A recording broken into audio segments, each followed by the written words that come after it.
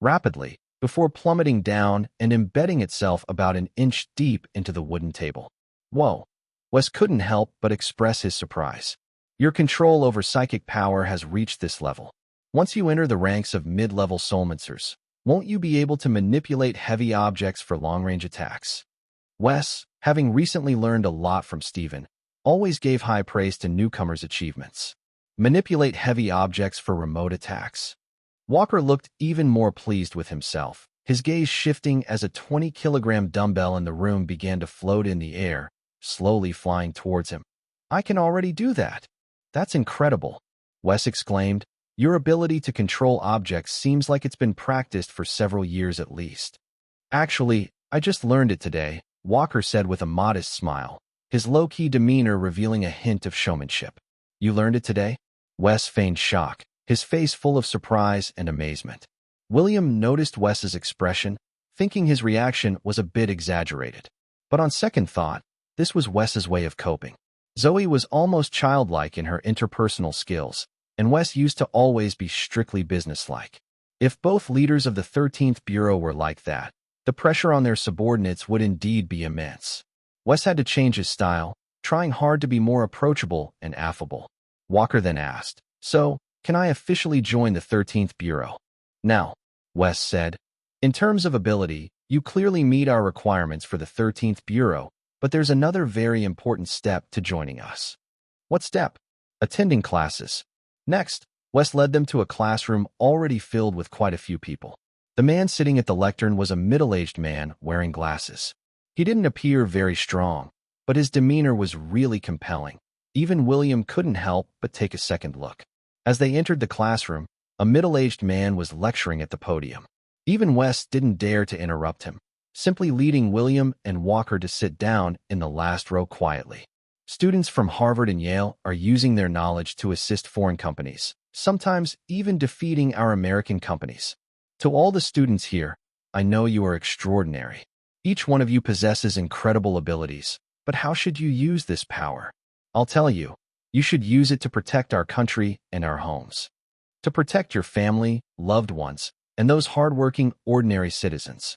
William listened to the professor on the lectern while Wes whispered in their ears, "This is Professor John Strong from MIT. You can call him Professor Strong. Listen to what he has to say. The 13th Bureau, as a special agency responsible for national security, handles tasks ordinary institutions can't, including but not limited to dealing with soulmancer-related incidents. Therefore, the political views and patriotism of the employees are naturally of utmost importance. The idea is probably to foster a sense of belonging and pride in their country, to make them willing to contribute to the nation's prosperity and stability." Although it might sound a bit like brainwashing, William thought this kind of guidance was quite good. After all, people always need something to believe in. In the past, people often talked about loyalty and patriotism, but now the focus has shifted more towards patriotism and serving the people, which is indeed correct. If not for this, how could society maintain such stability and harmony? William listened to Professor Strong's lecture and found it quite interesting. Professor Strong's style was not the traditional kind of elegance. It was even a bit rough. When he got emotional, he would occasionally blurt out a swear word, but his lectures were vivid and engaging, making them easy and comfortable to listen to. Indeed, not bad. Walker also listened intently to Professor Strong's lecture. As an American, he naturally had a deep sense of belonging to his country, so Professor Strong's topics easily resonated with him. Initially somewhat resistant, as he listened, he found himself unwittingly clapping along. "Hey, this is really interesting." Chapter 292, Stephen's Choice. "Walker, with your abilities, you can start as an intern in our unit, but these courses are still a must. There will be a lecture every 3 days." After leading them out of the classroom, Wes said, "It's not all Professor Strong's classes. Even though you are soulmancers, you still need to be familiar with some modern technologies. Your lecturers will also include professors from physics, chemistry, and even literature and language departments." "Of course, I have no objections," Walker said. "Living in the mountains before, I never had the chance to learn these things." "Huh. Well, we at the 13th Bureau are fortunate to have these professors. Other places might not even manage to get them," Wes laughed. "In their classes, you really can learn a lot. Listen well. As Wes was speaking, Stephen arrived with Zoe. Director Garcia. Wes greeted Stephen, then introduced, "This is our new colleague, Walker." "Hello." Stephen shook Walker's hand somewhat distractedly, his eyes occasionally glancing at William. "This is our former director, Director Garcia." "Director Garcia, hello. I've heard about you from my master," Walker said, not being foolish. This Director Garcia was an elite among mid-level soulmancers. Although he seemed approachable, he was definitely not to be trifled with. Young man, study hard," Stephen nodded, then said, "I need to speak with William for a moment." "You carry on." Walker looked a bit stunned. Did he just mention his master? Normally, shouldn't Director Garcia have inquired about his master, and perhaps tried to establish some common ground? That was not the usual protocol. "Me?" William's face carried a faint smile. Perhaps Stephen had noticed something. That look in his eyes, small though they were, had not escaped William's notice. Come with me. I have something to talk to you about," Stephen said, clearly under a lot of pressure, which he couldn't let others know about. A truly indescribable burden. William followed Stephen to another office. Once inside, Stephen gestured for William to enter first, then followed, closing the door and pulling down the blinds. William glanced at him and asked, "Director Garcia, what did you want to talk about?" This." Stephen was genuinely conflicted. William probably didn't want others to know his identity, being one of those reclusive, super powerful individuals. But having guessed it already, could he continue to act as if he knew nothing and command William around? Probably not. But what would William do if he confronted him with the truth? "You're not worried I'll kill you to keep you quiet, are you?" William laughed. At this, Stephen shuddered, almost ready to kneel. "You jest." Stephen decided to lay his cards on the table, thinking this might even be an extraordinary opportunity for him. After all, he had been stuck at the peak of mid-level soulmancer for years. Without a breakthrough, life seemed to lack direction. Even as a mid-level soulmancer, his lifespan was limited, and he felt his life nearing its end, which is why he had stepped down. William said, "It seems you really have guessed something. Impressive. I've worked in the FBI for several decades." Stephen paused, then changed the direction of the conversation. "Mainly, it was the replicas you made. Under the instrument, their true nature could be seen. I deduced that those replicas must be releasing high-level illusions. Since even I couldn't see through this illusion, your strength is obviously extraordinary." "Anything else?"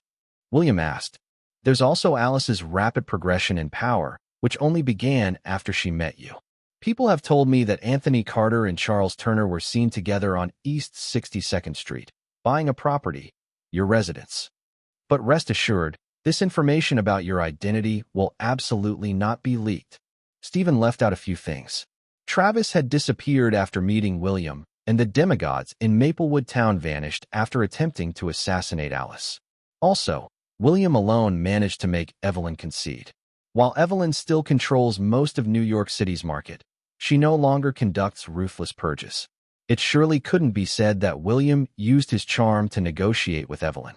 Everything pointed to the fact that William was not just a simple newbie soulmancer. Hearing about today's incident where William's punch caused a system malfunction and the psychic power testing device exploded during his test, all these coincidences together surely spoke volumes. William nodded slightly and said, "I actually just want to live a normal life. You don't have to be so nervous about my matters, and it's better not to talk about my matters to others." "Of course," Stephen nodded.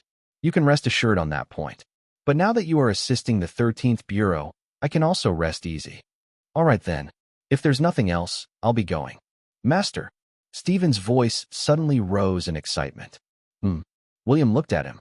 "I dare to ask, what realm are you in?" William calmly said, "I have no realm." "No realm? What does that mean?" Stephen's cheeks trembled as he mustered the courage to ask. "The divine medicine Alice gave to Lucian, did it also come from you?" "Yes, I gave it to her," William replied. "Do you want it?" Stephen hurriedly said, "I don't want to hide from you. I know my life is nearing its end. If you would grant me the medicine, I would be immensely grateful. But if you don't wish to give it, that's also fine. I only ask that you bless this world." At this point, Stephen actually bent over and respectfully bowed 3 times to William. William looked down at Stephen and said, "I do have more of the medicine, but let me be frank with you. Those whose fate I alter often face greater challenges later. This is something I've only recently realized. Are you sure you still want it?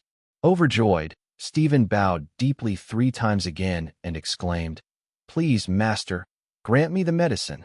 "I've made it clear to you," William said, not stingy with the divine medicine, but uncertain if extending Stephen's life might lead to other unforeseen incidents. He had given the medicine to Lucien because Lucien's injury was caused by him, a matter of cause and effect.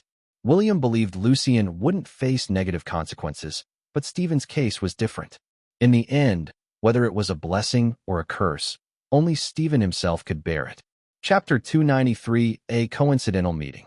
William didn't dare give Stephen a divine medicine with too potent an effect, so he chose one of slightly lower quality from his spatial storage ring to give to him.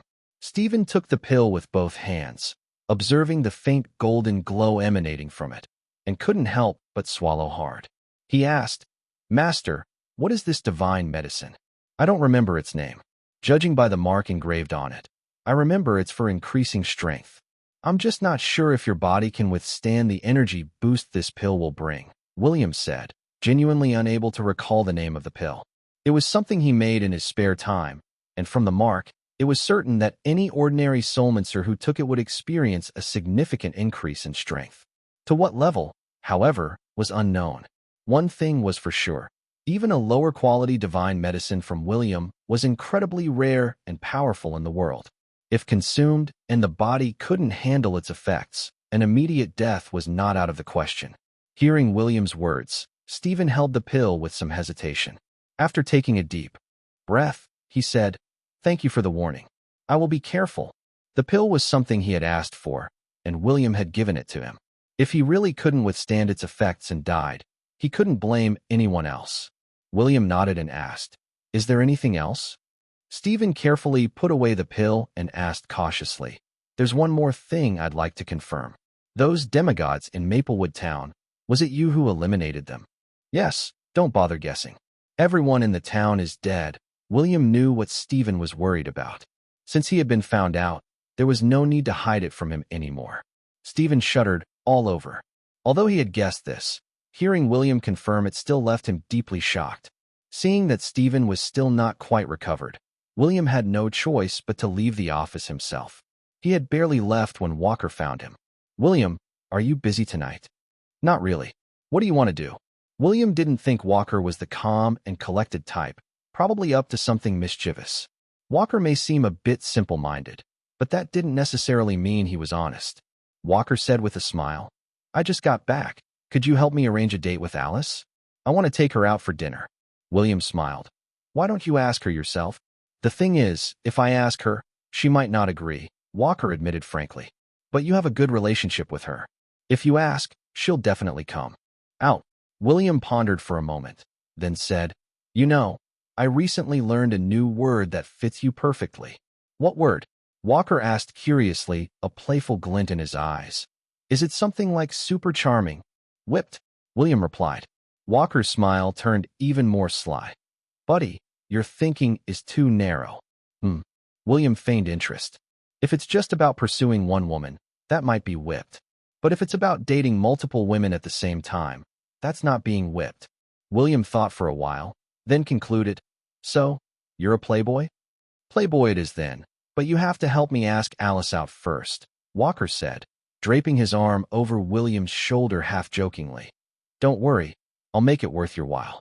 With me around, no one will dare to bully you." "Thanks for that," William said as he pulled out his phone to call Alice. Walker quickly added, "William, just say you're inviting her to dinner, and we can have a coincidental meeting." William, having no other plans, was curious to see what Walker was up to. "Alice, are you free tonight?" Alice actually had a dinner engagement that evening, but when William called, she naturally said, "I'm free. What's up?" This time she was being cautious, asking William first about the reason. If it was another challenge or fight, she didn't want to spend half a day getting ready for nothing and end up looking foolish. William said, "Just inviting you out for dinner." "What would you like to eat?" "What should we eat?" Alice thought the choice of food wasn't that important, as long as they didn't go to Le Château de Paris. Ever since her last visit there and encountering Sophia, she still had a psychological shadow. Compared to Sophia, she felt barely womanly. Sophia's ample bust was like a dimensional strike against her self-confidence. You pick the place. William wasn't very familiar with modern food, so if he had to choose, he'd probably just pick a place randomly. Alice paused before asking, "It's just you, right?" Walker, being a soulmancer, could of course hear the conversation on the phone and quickly nodded at William. He was planning a coincidental meeting, and if Alice knew he was going to be there, she might not show up, which would be awkward. William could only say, "Yeah, just me." "All right, let's go to Savor Sanctuary Restaurant." "Where are you?" "I'll come pick you up," Alice responded promptly. "How about 6 o'clock tonight?" "I'm currently at Cloud 9 Club." "Huh? Are you chasing celebrities or going to play professionally?" "Neither. We'll talk more when we meet." After hanging up the phone, Alice leaned back on her bed, rolled over, then got up and started looking for clothes. She had many outfits in her wardrobe, but since it was dinner with William alone, she thought she'd wear the dress William made for her. As she was selecting her outfit, someone knocked on her bedroom door. Other than her father Calvin, no one usually knocked on her door. She put the dress on the bed and opened the bedroom door. "Dad, I won't be going to the dinner tonight. I have another appointment," Alice said, not realizing a childlike smile appeared on her face as she spoke. "Got a boyfriend?" Russell stood at the door, eyeing his precious daughter. "When will you bring him home for Dad to see?" Calvin, being experienced, could tell from Alice's demeanor that she seemed like a girl in love. "What? No, it's my master." Alice rolled her eyes at her dad, her face flushing as she said, "Dad, what are you thinking? You're not trying to marry off your precious daughter so quickly, are you?" Calvin, hearing that it was her master, felt a bit solemn inside, but said with a smile, "Dad naturally can't bear to part with you, but eventually you'll have to marry someone. Start dating early, preferably someone 3 or 4 years older than you. 5 years is also okay." He was being subtle. William looked young, but he was much older than her. With William's actual age, Alice could have called him grandfather. "I'm not planning to date for now," Alice said, wrapping her arm around Calvin's and playfully speaking. "Dad, can you tell Mr. Jones that I'll be dining with my master at his restaurant tonight? Can you reserve 2 spots for us?" "All right then," Calvin said, somewhat helplessly. Some things he probably understood but couldn't say outright. All he could do was indulge his beloved daughter. Chapter 294. Complicated Feelings. Savor Sanctuary? Where is that? Walker, hearing the name of the restaurant, was immediately confused. William glanced at him. "Use the navigation app." "Don't you know how?" How could I not?" Walker pulled out his phone, opened the navigation app, and after some fumbling around on the screen, finally found Savor Sanctuary Restaurant. "Got it. I know where it is. You two go first. I'll pretend I'm also eating there, and then you find an excuse to leave." All right. William wasn't worried about Alice being at a disadvantage with Walker. With Alice's current strength, Walker was really no match for her. After wandering around Cloud 9 Club a bit more, led by Wes, William checked out the club's players. These players all seemed very young. William noticed they were playing a game called League of Legends. Wes mentioned that they had won the LCS Championship and even made it to the semi-finals of the League of Legends World Championship, which seemed quite impressive. At 6 o'clock, a business-class Mercedes stopped outside the Cloud 9 Club. Alice called William, and he promptly went outside. Walker, meanwhile, was still waiting inside the club. "You don't mind having dinner with someone you don't know? Do you, master?" Alice hadn't driven herself. The car seemed to be arranged by the hotel. "Not at all. Why do you ask?" "Oh, that's good. It's just that this restaurant has a rule. They only entertain 10 guests at a time, and these guests all dine at the same table." "No problem." Alice, dressed in the Renaissance-era gown William had made for her, looked like a fairy descended from heaven. "By the way, what were you doing at Cloud 9 Club?" William replied, "It's Zoe and their new bass." "Zoe." Alice pursed her lips and said, "Why didn't you have dinner with her?" William casually responded, "She spent the afternoon walking and eating through the food street." Alice's eyebrows raised, her eyes slanting in displeasure. "You went shopping with her?" William paused for a moment, then said, "By the way, Walker is out." Alice, already somewhat displeased, responded, "He's out, so what? What does that have to do with me?" William said with a smile, "He's planning to coincidentally meet you." "A coincidence?" Alice's expression changed immediately, and she asked with some displeasure, "You're not trying to set me up with him, are you?"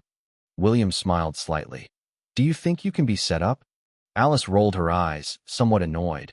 "He wants to have a coincidental meeting at the restaurant? Well, we'll see if he has the skills to pull that off. He'll use GPS navigation," William continued. "I'll find an excuse to leave halfway through the meal, and the rest will be up to you." Alice pouted, her eyes brimming with tears, looking at William angrily. "You know, what you're doing is really excessive." William looked at her, somewhat puzzled, unsure what to say. Was it really excessive? Walker was indeed a bit simple-minded and not a match for his disciple, but hadn't he already informed Alice in advance? If William left and Alice didn't want to continue, she could just directly refuse Walker. Walker's main pride was probably his strength. Once he saw Alice's power, he'd likely feel ashamed and then quietly withdraw. His actions might be somewhat excessive to Walker, but why would Alice think he was being excessive? Alice turned her head away, not looking at William, flicking away a tear that was about to fall, visibly upset. William took a deep breath and asked, "Why are you crying?" "I don't want to talk to you." Alice peeked at him stealthily, then turned her gaze away again. She thought her master's actions were really excessive. She just wanted to have a meal with William, but it turned out he had already arranged with Walker to sneak away halfway through. Regardless of whether Walker could enter the restaurant or not, his approach was entirely displeasing. Angry. Very angry. The kind of angry that needs someone to coax. Alice waited a full 30 seconds, and suddenly, the theme music of a TV show began to play in the car. She slowly turned her head to look at William, only to find that he had already taken out his phone and started watching a TV series. At that moment, Alice felt like she could punch her master. William showed no intention of pacifying her. When Alice said she didn't want to talk to him, William conveniently started watching his show, a true case of being insensitive. 10 minutes passed, and William suddenly looked up at Alice. Alice quickly turned her head away, refusing to look at him. "Now you think of placating me? Too late. Coaxing now is no use." "Alice, my phone is out of service. Can you top up my phone for me?" Alice took a deep breath, and at that moment, she was somewhat glad that William was only her master. If William were her boyfriend, she would have dug a hole and buried him alive by now. Oh, right. Yes, William was only her master, not her boyfriend. All right. Alice resignedly took out her phone and began to top up his phone account. Alice added credit to William's phone account. William's phone received a confirmation message indicating the recharge was successful. However, his internet connection still hadn't resumed. After fiddling with his phone for a while without success, he thought he might have had an outstanding bill too high. Alice topped it up again. William continued to tinker with his phone, until after Alice had recharged almost $500. William finally couldn't hold back and handed his phone to Alice. "Can you help me check how much I owe?" "You don't owe anything now." Alice checked his account balance and found there was still a considerable amount remaining. But she quickly realized that William might not know that after a phone service is restored, the phone needs to be restarted or put into airplane mode to reactivate the connection. At that moment, she suddenly remembered what her father had said before leaving the house. He had suggested she find a boyfriend who was 3 to 5 years older than her. It seems her father had noticed something and was hinting at her. Best to find someone 3 to 4 years older. 5 years is also fine. It looks like her old man had figured out something and was hinting at her. Humph, 2 old men. By now, Alice's anger had subsided. She enabled airplane mode on William's phone and then handed it back to him, quietly watching as he continued to watch his show. Her feelings were complicated.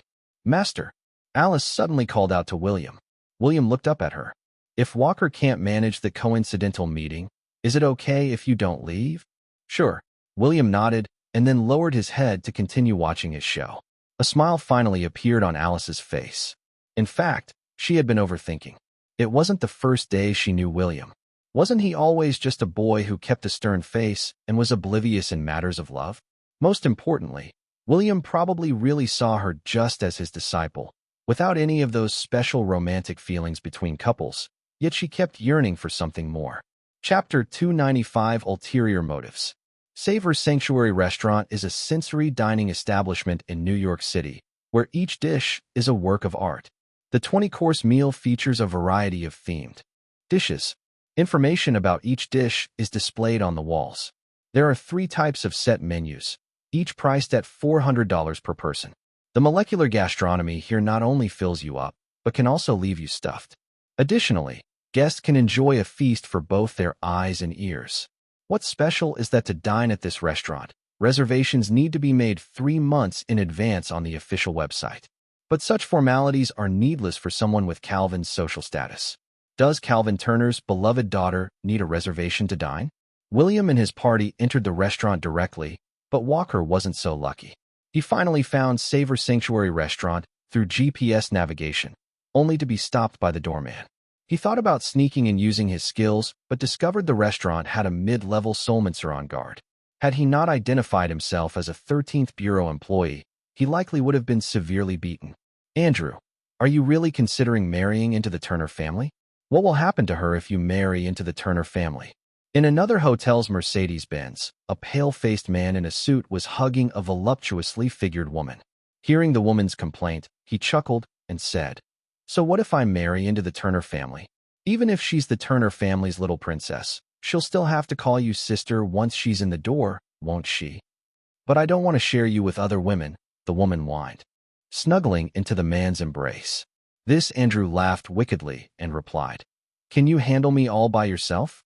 I might need to find you a few sisters to share the burden." "Stop it, you." The woman giggled seductively, her eyes filled with flirtatious glances, almost ready to initiate an intense encounter right there in the car. "Just wait. I'm only interested in the Turner family's wealth. I heard the Turner family recently had some issues, with Russell being ousted, and now Calvin reigns supreme. And he only has that one precious daughter."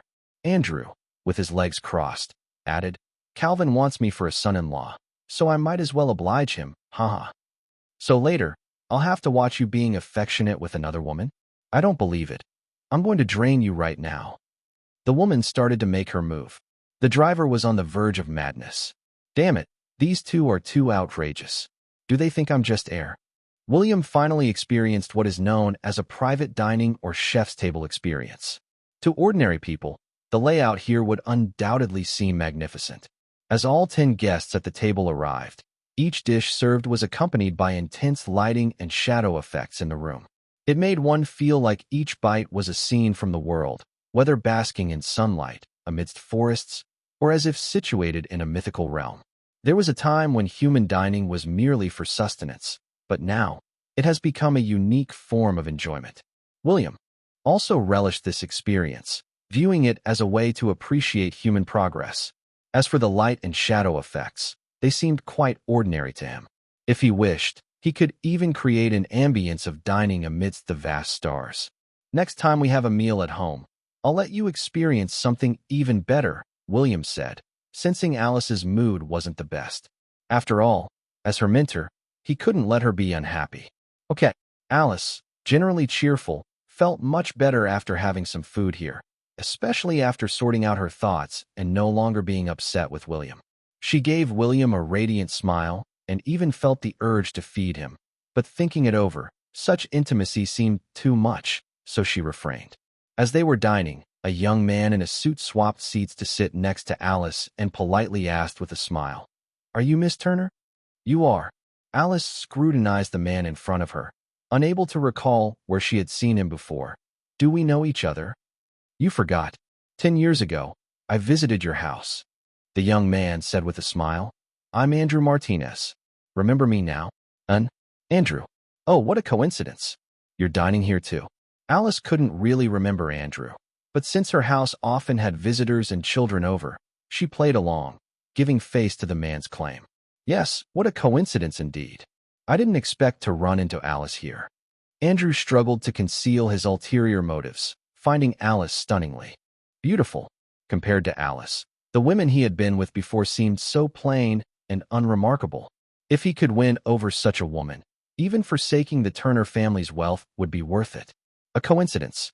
Alice looked around, relieved that Walker, that guy, hadn't shown up. "Miss Turner, do you have any plans after dinner?" Andrew, noticing Alice's distraction, patiently tried to engage with her. "After dinner, I will go straight home." Alice clearly didn't want to engage with Andrew. It's rare for her to have a meal alone with William, Why would someone else come to chat? How about I drive you home? It's not safe for a girl to go back alone. Andrew completely ignored William's presence. He had observed them earlier. William, though seemingly distinguished, dressed casually and didn't display any intimate gestures towards Alice. If Calvin had intentionally informed him of Alice dining here, his intentions were quite apparent. He probably didn't want Alice to be involved with this young man, regardless of her feelings for him. This might be because Calvin had his own plans. In a prominent family like the Turners, choosing a son-in-law often requires considering the match of family background and social status. In other words, this young man in front of them might not be on the same social level as their family, which made Andrew feel he could ignore this person even more. No need, someone is picking me up, Alice bluntly refused. If Andrew hadn't offered to take her home, this encounter might still have seemed accidental, but his suggestion immediately raised her guard. Clearly, Andrew had ulterior motives. Hesitating for a moment, Andrew finally couldn't help but reveal, Alice, to be honest, this meeting wasn't a coincidence. Alice slowly turned her head, her gaze turning icy. Are you following me? Miss Turner, please don't misunderstand. Your father asked me to come here. Andrew tried to maintain his smile, still believing it to be charming. Chapter 296. This performance is too clumsy. I don't need a bodyguard. You can leave after dinner. Alice's first thought was that this man was a bodyguard and driver arranged by her father to protect her.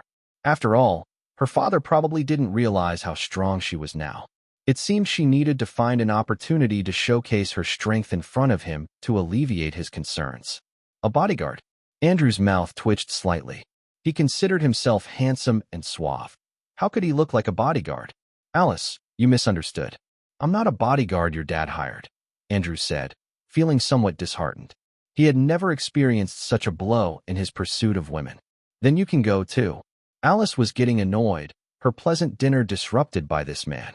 And it was all arranged by her father. She definitely needed to have a serious talk with her dad when she got home. This was really disappointing. Alice, let me properly introduce myself. I'm Andrew, the heir of the Martinez family from Texas. AmeriHeal Pharmaceuticals is our family business, and our families have had business dealings before, Andrew said, noticing no emotional reaction from Alice. He smirked and whispered, and I am a soulmancer. Soulmancer, a title that would usually inspire awe and admiration in ordinary people. Alice's strength was nearly at the mid-level of a junior soulmancer, but she still didn't know how to discern others' strength from their aura. She could vaguely tell that Andrew was a soulmancer, but his exact level was unclear to her. She looked at Andrew bewilderedly, trying to gauge what level he might be. He seemed quite weak.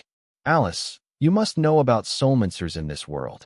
Andrew, thinking he had finally caught her attention, smiled proudly and said, I'll just say it straight. I like you, be with me. Alice's gaze was no longer confused. She looked at Andrew as if he were an idiot. Andrew continued, If you're with me, I promise I'll love only you forever. You should see my dad to get some treatment. You're a fine young man. It's just that your brain doesn't work right. Alice couldn't hold back anymore. This man was so direct, a classic case of brain malfunction, probably due to misdirected energy during his transformation into a soulmancer, resulting in brain damage. You don't believe me? Andrew laughed, not angrily, but rather amused. He stared at the utensils in front of Alice, and they began to float. Astonishingly, a dinner knife flew straight towards William's face. He thought to himself, you must like this guy's face? I'll disfigure him now, and let's see if you still like him. Men, only by possessing great power can they conquer women. The lighting in the room was intense, and other diners were so immersed in the culinary and visual experience that they didn't notice the commotion at their table. Alice, shocked to see Andrew attacking her master, gasped in surprise and momentarily forgot to defend William from the knife attack. Honestly, it was one thing for this guy to be nuts, but to excel so remarkably at seeking his own death was something else. Harassing her was bad enough, but daring to attack William. Sure enough, as the knife neared William's cheek, it suddenly made a sharp turn. After circling around, it plunged into Andrew's thigh at a speed too fast for the human eye to catch. Andrew let out a piercing scream. Then, a fork leapt from Andrew's plate and stabbed directly into a sensitive spot in his lower body. Let's go. William, having lost his appetite, took Alice's hand and stood up to leave. Alice glanced back at Andrew, impressed by her master's ruthlessness. She wondered if a soulmancer like Andrew could recover from such a unique injury, but figured that with modern medical technology, a prosthetic replacement might be feasible. The gruesome scene quickly drew the attention of the other diners. Someone who came over to check on Andrew's injuries immediately vomited their meal. It was too gory. Security. The staff promptly sounded the alarm. As they reached the elevator, a nearly 7-foot-tall burly man blocked their way. "Did you hurt Andrew?" The burly man was Jeffrey Gonzalez, the restaurant's security chief and the same mid-level soulmancer that Walker had encountered earlier. He was also registered with the 13th Bureau, a mid-level soulmancer. Jeffrey eyed Alice, recognizing her strength. Then his gaze fell on William. At first glance, he seemed like an ordinary person. But on second look, a novice soulmancer? Something must have gone wrong earlier, but it wasn't important now. Acting violently here as soulmancers. "Are you going to wait here for the 13th Bureau to come, or should I take you there myself?" Jeffrey eyed Alice and waved his hand, releasing an enclosing barrier that made them invisible to those outside. William said to Alice, "Alice, your turn. Time for some real combat." William didn't bother to explain anything.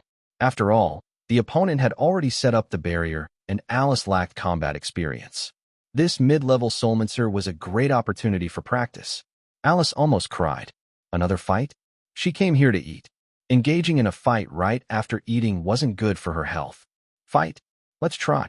Jeffrey sneered, his fingers lightly twirling, and soon his surroundings filled with a mysterious glow. "An illusionist?"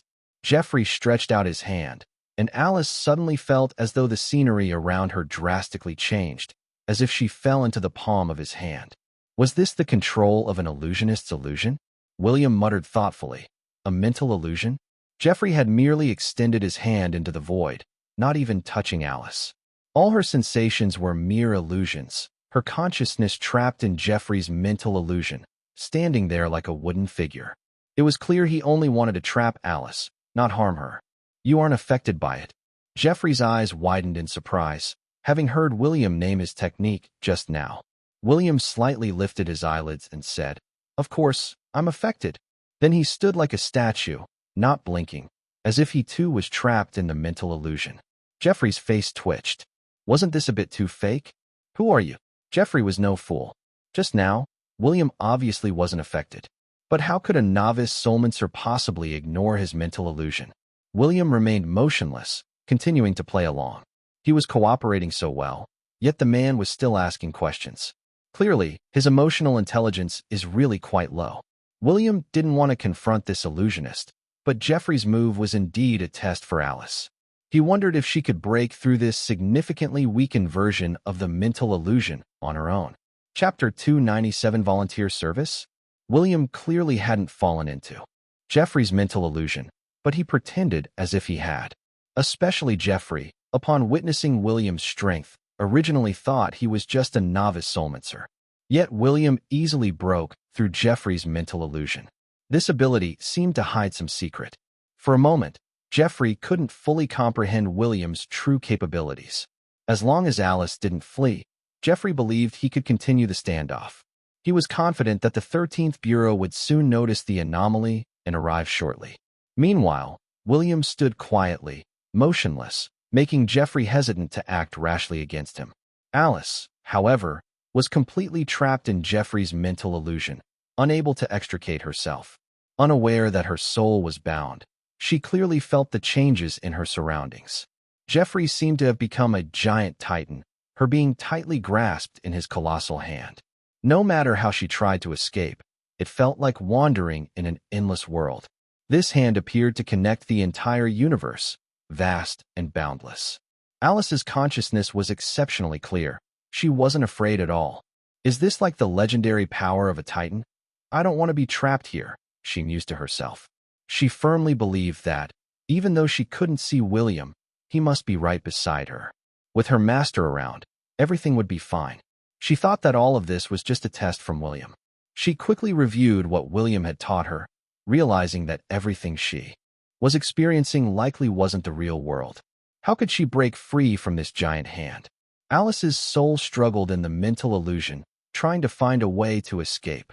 Outside, Jeffrey couldn't help but say to William, "Enough with the acting. You can stop pretending now."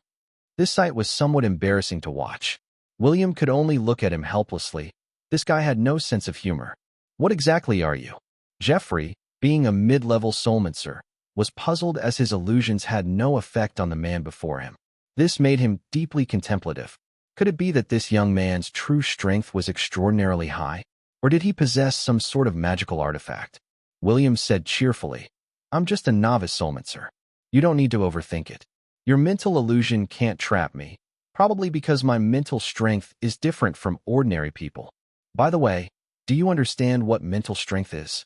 Jeffrey looked at William expressionlessly, trying to see through his strength, but found that no matter how he looked, William seemed just like a novice soulmancer.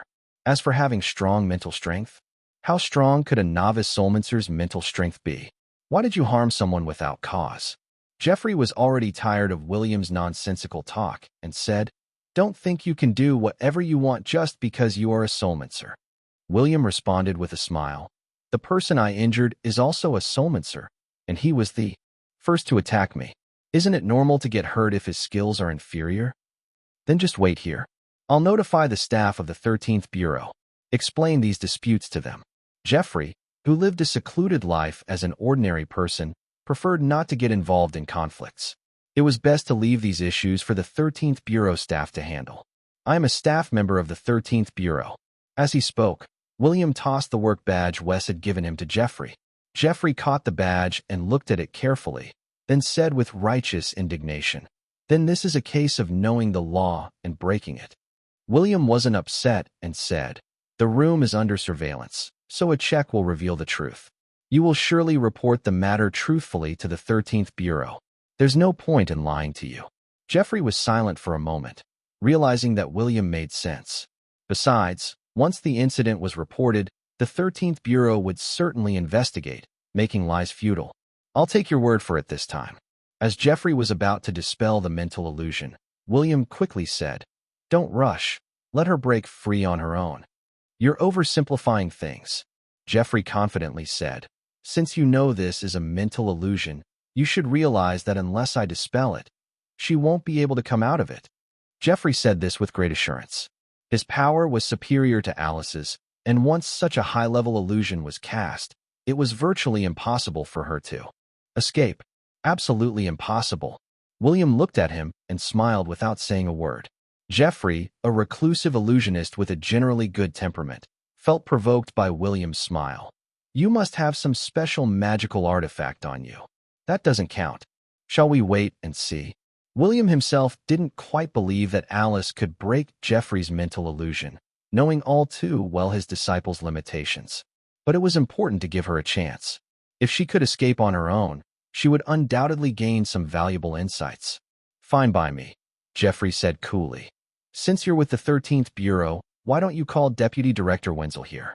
If the girl hasn't escaped from the mental illusion by the time Deputy Director Wenzel arrives, I'll release her. But then you'll have to do volunteer service for a month at the Asa Church gathering place nearby." Volunteer service for a month at the Asa Church gathering place? A sense of unease arose in William's heart. He really didn't want to be forced into doing volunteer service at the Asa Church gathering place. However, since Jeffrey had proposed this condition, he didn't back down and responded, "Fine. But if she escapes before Deputy Director Wenzel arrives, then you have to wear a superhero costume in the city center and perform a little magic show for passersby." William could see that, although the man in front of him had distanced himself from his past lifestyle, he still retained a sense of seriousness and self-control.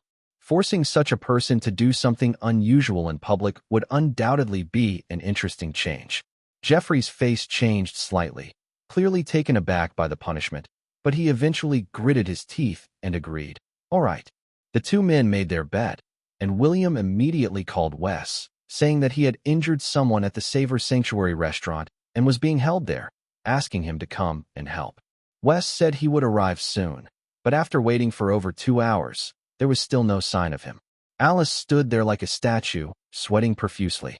Many people at the elevator entrance wanted to pass, but were stopped by Jeffrey's barrier, thinking they had encountered a paranormal event, and fled in panic. William looked at Alice, thinking how foolish she was, unable to break a mere mental illusion. Had all the swordsmanship secrets he taught her been in vain? If Odin, the creator of the mental illusion, knew that William's direct disciple was trapped in it, William wondered if he would be pleased or terrified. In the past, it was well known that William the Obliterator was fiercely protective of his disciples. If anyone dared to harm even a hair on his disciple's head, they would face his towering rage. Using the mental illusion created by Odin, he trapped William's disciple and even made a bet with William. If he wins, he wants William to do a month of volunteer service at a nearby Asa religious ritual site. Which deity would dare to let him do a month of volunteer service? Chapter 298. This was a bit too absurd. William had initially thought that, despite Alice's somewhat lacking aptitude, she should be able to break Geoffrey's mental illusion within an hour with a single strike of her sword. During her battle in Ravenwood, she had even managed to employ her sword aura and pressure effectively. Logically, after learning from William for so long, breaking such a minor illusion should have been no problem for her. However, by 11:30 p.m., when Wes called again, William asked, "Deputy Director Wenzel, when will you arrive?" "I'm already downstairs. Just hand your phone to Geoffrey, and I'll speak to him directly," replied Wes. He and Zoe had actually been nearby for quite some time, but they weren't in a hurry. The two even had a late-night snack nearby. According to Wes, since William had injured someone and was being held, it wasn't a big deal to let him be taught a lesson. Besides, Wes knew Geoffrey's character and was confident that he wouldn't harm William, so a later arrival seemed fine. "You'd better come up here," William insisted, bound by his verbal bet with Geoffrey. He wasn't afraid to lose, but their agreement was based on the premise of ending the bet with Wes's arrival. Wes, not fully understanding William's intention, worried that Geoffrey might be causing trouble. "Wait for me. I'll be right up," he said before hanging up. Geoffrey, observing William, commented with a smile. "Seems like the girl can't escape the illusion on her own."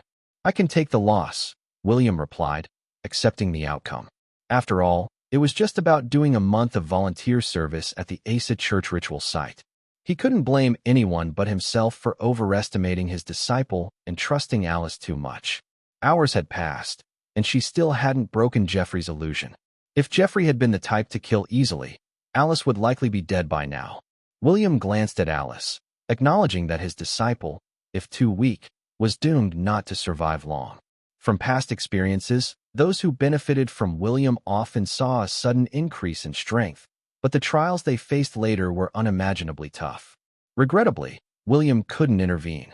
If he did, the subsequent trials would only multiply endlessly. William fears nothing and can break through almost any calamity, but peacefully resolving those calamities also comes at a cost. The most memorable incident for William was over 80,000 years ago when Artemis faced a calamity. William forcibly intervened 99 times, only to trigger the dark forces within himself. On that day, he went on a killing spree, destroying the entire realm of gods with a single blow, and Artemis too perished under his palm. Calamities can be overcome, but they must be resolved by the individuals facing them. The more William interfered, the more severe the consequences became. Perhaps this is the inevitable cause and effect that governs the universe. Wes wasn't slow in arriving. As he rode the elevator up and the doors were about to open, a sudden burst of brilliant light emanated from Alice's eyes. Her sword aura swept through, causing the building's electrical systems to fail, the ground to crack open, plunging everything into darkness. Geoffrey coughed up a mouthful of blood, clearly suffering from the aftermath. William couldn't help but smile, realizing he no longer had to do a month of volunteer service. At that moment, Alice had grasped part of the essence of the sword technique William used to break Lucian's ninefold stellar sanctuary formation at Mystic Peak. Impressive. She truly had understood some of the essence of the sword technique. How is this possible? Geoffrey stared at Alice in disbelief, his heart racing at the formidable sword aura. She was still a mid-level soulmancer with no apparent increase in strength, yet she wielded such a powerful sword technique. Inside the mental illusion, Alice's mind had reached a state of profound clarity. She realized that probably only William's sword strike could sever the hand of the Titanic giant. As she meditated, the essence of William's swordplay continuously appeared before her eyes. First, she imitated it, then gradually came to understand it. Without even drawing her sword, the golden hands around her seemed to be pierced by thousands of swords, cracking and fragmenting, along with the giant titan, until it exploded. Still want to fight? Alice also fixed her gaze on Jeffrey. If he still wanted to fight, it wouldn't matter to her. Her confidence was sky high, and she even felt capable of slicing a planet in half with one strike. Cough, cough. Jeffrey, a master of exceptional strength, had never been challenged like this, especially not by a mid-level soulmancer girl. This was a bit too absurd. Just moments ago, Jeffrey felt his mental illusion begin to collapse. He hadn't even had the chance to dissolve it himself when it was shattered by a formidable and unrivaled sword technique, which even injured his soul. At this moment, Alice stood with the sword of Soul Breaker slanted behind her. Though her eyes bore no killing intent, the pressure of her sword aura soared skyward, now seemingly indifferent to any level of strength. Jeffrey swore he had never seen such a terrifying sword technique. Even though his own power far surpassed Alice's, he had no confidence in withstanding a strike from her sword. The level of strength seemed like the wealth of ordinary people. What this wealth could be transformed into depended on the soulmancer themselves. Although Jeffrey was a peak mid-level soulmancer, Alice's current momentum was so overwhelming that even the wooden sword in her hand instilled a deep sense of fear within him. If they really fought, he believed he would die, a notion that made him question his own life. Could a mid-level soulmancer actually threaten a master at the peak of the same level? I give up. I admit defeat. Jeffrey sighed inwardly and conceded.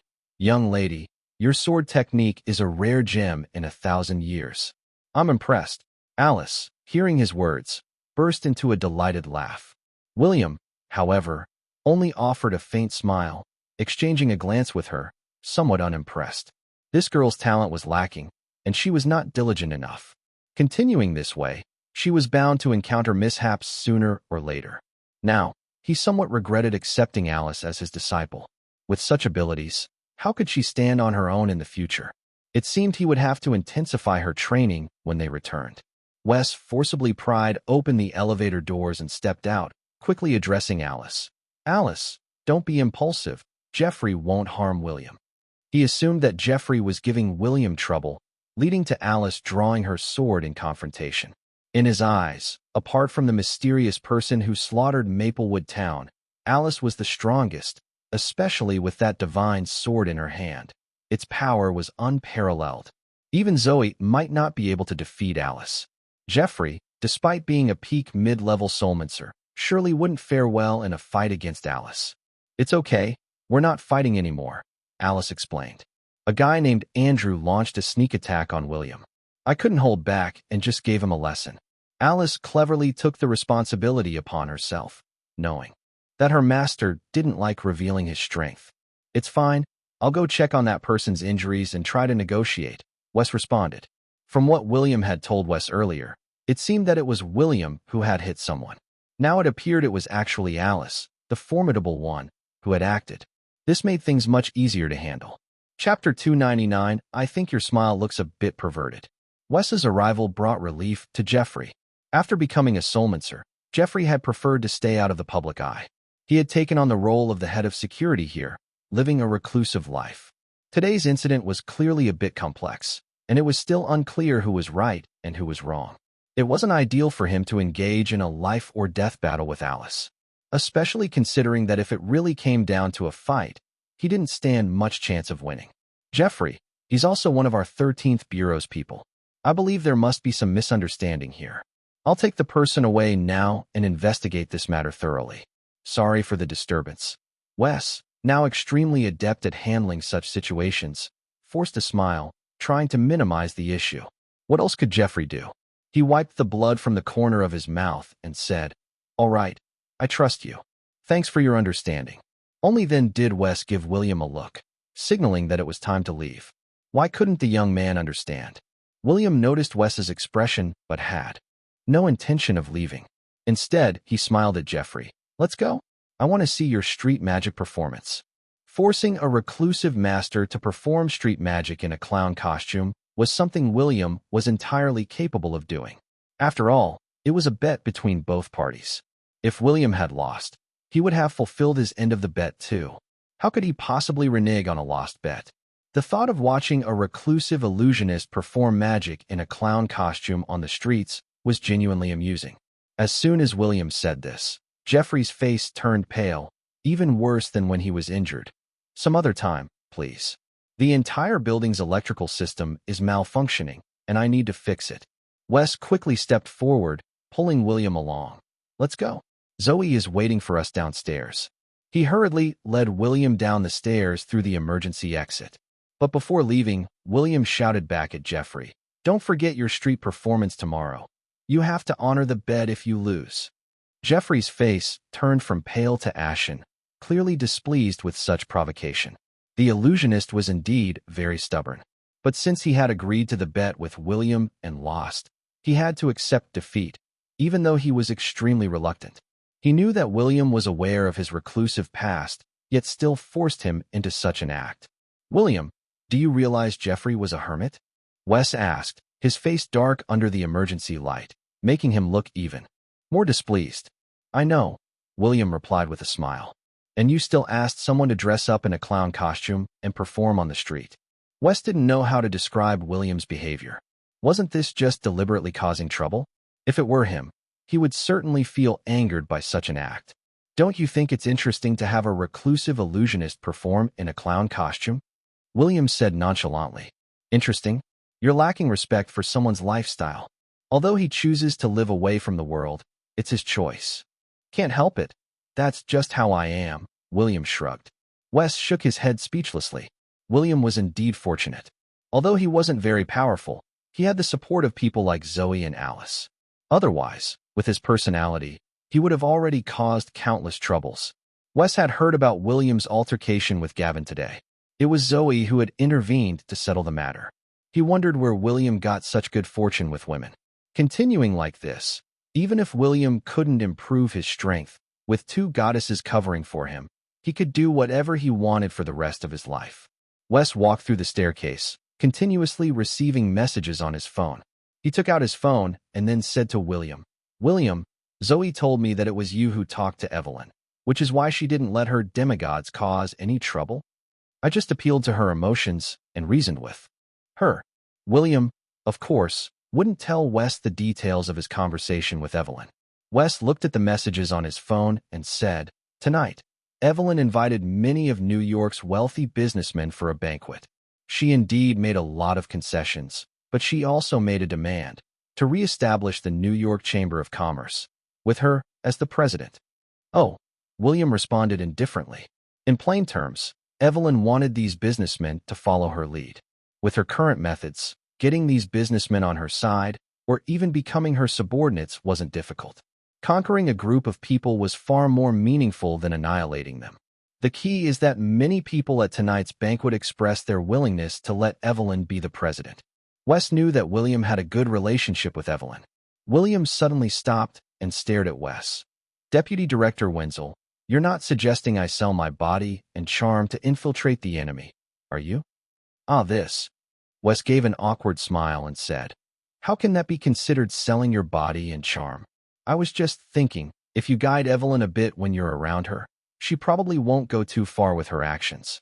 You should chat more when you're free." There was no way around it. Evelyn was now beyond the control of the 13th Bureau.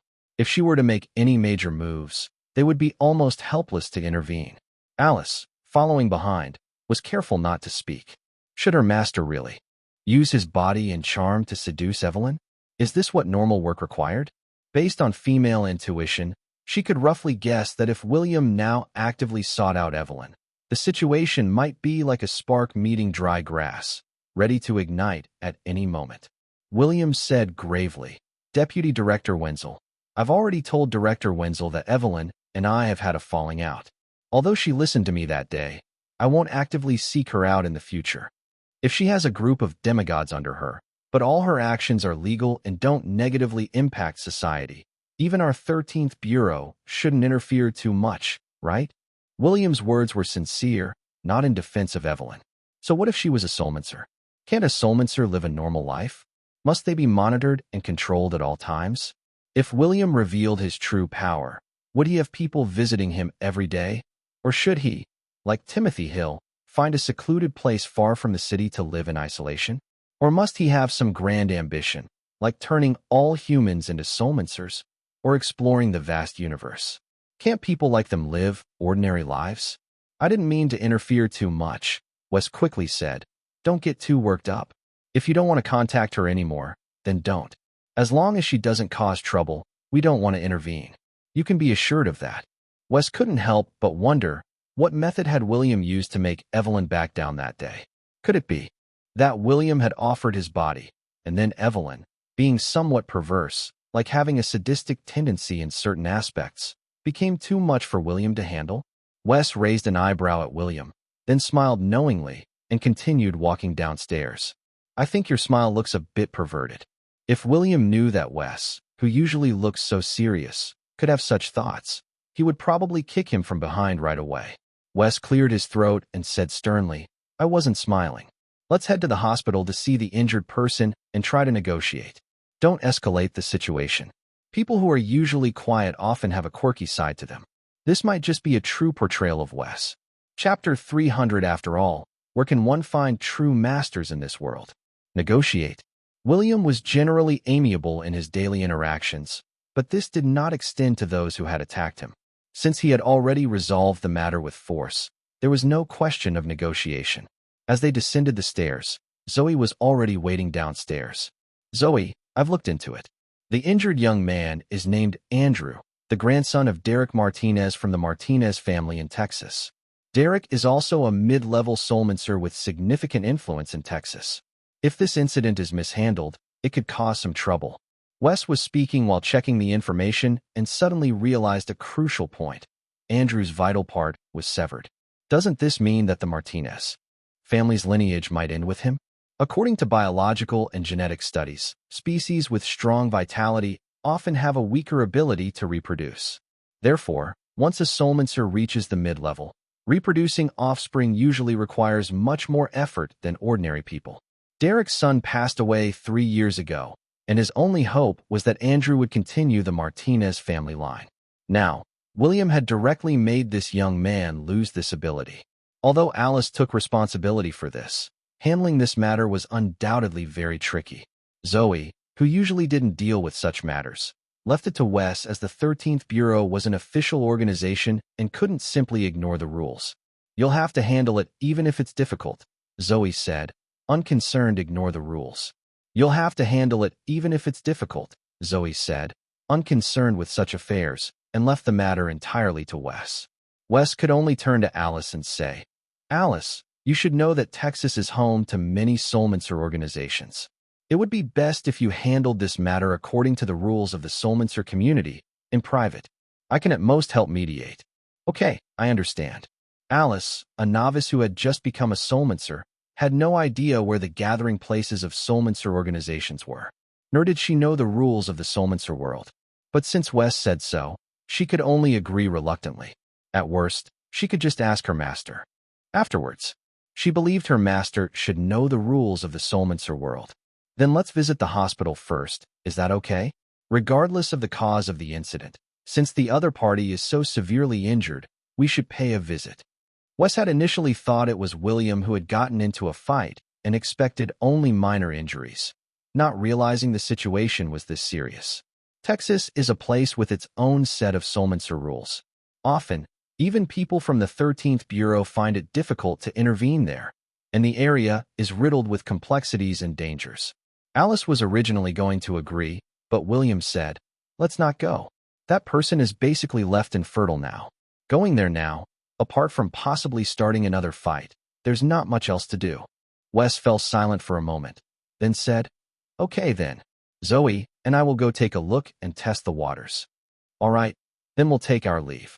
William felt it was essential to focus on improving Alice's abilities. They couldn't continue to be so lax. Wes nodded and said, I'll inform you if there's any news. William and Alice left together. Not far away, Alice couldn't help but ask William, Master, according to the rules of the soulmancer world, How should this situation be handled? Settle it privately. There's always a way to solve it, right? For ordinary people, it usually means compensation. But what about private settlements among soulmancers? William thought for a moment and said, according to the old rules, in this kind of situation, it's basically a fight to the death. Either you wipe out his entire family or his friends kill you. Alice was dumbfounded. The method of private settlement seemed incredibly harsh. Exterminating an entire family for a conflict. Was this really the rule in the soulmancer world? Alice's mouth twitched as she said, Master, in this matter, I am taking responsibility on your behalf. William calmly replied, Since you've already taken responsibility, the task of wiping out their entire family falls on you. Can't we avoid exterminating their entire family? Alice still couldn't accept such a brutal form of private settlement. Then just wait for them to exterminate your entire family. William paused and then added, I was talking about the old rules of the soulmancer world. Things might be different now. Why didn't you ask Deputy Director Wenzel just now? Alice gaped in disbelief. I thought you knew. Heh. William chuckled lightly. You better focus on improving your strength. In the future, when facing powerful enemies, you'll have to deal with them yourself. As long as you hold the Sword of Soulbreaker, its seal can never be lifted. I've been working hard already. Alice responded somewhat upset, not understanding why William thought she wasn't diligent. William didn't elaborate further and continued walking ahead. Alice quickly followed, asking, Then, Master, do you know about Texas? I heard from Deputy Director Wenzel that it's a gathering place for many soulmancer organizations. Are there a lot of soulmancers there? While walking, William explained, Texas sits atop a dormant Earth energy source. But since it's been dormant for many years, most soulmancer organizations don't value it much.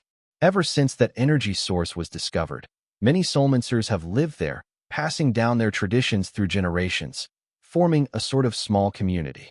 So, does that mean it's a place teeming with masters? Alice picked up on the implication.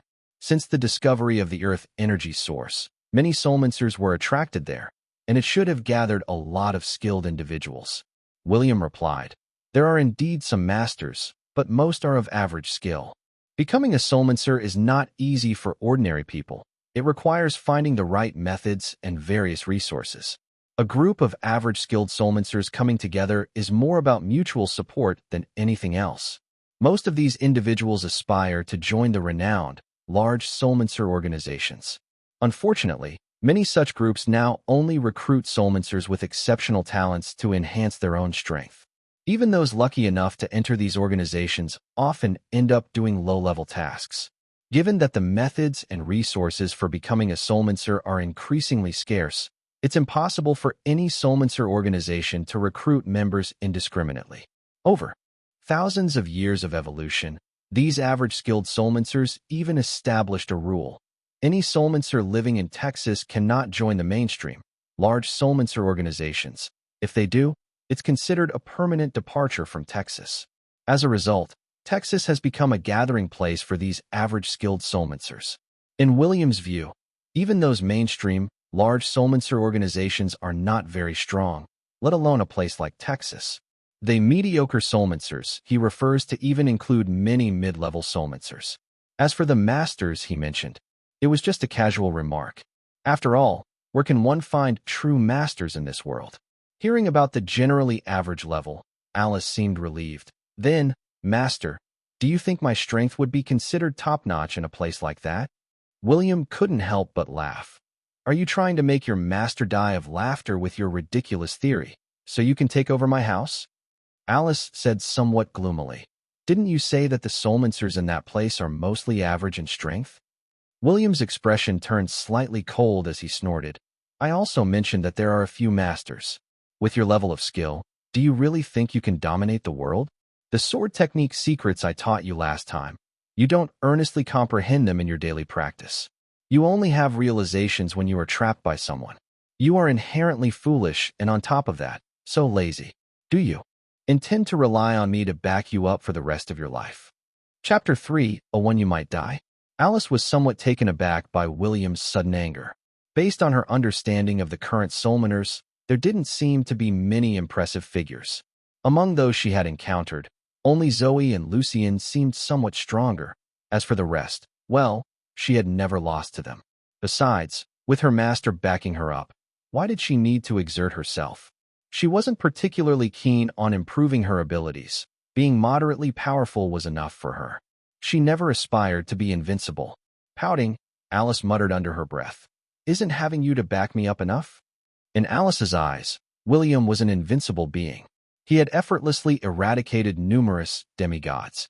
Even if he wasn't always by her side, just unsealing the sword spirit in times of danger would be enough to protect her from any harm. Alice's voice was low, but William, with his keen hearing, caught her words, and his expression grew even grimmer. "Although I was the one who acted this time, you'll be the one resolving the trouble. From now on, you will stay by my side, and any trouble I cause, you will handle. Even if you're in danger and close to death, I won't intervene. Do you understand me?" William was furious. When had taking a disciple meant having to provide constant support? "I understand," Alice responded, appearing meek but inwardly almost bursting with joy, especially at the part about staying by his side from now on. Woohoo! Could that mean staying by William's side 24/7? Seeing Alice's conflicted expression, looking both aggrieved and delighted, William couldn't help but ask, "What's with that face?" Alice, struggling to contain her amusement, bowed her head and said softly, "You're right in your reprimand, Master. I will certainly work harder." William nodded slightly and began walking towards East 62nd Street, with Alice closely following him. Even though it was late at night, the city's nightlife was just beginning. As they passed a street lined with nightclubs, the area was bustling and lively, with luxury cars parked everywhere and many inebriated people wandering the streets. Alice, excited, suggested, "Master, should we join a party? I bet you've never really experienced the nightlife." "I rarely go too." She figured that someone as serious as William might not have experienced the typical modern nightlife. At this moment, Alice thought it would be quite pleasant to have a drink with her master or even attend a party together. However, William didn't even slow his pace and simply responded indifferently, "Is this the attitude of diligence you just talked about?" Alice defended herself, "But it's already so late, and haven't I been constantly improving my abilities using the methods you taught? Relaxing occasionally shouldn't be a problem, right?" She had been diligent when studying medicine, but now she felt she already possessed considerable strength.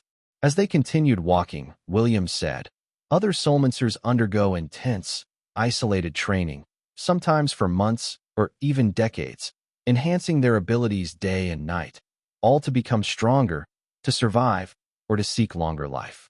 And their talents are far superior to yours. With your attitude towards improvement, you would have had difficulty surviving long in the past." Alice didn't understand why William suddenly cared so much about her improving her abilities. It seemed to her that the world of soulmancers was relatively peaceful now. Glancing at Alice, William explained, "I thought that in this era of declining energy, the overall strength of soulmancers wouldn't be too great. But I just scanned the whole world and found that just in Texas, there are over 20 mid-level soulmancers, 5 high-level soulmancers, and one who has broken the limits of soulmancers to become a demigod. Other major soulmancer organizations have even more. I also need to remind you, just considering the Martinez family alone, besides one mid-level soulmancer at the peak of their power, there's also a high-level soulmancer. With your current strength, if you go to Texas, there's a high probability they would kill you." William wasn't idle while walking earlier.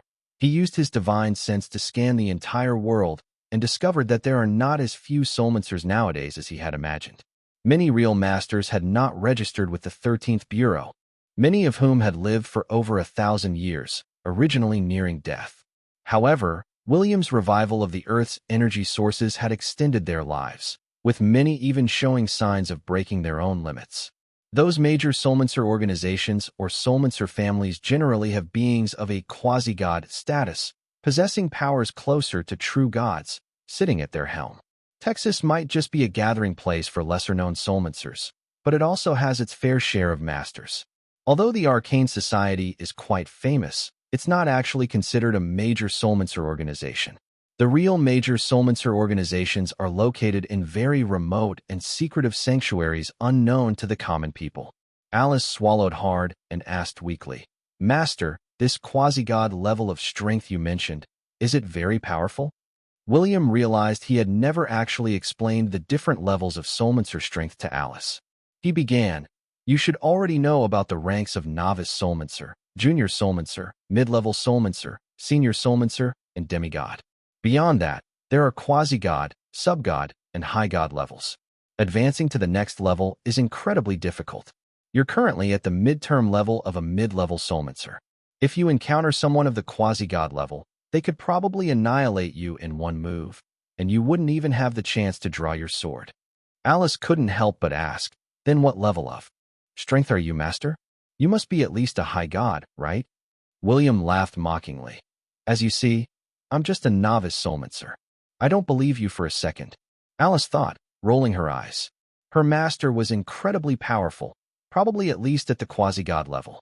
She had no idea that, millennia ago, anyone who hadn't reached the quasi-god level was simply considered a mortal. So should I really go to Texas? Alice was conflicted. If William truly stopped helping her and also forbade her from using the sword spirit, wouldn't going to Texas be suicidal? "I've said it before, from now on, you'll follow me. If I go, naturally you'll have to go too." William stopped in front of a bar named Space Plus and said, "Didn't you want a drink? Tonight, you can indulge one last time." Sure. Although Alice was frightened by William, the thought of being able to drink made her momentarily forget her worries. The reason William agreed to go to the bar with her wasn't really for her final indulgence.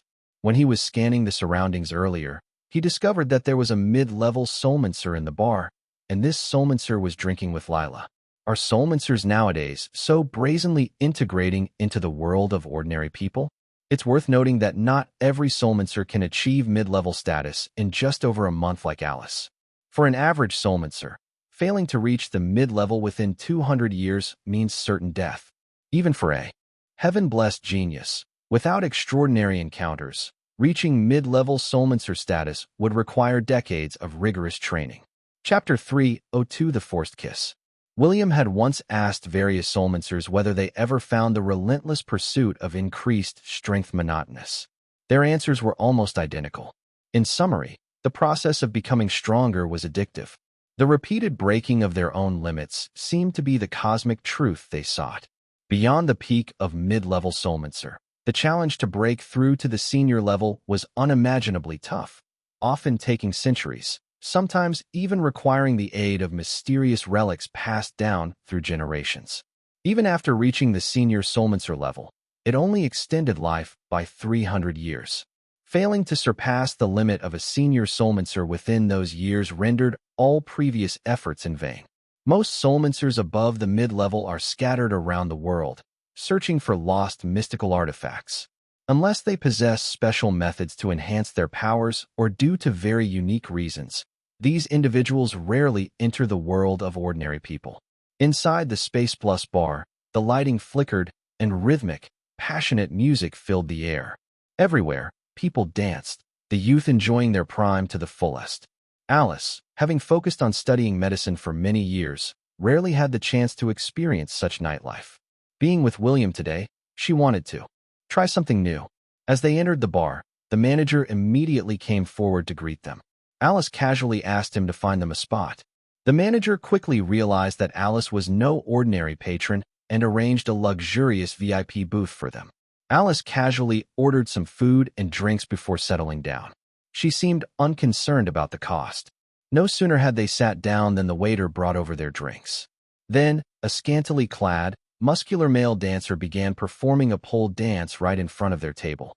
Alice watched the male dancer in surprise. She had always thought such places featured only female pole dancers and was astonished to see a male performance. This was indeed a fresh and thrilling experience for her. For William, this was his first time in such a place. Compared to quieter bars, like the moonlit harbor pub, this one was obviously more lively and thrilling. In the bar, besides the male dancer, many young women approached William to chat, their eyes brimming with a flirtatious charm. One girl even ignored Alice's presence, boldly sitting next to William and loudly asking, "Hey handsome, is that your girlfriend?" Having worked in bars before, William was quite adept at handling these situations. He responded just as loudly, "No, she's not my girlfriend." This reply clearly emboldened the girl further. She draped her arm around William's neck, holding her drink, and laughed. Such a handsome guy like you. Don't tell me you don't have a girlfriend. Actually, I don't, William replied, reciprocating by wrapping his arm around her waist and clinking glasses. Well, now you do. The girl, who appeared to be no more than 20, was remarkably bold and began to clink glasses with William. At this point, Alice was genuinely flabbergasted. It was she who had brought William here to experience the nightlife. Yet in the blink of an eye, girls were intimately drinking with William.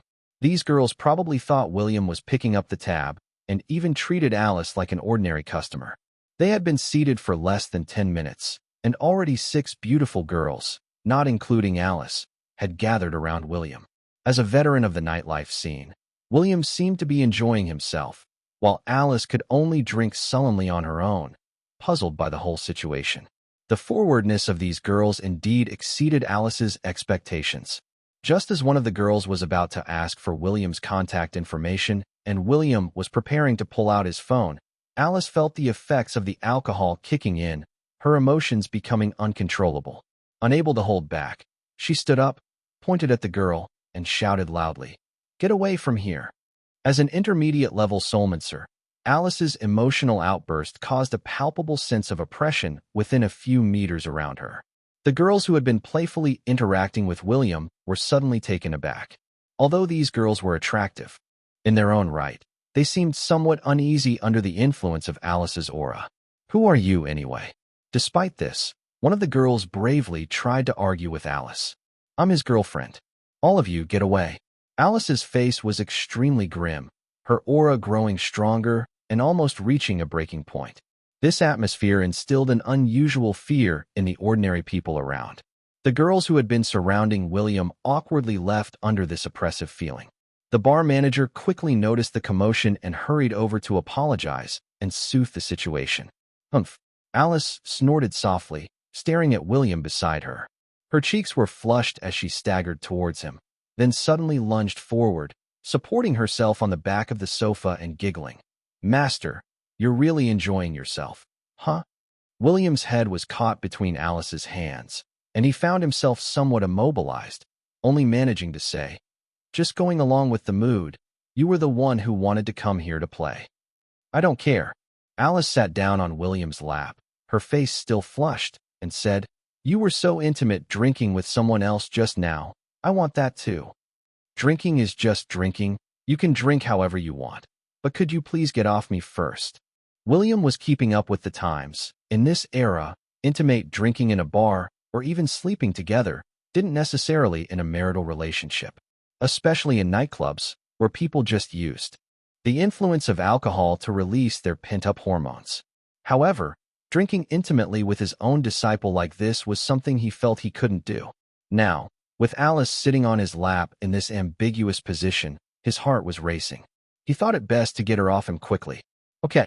Alice nodded, saying okay, but then suddenly leaned her head and, taking advantage of the moment, forcefully kissed William. William's eyes widened in shock. With his abilities, he could have easily dodged it, but just then, he hesitated. He actually hesitated. And in that brief moment of hesitation, Alice successfully managed the forceful kiss. Chapter 303, Becoming Brothers, After Just Meeting? What just happened? William felt the soft warmth at his lips and swallowed hard, his heartbeat unexpectedly accelerating. For someone like William, even the destruction of the entire world wouldn't make him blink an eye. His heart racing? How could that be? He was no naive youngster, ignorant of the ways of the world. He had been with many women before, but it had been many years since he felt this way. Could it be because Alice was his disciple? Master, what's with that expression? Alice looked triumphant, her laughter echoing with a hee sound. She was still sitting on William's lap. Their position couldn't be more suggestive. "Have you lost your mind?" William never imagined that he would one day be forcefully kissed by a woman, let alone his own disciple. Just now, the so-called flirtation with those girls was at most some hugging and embracing. Nothing more happened. After all, William is not someone who takes things lightly. Master, do you know? You look really cute right now." Taking advantage of her tipsiness, Alice began to playfully squeeze William's face with both hands. William, on the other hand, looked like a little girl being teased by a bully, staring in shock at Alice, who was acting wildly under the influence of alcohol. Taking a deep breath, William finally calmed down. With a quick tap on Alice's neck, she lost consciousness and fell into a deep sleep, no longer acting crazily. But as she slept, her body slumped limply into William's arms. Both of them were dressed lightly, their bodies pressed closely together. William could distinctly feel the warmth emanating from Alice's body. Her breathing was soft and steady. In this moment, William felt as if she were a peaceful angel, bringing him a sense of warmth and tranquility. Phew! William exhaled deeply, lifted Alice up, and then placed her on the sofa. He didn't leave because Lila and the intermediate soulmancer were already standing in front of him.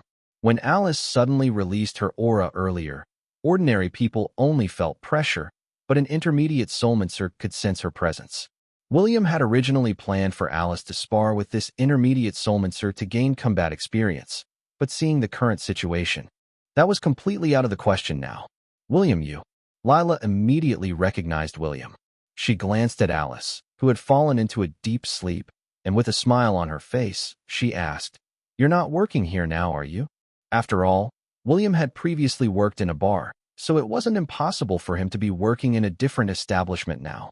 William had completely regained his usual composure and poise. With a light smile, he said, "We're just here to have some fun." Lila tentatively asked, "It seems like you and Alice are quite close." It was more than just being close. Lila had seen the moment when Alice forcefully kissed William, and it seemed likely that the two were in a romantic relationship. Yes, it's quite all right." William nodded, glancing at Alice beside him, and said, "Sorry, she's had too much to drink. We'll be leaving now." "Wait a minute," the man next to Lila suddenly called out. Both William and Lila turned to look at him, not understanding his intention. "Since we've met, it must be fate. Why not make friends? There's still so much wine left on your table. It would be a shame to leave it undrunk," said the man. He was handsome, with sharp brows and bright eyes, and a tall, upright figure. He spoke with a cheerful smile. "Are you William Johnson? My last name is also Johnson, Wesley Johnson. Where are you from? Maybe we were distant relatives a few hundred years ago." "Wesley." William's gaze slightly sharpened. The name sounded familiar. He remembered that recently, his roommate Wyatt often shouted while playing video games, "Wesley, Wesley, look at his performance," and similar phrases. "Have you heard of me?" Wesley, seeing William's expression, became curious. William smiled and replied, "The name does sound familiar. Then we should definitely have a few drinks together," Wesley said as he sat down. William didn't mind having a few drinks.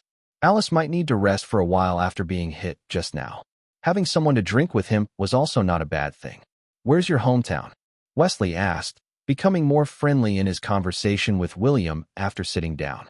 Despite the noise in the place, Wesley felt confident that William, who he had discerned was also a soulmancer, would hear him clearly. William answered with a smile, "I'm from New York." Talking about his hometown was somewhat abstract for William. When he first became aware of his existence, he was the only humanoid in the entire world, and the concept of geographical regions didn't exist then. He could even claim Earth as his hometown, and it wouldn't be incorrect. "Is that so? Have you heard of the Johnson family from Texas?" Wesley asked. "My elders mentioned that about 200 years ago, a branch of our family settled in New York. We might actually be distant relatives." "The Johnson family from Texas?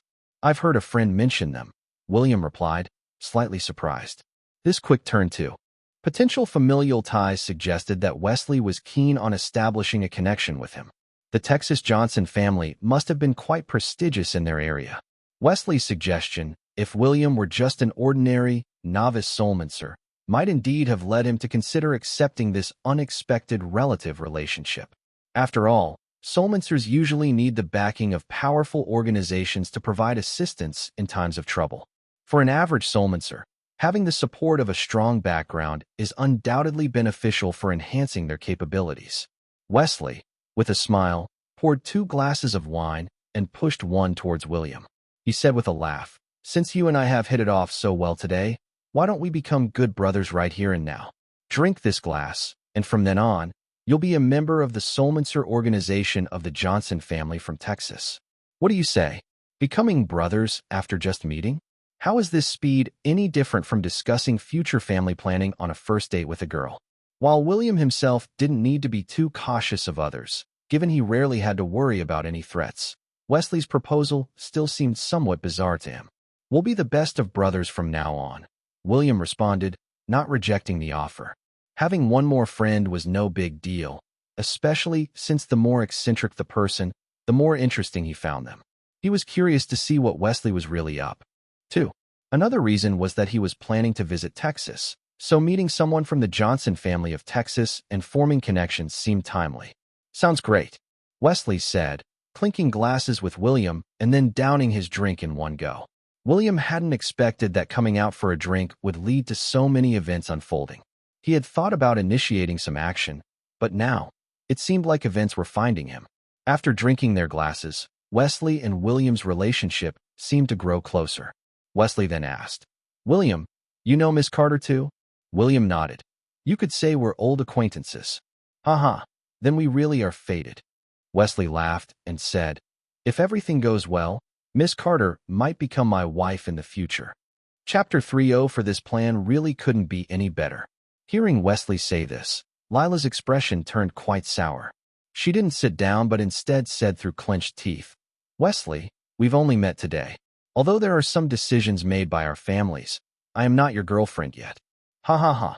Wesley burst into laughter upon hearing Lila's words. Indeed, indeed. We just met today after all. So what do you think? Are we a good match? Lila looked conflicted, her fists clenched. Finally, she said, I don't think we are suitable for each other. Then, Wesley's smile did not wane as he said, Miss Carter, goodbye. Wesley suddenly paused, then looked at Lila with a mischievous expression and waved his hand. No, what I mean is, goodbye forever. William curiously watched Lila and Wesley. What was this situation? It seemed like these two were set up by their families, but they didn't seem to like each other. But the sinister air about Wesley made William feel as though Lila might have some leverage in his hands. Lila also hesitated for a moment before turning to leave without even acknowledging William, apparently quite upset. William watched Lila's retreating figure, then looked at Wesley and noticed his glance fleetingly pass over Alice. Really? What a melodramatic twist. Could it be that Wesley had rejected Lila because he was interested in Alice? In terms of beauty, Lila is not inferior to Alice, and when it comes to a voluptuous figure, Alice can't even compare with others. William, you must be curious about what's going on between Miss Carter and me, right? Wesley looked disdainfully at Lila as she walked away, adopting a superior air. You must know about Evelyn, the Solmancer from New York. William nodded. This matter was related to Evelyn. Wesley toyed with the wine glass in his hand and chuckled coldly. I heard that Evelyn is quite capable. Even the people from the 13th Bureau couldn't do anything when they approached her. Recently, she began acquiring some companies in New York, naturally affecting the Carter family. The Carter family wants to form a marital alliance with our Johnson family, looking for a backer. It's as simple as that. Wesley said this with a more sinister smile. I must say, Miss Carter does have some charm, but after all, she's just a mortal. How could I, a Solmancer, possibly be interested in her? Ah, I see. William seemed to understand something. Evelyn's recent actions had indeed been significant, threatening the interests of many businessmen, and Anthony Carter must have been seeking a powerful ally, thus turning to the Johnson family of Texas. Did he intend to use marriage as a way to get the Johnson family to help him deal with Evelyn? William could understand Anthony Carter's approach, but he still underestimated Evelyn's strength. Unless the Johnson family had someone with near-divine capabilities, it would be difficult for them to contend with Evelyn. Previously, more than 100 demigod-level individuals had been in Evelyn's company. They were spared by William only because they hadn't been wiped out. These demigods were underworld warriors of Hades, knowledgeable in the secret arts of the divine realm. Even if there were human experts with near-divine capabilities, in this era of abundant energy, they would unlikely be a match for them. Wesley paused, his gaze falling on Alice beside him, and smiled. Bro, is this lady your girlfriend? HM? No. William shook his head, finally getting to the main point. it seemed. His target was indeed Alice. Oh. Wesley's eyes brightened upon hearing William's response and asked, "If I saw correctly just now, this lady is an intermediate soulmancer, right?" William nodded again, curious to see what Wesley was up to. Was it because he saw Alice that he decided to get on good terms with William? This was getting interesting. "William, it's getting late. Why don't you take this lady home?" Wesley suggested with a smile. "Bro, meeting such a friend is quite a stroke of luck for you." "All right, we'll drink together some other time." William decided to do as Wesley suggested. He asked William to take the person home, so he would do just that. William just felt that there was more to it than met the eye. But what was this guy up to? William picked up Alice around the waist, smiled at Wesley, and then walked out of the bar. As for the remaining drinks, William didn't bother to save them, believing he would not come back in the future. Along the way, Alice remained in a deep sleep, and William carried her leisurely through the streets. Sure enough, Wesley didn't disappoint him, stealthily following behind. All along the way, Alice remained in a deep sleep, and William carried her leisurely through the streets. Sure enough, Wesley did not disappoint him and sneakily followed behind. He probably thought his abilities were far superior to William's and that he wouldn't be detected. But little did he know, William was fully aware of every move he made. Did he not act earlier because there were too many people around? William now understood that these soulmancers also feared exposing their abilities in public. If they were recorded by street surveillance, the 13th Bureau would surely come knocking. William deliberately headed towards a deserted alley with no surveillance cameras. Alice, in his arms, had woken up but kept her eyes closed, feigning sleep. The effects of the alcohol had somewhat worn off for Alice, and remembering her actions earlier, she almost wished she could find a crack in the ground to crawl into. What had she done? She had actually kissed her master and pinched his face. Oh my God! Thinking about William's usual sour face, she wondered if he would drive her away once he woke up. And now, William was holding her, which inevitably made her blush and her heart race. She absolutely couldn't open her eyes at this moment. Once she did, she really didn't know how she would face William. Why were they walking into this dark alley? Alice occasionally peered through her lashes to observe her surroundings, only to discover that William was carrying her into a pitch-dark alley. Oh, this route was definitely not the way to her house or William's. Could her master be planning to throw her in a dumpster? Or perhaps dig a hole and bury her on the spot? Even if she had gone too far, William surely wouldn't be that harsh, right? Or could it be? Surely not. If he really wanted to do something, they could have just gone to a hotel room or directly to William's house. The more Alice thought about these possibilities, the faster her heart beat, but she just didn't dare to open her eyes. Just as William wanted to know what Wesley was planning, she wanted to know what William was intending. William's eyes narrowed slightly. Of course, he knew Alice was awake. Since that was the case, everything was ready. Now that Wesley had set his sights on them, it was time to lure the enemy into a trap, a classic ambush strategy. His disciple being so lazy, it was time to give her a bit of motivation. Wesley, following behind, noticed that Alice hadn't woken up the entire time and that William had willingly entered this dark alley. Wasn't this just playing into his hands? In these times, methods and resources for becoming a soulmancer were scarce. It was not unusual for soulmancers to kill and rob each other. He had also noticed the piece of jade dragon tendon on Alice's neck earlier. Although he couldn't recognize what exactly that treasure was, he was certain that there must be something valuable on a mid-level soulmancer. It was a rare opportunity while she was drunk. Not taking action would be a missed chance. Most importantly, he could frame William for the theft, playing the hero's role when Alice woke up. He could say that William stole her magical artifact and then chased William away. Perhaps he could even benefit both personally and materially. Wouldn't picking up a girlfriend of a mid-level soulmancer be better than settling for the Carter family's miss? As for William, a novice soulmancer could be killed and disposed of without a trace, and even the 13th Bureau wouldn't be able to trace it back to him. A plan to kill two birds with one stone and a conclusion of gaining both wealth and benefits. It couldn't get any better.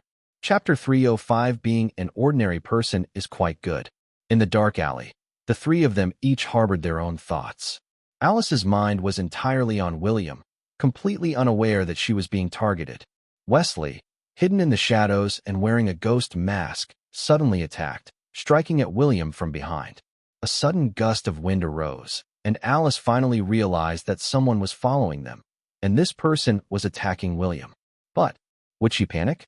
Given her master's strength, who could possibly ambush him? Surely, every move of the attacker must be within her master's expectations. William, of course, had sensed the attack coming but did not react, letting Wesley's palm strike his back. Wesley was quite confident in this strike of his. Even a mid-level soulmancer, caught off guard, would likely be seriously injured. For someone like William, a mere novice soulmancer, such a blow would surely shatter his heart meridians, causing instant death. What happened to being good brothers? Did he really think that just having a drink with Wesley would make them good brothers? There were many people in the world with the surname Johnson, but not everyone could claim kinship with him, especially William, who was just a novice soulmancer. Should such a person be brought back to compete for resources? It's better not to leave him alive. If William wanted to kill him, he wouldn't even need to move a muscle. If a mere mid-level soulmancer could injure him, that would be truly laughable. However, after taking the blow, William grunted, fell forward, and even threw Alice out of his arms. "Ah!" Alice exclaimed, quickly adjusting her balance in midair and managing to land safely. But when she turned around, she saw William lying unconscious on the ground. How could this be? Alice stared blankly at William on the ground, trembling, and then turned her murderous gaze towards Wesley. She had never harbored such murderous intent towards anyone in her life. But now, seeing William attacked and knocked unconscious, she couldn't control the surge of energy within her. The sword of Soulbreaker appeared in her hand, and she unleashed its secret sword techniques. "I'll kill you." Alice's strike was imbued with lethal intent. Wesley was terrified, breaking out in a cold sweat. He had originally thought that Alice was completely passed out drunk, which was why he had chosen to ambush William.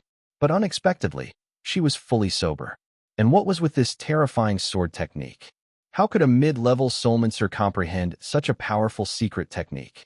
In this critical moment, Wesley didn't hesitate to pull out a replica of his family's ancestral magical artifact, the Cosmic Balance Rod, and used all his energy to activate it. According to his ancestors, although this magical artifact was only a replica, it was powerful enough to withstand a full-strength strike from a peak mid-level soulmancer. Alice, being at the mid-level of a soulmancer, should be safe. Moreover, this artifact also contained a remnant of his family ancestors' soul essence. If someone tried to harm him, this remaining soul essence could detect the identity of the assailant. Activating the replica of the Cosmic Balance Rod, a pale blue light screen appeared in front of Wesley. With these thoughts, he felt slightly more at ease. Despite Alice's superb swordsmanship, breaking his magical artifact with a wooden sword seemed overly naive. And in terms of strength, he was a bit superior. After defeating Alice, he could take her back to the Johnson family and use her directly as a breeding machine. But in that moment, everything changed. Alice's sword strike was as swift as lightning, instantly upon him. As the sword tip touched the blue light screen, it was like a blade piercing an eggshell, shattering the light screen in an instant. How? Wesley's pupils contracted in disbelief, unable to comprehend the scene before him. But it was too late to react. The replica of the Cosmic Balance Rod shattered into countless pieces, and the wooden sword pierced through his chest. An immensely violent arcane pulse tore Wesley's body into shreds in an instant, leaving a trench over 30 feet long behind him.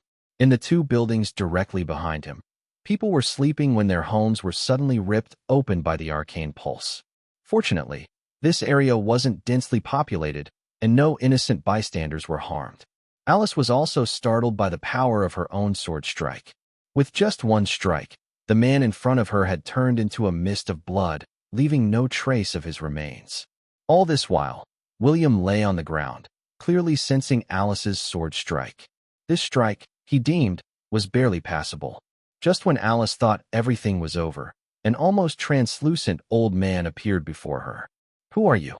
How dare you kill the heir of the Johnson family?" Alice stared at the old man, momentarily speechless.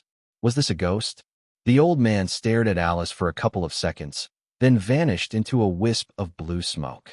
It was merely a remnant of a soul, and he felt he was not yet capable of annihilating Alice, but he had memorized her appearance. This vendetta, the Johnson family would definitely avenge. William, of course, sensed the remnant soul of the Johnson family ancestor. If he wanted, this remnant soul could be instantly obliterated. But his actions today were intended to put pressure on Alice. Without pressure, how could there be motivation? Did he really consider Alice as his woman just because she kissed him forcefully? A disciple is just a disciple.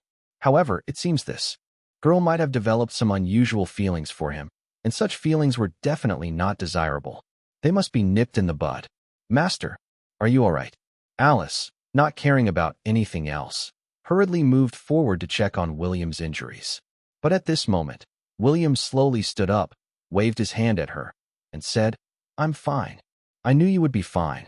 Alice let out a huge sigh of relief, a smile appearing on her face. William coughed heavily and said, "I just lost my superpowers." Ah. Alice was stunned. What did he mean by he was fine but had lost his superpowers? William wanted to cough up blood to emphasize his point, but couldn't manage it. And besides, any blood he coughed up would likely have a faint golden glow, which would be a bit too bizarre. William said, "His strike just now completely made me lose my superpowers." "How is that possible? He was so weak. How could he hurt you?" Alice's smile became a bit forced. "You must be joking with me, right?" William stood up, calmly patting his body. Though there was no dust, he still put on the act. "Do you think I am a god? With a strike like that, and I wasn't prepared for it." Alice's mouth twitched slightly as she looked William up and down. "But you don't seem injured at all." William looked at her and asked, "So I should cough up blood to be considered injured? What do we do then?"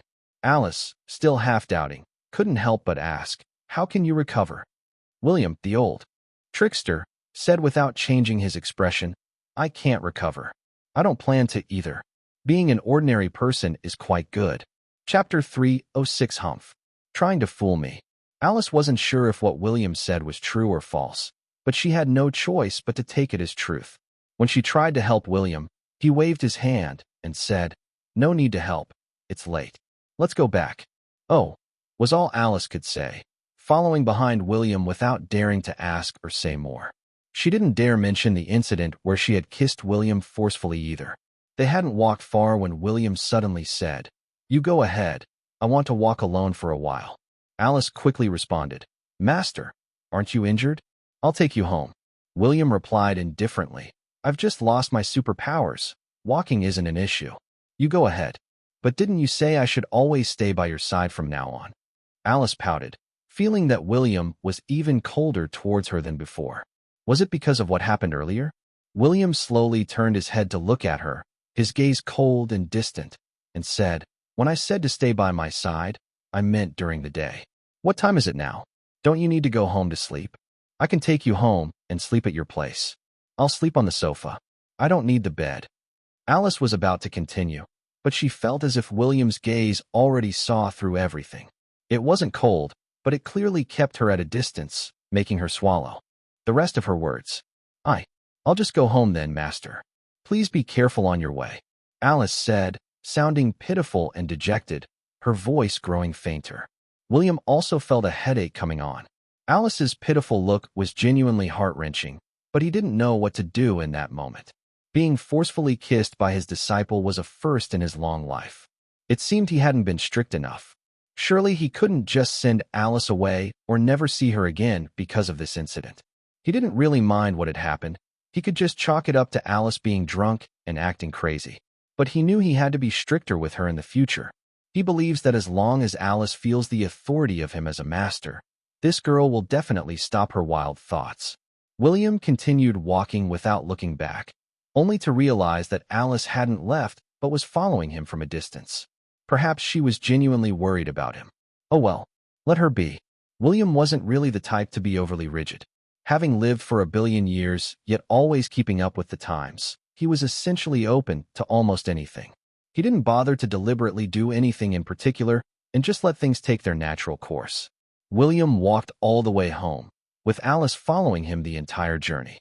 When William arrived at his house at around 2:30 in the morning, instead of going straight to bed, he sat in the wingback chair under the Wudong tree in his yard. "Come in," William called out in an even tone. Only then did Alice timidly poke her head out. giving William a bright smile. "Master, surprise or not?" Without even lifting his head, William said, "If you want to sleep, go inside. If not, you can stay here and train to enhance your abilities using the methods I've taught you." Alice had previously promised William to diligently work on improving her strength. But now William was telling her she could go to sleep?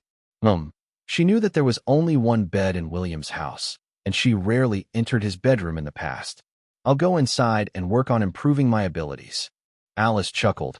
Her mood instantly lifted, and she skipped happily into William's bedroom. William sat there, sighing softly. "So much for being strict. Is that it?" After Alice ran into William's room, she looked at the bed, smiled broadly, and flung herself onto it. Sniffing lightly, her smile grew even wider. She could faintly smell a pleasant scent, indescribable but lovely, just like William's own scent. "This is nice. I better work on improving my abilities, or I'll get scolded again," Alice thought, her eyes narrowing slightly. She had realized that William's superpowers probably hadn't been nullified. He was such a trickster. If he had really lost his powers, how did he know she was sneakily following him? Humph, trying to fool me. With this thought, Alice no longer worried about William and sat on the bed to start her training to enhance her abilities. William had his own considerations. In this world, the best place for enhancing abilities was probably his bedroom. Although he usually suppressed his energy, he completely relaxed while sleeping, causing everything in his bedroom to inevitably be imbued with some of his residual energy. Alice, having just grasped a part of the secret sword techniques tonight, would surely achieve a multiplied effect in her ability enhancement if she trained in his room. William had already done enough for Alice. She had changed her fate because of him, and in the future, she was bound to face great tribulations. When that time came, William absolutely could not intervene again. Everything would depend on her. If her own strength was not sufficient, she might indeed meet a terrible fate. Currently, William was certain that Zoe was a reincarnation of Artemis. The method she inherited for enhancing abilities was genuine, but William didn't necessarily have to rekindle their past relationship. After the incident with Evelyn, he had thoroughly understood this. As dawn approached, Alice was still meditating with her eyes closed. During her shallow breaths, mysterious runes from around the room seemed to enter her body. If the gods from the age of deities saw this scene, they would surely be envious. These were fragments of cosmic truths. For a mortal to absorb so many fragments of cosmic truths was practically a waste. The fragments of cosmic truths contained only the power of various laws and did not impact one's strength directly. A mid-level soulmancer, even absorbing so many cosmic truth fragments, would find it difficult to comprehend them, so the benefits gained were not significant. However, if a quasi-deity were to enhance their abilities in this room for a month, there was a high probability of them becoming a true deity.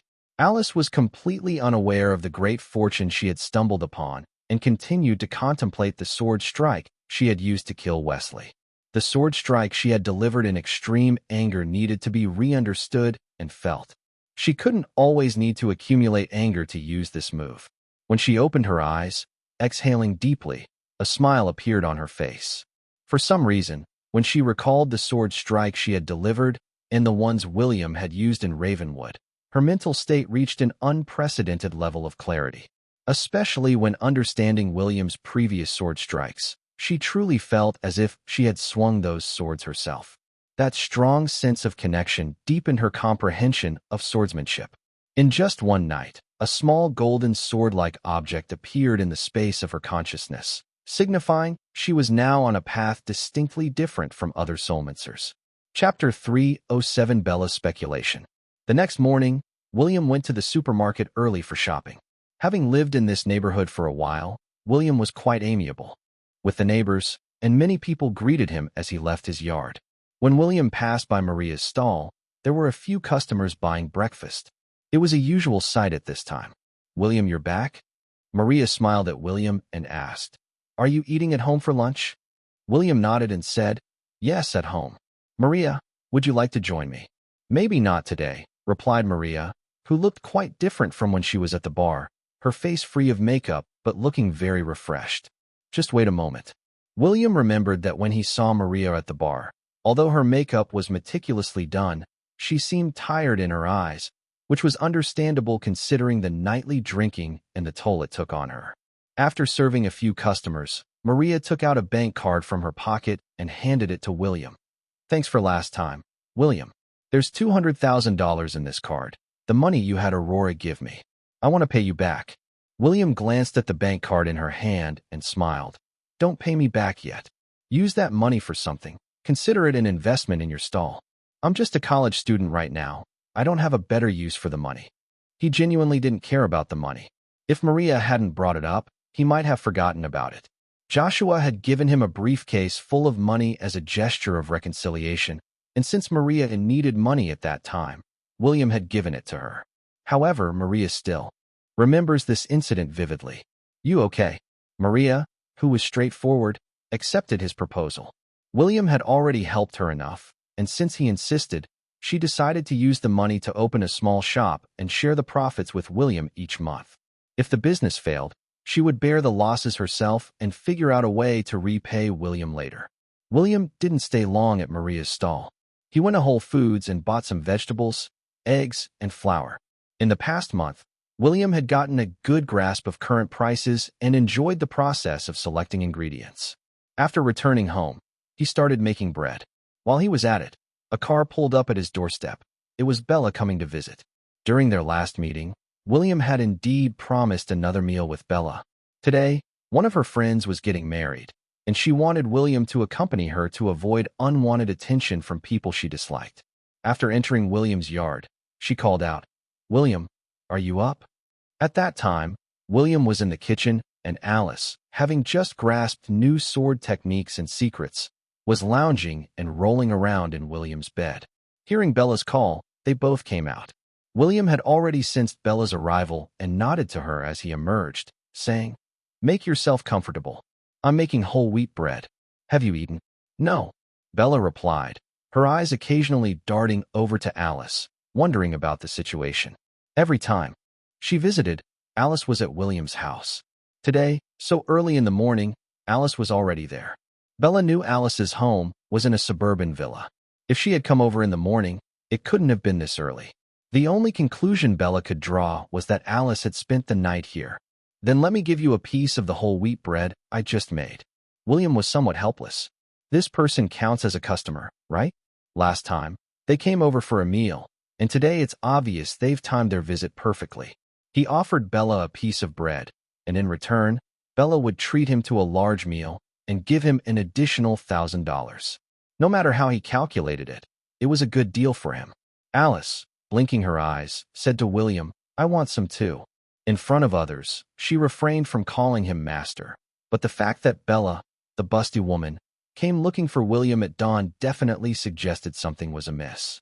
William gave her an annoyed glance and went back into the kitchen. This left Bella and Alice alone in the yard. Bella also remembered when she first met William, Lila and Alice had even formed a chat group with her. In their group chats, they all seemed quite dismissive of William. But how long had it been since then?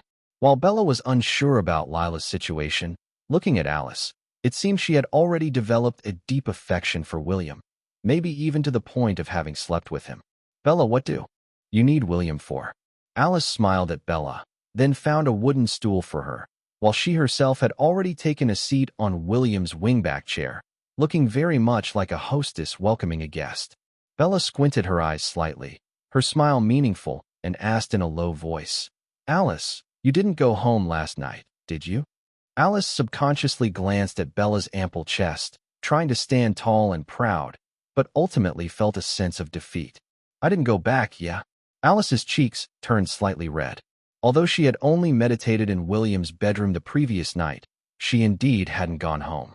"You two are moving quite fast," Bella said, not showing any surprise, but instead chuckling softly. "Looks like you're planning to stay over in his place often." Faced with this question, Alice nodded vigorously. Bella seemed like she might be up to something. "All right, then, I won't bother inviting William. I'll leave after breakfast," Bella said, originally planning to freeload a meal and invite William to accompany her to a friend's party. But now that Alice and William were apparently in a relationship and living together, it didn't seem appropriate anymore. Alice nodded again but curiously asked, "What did you want to invite William for?" I had previously agreed with William to accompany me to a meal for $1,000 each time. Alice couldn't help but roll her eyes.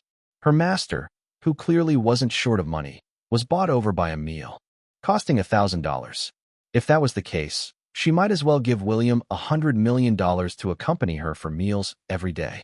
Of course, that was probably just wishful thinking. If she really did that, William would surely give her a stern look and then insist she double her efforts in practicing what he taught her. Bella, quite the gossip, inquired about Alice and William's romantic history. Alice was evasive and noncommittal until William called out from the kitchen. "Alice, come and get the bread." Alice jumped to her feet and responded, "Coming," before scurrying into the kitchen to fetch the freshly made bread. Bella watched this, feeling a bit odd. The scene reminded her of when her mother would finish cooking and call her to fetch the dishes. In a couple's case, shouldn't it be William serving the bread to them? And the way William called Alice, his tone sounded just like her mother calling her to dinner. Chapter 308 Chance Encounter. After sampling the bread briefly, William asked Bella, "Are you here to invite me to your friend's wedding?" Hearing William's question, Bella slowly raised her head, cautiously glanced at Alice, then set down her knife and smiled. "I did have that idea, but let's not." William could hear how Alice had been speaking with Bella outside. Without looking at Alice, he said, "It's fine. I can go." Bella sneakily glanced at Alice again, only to see Alice behaving like a child who had done something wrong, not daring to lift her head and just focusing on her food, not saying a word. This hardly seemed like a normal couple's relationship. Bella suddenly felt that things were becoming interesting again. Alice's behavior earlier was akin to a small dog guarding its food, even seemingly declaring her sovereignty. But it was clear that William had not acknowledged her as his girlfriend. "Then let's go together." Bella didn't have any other thoughts about William. She was just curious to know what charm William had that could make the little princess of the Turner family lower her stance so much. "After breakfast, I'll accompany you to buy a suit since it's a formal occasion," Bella said with a twinkle in her eye. "Consider the suit a gift from me, your boss." Surprisingly, William did not refuse but instead smiled in response. The boss is really generous. Alice continued to cut her bread silently, without speaking. From her expression, it was evident that she was not in a good mood. "Are you finished eating? Once you're done, we'll head out to buy the clothes. It will take some time." William, having finished his meal, put down his utensils and said, "Let's go." Finally unable to hold back, Alice looked up and said, "I want to go too." "Then you should wash the dishes first," William said gently. "After breakfast, someone needed to clean up." "Okay, wait for me." Alice quickly started gathering the utensils and took them to the kitchen to wash. Bella could hardly believe her eyes.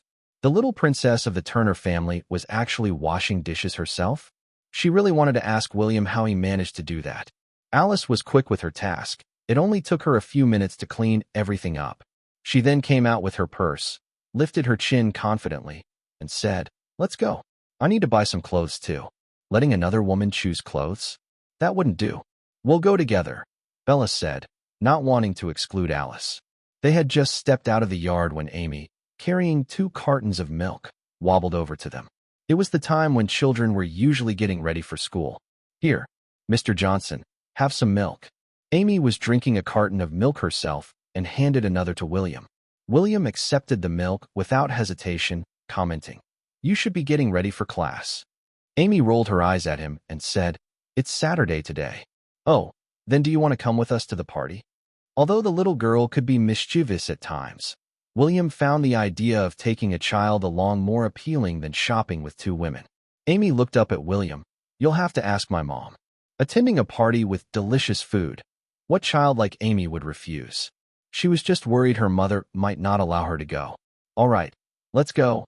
I'll talk to your mom," William said and extended a finger, which Amy tacitly grabbed. They walked towards her mother's stall. Alice followed closely behind, while Bella drove her car towards the street corner. After William spoke with Maria, he took Amy and got into the car.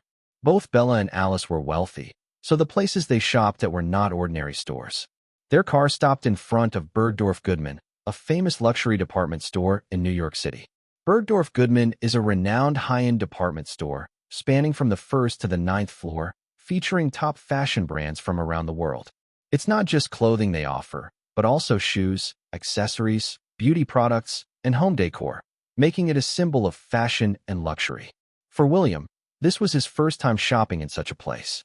He didn't show much interest in the expensive designer products. To him, neither the craftsmanship nor the materials seemed particularly special, at least not up to his expectations. William, try this one on, and this one too. Bella took William into a designer men's clothing store. Although she was shopping for William, she was quite excited. For women, the focus of shopping is never just on the items, but on the process itself. William, not bothering to choose for himself, casually pointed at a suit Bella had picked out and said, "This one. No need to try the others." "No way. I'm buying you a suit too." Alice wouldn't stand for it. Why should Bella, the busty one, get to buy clothes for William?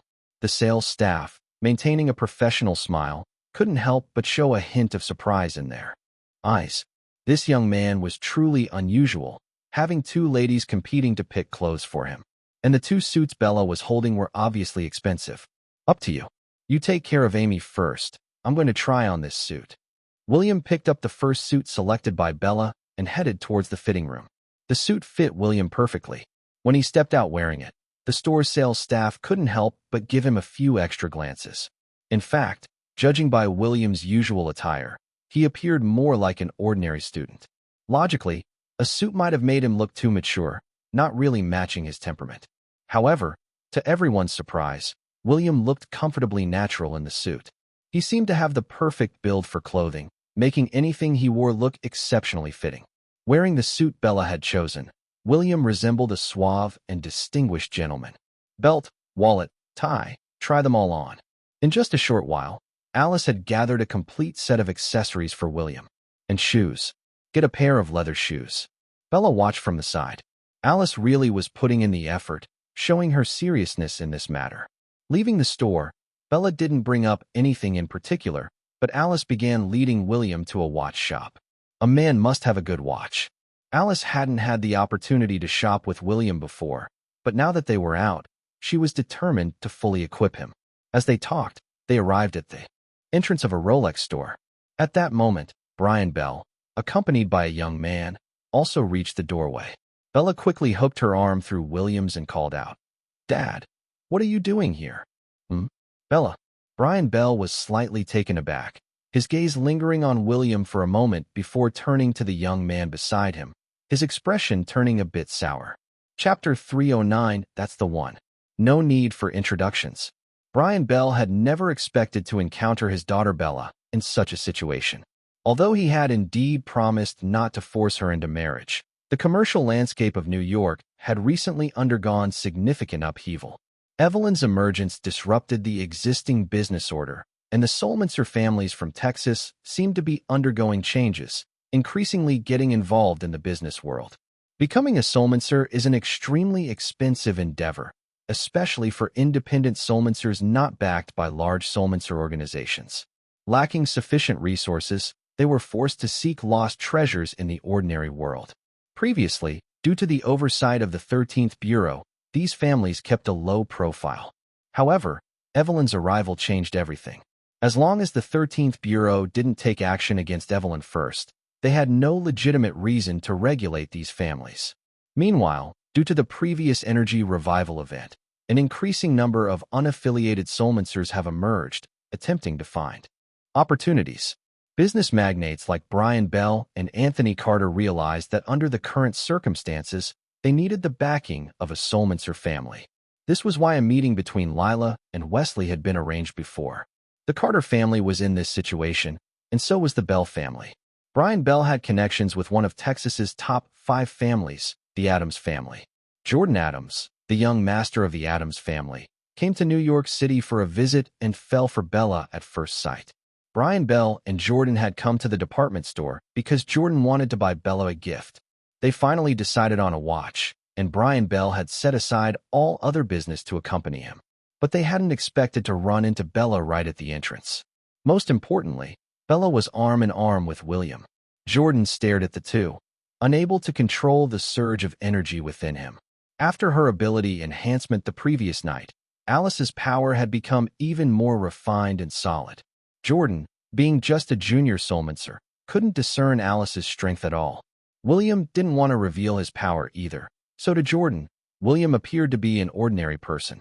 At 25 years old, being a junior soulmancer, Jordan was considered a genius among the younger generation and had his own pride. Bella, who is this guy? Jordan's eyes were filled with murderous intent as he looked at William. Bella, oblivious to the gravity of the situation, felt uneasy under Jordan's intense gaze and didn't appreciate his tone. Frowning, she retorted, "Who he is, what does it have to do with you?" Brian turned pale upon hearing his daughter's words. Even though the 13th Bureau always proclaimed that soulmancers were subject to the same legal consequences as ordinary people, which ordinary person would willingly offend a soulmancer? Even if they are subject to the same laws, evidence is needed. How much evidence can a powerful soulmancer leave behind after killing an ordinary person? Bella. Brian was keen on setting her up with Jordan. Even if they didn't end up together, they certainly couldn't afford to offend him. Let's go. We don't need to bother with him. Bella, not realizing whom she had offended, pulled William towards the store. Jordan's expression darkened. His fingers came together, flicking a slender steel needle, thin as a hair, towards the back of William's head. If this needle struck an ordinary person, it would instantly kill them. William, being led by Bella into the store, seemed completely unaware. However, Alice subtly waved her finger, releasing an invisible arcane pulse that shot out and deflected the steel needle midair. A stone pillar 10 feet away suddenly burst, scattering debris and startling the nearby pedestrians who hurriedly dodged for cover. Jordan's brow furrowed as his gaze landed on Alice, realizing he couldn't see through her strength. This essentially meant that Alice's power surpassed his. Moreover, the release of that arcane pulse suggested significant strength. Alice glared fiercely at him. How dare he make a move on her master without her consent? Interesting, Jordan sneered. Mr. Bell, it seems you've got some formidable people backing you up. Brian had no idea what had just happened, but Jordan's words made him uneasy. This?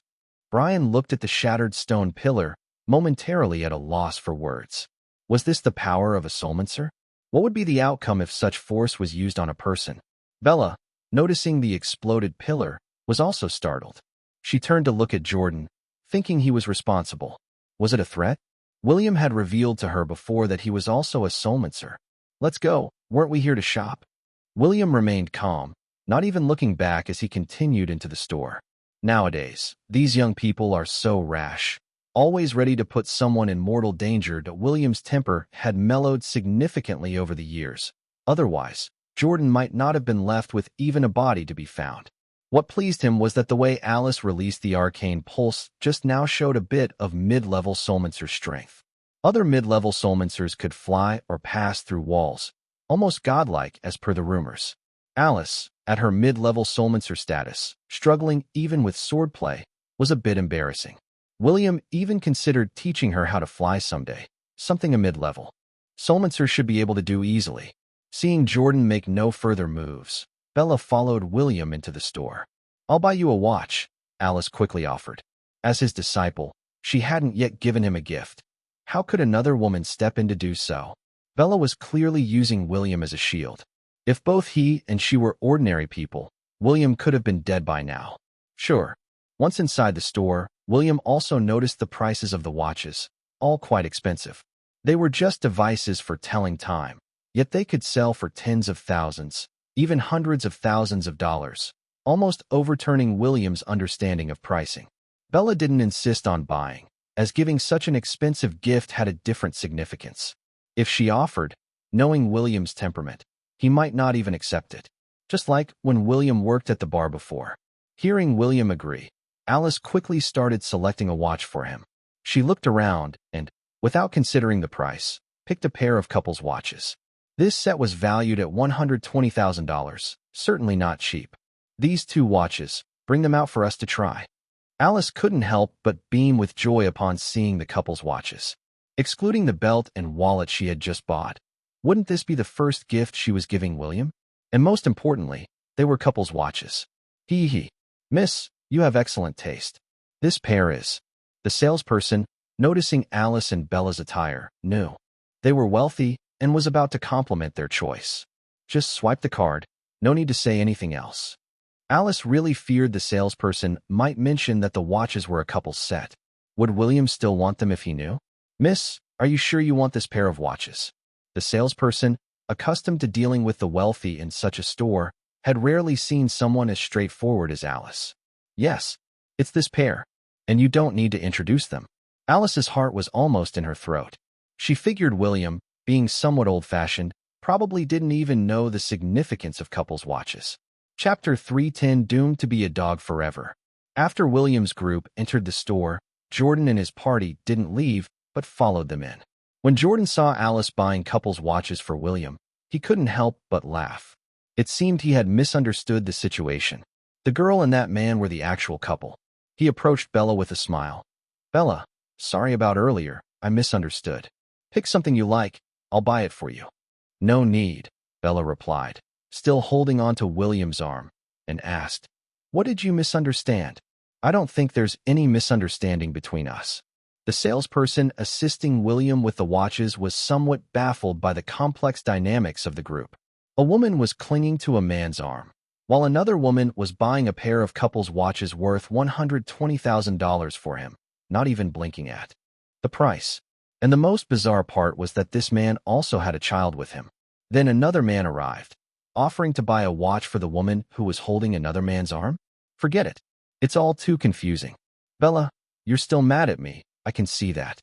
But this gentleman must be the lady's boyfriend, right? You don't need to hold on to him just to make me jealous." Jordan calmed down, realizing there was no need to be so upset. Plus, he still didn't know who Alice really was. Alice's power was greater than his, a fact that couldn't be ignored. It was best not to make an enemy of such a person. Bella was truly infuriated. She had only had a couple of meals and some chats with Jordan. What was he thinking? Did he assume that after 2 meals, they should start thinking about what to name their future children? Don't. You didn't misunderstand. William is Alice's boyfriend, but he's also my boyfriend. He's the boyfriend of both of us. Haven't you ever seen that before? Bella's anger reached its peak. She had chatted with Jordan, who completely came across as someone who thought he was invincible and believed every woman would fall head over heels for him at first sight. "He's the boyfriend of both of yours?" Jordan never expected Bella to say something like that. 8:54.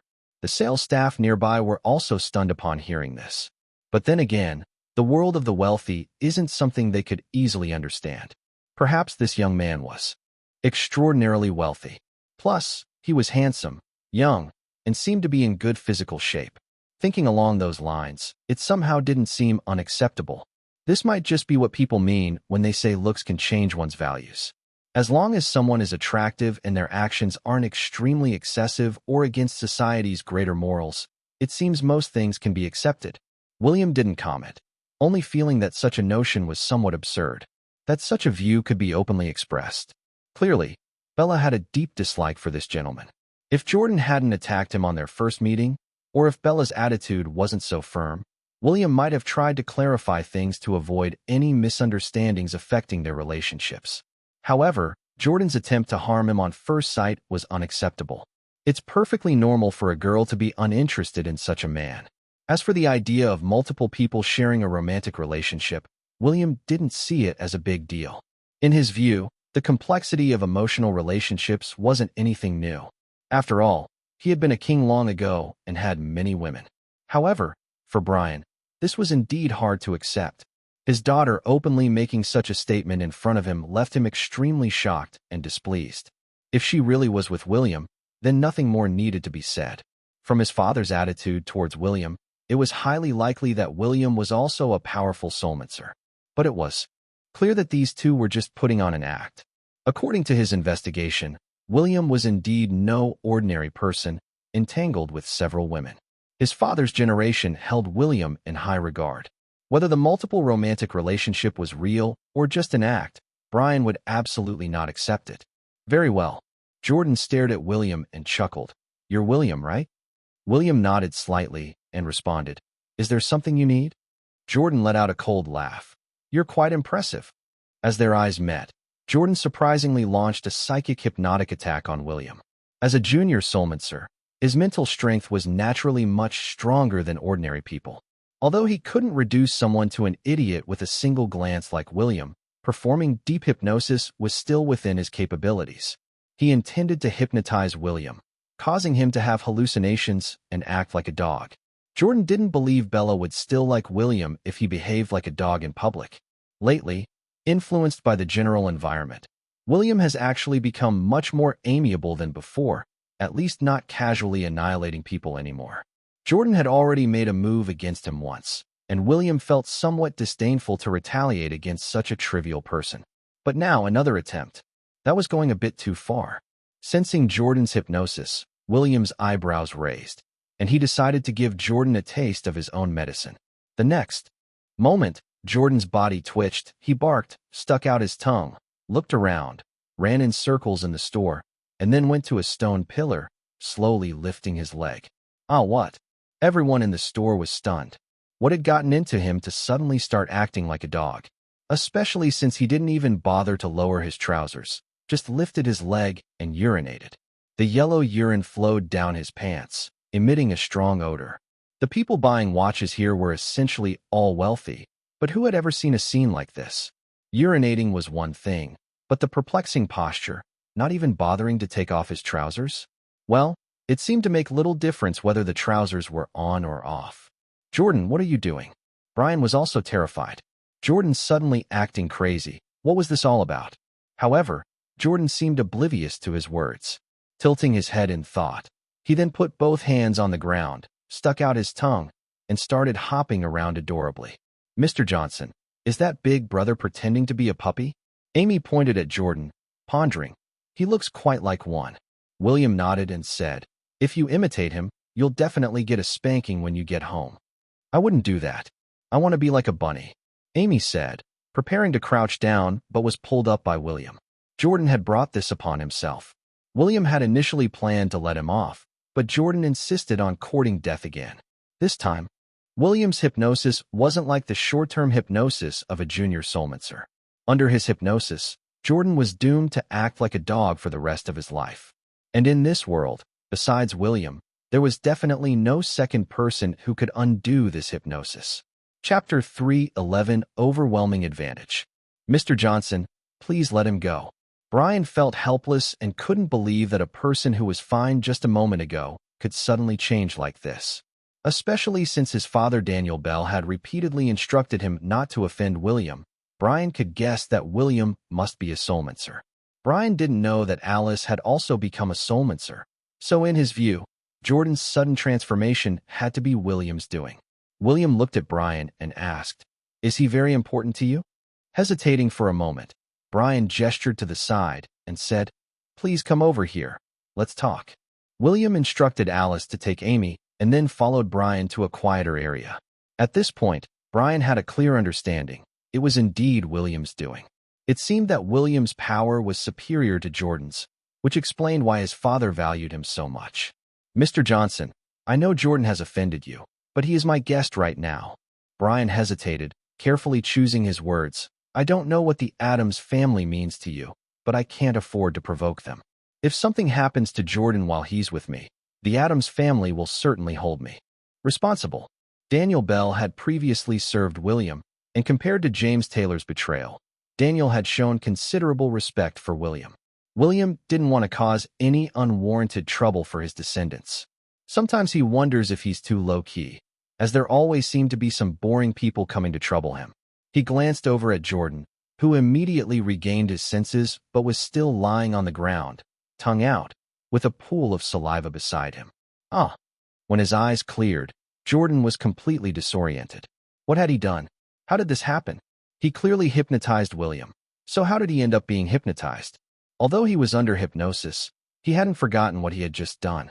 His pants were wet, and the looks from the people in the store. Ah, I'll remember you.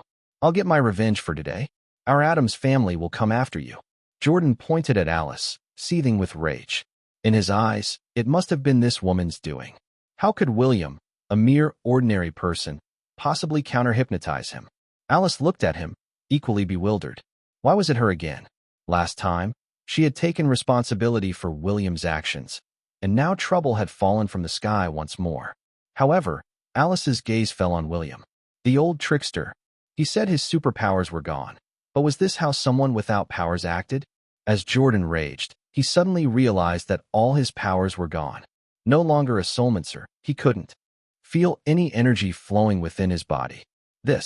Jordan stared at Alice as if they were sworn enemies. Alice decided to accept the blame, realizing there's no difference between taking on one responsibility or two.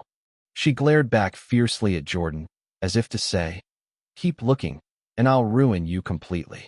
Startled and terrified, Jordan hurriedly fled. Where was his earlier arrogance now? Brian thanked William and then quickly followed Jordan. After this incident, Bella's curiosity about William only grew. The sudden explosion of the stone pillar at the store's entrance, Jordan's dog-like behavior, and her father's recent words. Asking William to spare Jordan? That meant William was not only a soulmancer, but a very powerful one at that. After Jordan escaped, he immediately called his family, breaking down in tears during the call. "Dad, you must avenge me. Someone has destroyed my superpowers." The Addams family might not be much in the entire soulmancer world, but within the soulmancer families of Texas, they boast a heritage of over 1,500 years and have a patriarch who is a quasi-deity, now aged 800 years. What exactly happened? Jordan's father, also at the pinnacle of mid-level soulmancer strength, cursed upon hearing that his son had been stripped of his superpowers. "I always told you to keep a low profile. Don't think you're invincible.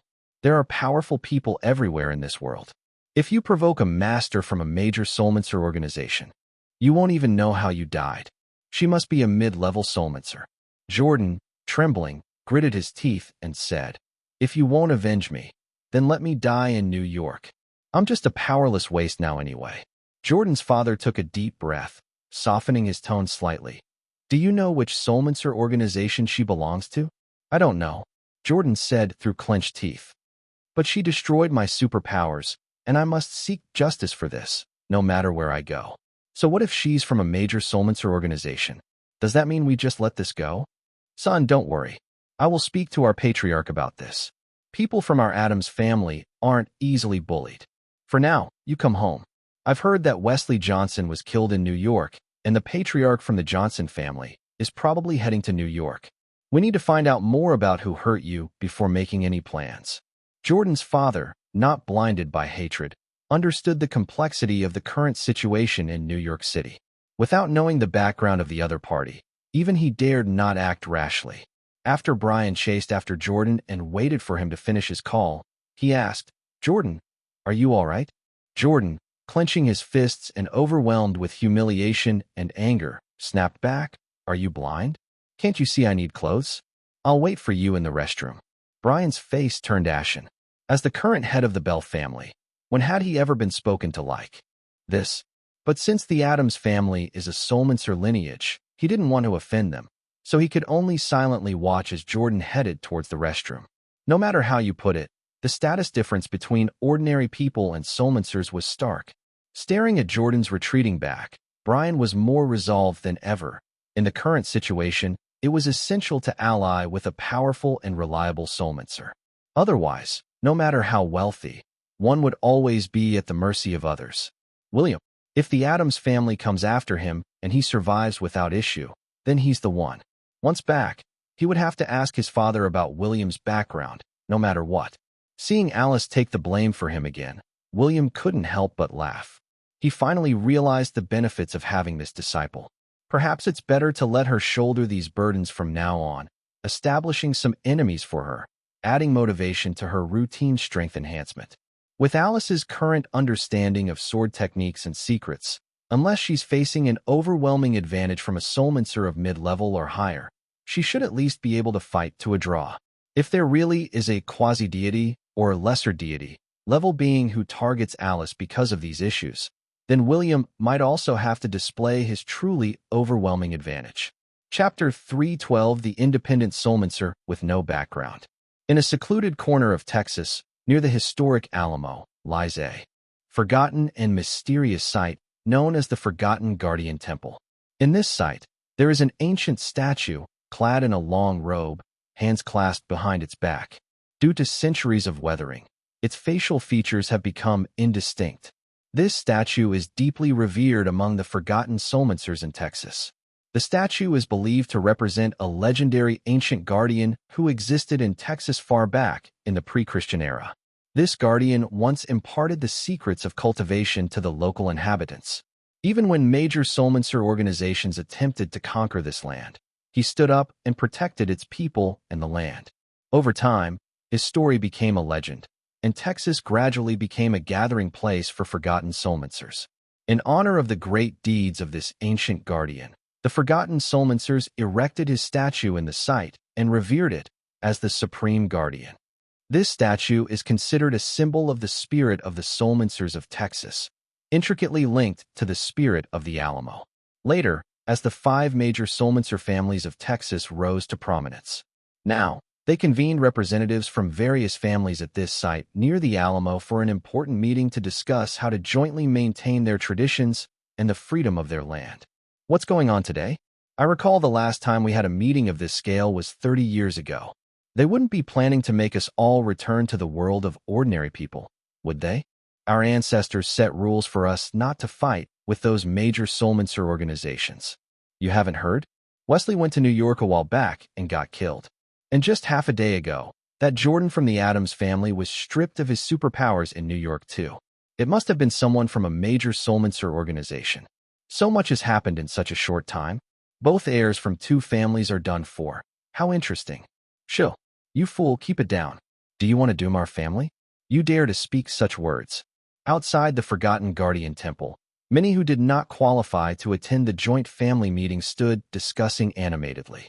Even though it's the 21st century and we live in a civilized society that advocates equality for all, among the soulmancers of Texas, there still exists a clear class distinction. The members of the 5 great soulmancer families are typically arrogant and bullying, often oppressing others. Many local soulmancers, unable to tolerate their tyranny, have been forced to relocate their families. However, ordinary soulmancers residing in the forgotten mystical sites of Texas receive a certain degree of protection. After all, soulmancers with lesser powers are in mortal danger if they venture alone into the outside world, where they might encounter practitioners of dark forces. Most people are only aware of the 13th Bureau, but in the world of soulmancers, there are many who wield dark forces. These practitioners specifically hunt lone soulmancers, stealing their magical artifacts and energy. Without strong backing and sufficient power, a soulmancer wandering about is far more vulnerable than an ordinary person. At the Joint Family Council, the leaders of the 5 great soulmancer families within the mystical site took turns bowing to the supreme guardian of the forgotten temple. Everyone, you must have heard the news. Wesley, the heir of the Johnson family, was killed in New York the day before yesterday. Today, Jordan of the Addams family was crippled in New York, losing his supernatural abilities. What do you think? Should we seek revenge or not? Jace Johnson, the current head of the Johnson family, asked loudly beneath an ancient statue. If we don't avenge this, how will the soulmancers of Texas hold their ground in the world of soulmancers? What should we do if a soulmancer organization tells us to leave this place?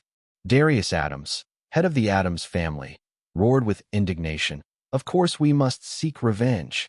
If we are bullied like this and pretend nothing happened, once it gets out, it's the face of all the soulmancers in Texas that will be lost. If we go out to handle affairs in the future, won't other soulmancers start attacking those from Texas indiscriminately? Apart from these 2 families, the other 3 great soulmancer families remained silent. Finally, someone from the back spoke up. Jace, have you found out who is responsible? Jace narrowed his eyes slightly and said, We have. My son Wesley went to New York with the cosmic balance rod, a relic of our ancestors, which also houses a wisp of their souls.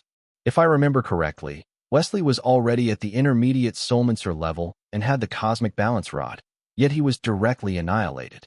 What level of power did his killer possess? Garen Steele of the Steele family, stroking his beard and frowning, asked, Could it be someone above the intermediate soulmancer level? That would not be someone from the younger generation of soulmancers. Jace, not upset by the interruption, continued, No. We found out that the same person who killed my son and crippled Jordan's powers is the same individual. Wes from the 13th Bureau has already contacted me and is waiting outside now. The same person? Could this be a conspiracy against all the major soulmancer families of Texas? Garen frowned. Nowadays, with the global resurgence of energy, it is said to all originate from New York. Could it be that a major soulmancer organization doesn't want us to New York? The person isn't a member of any major soulmancer organization, but appears to be an independent soulmancer practitioner. Not long ago, she went to Ravenwood and, by her own power, seized a place rich in energy at Hudson University. Are you talking about that woman named Alice? I was at the Ravenwood contest too. She's incredibly powerful, shattering Lucian's ninefold stellar sanctuary magical formation with a single sword strike, but she's said to be only at the intermediate soulmancer level. Darius fell silent for a moment, his brows slightly furrowed, and said, "The most crucial thing is, just over a month ago, she was still an ordinary person, and as far as I know, she hasn't joined any soulmancer organizations." This statement was met with complete silence. A month ago, she was an ordinary person, not affiliated with any soulmancer organizations, and yet she rapidly became an intermediate-level soulmancer, capable of breaking Lucian's ninefold stellar sanctuary magical formation with just one sword. The amount of information implied here was significant, especially considering the situation in New York City. Apart from a few who naively thought Alice was just extraordinarily talented, most speculated that Alice must have acquired some powerful magical artifact. If she were a core member of a major soulmancer organization, they might not dare provoke her, at best enlisting the help of the 13th Bureau to confront her verbally, which could end with them getting severely beaten. But Alice was just an independent soulmancer practitioner without any background, the kind who possesses a powerful magical artifact. In such a case, how could they not seek revenge? Killing and plundering treasures, and even doing so without giving anyone a reason to fault them. Jace's eyes lit up, and without waiting for others to speak, everyone thought for a moment and then showed an indignant expression. "This vengeance, our Johnson family must claim," he said, and then assured Darius, "Don't worry, Darius. I will definitely seek justice for your son." Darius was taken aback. Had he been foolish? He had found out that Alice was an independent soulmancer practitioner with no background, but possessing a powerful magical artifact. So why did he share this information? Why not just seek revenge himself? Kill her, and take the treasure. Now the Johnson family wanted to beat him to it? Jace, the Addams family's revenge should be handled by us. Chapter 313, we're not getting involved anymore. An intermediate-level soulmancer, even with a powerful magical artifact, can still be overwhelmed by a higher realm of power.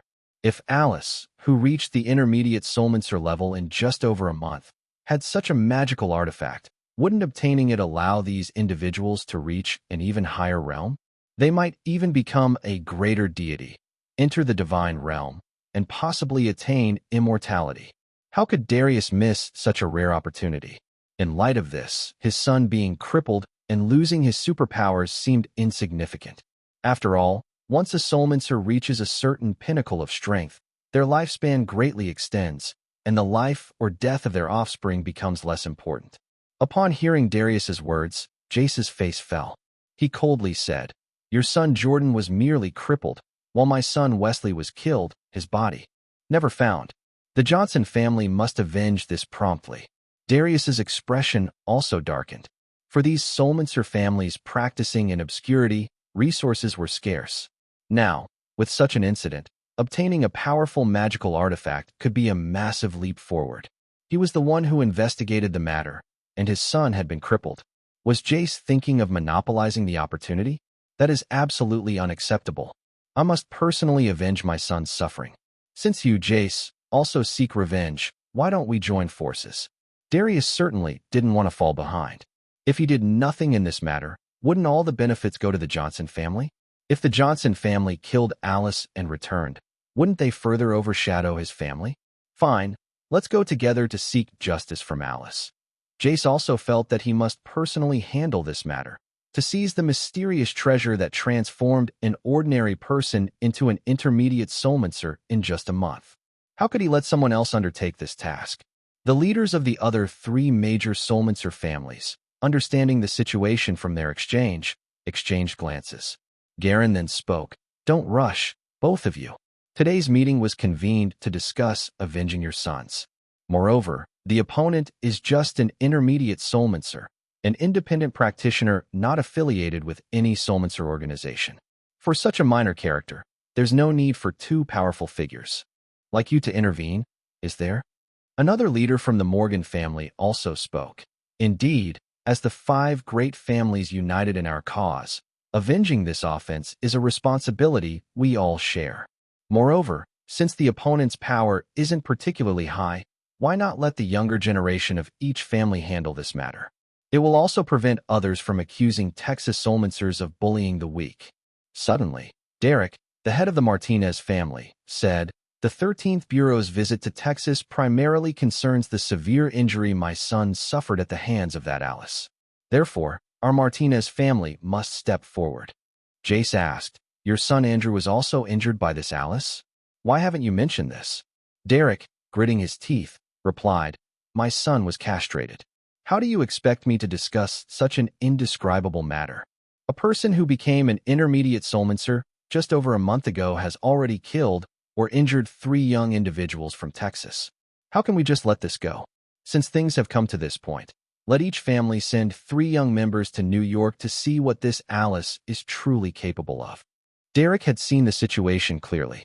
If Darius and Jace were to act, Alice would undoubtedly be doomed, but the treasure in her possession would certainly fall into their hands. There might be secrets behind Alice. What if she had discovered some ancient ruins or a legendary secret realm? Who wouldn't want a piece of that?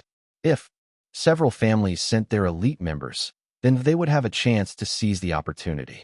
And since the Martinez family was also injured by Alice, why shouldn't they have a say in the matter? Jace and Darius looked displeased, but things had already reached this stage, and a joint family council had been convened. Everyone was there to help them seek revenge. Could they really refuse? They were all old foxes. Their true intentions were unspoken, but understood.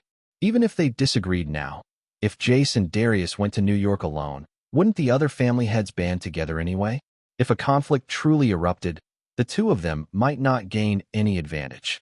Your point is well taken. In that case, let each family send 3 young members who are at the intermediate soulmancer level.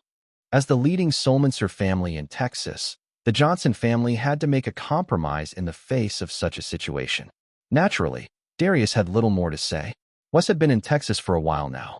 Before he arrived, he only knew about Alice erasing Andrew's soulmancer abilities. But after standing in front of the Forgotten Guardian Temple for a while and hearing the discussions of the people around, he instantly felt that the situation had become quite tricky. No one mentioned the Martinez family's issue. The talk was all about the Johnson and Adams families, specifically about their heirs being killed or injured in New York. Could it be such a coincidence? Offending. 3 of the 5 major soulmancer families? 1 castrated, 1 killed, and another's soulmancer abilities crippled. Wes felt that his visit might not be very opportune. Settle this privately? Just with a fight? How could that be enough? And could it be the same person behind all 3 incidents? If Alice was responsible for all of this, what should he do?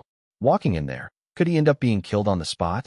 After all, the head of the Johnson family had lost his own son, and he didn't ask Zoe to handle this.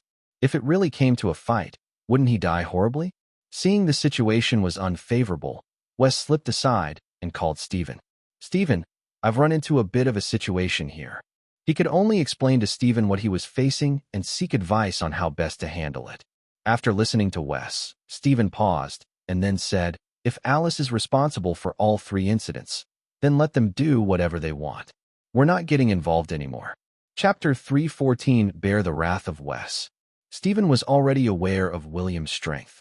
If thousands of half-god-level warriors from the underworld were annihilated, what were those forgotten soulmancer practitioners in Texas in comparison? The 13th Bureau also sought to maintain peace as much as possible, but if some people were bent on courting death, the Bureau couldn't stop them. Wes hesitated and asked, "Shouldn't I try to persuade them?" He understood the gravity of the situation, even though he was unaware of William's strength. The power Alice had already demonstrated was terrifying enough. From the recent event in Maplewood Town, where a group of demigods mysteriously vanished, it was evident that a supremely powerful entity might be backing Alice. Stephen hesitated before speaking. Then try to persuade them if you can, and resolve it privately if possible. If they absolutely won't listen, just let them be. As long as they don't harm ordinary people, everything else is inconsequential, especially with the global resurgence of energy.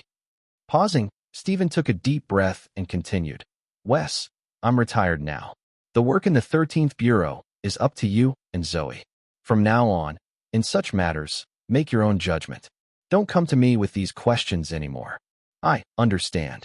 Wes knew that if he always relied on Stephen in such situations, he would never grow. Being an early-stage intermediate soulmancer and having lived for over 200 years, although much of that time was spent in isolated training to enhance his abilities, it was time for him to mature and shoulder responsibilities. After hanging up, someone from the Forgotten Guardian Temple came out to invite Wes inside. Wes put away his phone, recalling the tone and methods Stephen used in handling these matters. He took a deep breath, nodded to the person, and walked in with his chest puffed out, composed and unhurried. He must not panic in handling matters. He was representing an entire nation, and even when facing any major soulmancer organization, he should not show any signs of panic or distress. As Wes entered the Forgotten Guardian Temple, about 20 pairs of eyes were fixed on him. Several among these people were high-level masters at the pinnacle of intermediate soulmancer strength, significantly more powerful than him. If they really wanted to kill him here, it would be an easy task. Yet Wes wore a faint smile, hands clasped behind his back, his gaze slowly sweeping over those present. He asked, "Gentlemen, how is the discussion regarding Andrew's situation progressing?" Jace's face turned cold as he spoke. "Deputy Director Wenzel, you didn't come here just to discuss Andrew's situation, did you?" As he spoke, he had already begun exerting the pressure of an intermediate soulmancer's energy on Wes, as if a single wrong word from Wes would lead to his instant death. In addition to Jace, the leaders of the other families also started pressuring Wes. Wes felt an overwhelming pressure coming from all directions. Even though these people hadn't made a move, his heart felt like it was about to burst, and even standing was a struggle. The intense oppression made his face pale, and beads of sweat the size of soybeans uncontrollably rolled down his forehead. "Do you gentlemen intend to fight me?" Wes, enduring immense pressure, raised his eyebrows and asked in a calm tone, "Or are you planning to directly challenge the 13th Bureau?" Jace didn't retract the oppressive energy he was exerting. Instead, he smiled and said, "So, Deputy Director Wenzel, are you trying to use the 13th Bureau to bully us? What great authority you have." After speaking, he further intensified the pressure. Wes, after all, was a whole power level below Jace, and with so many other experts exerting their pressure on him at the same time, any other intermediate soulmancer might have already knelt down. Wes couldn't hold back and spat out a mouthful of blood. The stone slabs under his feet had already cracked, but his spine remained erect. Not only did he not kneel, but he also let out a low laugh. "Heh, is this how you Texas soulmancers treat your guests? Why don't you just kill me?" Jace's brows furrowed, and he quickly withdrew the oppressive energy. He had intended to intimidate the 13th Bureau but hadn't expected Wes to be so resolute. They truly didn't dare to kill Wes right there. Why make an enemy for no reason? Zoe of the 13th Bureau was considered invincible among the younger generation, and the Bureau had deep connections with the leaders of various major soulmancer organizations. In recent years, almost all soulmancers who entered the world of ordinary people had benefited from the 13th Bureau, and many worked within the Bureau. It was said that Wes had also descended from Mount Olympus. Although his strength wasn't high, his background was not to be underestimated. Moreover, the modern weaponry, developed by ordinary people, was incredibly powerful. Even an intermediate soulmancer, when facing a fully armed military force, could only meet their demise on the spot. "Deputy Director Wenzel, you jest. I'm merely grief-stricken over the loss of my son, but I harbor no hostility towards you, and I am quite friendly towards the 13th Bureau," Jace said as he stared at Wes. "Aren't you aware that in New York, besides Andrew being injured, my son Wesley was also killed, and Jordan from the Addams family had his superpowers erased?" Wes replied with an icy tone, "I only know that Andrew attempted to attack someone first and, being outmatched, ended up castrated." Derek angrily retorted, "Nonsense. What makes you say my son attacked first? Wes replied with a light laugh. The hotel has surveillance. The evidence is complete. If you need proof, I have it all in my car. Derek was momentarily speechless, but Jace said, then what about my son dying at the hands of that Alice? And Adam's family's Jordan. They were both her doing. Wes's mouth curved into a slight smile. If you gentlemen wish to understand the cause of the incident, I can help you retrieve the surveillance footage. Nowadays, New York City is full of cameras. It's not hard to discern who is right or wrong. Surveillance? All I know is that a life for a life. Jace glared and said, the way you speak, it seems like you might want to protect that woman. I heard that she fought for the 13th Bureau at Ravenwood and secured Hudson University. How can we trust the footage you provide? Wes asked, so, Mr. Johnson, what do you suggest? Are you saying you refuse my mediation? Mediation? My son is dead. That woman must pay with her life. Jace blocked any further discussion from Wes, refusing any mediation or viewing of the surveillance footage. At this stage of the matter, does who is right or wrong even matter? Wes was also angered and simply stated, I have recorded everything said here and transmitted it back to the 13th Bureau. Since you all don't accept our mediation and are unwilling to view the surveillance, then we'll follow the old rules of the Solmancer community. Avenge if there's a grudge, retaliate if there's a grievance. From now on, the Solmancers of Texas will no longer be under the protection of the 13th Bureau. But if you dare harm ordinary people in your battles with other Solmancers, you will be executed.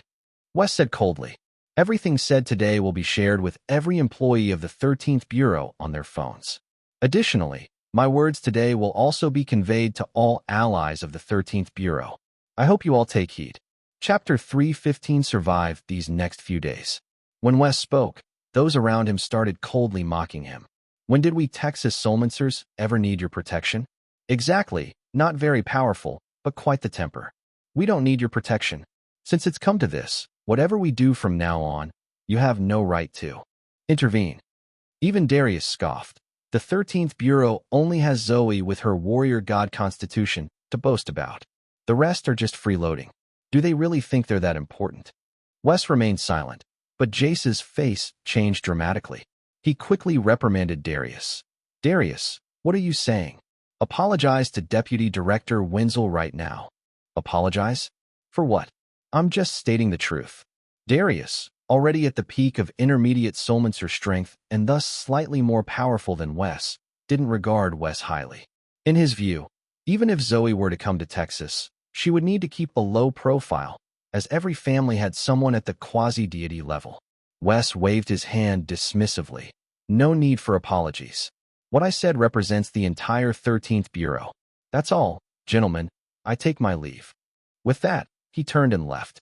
Jace called out anxiously, Deputy Director Wenzel, does Mr. Stephen know about this decision you've made?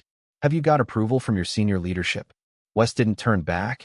Everything said here has already been transmitted to the entire 13th Bureau. Stephen has retired, and now I make the decisions. I also believe that the senior leadership of the 13th Bureau will have no objections to my decision. After saying this, he walked straight out. Jace watched Wes's departing figure, fists clenched, the corners of his eyes twitching. His gaze swept over the others, and he asked through gritted teeth, have you all lost your minds? Without the protection of the 13th Bureau, how will we stand in the world of Solmancers? Darius spoke disdainfully. When did we ever need their protection? Jace let out a long sigh, sat down on a chair, and with a single slap, shattered the solid wood table beside him, angrily exclaiming, do you really not understand the gravity of what you've done? Everyone in the Forgotten Guardian Temple looked at Jace, unsure of what he meant. In their memory, it seemed that their Texas Solmancer families, united, formed a strong collective and never needed the protection of the 13th Bureau.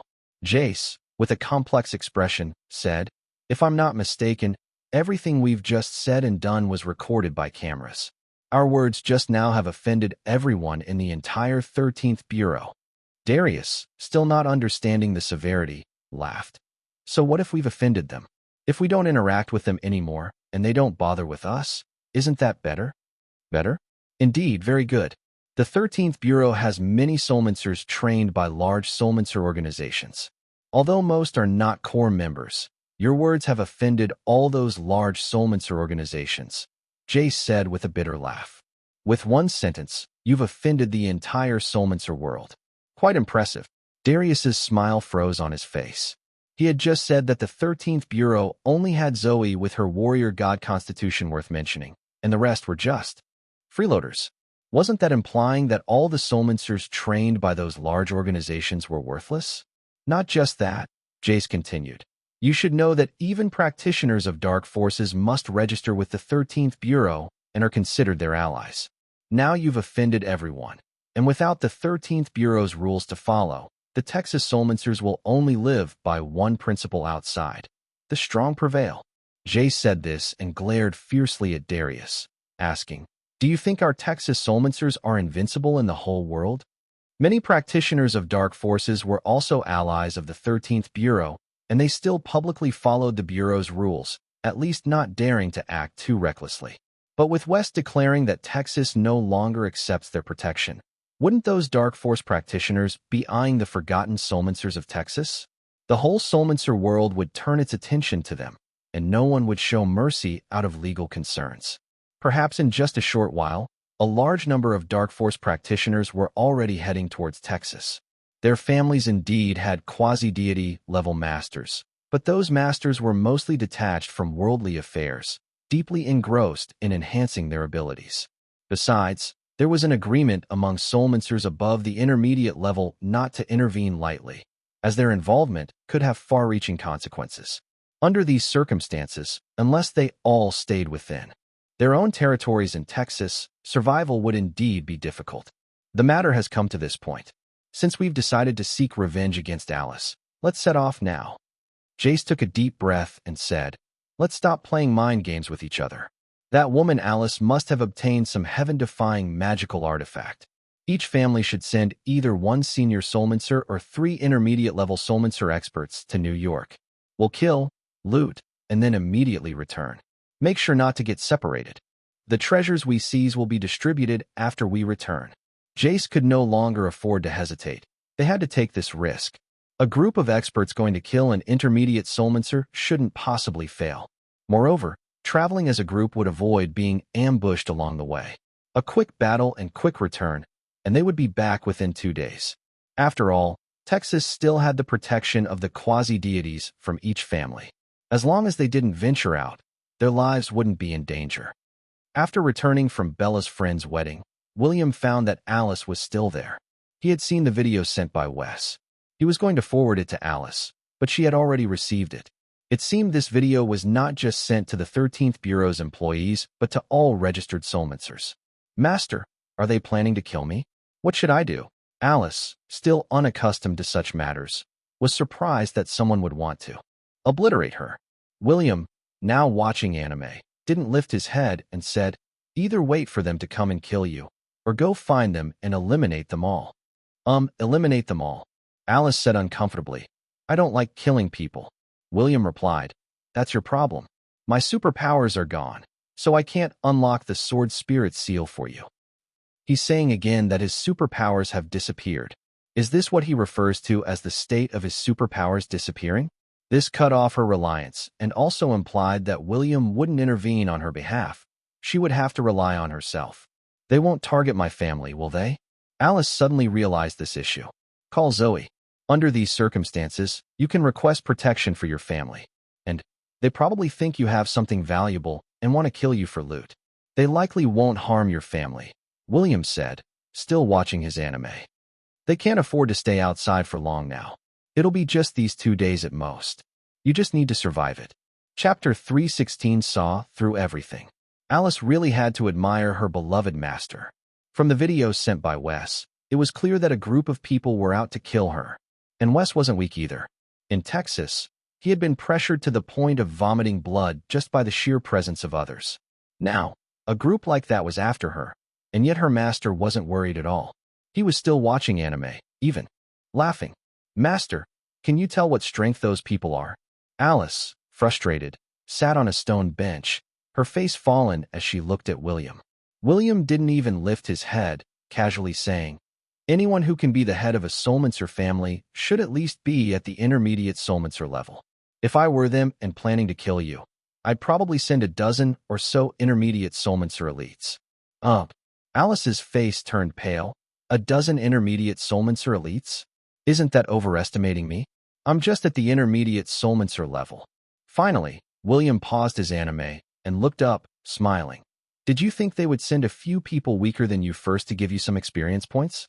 Wait until you get stronger, and then send one or two slightly more powerful than you for a dramatic comeback. And then you become an invincible heroine, wiping them all out in one go. Alice felt her master had been learning too much new content recently. Was this still the master who didn't even know how to order takeout?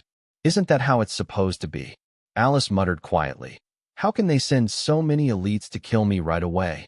Then you better be careful when you sleep at night, Williams said, looking down again and pressing play. They've offended Deputy Director Wenzel, so they have to be careful when they go out. Not sticking together, their own safety might be a problem. Okay, so what should I do? Alice asked with wide eyes. Master, you can't just watch your disciple get beaten to death, can you? William responded. Then you better improve your strength and think of ways to survive. I'm just an ordinary person now, so don't have any expectations from me. He could at most help Alice analyze the current situation. Unless the opposition sent someone above the intermediate Soulmancer level, he wouldn't intervene. Alice took a deep breath and said, but they're going to come to kill me in the next 2 days. Even if I improve my abilities, I can't possibly break through to the senior Soulmancer level overnight. Figure it out yourself. Don't bother me, Williams said with a slight frown. Didn't you train diligently on normal days? Now that you're in trouble, you realize you're too weak. Okay, I'll solve it myself. Alice resigned, no longer harboring any hope from her master. Solve it herself? But how? Truthfully, she wasn't very clear about her own strength. She knew she was already strong, but how strong was she exactly? And how did she compare to intermediate Soulmancer elites? What if, as Williams said, she was ambushed by a dozen intermediate Soulmancer elites? What should she do then? Wait, not right. Master, didn't you just say that they can't stay outside for long? Just these next 2 days? Alice suddenly realized a crucial point. Why can't they stay out longer? William paused for a moment and then said, Are you a pig brain? You're not from the 13th Bureau, but you still received Wes's video. So, as Wes said, every Soulmancer registered with the 13th Bureau received this message. The people from Texas are now common enemies in the Soulmancer world. Do they dare to stay outside for long? Are they asking for a death wish? Oh, Alice exclaimed, giggling. Then I'll go train, Master. Are you going to sleep? No sleep. I'm going to binge-watch anime. William waved his hand, indicating Alice should not bother him anymore. Thank you, Master. Alice wasn't foolish. She could distinctly feel that training in William's bedroom was much faster than in other places, surely due to something special about his home.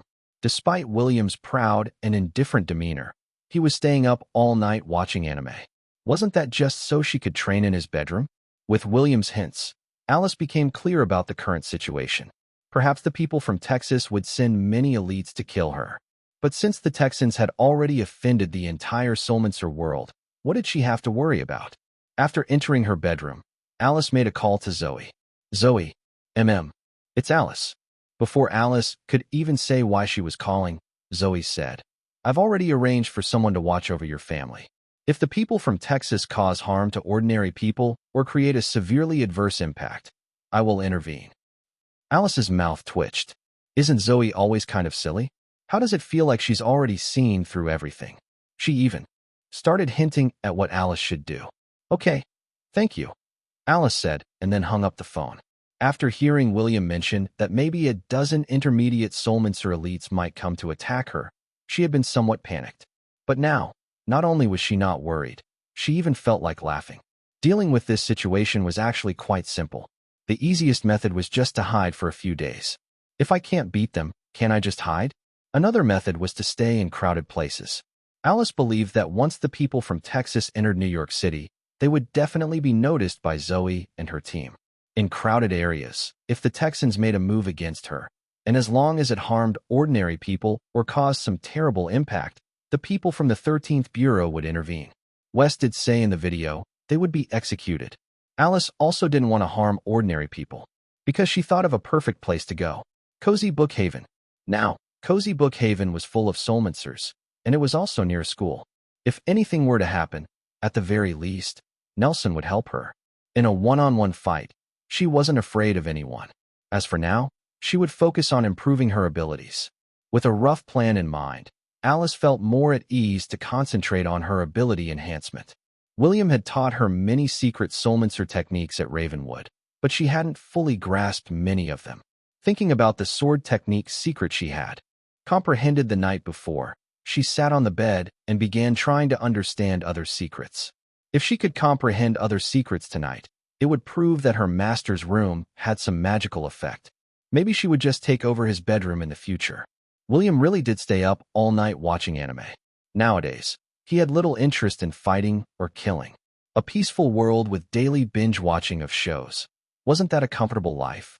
Getting involved in fights and killings seemed utterly uncivilized.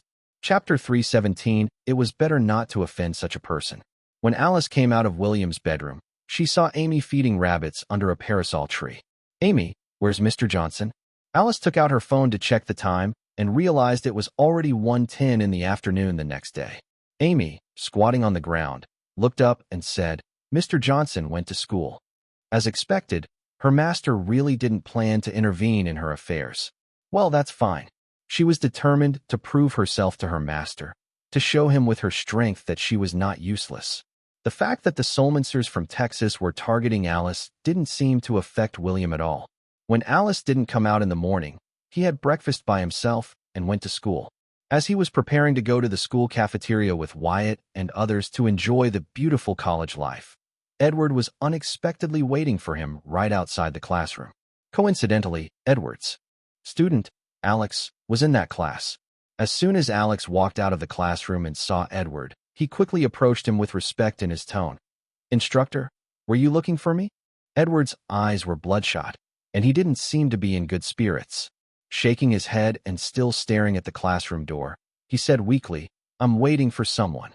He had been waiting for William for several days, but always missed him. Today, knowing that William was attending class, he rushed to wait outside the classroom. Alex was curious about whom his teacher, Edward, could be waiting for at the classroom door.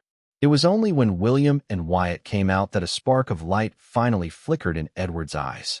He moved his feet slightly but remained in place, his mouth open, unsure whether or not to call out to William, and if so, how should he address him? Would calling William Mr. Johnson in this situation cause any trouble for William's life? William and Edward exchanged a glance. William spoke to Wyatt and then approached Edward, smiling.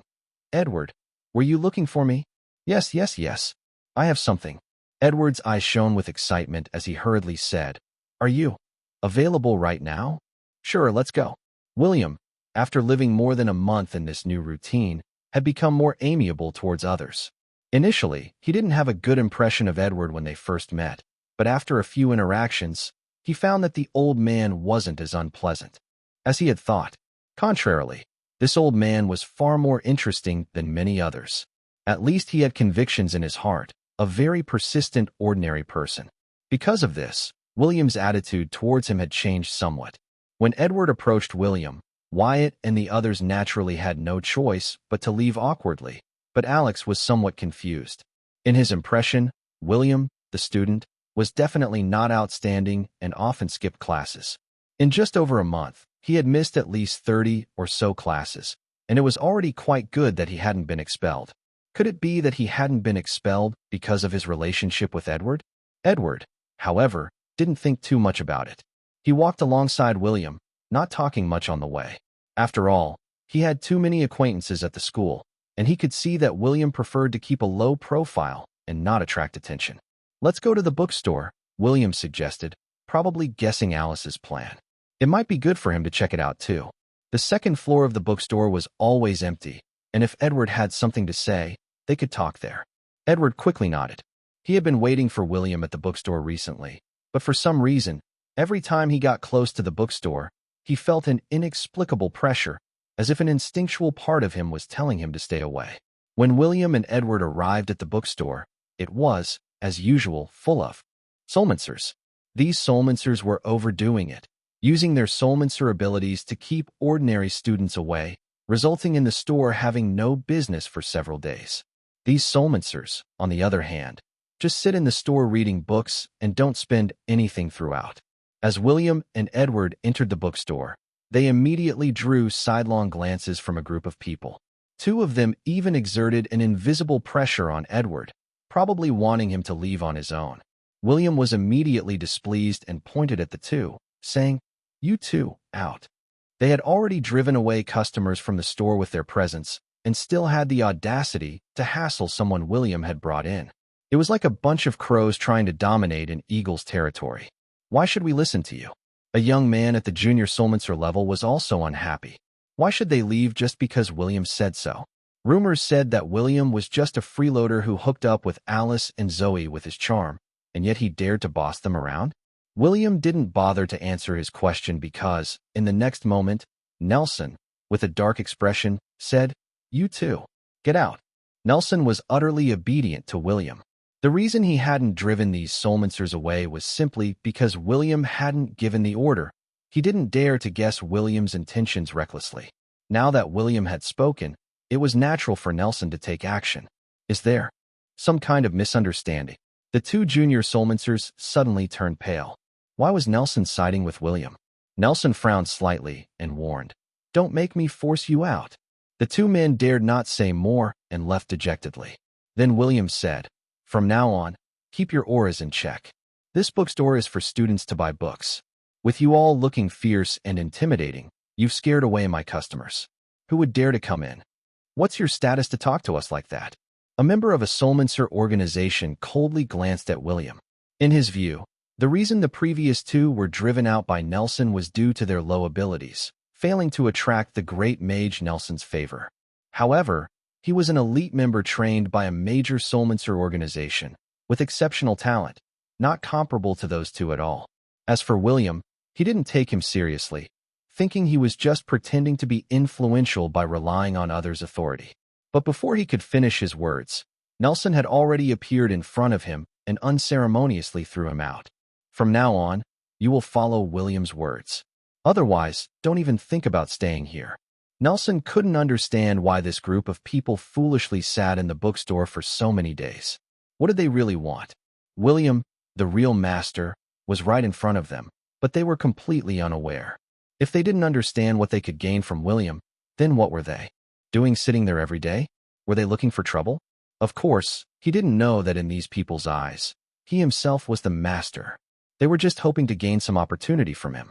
Everyone in the bookstore nodded in compliance, and some even speculated that the great mage was teaching them a lesson in how to behave and deal with people.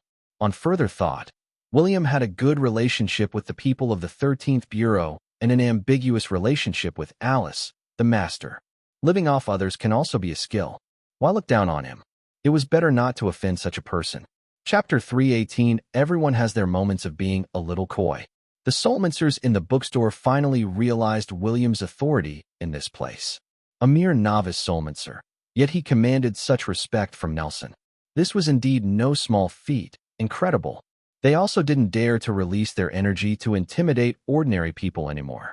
William led Edward upstairs and then asked, "Edward, what did you want to see me about? Go ahead." Edward could clearly feel that William's attitude towards him had improved significantly. Taking a deep breath, he finally said, "Mr. Johnson, after we returned from Ravenwood last time, those artifacts were stolen en route." William nodded and replied, "Yes, I heard about that. It's really unfortunate. But I think those artifacts might have been hidden by people from the 13th Bureau," Edward said through gritted teeth. "Though I know it's just a suspicion without any evidence. Every member of the 13th Bureau is so skilled, the escort process was so secretive, and the security measures were tight. It doesn't make sense that they would get stolen." William's eyes narrowed slightly. This ordinary man's guess was very accurate. Technically, the operations of the 13th Bureau should be flawless, yet Edward had still guessed it. Frowning, Edward asked, "Mr. Johnson, those people downstairs are all soulmancers, aren't they?" "Ah, quite the keen observation, seeing through everything." William found this even more interesting. He didn't deny it, but nodded instead. Some things, even if Edward knew about them, were not a big deal. With just a thought, a barrier that blocked sound transmission emerged, instantly isolating the sound on the second floor, ensuring that no one downstairs could hear his conversation with Edward. The items we gave you at Ravenwood were actually fakes, but they were indeed taken away by people from the 13th Bureau. Fakes? Edward's eyes widened in shock. How could they be fakes? William sat down and explained, I made the replicas. Then where are the real artifacts? Are they still at Ravenwood? Or, Edward didn't really care about this detail. He was only concerned about the whereabouts of the real artifacts. He needed to at least confirm their current location. Everything's right here with me, William said, slowly waving his hand over the table. Suddenly, Gungnir, the spear of war from the myths of Odin, appeared on the table. Edward's whole body trembled, his eyes fixated on the spear of war on the table. He asked anxiously, Is this real? William picked up Gungnir and examined it, saying, This is the legendary Gungnir, Odin's weapon of choice, an artifact with immense power.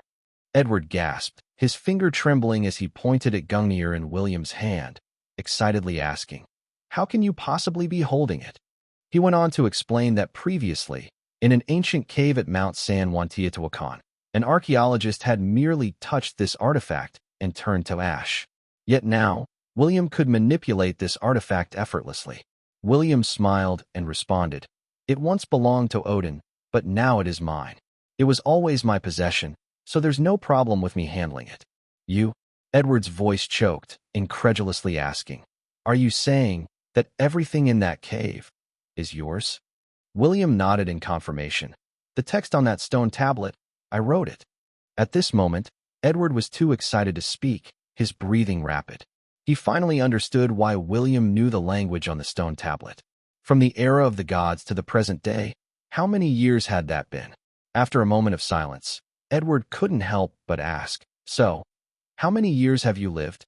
William thought for a moment and said, If we count by your current time, it should be about 1 billion years. Back then there were no other forms of life on Earth. Edward swallowed hard. If anyone else had said this, he would not have believed it, but when William said it, he somehow chose to believe. William said in a calm tone, Many of the items from Mount San Juan are magical artifacts from the age of the gods. Their reappearance in the world would surely lead to many complications. It's better that I keep them. Edward was stunned. 1 billion years? What era would that be?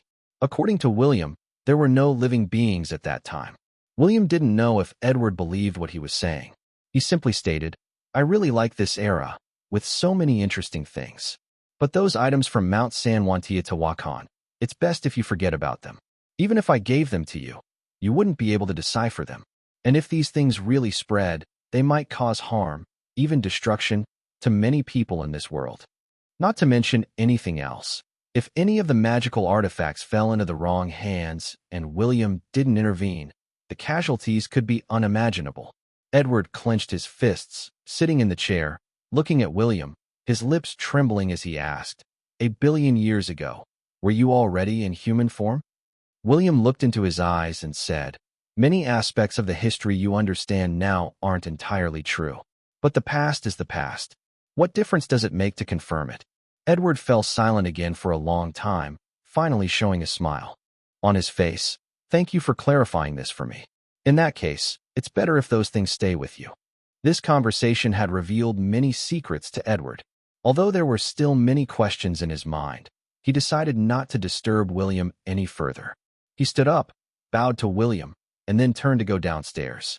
Only then did William lift the barrier on the second floor.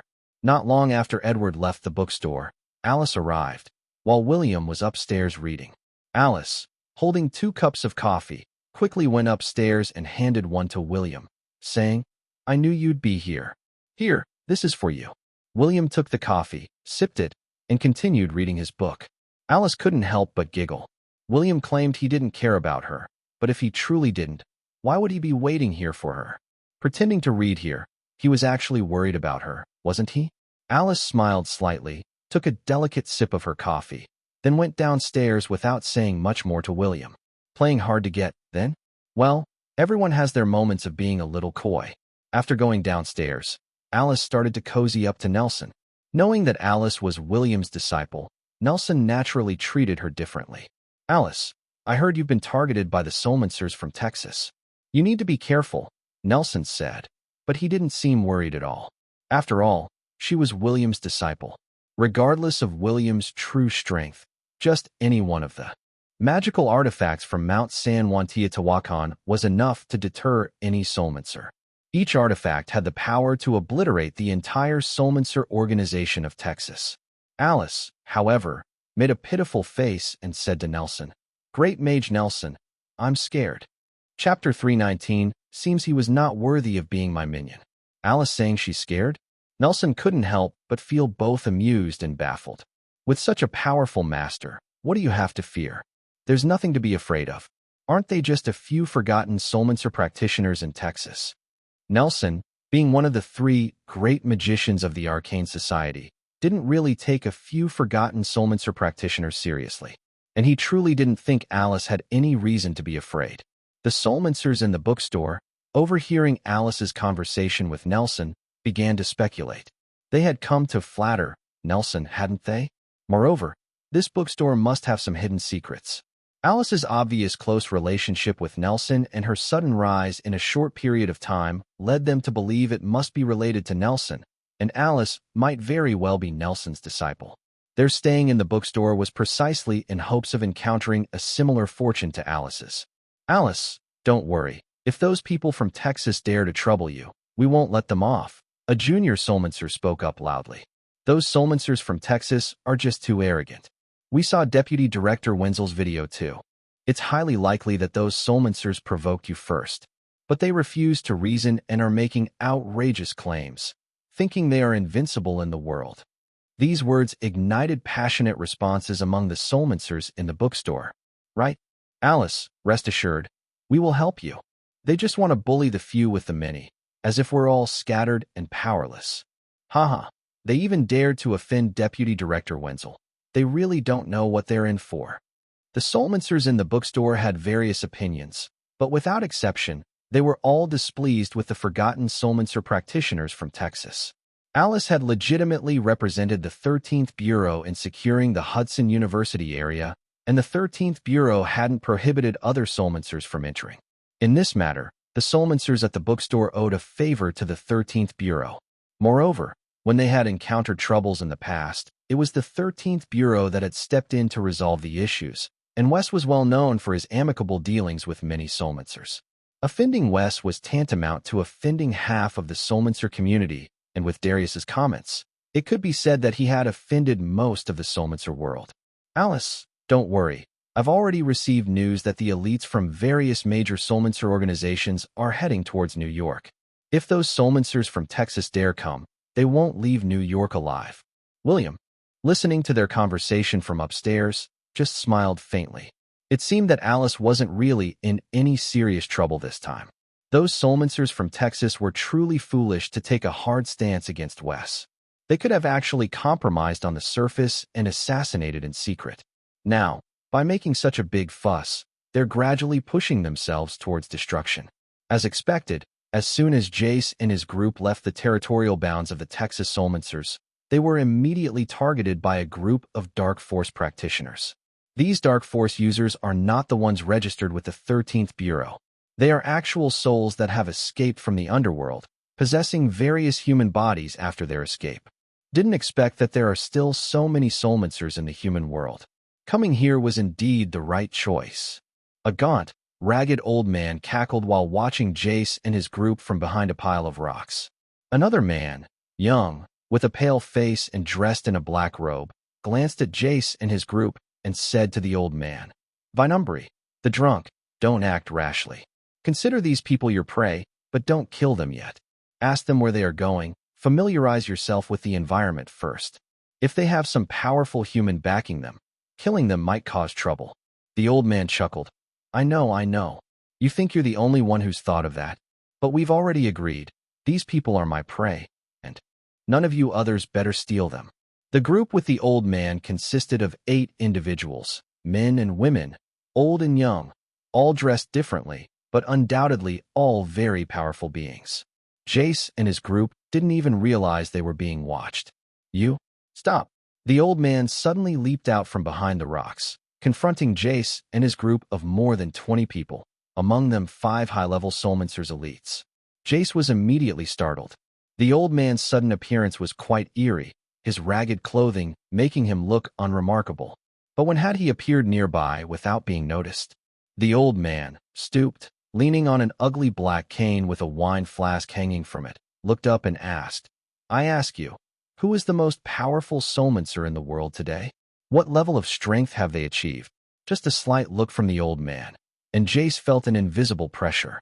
This man's power was definitely above a high-level Soulmancer. Could he be a quasi-deity? Jace quickly regained his composure, bowed to the elder, and said, "Our Jace family has a quasi-deity level deity presiding over us. May I ask what brings you here?" The old man, grinning with rotten teeth, chuckled. "Since when did a quasi-deity dare to call themselves a deity? You think you can scare me with your family's quasi-deity?" The old man sneered, lifting his cane and pointing in the direction of Texas. "Is that where your home is? We're actually heading there. You lead the way. Don't worry, I'm very kind." As he spoke, a cold light flashed in the old man's eyes. In the past 3 days, he had already killed 5 Soulmancers. The reason Jace and his group have not been killed yet is because they still have utility value. The more Soulmancers these escaped underworld souls killed, the greater the rewards they received. Of course, they wouldn't mind a major massacre, but they were cautious of attracting the wrath of terrifyingly powerful beings, so they chose to keep a low profile for now. As the old man spoke, the other 7 souls who had escaped the underworld with him had already surrounded Jace and his group. "What exactly do you want to do? My family's quasi-deity is also in Texas." Darius became alert as well. These people had ill intentions, and their strange aura emitted a vibe that made him feel an innate fear from each of their presences. The old man's eyes flashed coldly as he pointed his cane at Darius. Darius felt his body stiffen, unable to move. The old man opened the wine flask on his cane, and a drop of black liquid flew into Darius's mouth. Darius immediately convulsed, veins bulging and kneeling in pain, pounding the ground so hard that it cratered. His energy surged violently. "What have you done?" Jace shouted, pulling out a camping knife from his backpack and pointing it at the old man from a distance. He didn't want to sit idly by, but he also dared not act rashly. "What have I done?" The old man chuckled, looking at Darius and murmuring, "Granting him power." As soon as he finished speaking, Darius's body swelled by a foot, his eyes turned blood red, and he let out a strange cry. Suddenly, the jungle was swept by fierce winds, and his strength visibly made a qualitative leap. But the next moment, his body split open, his eyes filled with terror. Boom! Darius's body exploded violently, scattering blood and flesh everywhere. The old man, unconcerned with the blood on him, even scraped off some blood from his face and licked it, taking a deep breath and laughing. "So weak. Seems he was not worthy of being my minion." Chapter 320: The Princess Who Escaped from the Underworld. Jace and his companions could only watch helplessly as Darius died in front of them. "Who exactly are you?"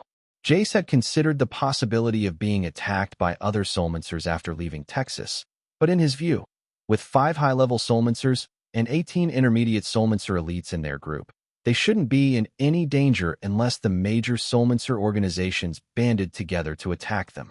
After all, according to the agreements among these organizations, those with abilities above high-level Soulmancers were not supposed to act recklessly, and why would those powerful beings bother to intercept them?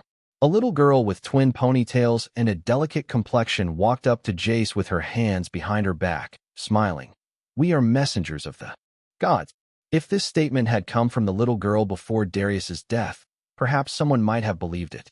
But the bloody scene just witnessed had already left a deep and ominous impression on Jace and his group. "What exactly do you want from us?" Jace was no naive child. Despite the girl's seemingly lively and harmless appearance, he knew that she might be even more dangerous than the old man.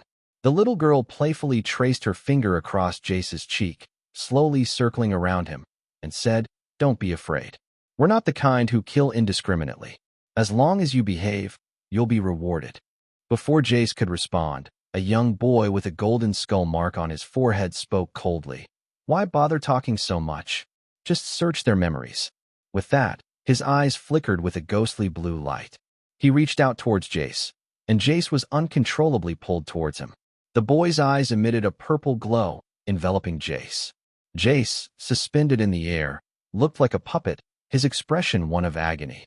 "What are you doing?" An intermediate soulmancer elite from the Johnson family couldn't help but shout. "Quiet." The old man beside him snorted coldly. He left an afterimage in his original spot, and the next moment, his cane had pierced the heart of the intermediate soulmancer elite. An intermediate soulmancer elite had no chance to even dodge in his presence and was instantly killed. A pale golden soul energy core emerged from the fallen elite's forehead, attempting to escape, but the old man caught it in his hand.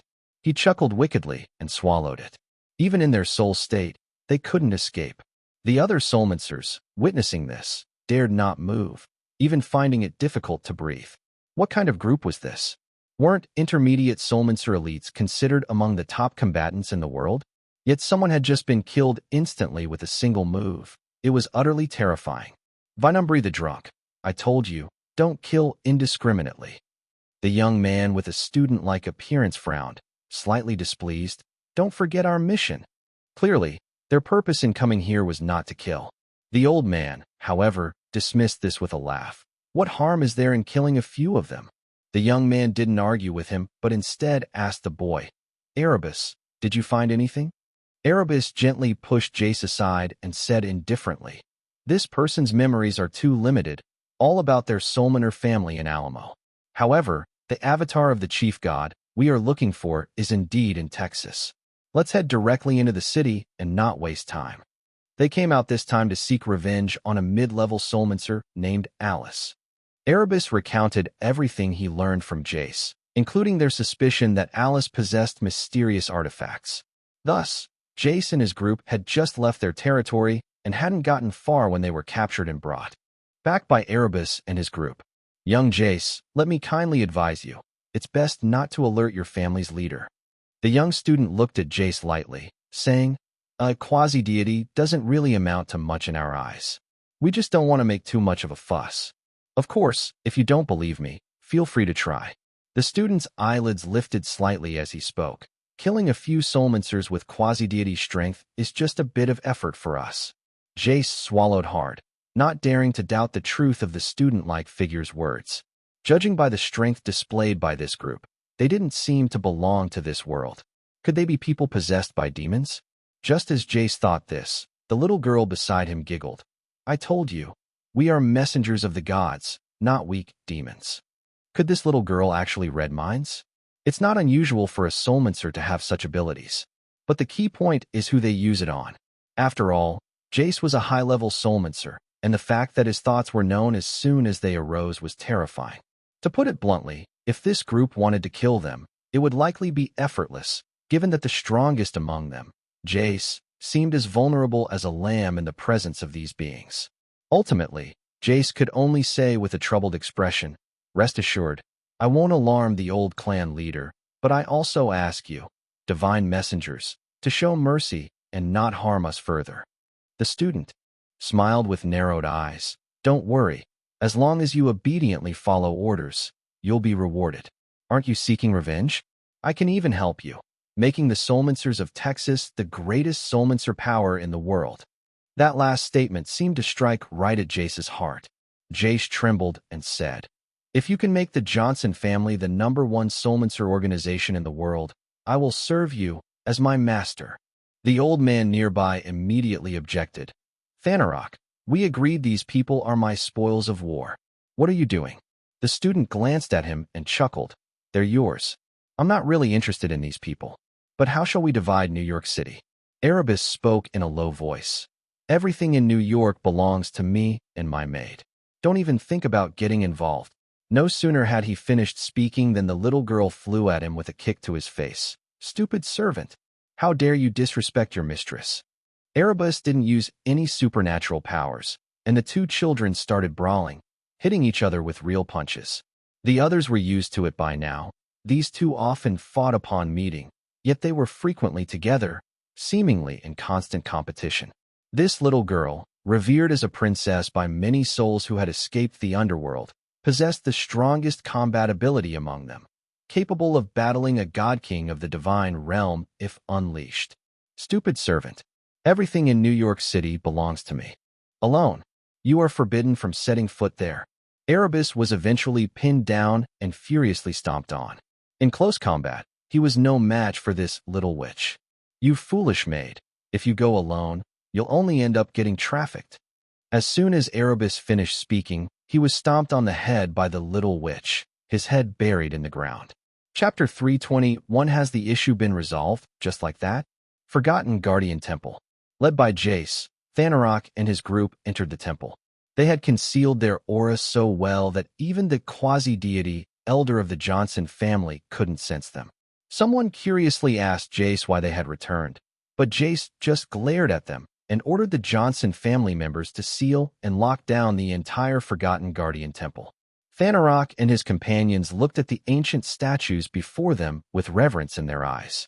The little girl, Luna Arabia, stood at the forefront, turned, and pointed at the drunken old man, commanding, "You stay and guard this temple, and don't let anyone near." The drunken old man, shifting from his previously arrogant demeanor, nodded obediently. "As you command."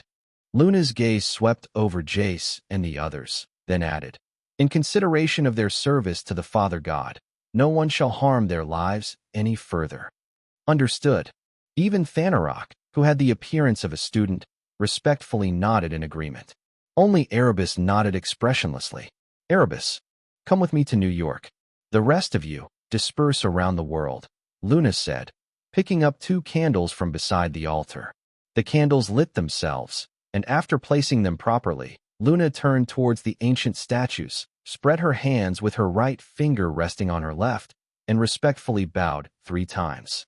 Far away in New York, William, who had been quietly reading a book, suddenly looked up and glanced in the direction of Texas.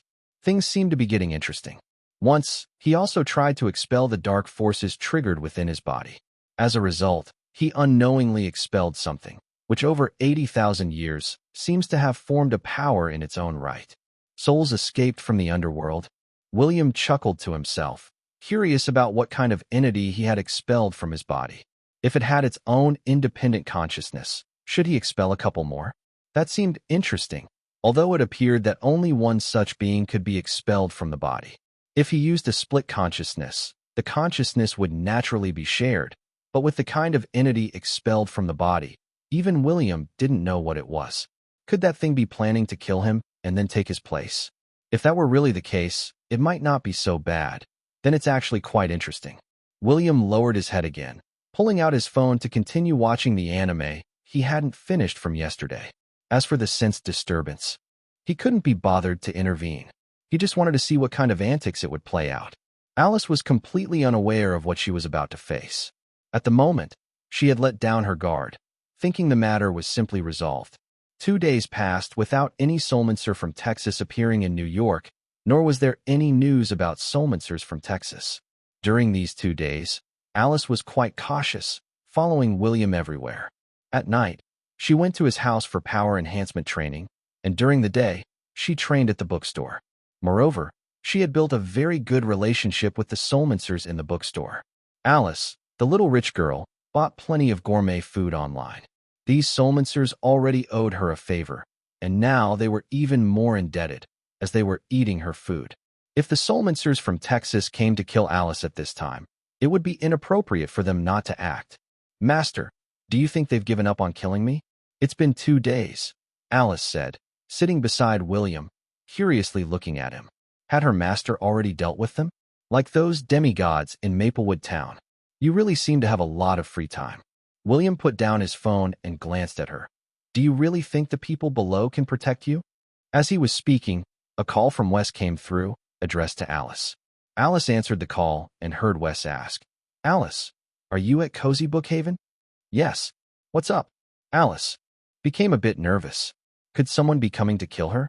"The Soulmancers from Texas want to apologize to you and hope for peaceful coexistence in the future. What do you think?" Wes was also puzzled.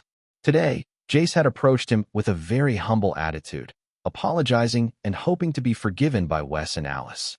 Apologize? Alice was stunned. She had seen the video Wes sent out, knowing that she had killed Wesley that night, the son of the current head of the Johnson family.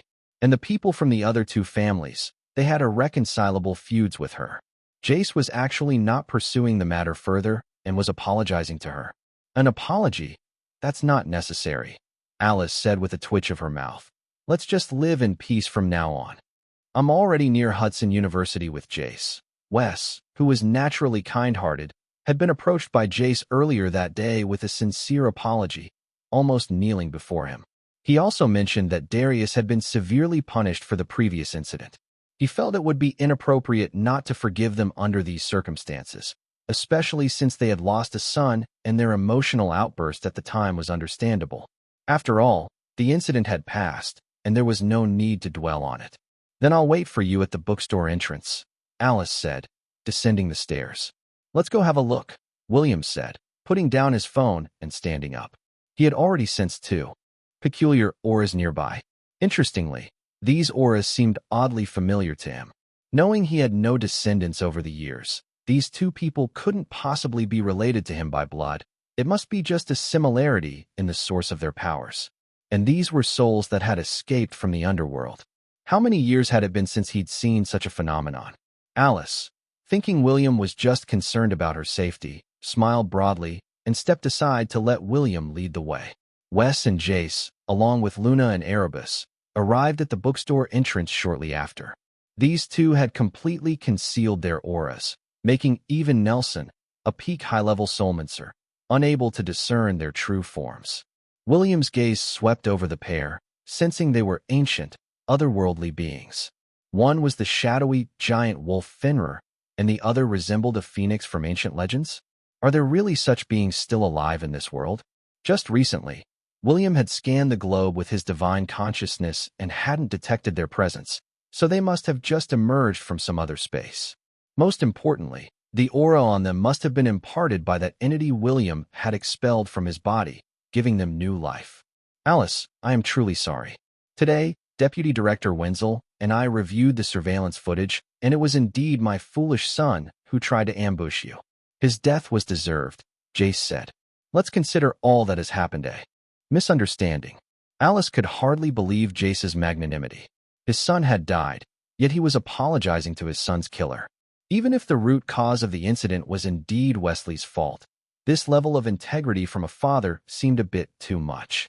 Of course, she couldn't know that all this was at Luna's behest. Mr. Johnson, you really don't have to do this. It's my fault for not holding back. Alice also felt awkward. With Jace apologizing, she needed to give him a way to save face. The soulmancers inside the bookstore all came out, thinking Jace was coming to seek retribution. They didn't expect him to be so spineless, apologizing right away.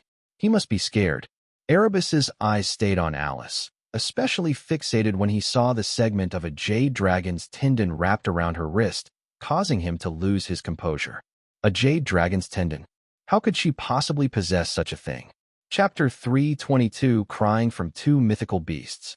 Luna clearly sensed that something was off with Erebus, and when she followed his gaze, she too was taken aback. Both she and Erebus's true form are mythical beasts. The jade dragon tendon wrapped around Alice's hand instills a natural sense of fear in them. However, given their current strength, they weren't so intimidated by a mere dragon tendon. After all, Alice didn't look like someone capable of killing a guardian dragon. If they could obtain the dragon tendon from Alice's wrist, their power would surely skyrocket. Previously, Alice also used to wear the Sword of Soul Breaker around her neck, but upon reflection, she realized its sword spirit seemed to be a boy. Although her chest was unremarkable, it wasn't entirely flat, so she later decided to tie the Sword of Soul Breaker around her wrist. Noticing the two children beside Jace staring at her, Alice couldn't help but give them a glance. Both kids looked adorable, especially the little girl. Compared to Amy, who seemed a bit clumsy, Luna's eyes sparkled with stars and were filled with slyness. Luna and Erebus's attention was fixed on Alice, both now certain that this girl must have discovered some ancient ruins. Otherwise, she couldn't possibly have such an item. They failed to realize that besides the dragon tendon on Alice, the small wooden sword she wore was the real divine artifact. The two exchanged glances, with Erebus already prepared to make a move on Alice. By forcibly searching her memories, he would surely find out the location of the ancient ruins Alice had found. The moment Erebus's foot shifted, William's mental force had already enveloped both him and Luna. At that time, Alice was looking at them, while William appeared to be casually looking elsewhere. Erebus and Luna naturally assumed it was Alice's mental force that had locked them in. An unprecedented sense of crisis. Even the gods in the divine realm had never induced such a strong sense of danger in them. Intuition told Erebus that if he dared to make a move, he would meet an ugly end. Luna and Erebus stood frozen in place, their faces pale, looking at Alice with terror. This person definitely wasn't just a mid-level soulmancer. Could she be one of those human superpower beings who have been living in this prime world? Luna and Erebus, hailing from the underworld, referred to the current Earth as the prime world. Both the divine realm and the underworld, as well as other spaces, exist based on the prime world. Luna only knew of a legend in their underworld. It was said that both the divine realm and the underworld were created when, thousands of years ago, a human superpower expelled them from the prime world. Countless ancient beasts, gods, and demons were forced to band together to establish other smaller worlds in different spaces, leaving the prime world. Luna had always scoffed at such legends. She couldn't fathom how any being could be so powerful as to drive away those ancient beasts, gods, and demons, some of whom were mighty enough to destroy the entire prime world with a mere gesture. However, she firmly believed that there must be some terrifying beings in the prime world, which made the great figures of the divine realm and the underworld wary, hesitant to set foot here lightly. Clearly, she and Erebus had now encountered such a powerful being. Alice, unable to even properly discern the strength of regular soulmancers, couldn't recognize that these two children before her were actually ancient beasts whose strength gave even the kings of the divine realm a headache. Seeing their pallor, she asked weakly, "Deputy Director Wenzel, are these children sick? Should we take them to the hospital?" Luna's eyes widened in shock. Hospital? What kind of place was that? Was it a place specifically designed to imprison their kind of mythical creatures? This woman was too ruthless. Erebus couldn't help but telepathically communicate with Luna. "Maid, should we run away?" Luna, too afraid to move, replied telepathically, "Are you sure we can escape?" Erebus remained expressionless. "It might be difficult." "Then don't move, you idiot servant. Do you want to die?" Luna was also frustrated, thinking they had come to kill a mid-level soulmancer. If this woman was a mid-level soulmancer, then when Luna grew up, her chest would surely be as flat as hers. The two children stood motionless, their faces indeed not looking very good. Wes glanced at them and asked Jace, "Mr. Johnson, are these children your relatives?" Following the plan they had agreed on earlier, Jace answered without changing his expression, "Yes, I encountered these children on the road. They seem to have lost their parents, so I brought them along. I was hoping you, Deputy Director Wenzel, could help find their parents. Is that okay?" Wes nodded and said, "That shouldn't be a problem. With the capabilities of the 13th Bureau, finding lost children's parents should be easy. Just a simple act of kindness." Hearing Jace's words, Erebus's face grew even darker. Damn it. Right now, he just wanted to get as far away from this woman as possible. But at this moment, even telepathic communication might be heard by her. Better not risk it. At this time, William slowly approached and looked at the two children, asking, "Little friends, do you know your family's phone number?" Luna and Erebus felt an increasingly strong oppressive feeling from their souls, still thinking it was Alice who had murderous intentions towards them. Yet that absolute sense of suppression left them without the courage to even think of escaping. Although this big brother in front of them seemed like an ordinary person, they felt an inexplicable sense of kinship. Luna cautiously glanced at Alice beside her and suddenly hugged William's leg, crying out, "Big brother, please don't let them take us to the hospital, okay?" Alice scratched her head and said, "I think it's better to go to the hospital." William laughed. Those two kids were really scared by him. But just now, the little boy clearly wanted to take action. If he had attacked Alice, unless William intervened, Alice would have undoubtedly died. A little intimidation was necessary, but was it necessary to scare them to tears? They were ancient mythical beasts, after all. How embarrassing for their kind. Speaking of mythical beasts, William remembered a creature called the Frostfire Griffin that tasted quite good. These two in front of him. Well, considering these two kids were souls inhabiting human bodies, he couldn't exactly eat children. All right, we won't go to the hospital, William said, withdrawing his telepathic power. As soon as he finished speaking, the two kids immediately felt the pressure lift off them. They exchanged a glance, realizing they had indeed found the right person. That fierce, flat-chested woman was indeed listening to this big brother. Big brother, can we stay at your house? Luna found William's scent very comforting, giving her a strange sense of closeness. They had no idea that the terrifying pressure they had felt earlier actually came from William. Chapter 323, Do the Children Eat Seafood? William really wondered if this little phoenix in front of him had been scared silly by him, as it even voluntarily wanted to stay at his house. Having tasted many ancient fantastical creatures before, William had experienced creatures even more powerful than the giant wolf Fenrir and the phoenix from Norse mythology. Therefore, William wasn't particularly interested in Luna, who had already taken on a human form. In the ancient mythological era, legendary fantastical creatures often despised transforming into human forms. They possessed powerful bloodlines and strength, far surpassing ordinary humans. But with the emergence of powerful gods, demons, and soulmancers, many mysterious magical techniques also appeared. These techniques often required a human form to better unleash their power. After numerous battles with gods and soulmancers, many legendary fantastical creatures started seeking ways to transform into human forms. Some occupied human bodies through possession, while others transformed into humans through magical techniques to more conveniently enhance their abilities. William also realized that Luna's current human form was probably due to that thing he had expelled from his body. Creatures like Luna were often referred to as shapeshifters by ordinary soulmancers. Little friends, it's not possible to stay at my place. My house can't accommodate you. William was genuinely worried that one day, driven by hunger, he might end up stewing or grilling these two little ones. In these peaceful times, legendary fantastical creatures should be considered rare and protected animals, and eating them would most likely be illegal. Then we should go with this, Uncle, Erebus said, grabbing Jace's wrist while also sneaking a glance at Alice. He couldn't understand why Luna suddenly wanted to stay at that ordinary person's house. Now, he just wanted to get as far away from that terrifying woman as possible. Before Jace could respond, Alice said, Actually, they could stay at my place for the time being. My house has plenty of room. Luna and Erebus stiffened almost simultaneously, looking pitifully at Alice. Was this woman changing her mind about keeping them as pets? It was rumored that those twisted, powerful beings loved to keep little pets, especially legendary fantastical creatures like them. But Luna and Erebus didn't dare refuse this woman.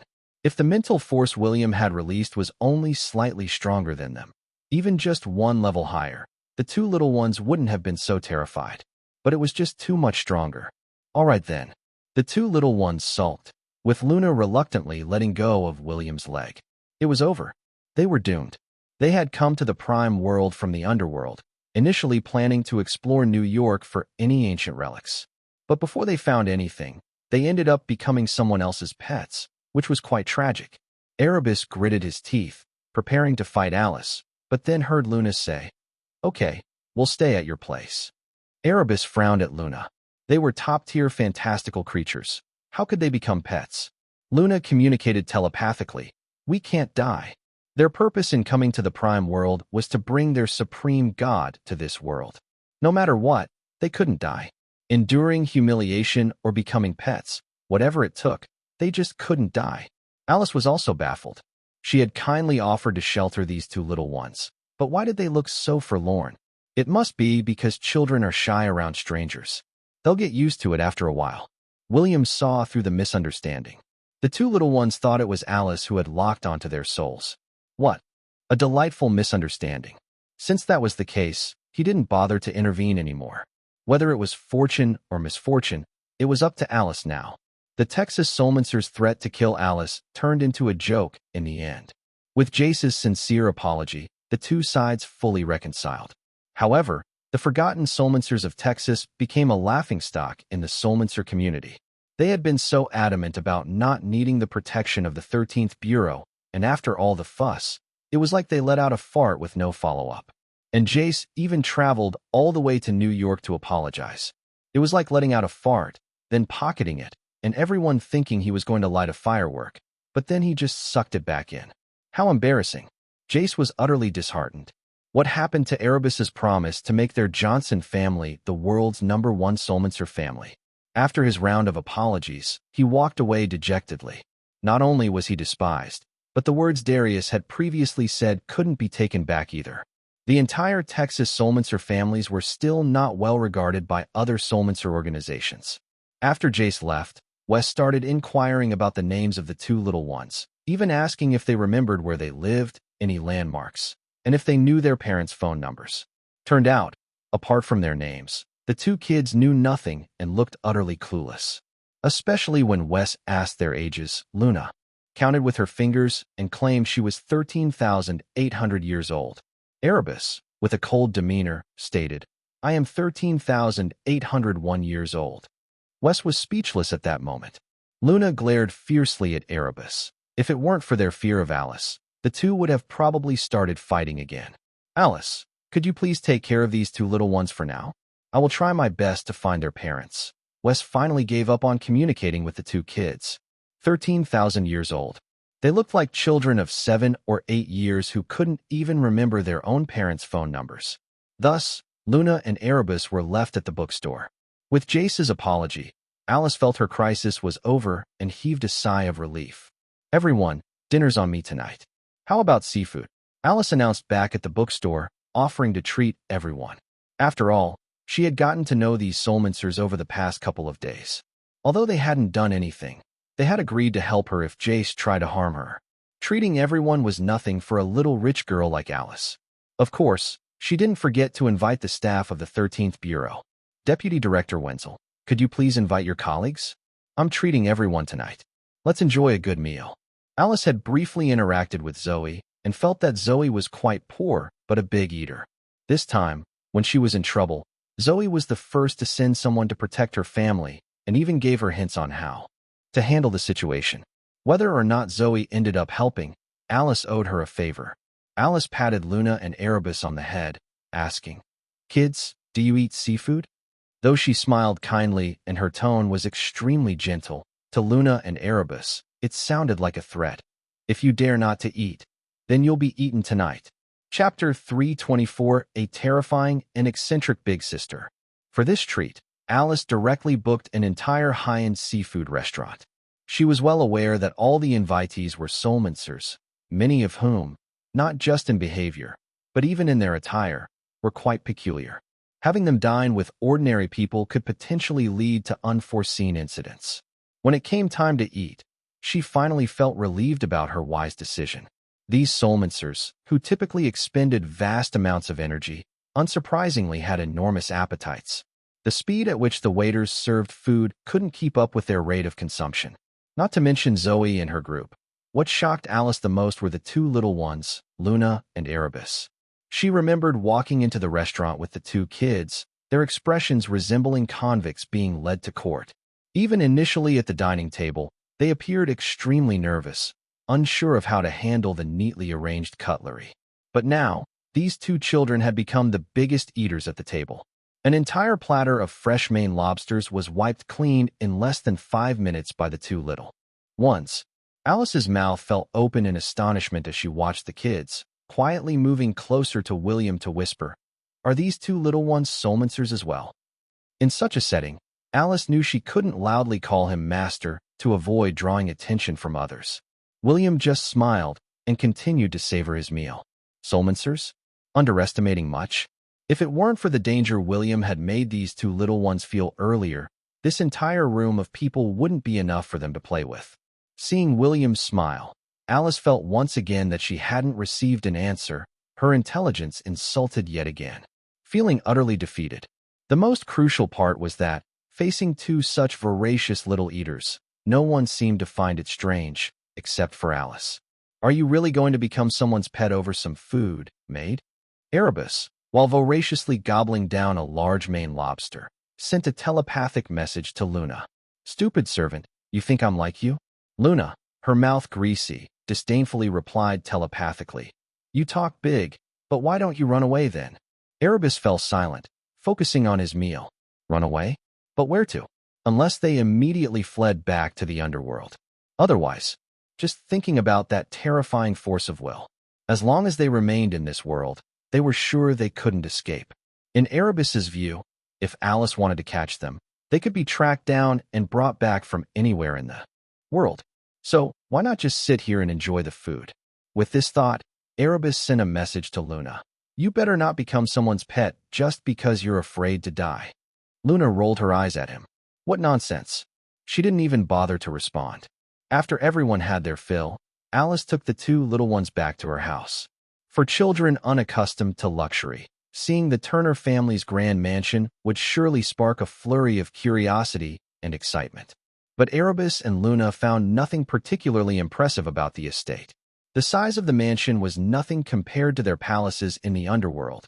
After all, if they reverted to their true forms, this small mansion wouldn't even be able to accommodate them. There isn't even a magic circle. It's too ordinary. It seems this woman might be one of those legendary hidden masters who perhaps just wants to experience ordinary life as a commoner. Once there was no one else around, Luna finally couldn't help but timidly ask, Sister, you're not going to eat us, are you? Alice was utterly exasperated. Eat them? Did she really look that frightening? Seeing Alice's silent and somewhat grim expression, Luna quickly added, Sister, you should know that I'm not good when roasted, and I'm also hot to the touch. And that Erebus doesn't taste good either. He never takes baths. Alice was caught between laughter and tears. Hot to the touch? And what was this about never taking baths?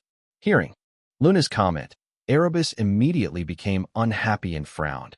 It's you who never takes baths. Erebus rarely bathed, but Luna, due to her species, naturally disliked water and always bathed in lava. Alice then realized that these two children were probably playing some sort of childish house game, the kind that children love to play. So, she put on a fierce face and said, If you two don't behave, I will eat you both. We will behave for sure. Luna nodded vigorously, having decided to temporarily submit to this woman. Once her father god descended into this prime world, they wouldn't have to fear anything. Very good. On the way back, Alice had already asked the butler to prepare new clothes and toiletries for the two kids. Now at home, she opened the bathroom and filled the bathtub with water, asking, Who wants to bathe first? Seeing the water in the tub, Luna felt a tingling in her scalp, swallowed hard, her eyes wide with surprise, and asked, Bathing with this? Of course. Alice suddenly realized that these two kids might not have bathed in such a luxurious bathtub before, so she said, Don't be afraid, just lie down in it, and I'll help you wash. Luna, since you're a girl, you go first. Luna was close to tears as she timidly asked, Can I not bathe? With a mischievous smile on her face, Alice, like a big bad wolf, said, If you don't bathe, I'll eat you up. I'm thinking whether to stew or grill you. Although Alice was clearly joking, the two children were seriously frightened. Luna's face turned pale, and with a sorrowful look, she said, I'll get into the water and take a bath right away. That's my good girl, Alice said, pinching Luna's cheek affectionately and leading her into the bathroom. With Luna's strength, she could instantly evaporate all the water in the tub if she wanted to, but she didn't dare. She could only tremble in the bathtub, her face full of despair. Alice didn't think too much of it, simply assuming the child didn't like bathing. But cleanliness is essential, especially for children, so bathing was non-negotiable. Little did she know that she had just become the first human in history to forcibly bathe a phoenix. Erebus shivered outside the bathroom, thinking the woman was incredibly cruel. Knowing Luna's true identity, she still insisted on bathing her in water. Alice couldn't understand why Luna looked so unhappy when one could watch TV and enjoy snacks while soaking in the bathtub. After Luna came out of the bathroom, she looked completely wilted, flopping onto the bed, dispirited. Then, Erebus was also dragged by Alice into the bathroom for a bath. Alice felt like she was getting a taste of motherhood ahead of time. Taking care of children, especially bathing them, was quite a challenge. If Luna knew what Alice was thinking, she might cry a river of tears. In her eyes, Her own ordeal was surely the hardest of all. Chapter 325 Orcs Will Never Be Slaves. William couldn't imagine how Alice, a mid-level soulmancer, managed to frighten two legendary fantastical creatures into trembling. Of course, without his earlier intimidation, Luna would never have obediently taken a bath. After the two little ones had bathed, they lay pitifully on the soft big bed, especially Luna, who curled up like a freshly bathed kitten, her whole demeanor deflated. It wasn't until Alice brought the painting William had given her from another room into the bedroom that the two creatures' eyes began to shine. Luna didn't recognize the runes in the painting, but could already feel that it was at least a magical artifact. Even in the underworld, such a painting would cause a fierce scramble for possession. The painting seemed to have its power sealed, as they hadn't sensed its presence when they entered the manor. The most surprising thing when seeing the painting was that Luna could faintly feel the residual energy emanating from it. It was a familiar feeling, like the energy she felt when she received divine power from her father deity. This painting is really amazing.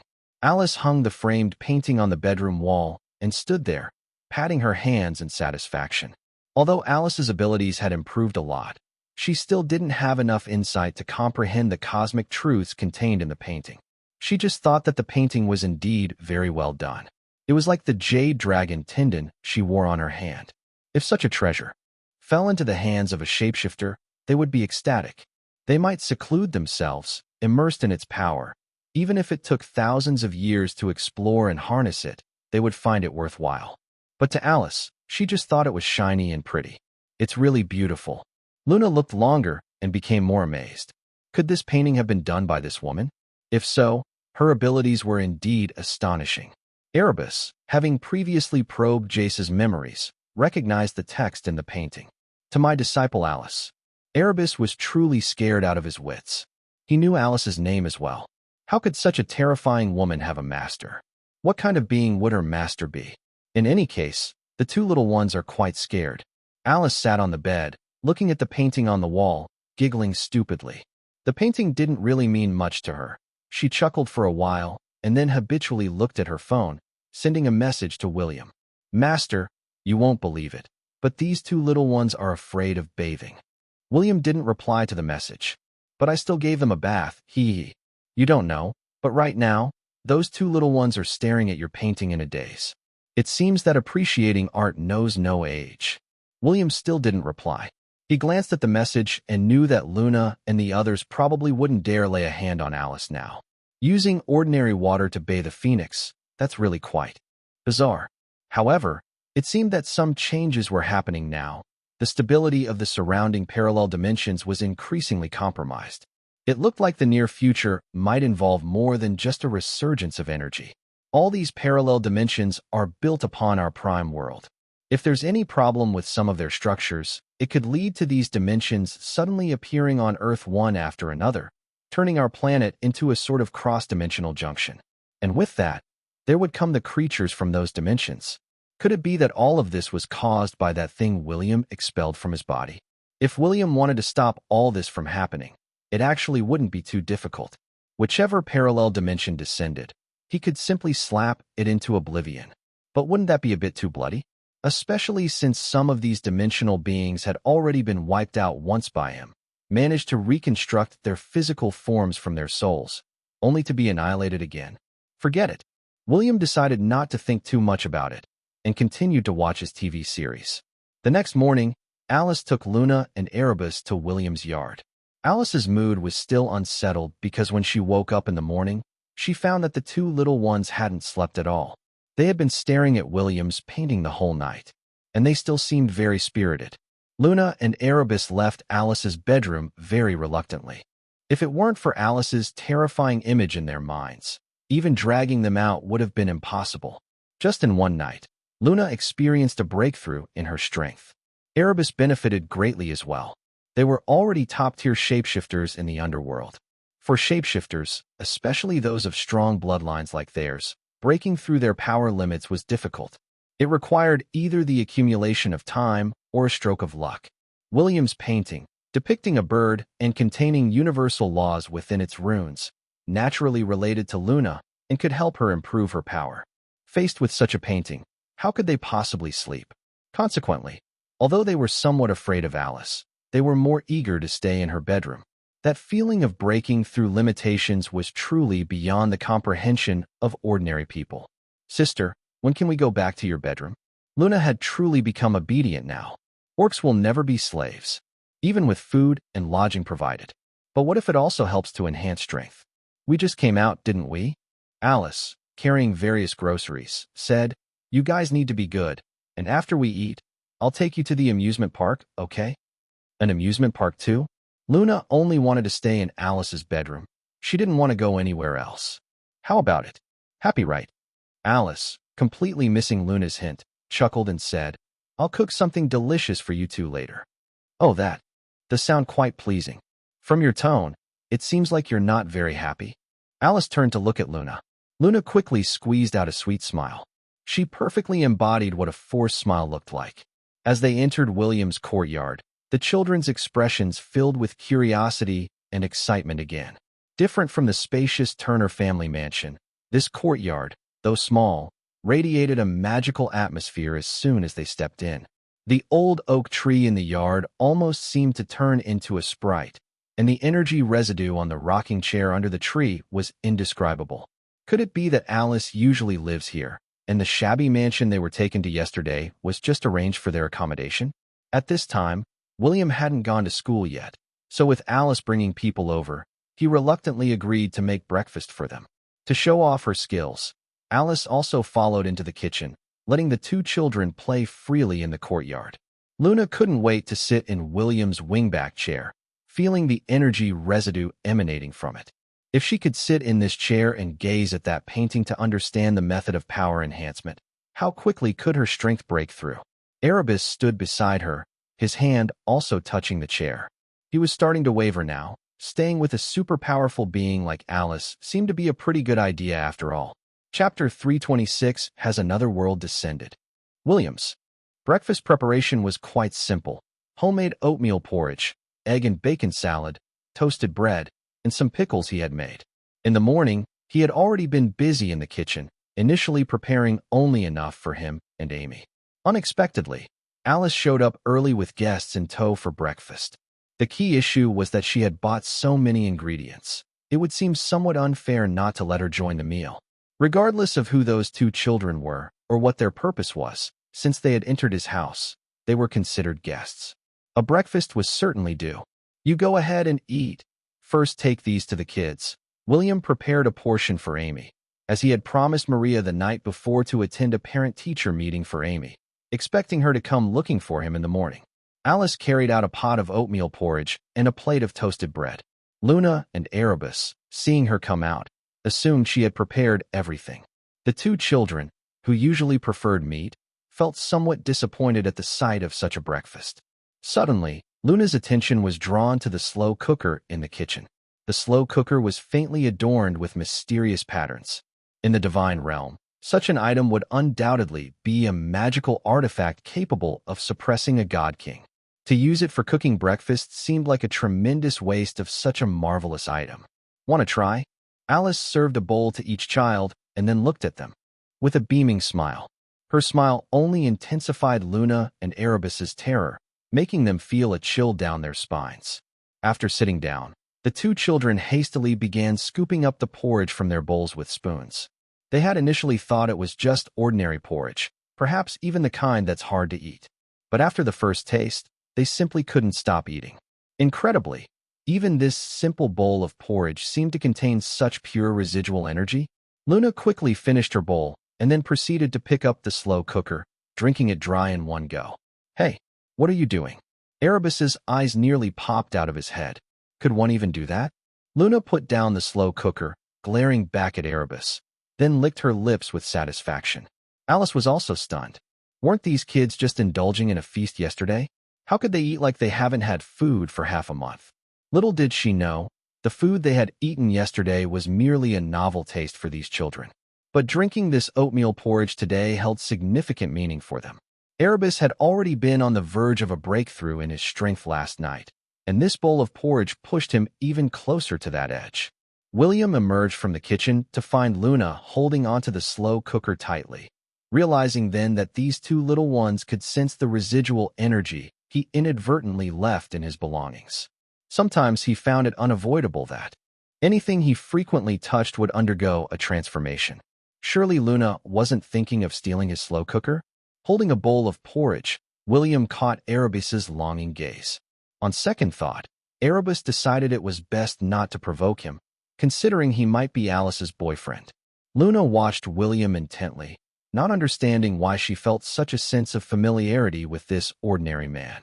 Just then, Amy came in, wobbling with a box of milk in her hand. "Do you want some oatmeal porridge?" William, in sync with the moment, took the milk from Amy and then asked her if she'd like some oatmeal porridge. Amy curiously glanced at Erebus and Luna, then sat on a stone bench and slowly began to sip her oatmeal porridge. Erebus observed the human child in front of him with interest. She seemed naive, merely digesting the oatmeal without transforming any of it into spiritual energy. The high-level, pure energy residues contained in the porridge seemed to have no effect on her whatsoever. My goodness, this is what truly wasting food looks like. How could there be such foolish human children? No. Perhaps all human children are like this. Erebus felt a mixture of emotions at this moment. He wasn't sure if this human child belonged to Alice and didn't dare speak up, so he just stared at Amy's bowl. After eating a couple of bites, Amy finally noticed Erebus's gaze. Hesitating for a moment, she said, "Brother, are you hungry? You can have mine." She then pushed her bowl slightly towards Erebus. Erebus quickly picked up the bowl and poured the oatmeal into his mouth, smacking his lips and then nervously turning to Alice, saying, "She gave it to me to drink." Alice nodded, smiling awkwardly. "I saw." Erebus finally breathed a sigh of relief, genuinely a bit afraid of Alice. "All right, Alice, you take care of these two kids. I'm taking Amy to the parent-teacher meeting," said William, who had sensed anomalies in the space near New York City. It was very likely that parallel dimensions were collapsing and descending nearby. Given that there are over 3,000 parallel dimensions established on top of the prime world, each with different creatures, not necessarily in human form, William had grown to like this era and certainly wouldn't welcome the sudden arrival of bizarre beings. "Should we go together?" Alice tentatively asked. William shook his head expressionlessly. "No need. Just wash the dishes and then attend to your own matters." "Oh," Alice pouted, feeling a bit wronged. Erebus slightly frowned, recalling the powerful figures often spoken of in myths and legends, whose partners or lovers usually possessed extraordinary wisdom and influence. These significant figures often relied on their other halves for advice and support. William seemed a bit too arrogant. However, William's close relationship with a powerful figure like Alice, yet still being a mere human, suggested his innate qualities were extremely poor, probably due to his lowly lineage. "Let's go, Amy." After speaking, William walked toward the yard's exit. Amy hurriedly followed, calling out, "Wait for me." "You're really slow," William remarked disdainfully. Amy quickly caught up and grabbed William's finger. As they walked out of the yard, she whispered, "Mr. Johnson, did that brother not eat for many days?" "Probably." William didn't quite know how to answer. Erebus seemed to have eaten quite a lot the day before. As they took the bus to school, the sky suddenly darkened with dense black clouds intertwined with blood-red lightning, forming a vortex. Loud, chaotic roars mixed with thunder came from the sky, terrifying many bystanders. "Is this a mirage? I've never heard of a mirage with sound.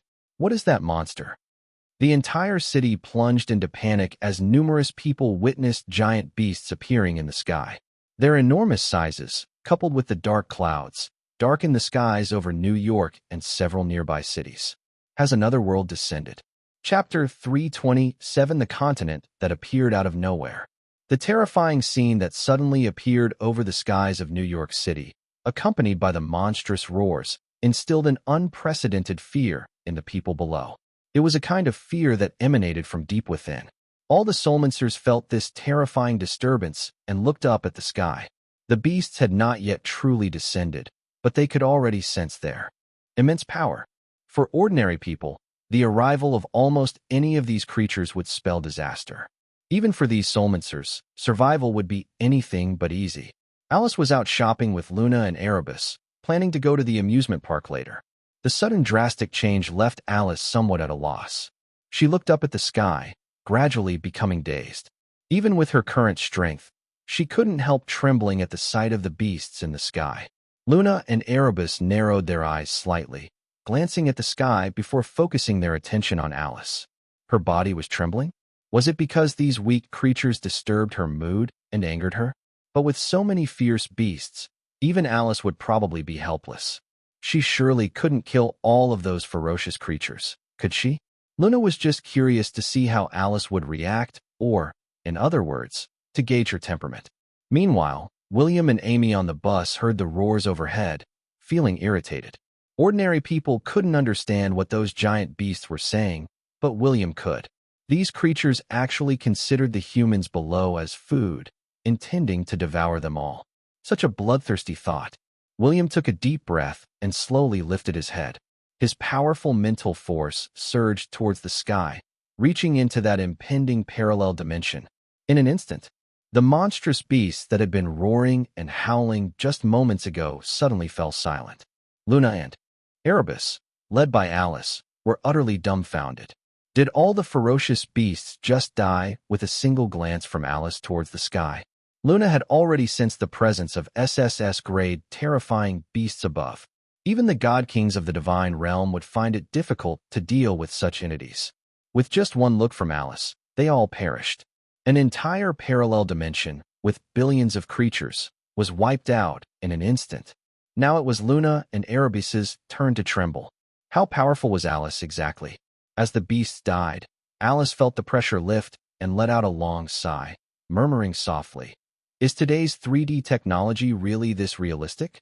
However, her words took on a completely different meaning in Luna's ears. What kind of 3D technology is she talking about? It was clearly her doing. To eradicate the beings of an entire parallel dimension and still be so calm. This woman was incredibly ferocious. If they offended her, their death would undoubtedly be unsightly.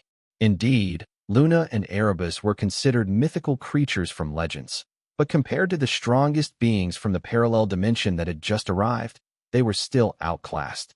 If Alice could annihilate such beings with a glance, she could easily do the same to Luna and Erebus.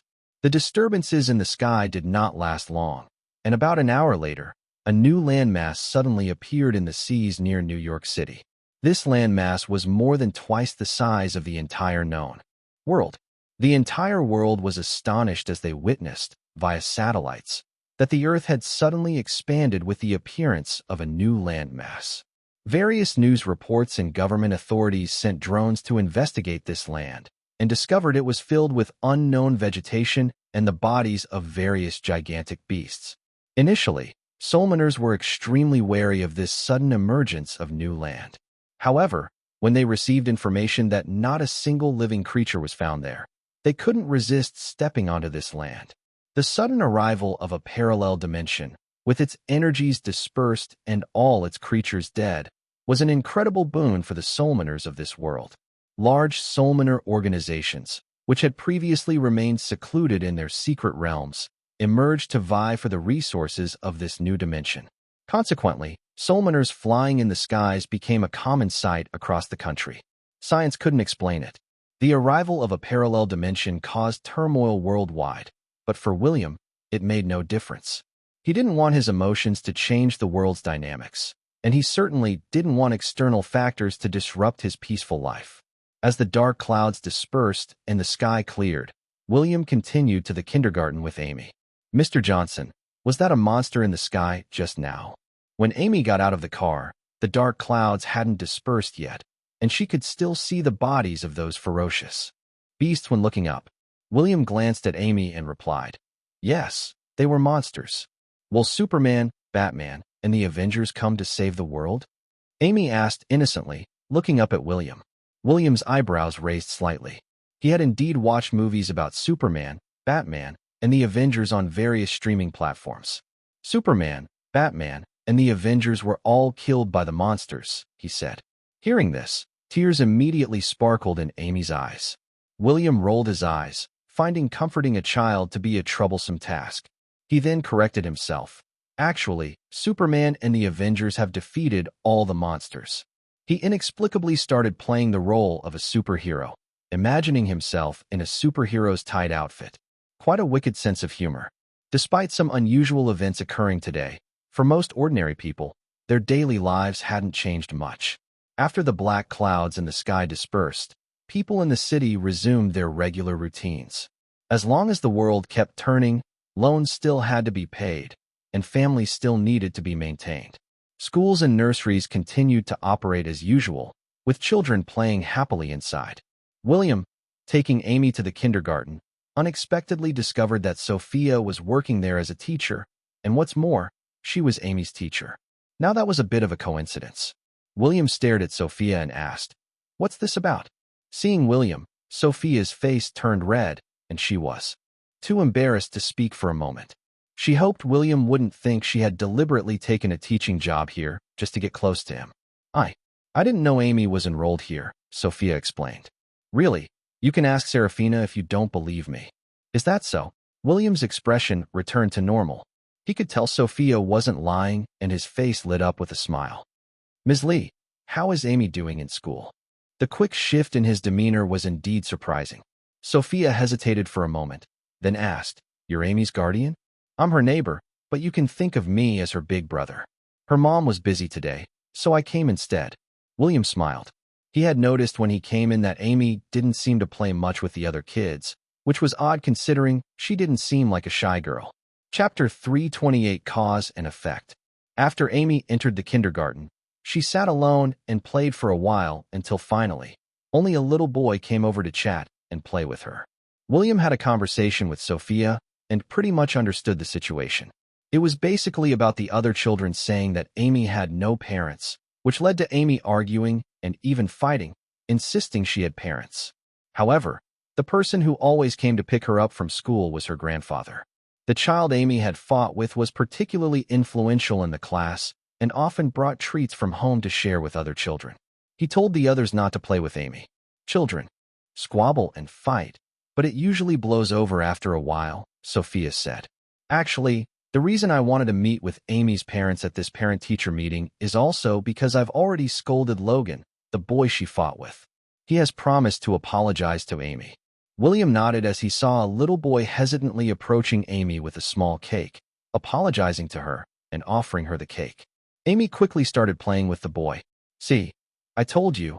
What bad intentions could little kids have?" Sophia remarked. "However, next time, could you please ask Amy's parents to come pick her up?" William replied, "I'll call Amy's mother and ask her to come pick up Amy later." "That would be the best arrangement," Sophia agreed. While they were talking, an elderly man exuding a sinister aura entered the kindergarten. William turned his head to look at him, sensing the dark power emanating from the man. A user of dark powers? And with a demigod level of strength? Sophia noticed the old man too, her pupils suddenly contracting as her voice changed. "Master, this man is my enemy. Please protect these children." Serafina had suddenly come online, presumably sensing the danger. William frowned slightly, wondering what was happening with the world. Why were there demigods everywhere? It seemed like the structures of all parallel dimensions were becoming unstable. As the old man made a move, William simply glanced at him, and the man vanished. Serafina was shocked. Had he used some divine power? William calmly stated, "I've taken care of it." Serafina was truly frightened. Her enemy was no ordinary being, but a powerful figure from the divine realm, a king of a significant faction. Even in the mortal world, his strength was well above that of a high-level soulmancer. William hadn't even lifted a hand and had obliterated him. If Serafina knew that William had eradicated the beings of an entire parallel dimension just by looking up, what would her expression be? "Thank you, Master," Serafina said with a respectful nod. "Master." Sophia genuinely didn't know that Amy was also attending this school and had no intention of deliberately getting close to you. "I'm aware, she told me," William replied. Serafina sighed in relief, gaining a new understanding of William's power. She also felt a bit scared, realizing that if William had decided to act against her during their first encounter, she would have faced the same fate. "Master, you must be aware of the parallel dimension that has appeared near New York." "I'm thinking of persuading Sophia to explore it," said Serafina. "I'm also trying to find a way to leave her body." Do you have any suggestions? William thought for a moment and replied, if you leave her body, you'll dissipate quickly. There's no helping it. It's a matter of cosmic law, unless your soul is strong enough to reconstruct a body. Serafina tentatively asked, even you can't do anything? It's not that there's no way at all, William explained. But if you leave her body, you'll need to find another body to survive. Wouldn't that mean erasing another person's soul? Unless you can find the magic lotus and eternal vine, concoct a soul essence pill from them, then attach your soul to the eternal vine.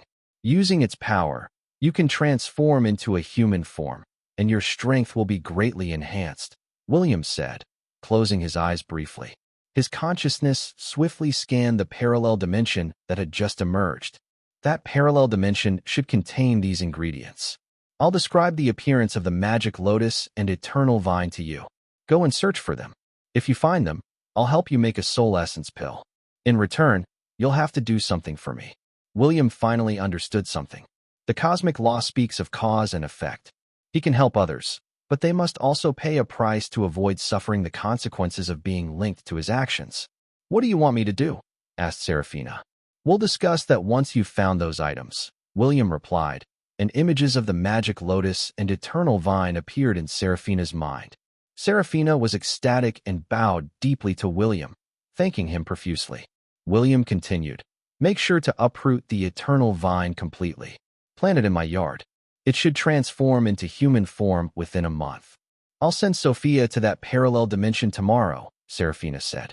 Despite being a user of dark forces, her heart wasn't heavily inclined toward murder, or she might have obliterated Sophia's soul upon possessing her. William nodded in agreement. Other parents were arriving to speak with Sophia about their children, so he moved to Amy's side. Many parents had come for the parent-teacher meeting, using it as an opportunity for socializing and getting to know each other. William, appearing quite young and dressed simply, hadn't yet attracted any parent's attention for a conversation. He's my neighbor, Big Brother William. He cooks really well and even knows martial arts. Martial arts. The nearby children all looked up to William with admiration. William smiled. I can also make paper airplanes. I can too. Logan, a child, quickly folded a paper plane and sent it flying. To help Amy regain some confidence, William folded a plane, which flew out and then returned swiftly to his hand, leaving the group of children in awe. This magical feat instantly captivated all the kids in the kindergarten, with each one eagerly surrounding William, hoping he would fold them a paper airplane that could fly back on its own. With time to spare, William indeed folded a plane for each of them. A middle-aged man, dressed in a suit and wearing a luxury watch, looked disdainfully at William and sneered quietly. Buddy, you're not seriously thinking of using these little tricks to run for the position of Parent-Teacher Association president, are you? William was a bit puzzled. Is there even a parent committee in schools these days? The middle-aged man continued to inquire. What do you do for a living, buddy? William replied, I'm still a college student, why? Yeah. The man scoffed condescendingly and then stopped paying attention to William. Chapter 329, Don't Neglect Your Own Child. William remained indifferent to the middle-aged man's attitude. It was like a dragon not caring about an ant's disdain, and besides, he had no interest in any parent-teacher association. Sophia wasn't a kindergarten teacher, and during the parent meeting, it was another teacher wearing glasses who spoke to the parents. Towards the end, there was also a mention of establishing a parent committee. At that time, the children were playing outside on the playground, leaving only the parents in the classroom. The idea was for each parent to fill out a form with their professional information and what they could contribute to the parent committee. Some families saw this as an opportunity to showcase their influence. The middle-aged man sitting next to William took a Mont-Blanc pen from his suit pocket and leisurely wrote down his job information. Chairman of Starlight Magic Zoo, offering free visits for the children of the class. Just then, Matthew, the owner of the French restaurant Le Château de Paris, walked in. Mr. Lewis, what brings you here today? Please, have a seat, the middle-aged man said as he got up to greet Matthew, then turned to William. Buddy, can you give up your seat? William glanced at him. This attitude, and he's asking him to move? He was sitting next to Amy's designated spot. Matthew also noticed William and greeted the middle-aged man with a smile. Mr. Torres, Good to see you. Then he turned to William with a smile. Mr. Johnson, what brings you here? Is your child also attending this school? William has a good impression of Matthew and nodded, saying, My neighbor had something to attend to and couldn't get away, so I'm attending the parent-teacher meeting for her child. Mr. Johnson is really kind-hearted. You're so young and don't look like someone who has kids. Matthew smiled and took a seat in an empty chair next to him. Mr. Torres, named Oliver Torres, noticed Matthew's somewhat lukewarm attitude towards him but didn't feel embarrassed. Instead, he naturally took a seat next to Matthew. Mr. Lewis, what are your thoughts on the Hudson Yards project? Just as Oliver began speaking, Matthew laughed and said, Mr. Torres, today we're here for the parent-teacher conference. Let's set aside business matters for now. Our main focus today should be on our children's education. After exchanging greetings with Matthew, William didn't engage in much more conversation. However, Matthew's gaze occasionally swept over William. Mr. Johnson, are you busy with your college courses? Matthew began, smiling, as he continued to make conversation with William. William shook his head slightly and said, Not too busy, or else I wouldn't have come to help with Amy's parent-teacher conference today. He was known for frequently skipping classes, so of course, he wasn't busy. Matthew paused, sighed, and said, Mr. Johnson, I'll be frank with you. My child is quite mischievous.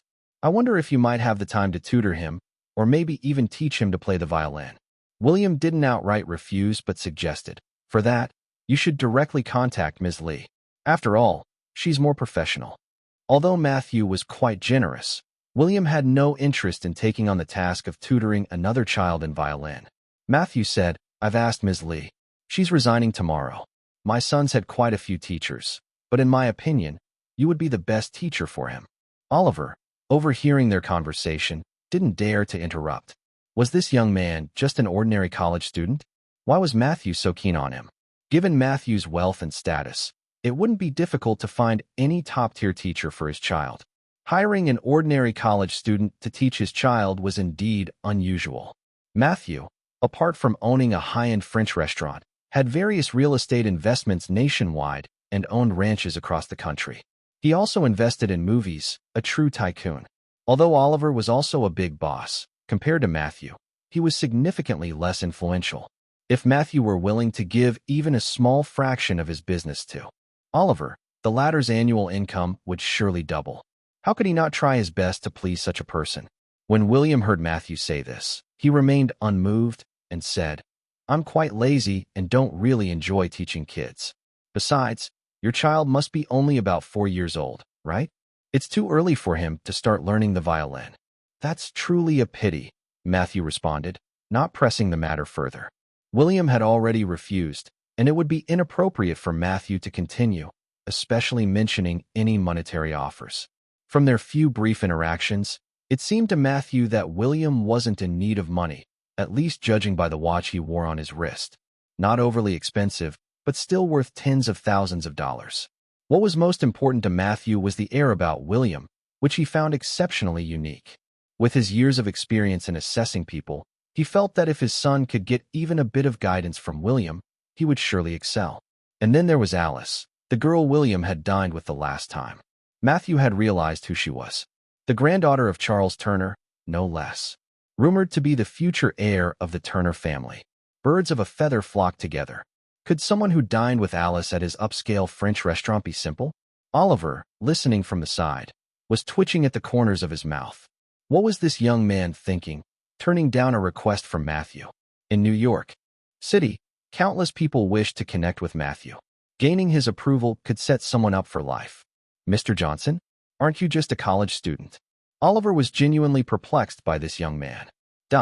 William glanced at him but didn't respond. Because William had also called Maria to talk about Amy's situation, Maria finally arrived at the school gate to pick up Amy. She had no idea her daughter had been through such an ordeal, as Amy never asked her to come to the school.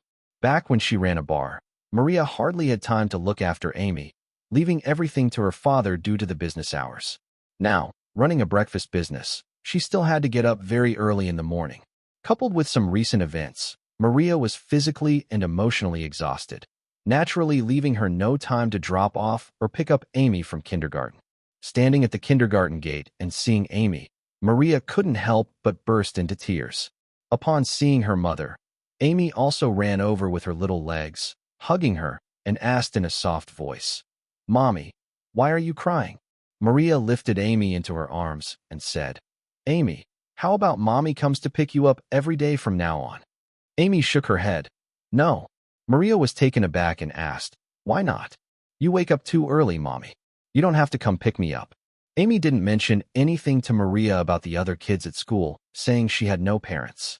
Maria was momentarily speechless, feeling a lump in her throat, and eventually didn't say anything. Holding Amy, she turned to William and said, "William, thank you." "It's nothing," William replied, glancing to the side. Alice was standing at the school gate with Luna and Erebus. Matthew and Oliver also noticed Alice. Even Matthew took the initiative to greet Alice. If Matthew was considered a real tycoon, then Alice could only be described as coming from an ultra-wealthy family. Building a good relationship with her was always a wise decision. Chapter 330, Is Your Child Well Fed? When Alice previously chatted idly with Amy, she had asked about her kindergarten. After strolling around the streets with Luna, they arrived at the kindergarten entrance. To her surprise, Sophia was also there. Alice had a vivid memory of Sophia, a woman both innocent and seductive, with an explosively attractive figure. William attending a parent-teacher conference for Amy seemed ordinary enough, but now it appeared there might be more to it. It was highly likely that there were ulterior motives involved. Matthew approached to greet Alice. She responded absent-mindedly with a nod and a smile, saying, "Mr. Lewis, hello." All the while, her gaze involuntarily wandered over William and Sophia. Oliver, who had been following Matthew around like a shadow, lit up when he saw Alice. This is what a real super-rich tycoon is like. Given his status, meeting someone like Alice was almost impossible under normal circumstances. Seizing the rare opportunity, he eagerly approached with a smile, saying, "Miss Turner, are you here to pick up a child too?" Alice, already in a complex mood, found Oliver's question easily misconstrued. Especially since she didn't know Oliver, his sudden inquiry about whether she was there to pick up a child seemed strange. Did she look like a married woman, and moreover, a postpartum one? Alice had forgotten that she was holding a child's hand. She frowned slightly and asked Matthew, "Mr. Lewis, is this your friend?" Matthew, having weathered the social world for decades and adept at reading situations, noticed Alice's apparent irritation. He smiled slightly and said, "Not exactly. He's another parent here." He made no introduction for Oliver, sensing that William didn't seem to like Oliver much either. Alice's gaze towards William was somewhat special. So, while it wasn't necessary to form a bond with Alice, it was crucial not to offend her.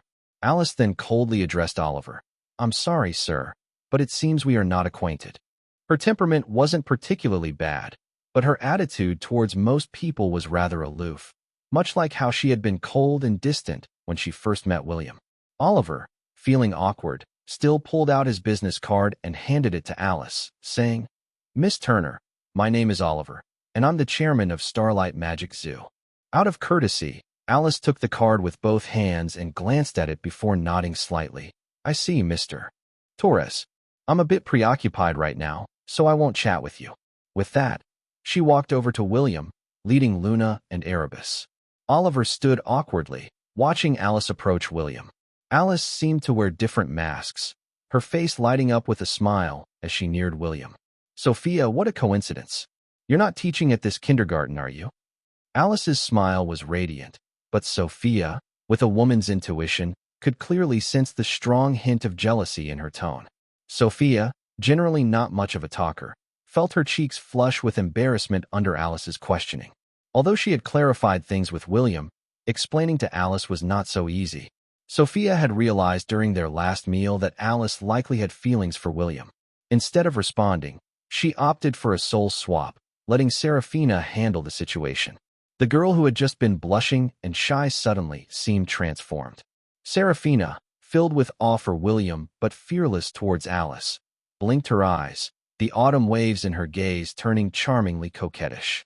She giggled and sized up Alice, her gaze lingering on her chest, teasingly saying, "Isn't this Alice? What a coincidence. Are you here to pick up a child from the kindergarten?" Alice's smile froze. Someone else is asking if she's here to pick up a child from the kindergarten. Serafina didn't wait for Alice to reply, but smiled meaningfully and asked, "Is your child well fed?" Cough, cough, cough. Alice almost choked. When her gaze fell upon Serafina's chest, she found herself momentarily at a loss for words. This woman, she's like a temptress. Luna and Erebus didn't quite understand what the two were talking about, even thinking their relationship seemed quite good. That must be a friendly exchange between good friends, they thought. "Let's go," said William, who was not some naive, clueless boy. He clearly understood the implication in Serafina's words. But as the two girls were arguing over such matters, even as Alice's mentor, he didn't feel it was his place to comment. He had previously promised to teach Alice a method to enlarge her breasts, only to forget about it later. It seemed this girl still cared a lot about others' opinions. Alice, pondering how she could effectively strike back at Serafina, was at a loss for words, unable to think of any point that could hit Serafina where it hurt. When William said it was time to leave, of course, they left. Why stand there foolishly, waiting to be mocked again? Alice felt like crying but followed William, dejected. All the way, Alice led Luna and Erebus, her lips pursed in displeasure, a clear sign of her unhappiness. William, holding Amy's hand, glanced back at Alice and smiled without saying a word. As Alice's eyes met William's, Serafina's words echoed in her mind. "Is your child well fed?"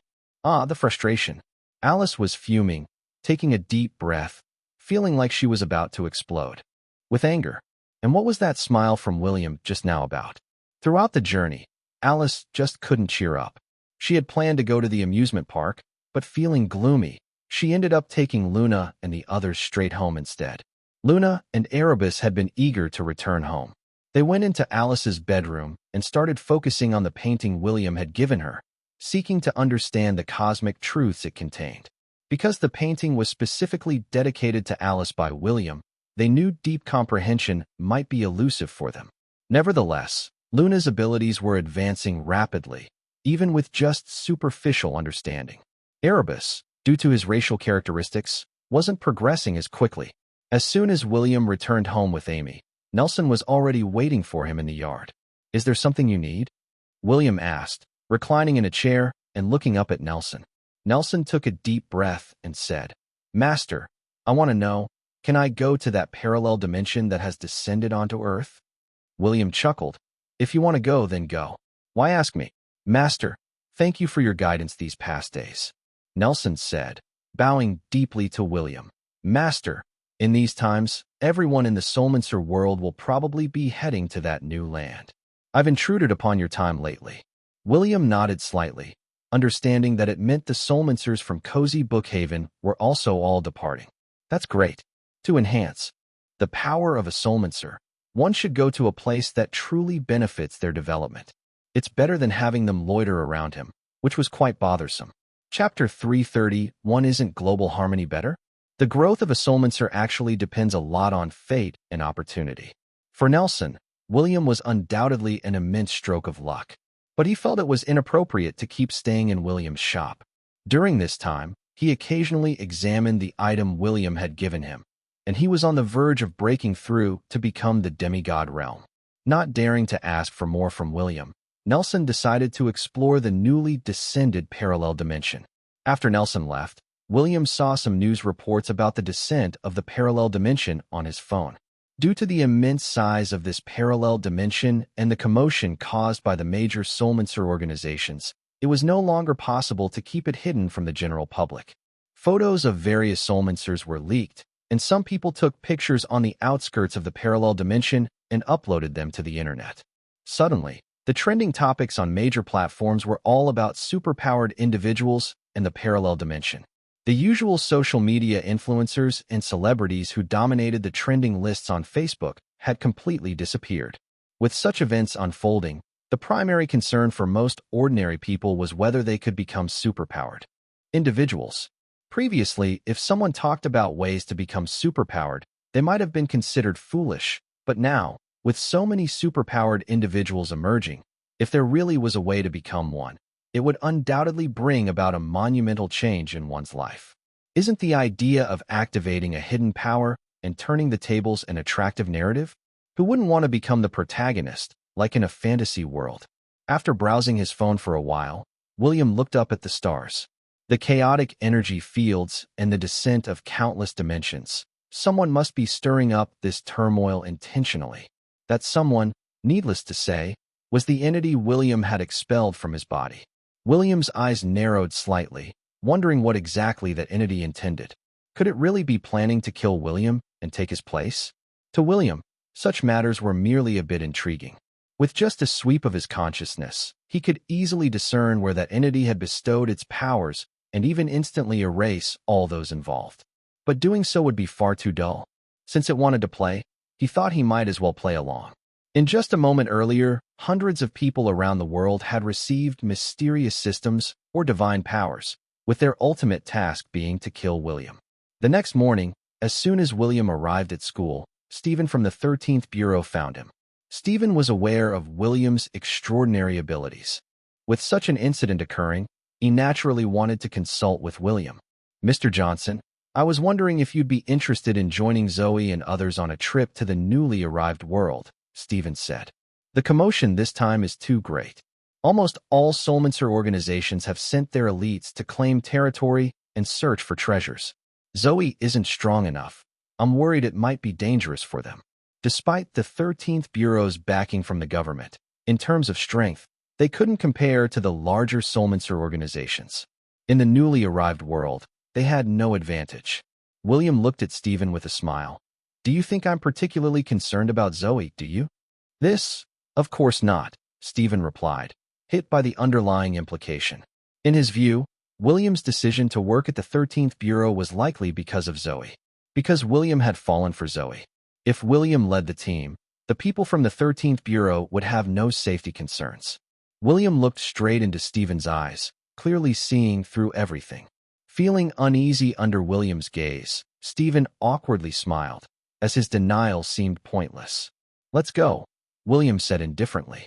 To him, there wasn't much difference between Soulmancers and ordinary people, and Zoe was already at the door. "William, come with me." Zoe didn't bother with explanations, simply grabbing William and leading him away as soon as she entered. William, who was generally indifferent to most things, was fine with just watching shows every day. But accompanying them to meet different Soulmancers was also okay with him. Standing behind, Stephen's back was drenched in sweat. The pressure from William's gaze was simply overwhelming. Now, he was completely certain that William possessed at least demigod-level strength, and he might even be a quasi-deity. Moreover, it was clear to Stephen that William did care about Zoe. With this in mind, he felt somewhat relieved. After William and Zoe got into the car, Zoe said, "Wes resigned. From now on, you'll just follow me around." He was doing well, wasn't he? Called back by his guild. He was once an apprentice at the Pantheon Guild, and with the current situation, it's natural for him to return to serve his guild, Zoe explained. Today, half of the people at the 13th Bureau resigned. They are all members of various guilds, and they all had to return to their original guilds today. William nodded in understanding. The members of these large Soulmancer organizations working at the 13th Bureau were mostly there for experience. Now that they had a better place for training, it was only natural for them to leave. "You know I'm not good at handling some things, so from now on, you'll stay by my side. I'll give you a raise." Zoe, a reincarnation of Artemis, though without her memories, felt an inexplicable closeness to William. Previously, with Wes's help, she managed everything well, but now that Wes had resigned, aside from her prowess in combat, she was slow with other matters and naturally wanted William's assistance. How much? By asking this question, William was essentially agreeing to help Zoe. Zoe tilted her head, thinking, then asked, "How about $2,000? William, who liked earning money on his own merit, was pleased with the idea of a raise. "Deal." William smiled. Zoe continued, "Following me to this newly emerged continent should be beneficial for you too. You're still a novice Soulmancer, and I don't know why you haven't advanced to a higher level, but perhaps encountering some opportunities there might make it possible." William nodded and followed Zoe to Cloud9's training base, leading a large group of 13th Bureau staff towards the new world. Among these 13th Bureau employees, aside from Zoe, who had considerable strength, none even met the standard of a mid-level Soulmancer. However, They were equipped with all sorts of high-tech gear, including the formidable 096 armor. They were embarking on an exploration of new lands, and without sufficient military power, it would be impossible. Stephen and William sat in a car, and Stephen casually addressed Zoe. We are currently facing a tricky diplomatic issue. Although we firmly claim that this disputed land belongs to the United States, many other countries disagree. Despite the State Department's strong stance, if we are too assertive, it could lead to widespread confrontation in the face of international skepticism. His words were actually intended for William. Zoe, listening to Stephen, didn't express any opinion but focused on him, seemingly pondering his words. William responded with a smile. Shouldn't this land belong to the whole world? Why do we insist so heavily on territorial consciousness? If other countries wish to participate, I see no harm in it. After all, isn't global harmony better? In the current international landscape, as a powerful nation, the United States sometimes needs to find a balance between protecting national interests and advancing international cooperation. However, now that soulmancers have entered public awareness, ordinary people should focus on living in peace and harmony. The competition for territory should be left to the soulmancer organizations of different countries. What ordinary person would want to compete for land with superpowered beings? Isn't that asking for trouble? Is this courting death? Chapter 332, Don't Overestimate Yourself, Young Man. Hearing William's words, Stephen fell into deep thought. After a moment of silence, he said, This land first appeared within our national borders. How can we allow other countries to just enter freely? William replied indifferently. If that's really your concern, don't you have connections with those soulmancer guilds? You could make an agreement. If anyone disobeys the rules, go in and kill them one by one. Although there were no nations when William first became conscious, having lived on this continent for nearly a century, he naturally had an affection for it. That might work, Stephen said, his mouth twitching. In that case, they would indeed need the help of many soulmancer guilds.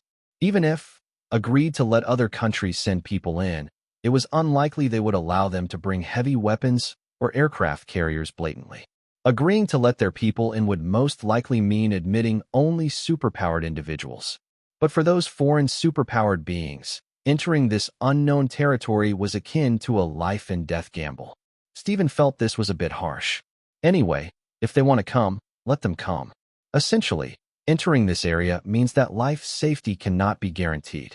After yesterday's events, many countries had proposed to send their people into the new land for exploration, but the U.S. leadership had not agreed, and the State Department officials were very assertive in their stance.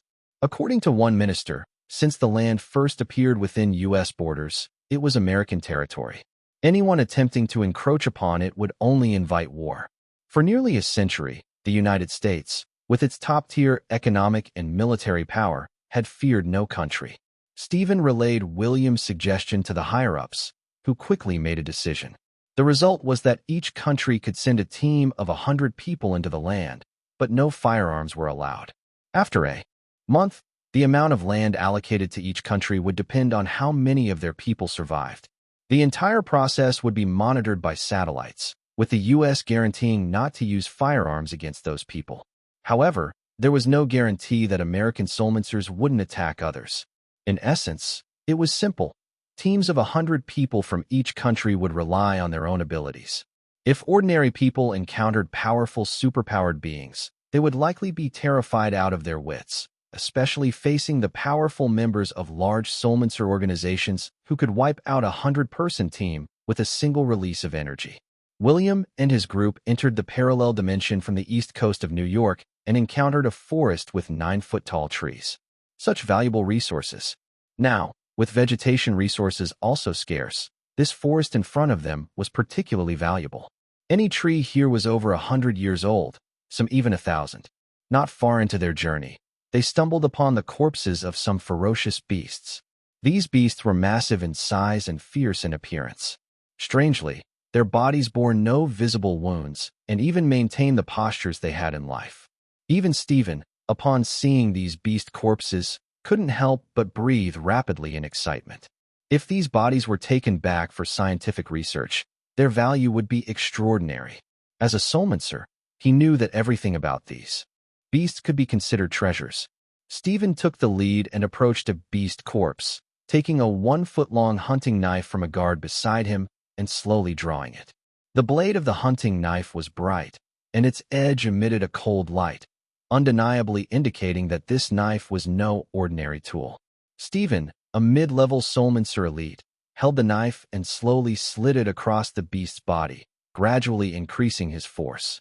However, the thick, sturdy scales of the beast only produced a few sparks under the knife, leaving behind a shallow white mark. Stephen was utterly astonished. He began to frantically channel the energy within his body, and the hunting knife started to emit a faint white light. Those standing nearby could clearly feel the terrifying energy emanating from the knife. Yet even with such force, the scales of the beast were merely cracked, and its flesh remained unharmed. And this was just a corpse. If it were a living creature, it wouldn't just lie there to be cut. Its defensive abilities would be even more astonishing, not to mention it would likely counterattack.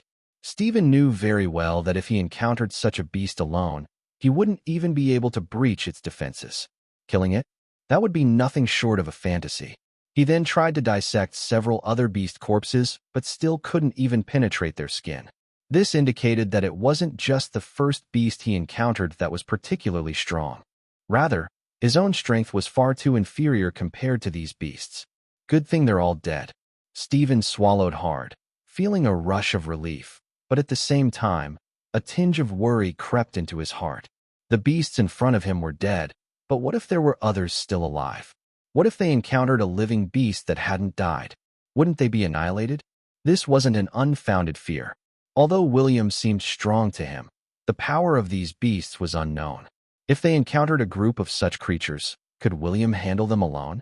Stephen glanced at William subconsciously and was surprised to see that William, like everyone else, appeared shocked.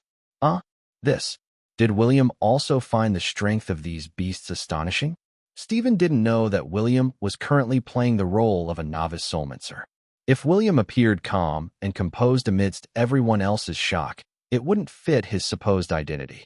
William was always good at playing his role. Also, he was genuinely a bit surprised. Stephen was considered a standout among human Soulmancers, yet he couldn't even penetrate the skin of these beasts. It seemed the gap in the strength of creatures from the two worlds was indeed significant. It was fortunate that he had eradicated these beasts. Otherwise, with Earth's current level of civilization, it might have been destroyed in an instant. Mike, take these two corpses back with some colleagues and see if they can be dissected. All research personnel should return as well, Stephen quickly decided, and then he said to Zoe, "Zoe, put on the armor." The 096 armor wasn't useless, otherwise, they wouldn't have brought it. After further modifications, Zoe wearing the armor could likely battle against a demigod-level adversary. The armor also had numerous reconnaissance features. In this strange and mysterious land, fraught with danger, it was essential to have a clear understanding of the surroundings to avoid mishaps. Can I try this armor? William was full of curiosity about new things, especially this armor. He had wanted to try it last time, and now that he had the chance, he naturally wanted to experience it. Stephen was overjoyed. If William was willing to wear the armor, it meant he was willing to help. But before he could respond, a burly middle-aged man nearby coldly interjected, "What are your abilities? Can you even handle the armor? Don't overestimate yourself, young man." Chapter 333. Suit up in the mech and play with you. Stephen's smile had just begun to form when he heard the man's words. His face immediately turned ashen, tinged with apprehension. Squinting, he stole a glance at William and, noticing that William didn't seem angry, he breathed a sigh of relief. "Victor, what are you saying?" Stephen said sternly. "William is fully capable of handling the armor. We're colleagues. It's not right to speak like that. Apologize to William now." Victor glanced at Stephen and said, "Stephen, you're retired now. Technically, you shouldn't be meddling in the affairs of the 13th Bureau." Stephen's brow furrowed. He was retired, but this youngster seemed to have quite a problem with him. Victor lifted his eyelids and said, "Stephen, I transferred from the Emerald Lion Guild to the 13th Bureau 40 years ago. I've handled hundreds of cases, big and small. I admit, I don't match Zoe's combat skills, But is the director of the 13th Bureau determined solely by brute force? Victor spoke resentfully. What else can Zoe do besides fight? What issues can she handle?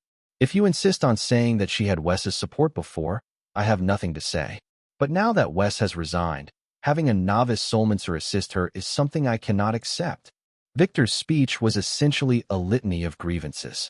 He resented Stephen's continued involvement in the 13th Bureau's affairs despite his retirement. He resented Zoe being the director. And he was especially resentful that someone like William was being given importance. After listening to Victor's rant, Stephen was silent for a moment before suddenly laughing and saying, "So you have so many complaints?" Of course, he couldn't possibly explain to Victor. Should he tell him that William is actually hiding his true strength? If this matter angered William, he wouldn't know what to do. Of course, I'm dissatisfied. Victor pointed at William and sneered. If this guy can surpass me in any way, I'll accept it. William met his gaze and said, I'm more handsome than you. A hush fell over the crowd. Victor, grinding his teeth in anger, said, Do you think this is show business? What's the use of being handsome? Fight me. If you win, I'll kneel before you and admit defeat. William chuckled. Didn't you just say that brute strength doesn't prove anything? Why should I fight you then? Victor's fists clenched, his aura surging, as a heavy broadsword suddenly appeared in his hand. Begone, you handsome face. Victor, enraged to the point of losing his cool by William, roared and swung his sword at William. William remained motionless from start to finish, not even bothering to move. The moment Victor made his move, Stephen intervened with his knife. Being much more powerful than Victor, Stephen acted so swiftly that Victor couldn't even see his move. The broadsword was knocked flying, and Victor's palm was shattered, blood gushing out. The broadsword flew 300 feet away, embedding itself in the ground. Victor, have you lost your mind? Stephen stood in front of William, glaring coldly at Victor. Victor glared back at Stephen, shouting, You're the one who's lost it. I don't understand what use you have for this guy who's only got a handsome face. What can this waste do? He's useless. Handsome? What is he, a mascot? The more Stephen protected William, the more Victor refused to accept it. He couldn't understand what was so good about William. William saw right through him. The guy was full of double standards. Yes, double standards. He couldn't match Zoe in strength, so he wouldn't compare with her. He looked down on those stronger than him, claiming that brute strength wasn't everything. Then he looked down on William for being weaker, insisting on a test of strength. How amusing. How about this? You said I can't handle this armor, right? William said with a smile. Do you think I can beat you if I wear it? Ha! Victor laughed scornfully. William, still smiling, retorted, Oh, how interesting. Where does this confidence of yours come from? William found verbal sparring quite amusing. It wasn't about using brute force, but about engaging in a battle of wits with clever and intelligent remarks. Responding in this way was clean and efficient. Upon hearing William's words, Victor's face also darkened. Summoning with his palm, a giant sword from 300 feet away landed in his hand. He said to Stephen, Stephen, this was his own suggestion. You can't possibly still want to intervene, right? Stephen felt a whirl of complex emotions. This foolish boy, he didn't realize that he was actually protecting Victor. Who was William, after all? He was a superpowered being who wiped out thousands of demigods overnight. How could Victor be so thoughtless as to provoke William? Just imagine, if Stephen hadn't intercepted Victor's sword strike earlier, would William have allowed himself to be hit? If William had retaliated, Victor would have undoubtedly been doomed. But these were things Stephen couldn't say without William's consent. Yet Victor persisted in his recklessness, leaving Stephen with no other choice. Don't worry, I won't interfere, Stephen said, lifting his eyelid indifferently and deciding to let things unfold. Since William chose to suit up in the mech to fight Victor, it meant he had no intention of killing Victor. A little setback for the young and reckless might be a good thing. How does this operate? William had already begun preparing to put on the mech. Stephen had the accompanying technicians teach William how to operate the mech. Once William suited up, he quickly grasped the controls. The mech was remarkable, capable of being controlled directly through thought. Despite its bulky appearance, once connected by consciousness, it was incredibly easy to use. Whether running or flying, everything could be done with a mere thought. including the use of various high-tech weapons on board. After becoming familiar with it, William was full of admiration, considering it a great invention. That an ordinary person could create such a thing was astounding. Dr. Lopez from the 13th Bureau was indeed a genius. "Come on," William said, now fully clad in the mech, protected from head to toe. Standing up, his figure towered at 10 feet tall, complete with a giant sword made of special alloy. According to Dr. Lopez, the mech's defense could ignore attacks from a mid-level soulmancer, and Victor was merely a junior soulmancer. Now, with William, an entity of immense psychic power, in control, how could Victor even compete? No. It should now be said that it's up to William to decide how to play this out. Chapter 334. Nobody's going to use it ever again. William, unmatched in role-playing, was now playing a novice soulmancer at the 13th Bureau. Unless absolutely necessary, he naturally didn't want to reveal his true strength. After suiting up in the 096 armor, William felt a rare sense of excitement. With the armor on, there was no fear of exposing his abilities, and everything felt fresh and new. Victor, wielding a giant sword, stood about 10 feet away from William, his eyes gleaming coldly. He had to admit, the armor was impressive. He had tried it on before, and wearing it, he could even hold his own against Zoe for half an hour. Why half an hour? It's not for any other reason, but because this armor consumes a tremendous amount of mental energy. He can only maintain it for a maximum of half an hour, yet Zoe is like an indestructible monster. Starting by dodging with all his might, after half an hour, he would be as drained as a man after exertion, so weak he can't get any weaker, unable to even lift the armor's arm, and then he faints. Having experienced it before, Victor immediately thought of how to deal with William. As a peak junior soulmancer, he could only operate the mech for half an hour. William, a novice soulmancer, probably couldn't last more than a minute. What could a minute of attack do, no matter how fierce? What woman couldn't withstand a minute of attack? William, however, was unaware of Victor's simplistic thinking. Controlling the mech, he slowly drew out a 6-foot-long alloy sword. With a thought, electricity crackled along the sword like dancing serpents, creating an intimidating spectacle. Soulmancers below mid-level typically could only use their stored energy for attacks, struggling to harness the energy around them. The 096 armor, powered by the latest technology, required strong mental energy. With enough mental strength, he could operate at full firepower all day and simply recharge later without any issues. Despite having worked at the 13th Bureau for many years and personally experiencing the power of the armor, Victor was visibly shaken when William immediately unleashed a 100,000-volt electric current. He hastily retreated 30 feet back. Stephen also quickly instructed the 13th Bureau personnel to move back. If any of the novice soulmancer-level staff got entangled in the electric arcs, they would surely be killed instantly. Inside the mech, William fully felt the power of technology. He could sense the heat signatures of living creatures around him through the mech and launch tracking missiles from it. He remembered Dr. Lopez mentioning that the missiles could kill a mid-level soulmancer. Even if there was some exaggeration in Dr. Lopez's claim, Victor, being a junior soulmancer, should not be too difficult to handle. With a mere thought from William, a fist-sized missile was launched from the mech's arm. "Fuck, let's see how long you last," Victor cursed, moving like lightning to dodge the missile's attack. But the missile, designed to lock onto its target and keep tracking even if it missed, relentlessly pursued Victor. Even with his agility, the missile was like a persistent shadow, not giving up until its energy was depleted. William took a look and felt that the effect was quite good.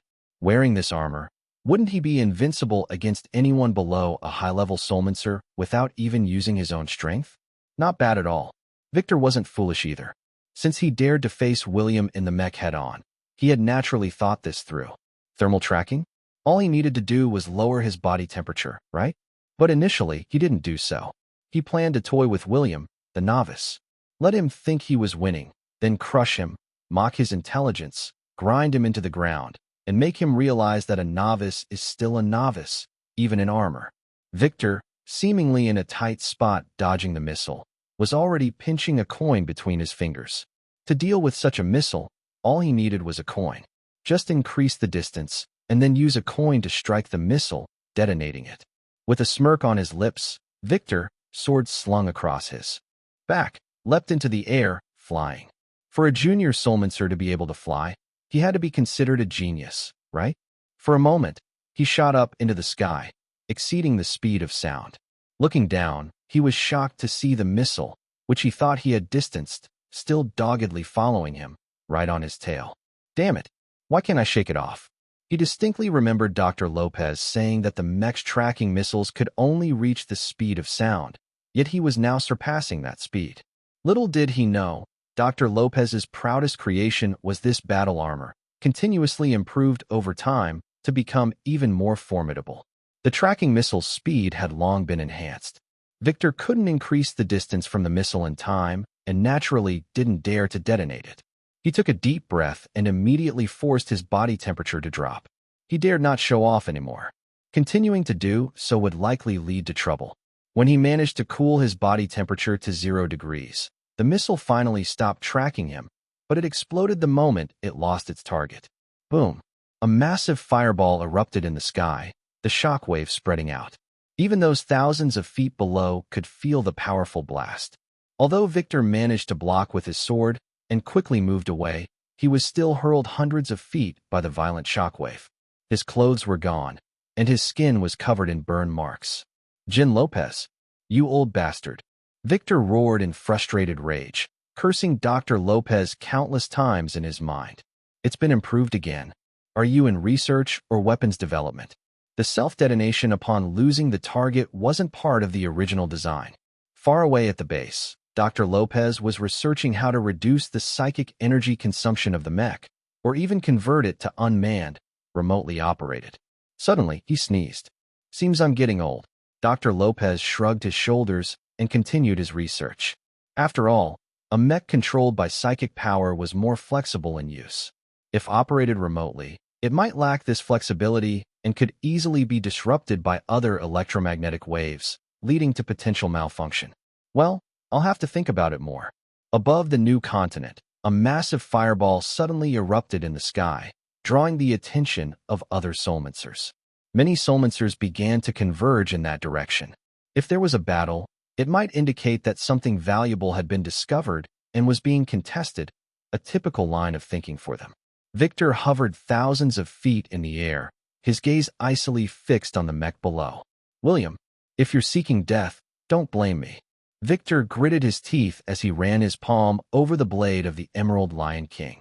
Using his blood as a catalyst, he activated a secret technique learned from the Emerald Lion Guild, the Emerald Lion's Heart Slash. By now, about a minute had likely passed, and William probably could no longer control the mech.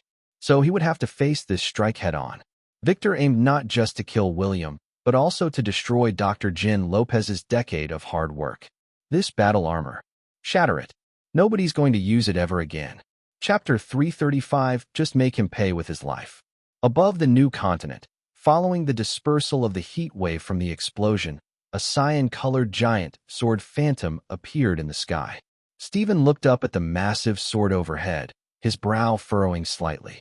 He quickly sent a telepathic message to William. Master, please spare his life. William didn't respond to Stephen. If he truly wanted to kill Victor, no one could stop him. But right now, he was simply enjoying the mech.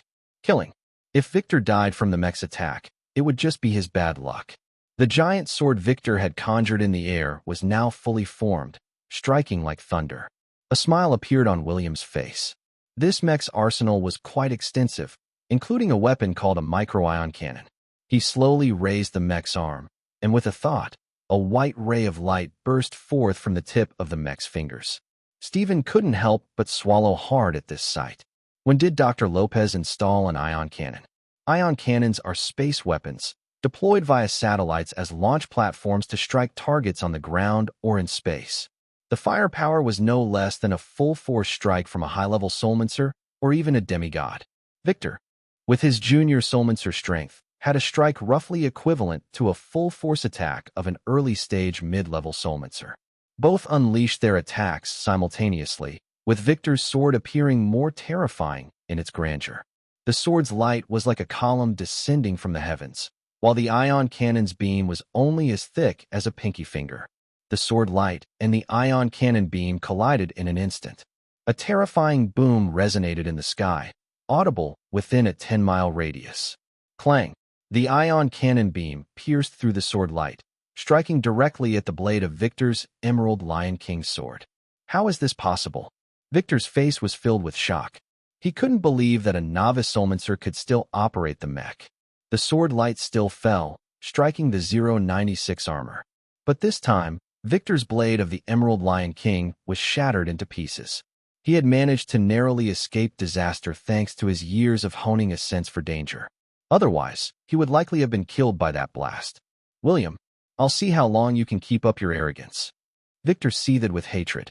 Previously, he had some respect for Dr. Lopez, but now, after nearly being killed twice by William in the 096 armor, his feelings had turned to intense annoyance. He didn't believe William could fire the ion cannon many more times. And besides, he seemed not to have dodged that sword strike just now. The armor must be damaged by now. On the ground, William didn't dodge or evade the sword light. Instead, he swung the alloy sword equipped on the mech, directly meeting the energy surge. Clang! The alloy sword emitted a clear sound, showing some small cracks. Not bad. William had not used his own power, otherwise not just the alloy sword, but even a straw could have wiped out that energy surge. He looked up at Victor, who seemed to have avoided death, apparently having dodged the attack. Missed with one shot. Then let's fire two more. William had no intention of outright killing Victor. He was more intrigued by the mech. The more Victor could withstand, the more interesting it became. It was also a chance to try out new features, right? Victor had thought William could only fire the ion cannon once. But just as he dodged the previous shot, another beam of light shot towards him. Damn it! Victor turned pale and hurriedly dodged. Unexpectedly, another shot followed immediately. Victor's reaction speed was quite fast, but the ion cannon's speed was near the speed of light, making it almost impossible to dodge without prior prediction. He evaded the first two shots, but the third was inescapable. The power of the ion beam was terrifying, and it hit him directly in the lower leg. Victor's lower leg was instantly obliterated into a bloody mist. Overwhelmed by the excruciating pain, he could no longer maintain his flight and plummeted down like a bird shot mid-flight. William smacked his lips and muttered to himself, "No more fun then." As his words faded, a blue streak of light tore through the sky, and an elderly man flying in the air caught Victor mid-fall. "Victor, are you all right?" The old man grabbed Victor and stuffed a beige pill into his mouth. Vice President Bennett. After swallowing the pill, Victor's complexion remained ghastly pale. Clenching his teeth, he glared at William in the mech, his eyes filled with deep resentment. "Vice President, you must avenge me." This elder was none other than Julian Bennett, one of the 5 vice presidents of the Emerald Lion Guild and a mid-level soulmancer. Although Victor was an employee of the 13th Bureau, he was also a member of the Emerald Lion Guild. Now that William had crippled one of his legs and Julian was present, it was imperative for him to seek revenge for his guild member. Otherwise, how could he face others in the soulmancer community, especially with many soulmancers present to witness the scene? If Julian just swallowed his pride, he would only become a laughingstock to others. "You were on assignment at the 13th Bureau, weren't you?" Julian, of course, recognized Stephen. Victor's lack of strength resulting in his injury was a disgrace to the entire Emerald Lion Guild. Victor gritted his teeth and said, "A few days ago, a rookie soulmancer joined the 13th Bureau. I don't know what kind of relative he is to Stephen, but Stephen is overly biased towards him.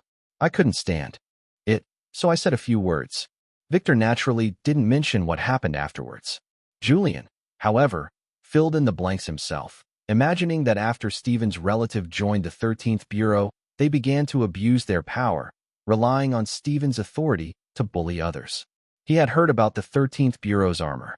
Wearing that armor to bully a member of our Emerald Lion Guild. Outrageous.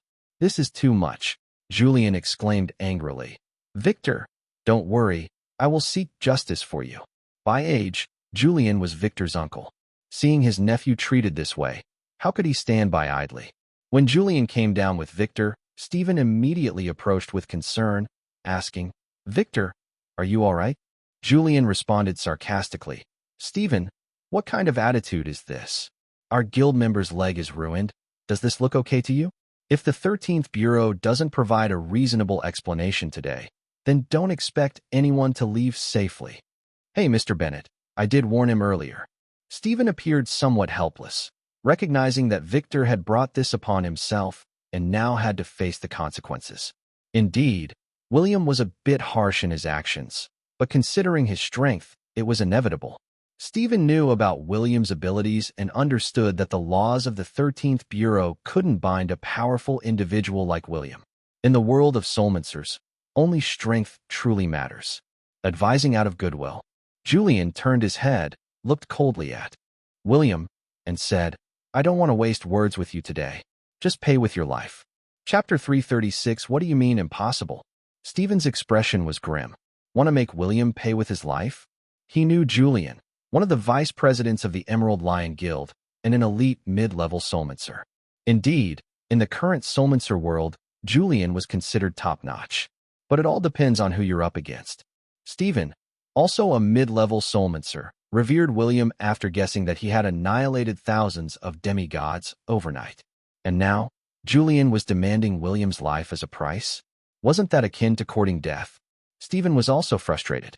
He had warned Victor not to provoke William for Victor's own good. Although Victor was somewhat at fault, Stephen didn't want him to die over such trivial matters at William's hands. Having only lost a leg, Victor was already lucky. Stephen couldn't even begin to imagine the consequences if William were truly provoked. Mr. Bennett, in this matter, Victor is also at fault. If possible, I hope to not pursue this matter further. Stephen sighed, still wanting to save Julian. Julian chuckled and said, Stephen, aren't you overestimating your 13th Bureau's armor? Today's matter, as long as you stay out of it, and I kill him, it won't constitute a feud between our guild and your 13th Bureau. Julian didn't want to turn this incident into a full-blown conflict with the entire 13th Bureau, but in his view, William had to die. Stephen furrowed his brows and shook his head. Mr. Bennett, I've already advised you. If you insist on killing him, then go ahead. As for the consequences, it has nothing to do with my 13th Bureau. He had said all he could, and his final remark about the consequences was a clear implication. Anyone with a bit of sense would understand the hidden meaning in his words. Consequences? Julian burst into laughter, loudly proclaiming, Are you saying that kid has some powerful backing? Maybe a member of a strong guild? Anyone here? Is that kid part of your guild? Anybody brave enough to come forward and talk to me about it?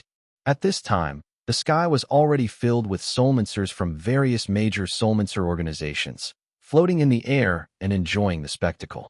Some soulmancers who knew each other were whispering and discussing amongst themselves. I think the person inside that armor is just a novice soulmancer. To think that wearing such a piece of armor allows him to defeat opponents above his level and even break Victor's leg. Technology really is incredibly powerful nowadays. What's the use of that? Julian has already stepped in. Can a novice soulmancer boy wearing that outfit really compete with a mid-level soulmancer elite? If that's really the case, then what's the point in us trying to enhance our own strength? You have a point. A soulmancer shook his head, not optimistic about William's chances. If Julian takes action, it'll take just one move to subdue him. Julian waited for about half a minute. Seeing no soulmancer coming down to confront him, he slowly approached William. Given the current situation, every powerful guild had sent elites to this new continent. Julian had shouted so loudly earlier, if William truly belonged to a major soulmancer organization, someone would have likely come forward by now. It seemed then that Stephen was merely bluffing to protect William. The kid was probably just a relative of Stephen. Humph. Julian thought he had been very cautious. He didn't waste words, snorted coldly, and in 2 steps was in front of William, swinging out a palm strike. This palm contained 80% of his strength. Even someone wearing armor would be instantly pulverized by the force inside. Defensive power? Ordinary people have no idea how peculiar soulmancer attacks can be. William didn't make any move to block or evade. In fact, he didn't move at all. This elder before him was precisely a mid-level soulmancer, wasn't he? Dr. Lopez had said that the 096 armor could withstand attacks from a mid-level soulmancer. Moreover, William could see that the main force of this palm was in the transfer of energy, which wouldn't cause much damage to the armor itself. So why bother dodging? William didn't even blink. There was just a dull thud as Julian's palm solidly landed on the chest area of William's armor. Today, I am being merciful, leaving you a complete corpse, Julian said after striking, slowly withdrawing his hand. In his view, even if the armor's defense was extraordinary, the person inside should have had their heart stopped by now and couldn't possibly be alive. The soulmancers above also shook their heads. Let's go? There's nothing more to see here, finished in one move. I thought that wearing that armor really made him invincible. What a joke. A novice soulmancer defeating a mid-level soulmancer? Even the elites of the Pantheon Guild couldn't do that. Just as all the soulmancers were about to disperse, William raised the alloy sword equipped with the mech and made a swift cut. Electric arcs wrapped around the sword, and with this one strike, Julian's arm was severed. Ah! Julian cried out in pain. The wound, cauterized by the high temperature of the alloy sword, didn't even bleed, charring immediately at the sight of the injury. What? That kid isn't dead. What's going on? He actually cut off one of Julian's arms. Julian was too careless. He probably thought that kid was already dead. This is hilarious. Julian capsized in a gutter. A mid-level soulmancer gets his hand cut off by a novice soulmancer's kid. There were various reactions from the soulmancers, most of them mocking Julian. If things had just ended with William being killed by a single palm strike, indeed, it wouldn't have been very interesting. On the contrary, now that Julian's arm was cut off, the situation had suddenly become much more intriguing. How is this possible? Julian stared at William, equally incredulous. With 80% of his strength in that palm strike, Julian thought it impossible for the armor, no matter how strong its defense, to block it. William chuckled. What do you mean impossible? You're not even injured? The armor covered even the face, leaving only the eyes visible. Although Julian couldn't see William's expression, the aura emanating from William was that of a novice soulmancer. From the sound of his voice, Julian could tell that William was completely unharmed. This was outrageous. Should I have been seriously injured? William retorted, then pondered over the force that had hit him. Well, if he really were just a novice soulmancer, he probably should have been dead by now. But William wasn't sure. After all, he wasn't truly a novice soulmancer. However, most people would likely think it was the armor's doing. Damn it! Julian quickly recovered his wits. With just one hand gone, and with his strength, he should still have more than enough power to kill William. Cursing, Julian raised his remaining left hand, and a sacred sword appeared in it, styled like a Templar Crusader's sword. His divine sword wasn't particularly remarkable, at least it hadn't developed a sword spirit. He swung his sword, aiming to behead William. Chapter 337. Was there any need to strive for greater power? Julian, after all, was an elite mid-level soulmancer. His furious strike was so powerful that it could even cleave a small hill in two. If William truly were just a novice soulmancer, even in his armor, he would undoubtedly be unable to avoid it. Moreover, no matter how impressive the armor's defense, it couldn't withstand several attacks from a mid-level soulmancer elite. Especially for someone like Julian, at the peak of mid-level soulmancer status, one strike could likely destroy the armor. The moment Julian made his move, William had at least 100 ways to kill him. But he wasn't done having fun yet. The armor had many features he wanted to try out. Since Julian wanted to play, William decided to oblige him thoroughly, hoping the fun would last a little longer. William, mindful of his role as a novice soulmancer, acted slower compared to Julian, but his alloy sword was already in position to block. To onlookers, it seemed as though William leisurely raised his sword first, and then Julian's strike landed on it. Disconnect! Julian shouted loudly. An arcane pulse rippled, and William was sent flying hundreds of meters, even creating 2 long trenches where he landed. But William's alloy sword remained intact, and the crack previously caused by Victor's attack was even repaired. William's abilities were immeasurable. As long as he didn't want the sword to break, merely by his will, he could recombine the molecules of the sword. He was quite fond of the armor. Why would he let someone destroy it? Damn, is this armor Dr. Lopez made really this powerful? That's terrifying. It actually withstood a strike from a mid-level soulmancer elite. William is impressive too. Facing a mid-level Solminster elite, he even dared to strike first. The people from the 13th Bureau were also excited, watching William in the armor battle a mid-level Solminster elite. Although he seemed to be at a disadvantage, he had managed to sever Julian's arm. Did this mean that as long as they wore this armor, they could also stand up to mid-level Solminster elites? It's useless. I've tried that suit of armor. It's powerful, indeed, but it's too mentally draining to use. So, this means William's defeat is certain, huh? Isn't that obvious? How can you think a suit of armor can surpass someone who has accumulated power over hundreds of years of practice? The people of the 13th Bureau were excited, but most of them believed that the outcome was already decided. Moreover, it seemed likely that William's suit of armor would be destroyed here. Only Stephen and Zoe were just quietly watching. Stephen was the only one on the field who knew what a foregone conclusion really meant. Zoe's attention was entirely on William. She was worried, but for some reason, her intuition told her that William would win. She didn't even know why she had such intuition, but her instincts were usually right, except for thinking of William as a novice soulmitzer. "Don't worry, he'll be fine," Stephen whispered to Zoe, fearing she might intervene impulsively. Zoe's strength should be much higher than Julian's, but fighting would likely result in casualties, and she has no need to intervene.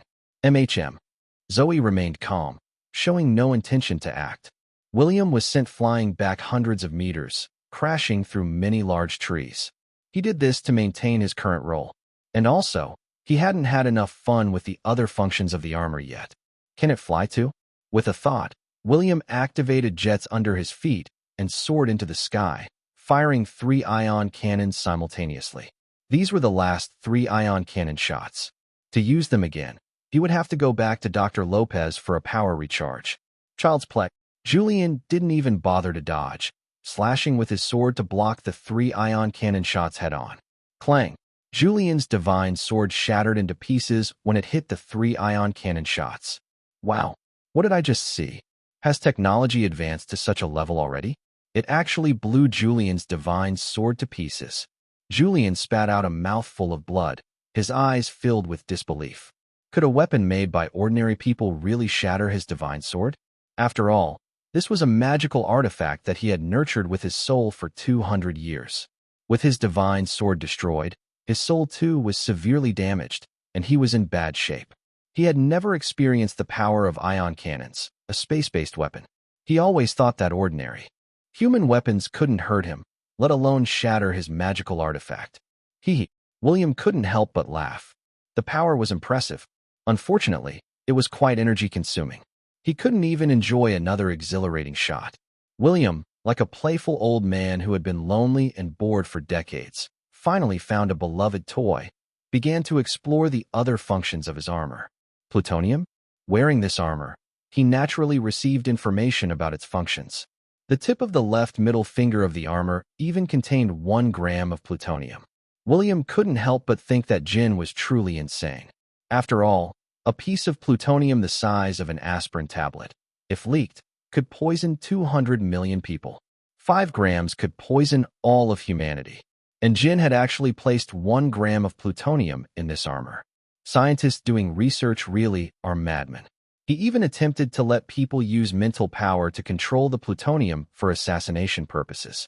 If this 1 gram of plutonium hit someone, no matter if they were a mid-level soulmancer at their peak, or even a being with demigod-level strength, their physical body would be utterly destroyed. But who could control this 1 gram of plutonium for an attack, except someone with mental power at its utmost limit? Moreover, if it leaked, it would render hundreds of miles around barren, not a blade of grass growing. As for the other functions, like flame throwing or temperature control, these wouldn't cause substantial harm to a mid-level soulmancer elite. William had seen enough. Julian suddenly flew towards him, moving as fast as lightning, reaching for William's throat. "You're going to die." Julian didn't want any more surprises. This move was meant to break William's neck.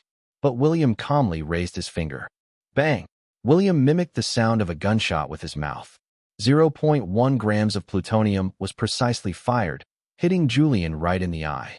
The next moment, William sidestepped to avoid Julian's attack. Julian traced a beautiful arc in midair before crashing heavily to the ground, his body bouncing 7 or 8 meters before coming to a stop. The scene fell into stunned silence. What just happened? Is Julian dead? Killed by a novice soulmancer? And what exactly did this novice soulmancer do just now? Soulmancers who didn't understand science were utterly bewildered. They couldn't fathom how Julian had died. Was the armor William wearing that fierce? Could a novice soulmancer wearing it really kill a peak mid-level soulmancer? Then what was the point of their years of rigorous training and searching for treasures? Was there any need to strive for greater power? Chapter 338 Peaceful Coexistence is Best. Julian died, but his soul did not dissipate. As a mid-level soulmancer elite, even in death by severe poisoning, his soul remained intact. Just when everyone thought it was all over, Julian's soul suddenly transformed into a beam of white light and struck William. This kid is done for now. I wonder if Julian is trying to possess his body with his soul, or what he intends to do. Either way, that kid's soul is definitely going to be eradicated. The nearby soulmancers, seeing Julian's soul entering William's body, assumed William was doomed. After all, even if the armor was formidable, it could only withstand physical attacks comparable to those of a mid-level soulmancer elite. But what about spiritual attacks? Many even thought that if Julian had initially attacked William on a spiritual level, the current situation wouldn't have happened. Sacrificing his physical body in the process seemed like the most embarrassing thing a mid-level soulmancer could do. Julian was indeed full of regret. But when his soul collided with William's, attempting to forcibly possess his body, that's when he truly regretted his actions. To attempt to possess a body, he had to directly confront William's soul. A mere mid-level soulmancer trying to seize William's body. Wasn't that a huge joke? How can this? At the moment of impact with William's soul, Julian finally understood the magnitude of the entity he was facing.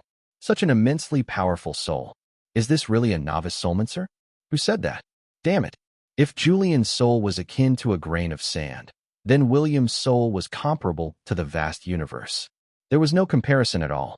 A grain of rice trying to shatter a universe. What an utterly ridiculous notion. It was almost instantaneous. Julian's soul disintegrated, with no chance of survival. William was resigned to his fate. Even though he had hidden his true power and had killed Julian, he never intended to annihilate his soul.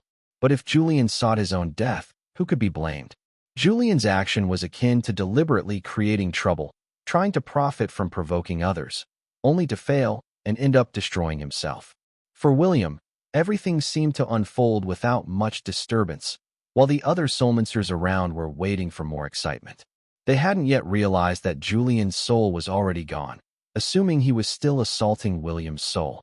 Even if he successfully possesses the body, that body is too inferior. Haha, true, going from a mid-level to a novice soulmancer, and who knows if that body has any disabilities. He definitely got the short end of the stick. Ha ha. The soulmancers continued to laugh among themselves. William, meanwhile, had already controlled the armor to fly next to Stephen. Have to say, this armor is pretty good. William smiled, quite satisfied with the armor. Stephen had been mentally prepared. In his view, William's strength was definitely beyond that of a high-level soulmancer. Coupled with the armor, what chance did Julian have? Vice President. Thank you so much. Victor, still under the impression that William's body had been taken over by Julian's soul, actually bowed deeply to William, believing he was speaking to his Vice President Julian. William glanced at him. Who said I'm your Vice President? Victor stood frozen in place, utterly dumbfounded. Vice President, please don't joke with me. Victor's mouth twitched violently, unable to believe that the person in front of him was still William. If he was still William, then what happened to Julian? How could such a powerful mid-level soulmancer elite just vanish into thin air? William also laughed. Don't joke with me either. I'm not familiar with you. Victor's face stiffened immediately. How is it possible? Victor trembled, staring at William. You're just a novice soulmancer. How could you operate the armor for so long? Where is our Vice President's soul? A mid-level soulmancer's soul is incredibly powerful. How could it fail against a novice soulmancer? That was just absurd. What soul? William feigned ignorance. I'm a novice soulmancer. What do I know about souls? Anyway, I'm fine. As for the rest, let them guess what they want. Even if they guess my true strength, there's no reward. Damn it, Jin didn't upgrade the armor again, did he?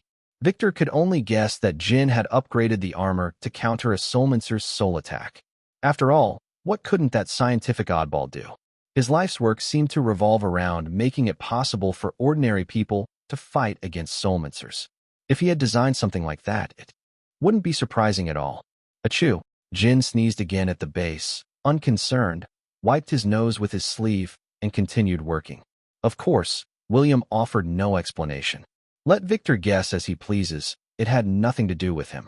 Seeing Soulmancers all around, Stephen spoke loudly. Fellow friends, regarding today's incident, it was Victor who provoked first. Now that Julian, the vice president of the Emerald Lion Guild, has fallen, I express my deep apologies. However, in the world of Soulmancers, the strong prevail. Vice President Bennett, as a mid-level Soulmancer elite, took action against a novice Soulmancer, a young person. I hope this matter should also come to an end now. As he said the word, young man, Stephen couldn't help but shudder. He certainly didn't share Victor's belief that the 096 armor was so powerful that it could directly counterattack the soul of a mid-level Soulmancer elite. This was all because William's strength was freakishly abnormal. Julian had only himself to blame. What? Julian is dead. Is it all because of that armor? Many Soulmancers, eyeing the armor on William, became envious. A novice Soulmancer wearing it could fight against a mid-level Soulmancer and even turn the tables. What would happen if a mid-level Soulmancer elite wore it?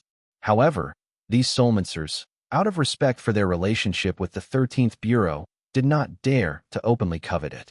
As people were about to leave, Stephen spoke up. Again, friends, since we are all gathered here today, let me share something with you. The Soulmancers, hearing his words, paused to listen.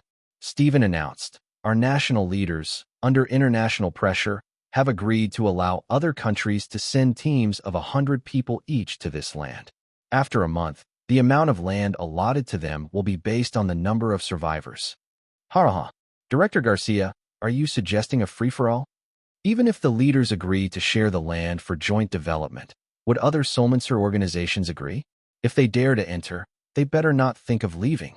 Why bother with such talk? Are we supposed to engage in a slaughter fest on this new continent? These Soulmancers, belonging to various guilds, were now forced to confront this issue due to the day's events. Are they choosing to fight and kill each other over territory? What should be done if our own people start fighting amongst themselves? Can everyone resist the temptation of resources? Stephen quickly added, friends, this land is vast, filled with treasure and resources. Why should we fight each other? Why not adopt a first-come, first-served approach? Everyone can claim a piece of territory and later bring their guild members to develop the resources and improve their strength. How does that sound? Chapter 339, Who Can't Find Allies?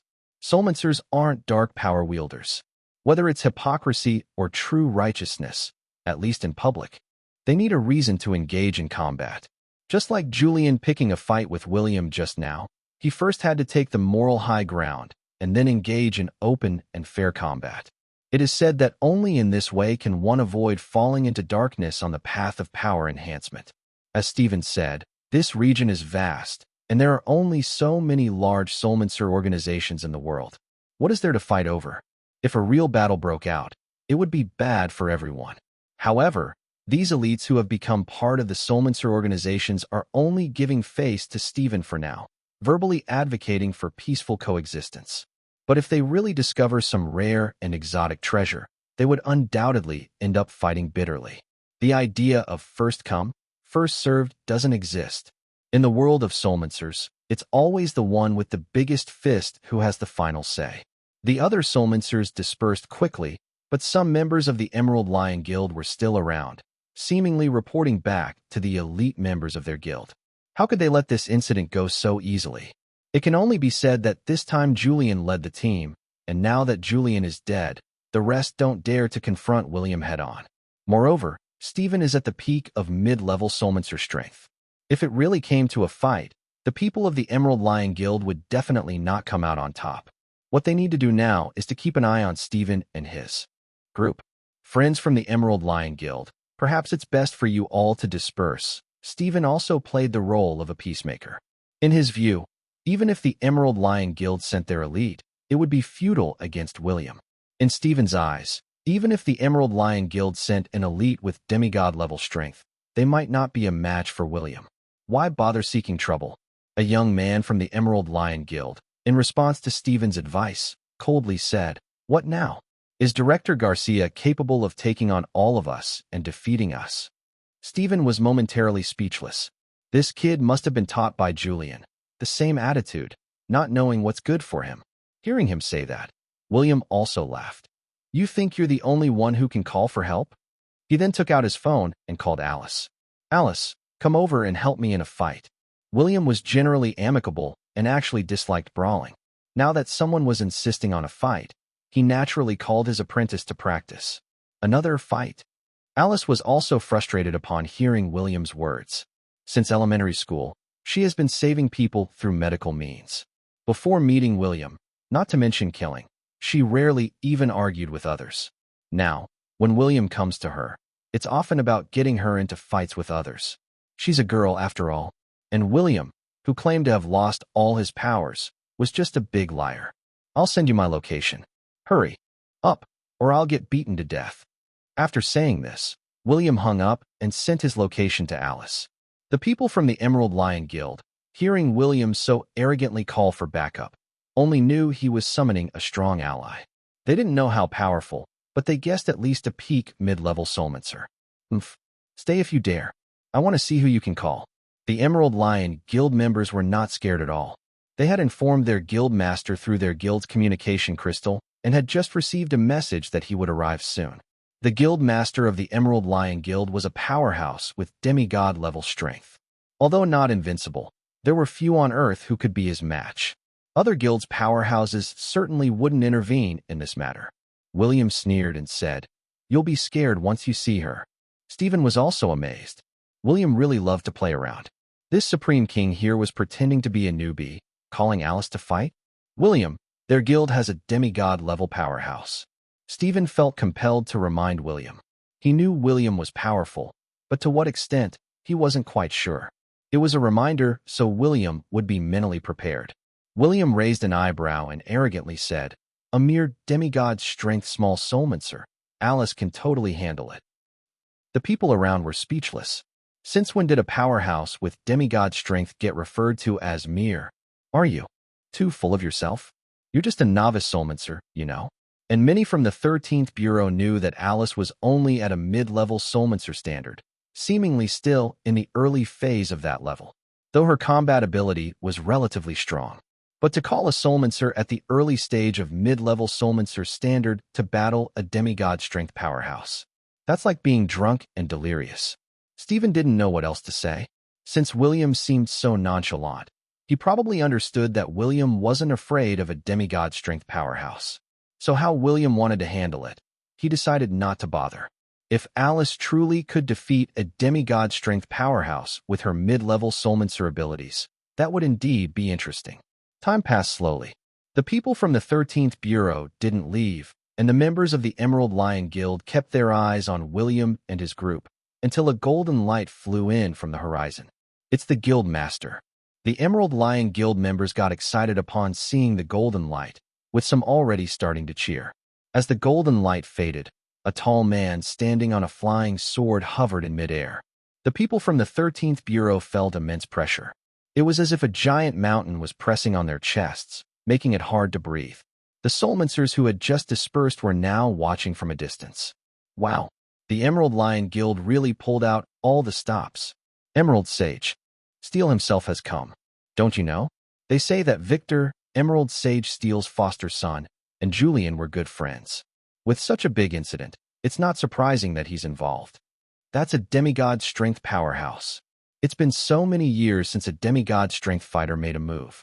Is he going to annihilate everyone from the 13th Bureau this time? It's not impossible. A mid-level soulmancer chuckled softly. Their strongest in the 13th Bureau, Stephen, is just at the peak of mid-level soulmancer. If Emerald Sage Steel wants, with a single swing of his giant sword, none of them would survive. The Emerald Sage Steel, as the soulmancers called him, had flowing long hair and seemed to carry a giant sword glowing with a mysterious light.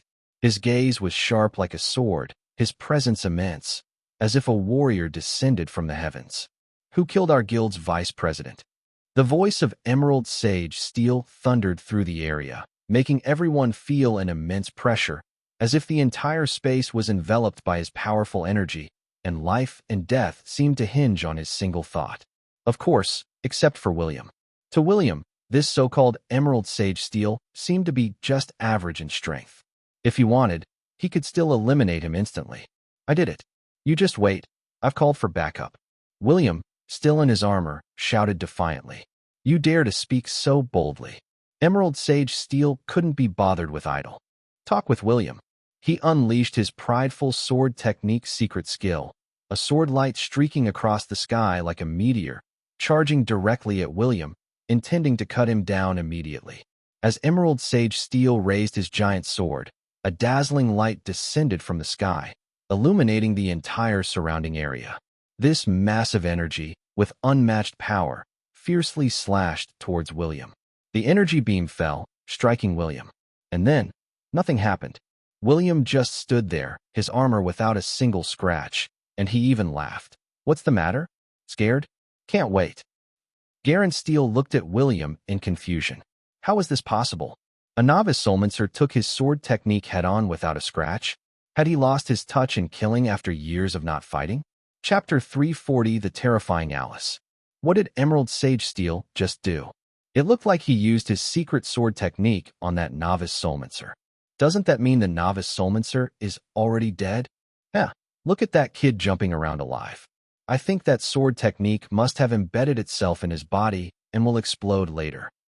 The soulmancers in the distance were ready to leave, but how could they miss the opportunity to observe a demigod strength powerhouse in action? It had been so many years since they last saw a demigod strength fighter make a move. And this time, it was because of a novice soulmancer.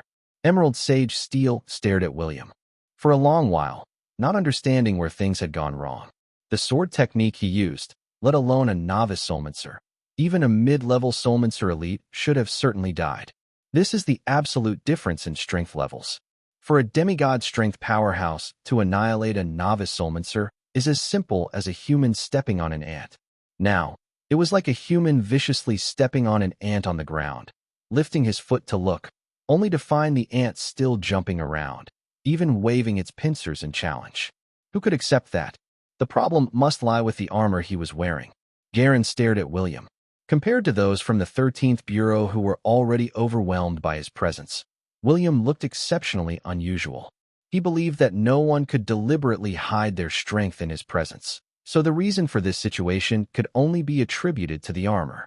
Garen Steele had lived for over 1,000 years, from the late Middle Ages to the present.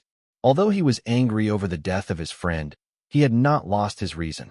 He asked with interest, "Have you called for backup?" "Yes, just wait and see," William replied. "Good. I'll wait right here. I want to see who you can summon for help." Emerald Sage Steel watched William expressionlessly. Although he only possessed demigod strength, as a legendary warrior, his attack power far exceeded that of a regular soulmancer. Even if William could summon another demigod level soulmancer, he was not afraid at all.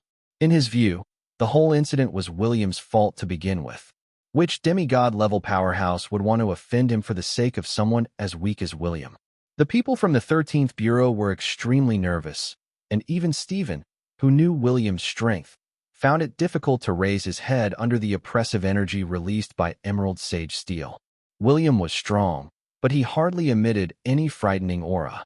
On the contrary, it was Emerald Sage Steel who, from his arrival, enveloped everyone under his energy's oppressive force. As the sun set, Alice finally arrived in her car. Emerald Sage Steel had actually noticed Alice's arrival early on, but he didn't pay much attention to it. After all, William said he had called for backup. In his view, anyone capable of contending with him would at least be an elite with demigod-level strength. Alice was just at the early stage of being a mid-level soulmancer, so Emerald Sage Steel naturally didn't take her seriously. What's with the fighting again? Alice had left Luna and Erebus, the two little ones, at home and came alone in her car, immediately asking upon arrival. William had already lifted the visor of his armor and nodded towards Emerald Sage Steel, who was hovering in the sky. Alice looked up at the figure in the sky and naively waved with a smile. "Hello?" "What do you mean, hello? I told you to fight him." If it weren't for the crowd, William would have knocked Alice on the head right then for her foolishness. Alice looked up at Emerald Sage Steel again, feeling like her master was setting her up. The other person was holding a giant sword that looked very impressive and was glowing, and could even hover and fly, clearly indicating he was a formidable figure. Moreover, she still couldn't fly herself. What was she supposed to do against him? Fight in an airplane? "Is this the person you called for?" Emerald Sage Steel was so infuriated he almost fell from the sky. He had waited, expecting a demigod-level warrior, only to find a mid-level soulmancer woman. It was a huge insult to him. This was not just an insult to his strength, but he felt as if his intelligence was being rubbed against the floor. He had been continually adjusting his aura, keeping himself at peak condition. Just as Emerald Sage Steel was thinking about how to kill these two, his divine sword suddenly lost its luster, the oppressive energy around him dissipated, and if he hadn't acted quickly to grip the sword tightly, it probably would have fallen to the ground. A legendary warrior losing control of his own sword? Emerald Sage Steel was shocked and distressed. Holding his divine sword, he slowly descended, beginning to seriously observe Alice. Even a demigod-level powerhouse couldn't silently make him lose control of his sword like this. And it was the appearance of this woman that made him realize not only could he not release his secret sword technique, but he couldn't even exert his energy pressure. This situation was naturally due to the Sword of Soulbreaker hanging on Alice's wrist. Although the power of the Sword of Soulbreaker was sealed by William, it had still accompanied William in the Age of Gods, slaying countless fierce beasts and some god-level powerhouses. Any of the spirits fallen under that sword could easily overpower the guild master of the Emerald Lion. Most importantly, the quality of the Sword of Soulbreaker was too high. Even Zeus' Sword of Thunder, Apollo's Sword of the Sun, Athena's Sword of Wisdom, and Ares' Sword of War wouldn't dare to act up in its presence. The sword spirit of Emerald Sage Steel's sword was only 100 years old, making it a mere child in front of the Sword of Soulbreaker's sword spirit. Play with swords in front of the Sword of Soulbreaker? Is that even possible? Any soulmancer skilled in swordsmanship, when facing the Sword of Soulbreaker, would find it difficult to even draw their sword. Alice wasn't nervous, thinking that the man before her was someone her master had arranged for her to practice with. She tentatively asked, "Shall we have a fight?" Emerald Sage Steel felt an inexplicable panic in his heart. It wasn't for any other reason but the sheer eeriness of everything that had just happened, all seemingly because of this woman before him. If Alice had displayed demigod-level strength, he wouldn't be afraid. But she was at the early stage of being a mid-level soulmancer. But how could she possibly be just at the early stage of a mid-level soulmancer?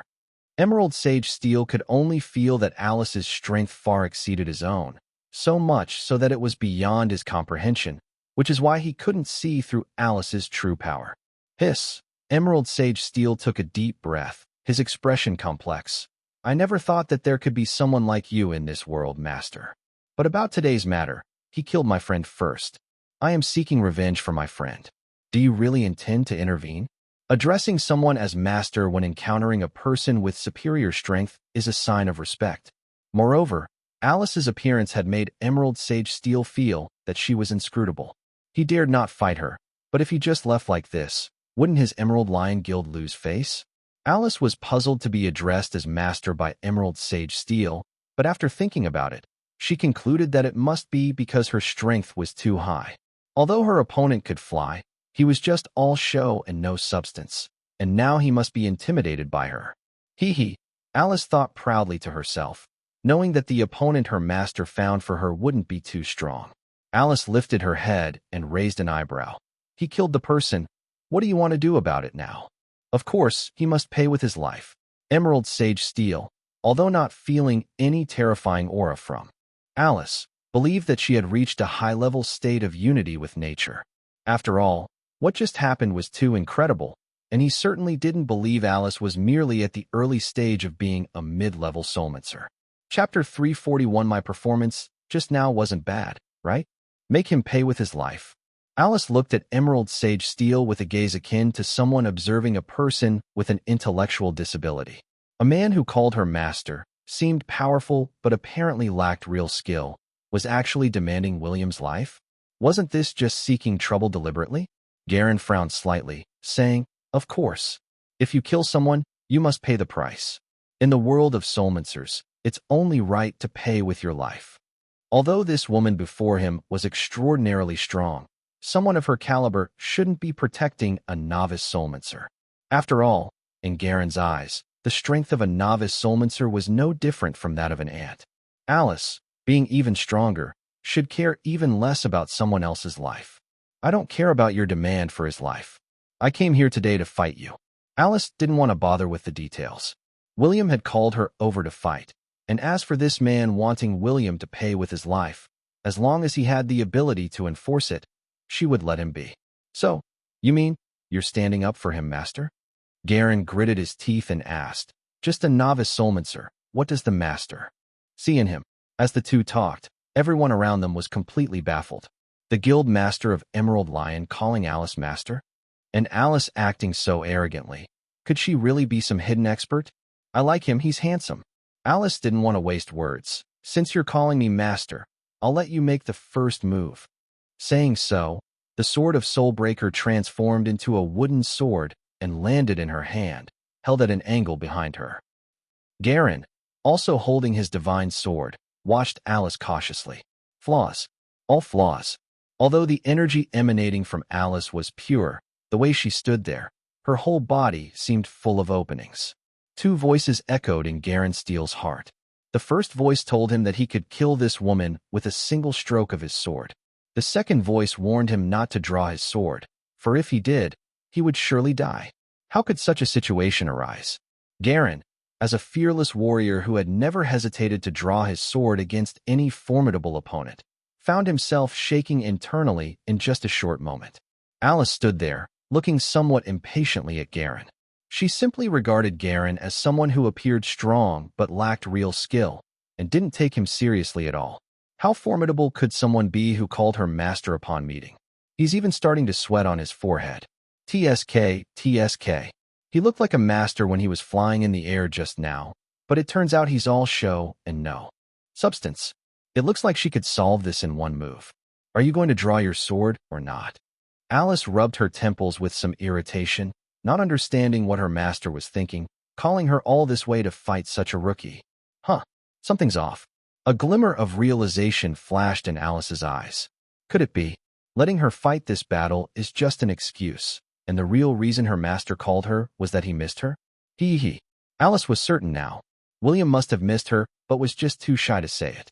Thinking this, Alice couldn't help but curve her lips into a small smile.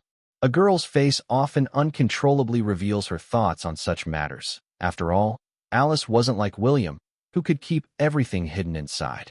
Her smile only increased the pressure on Garen, who was standing opposite her. His hand holding the sword even trembled uncontrollably for a moment. That smile? "If I draw my sword, I fear I might fall here today." But if he couldn't even draw his sword against a strong opponent, then this woman would forever become his nightmare, a shadow in his heart. What should he decide? Garen clenched his teeth. After ascending to demigod-level strength, in theory, he shouldn't fear anyone anymore.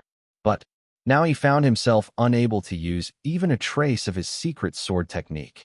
Draw the sword. A look of resignation flashed in Garen's eyes. Even if it meant death, he should draw his sword. Even if he couldn't gather a shred of energy, he must draw his sword. Garen raised his hand and thrust his sword forward. This thrust had no energy concentration at all, let alone unleashing any secret sword technique. But a demigod-level warrior's speed was so fast that Alice couldn't see his movement.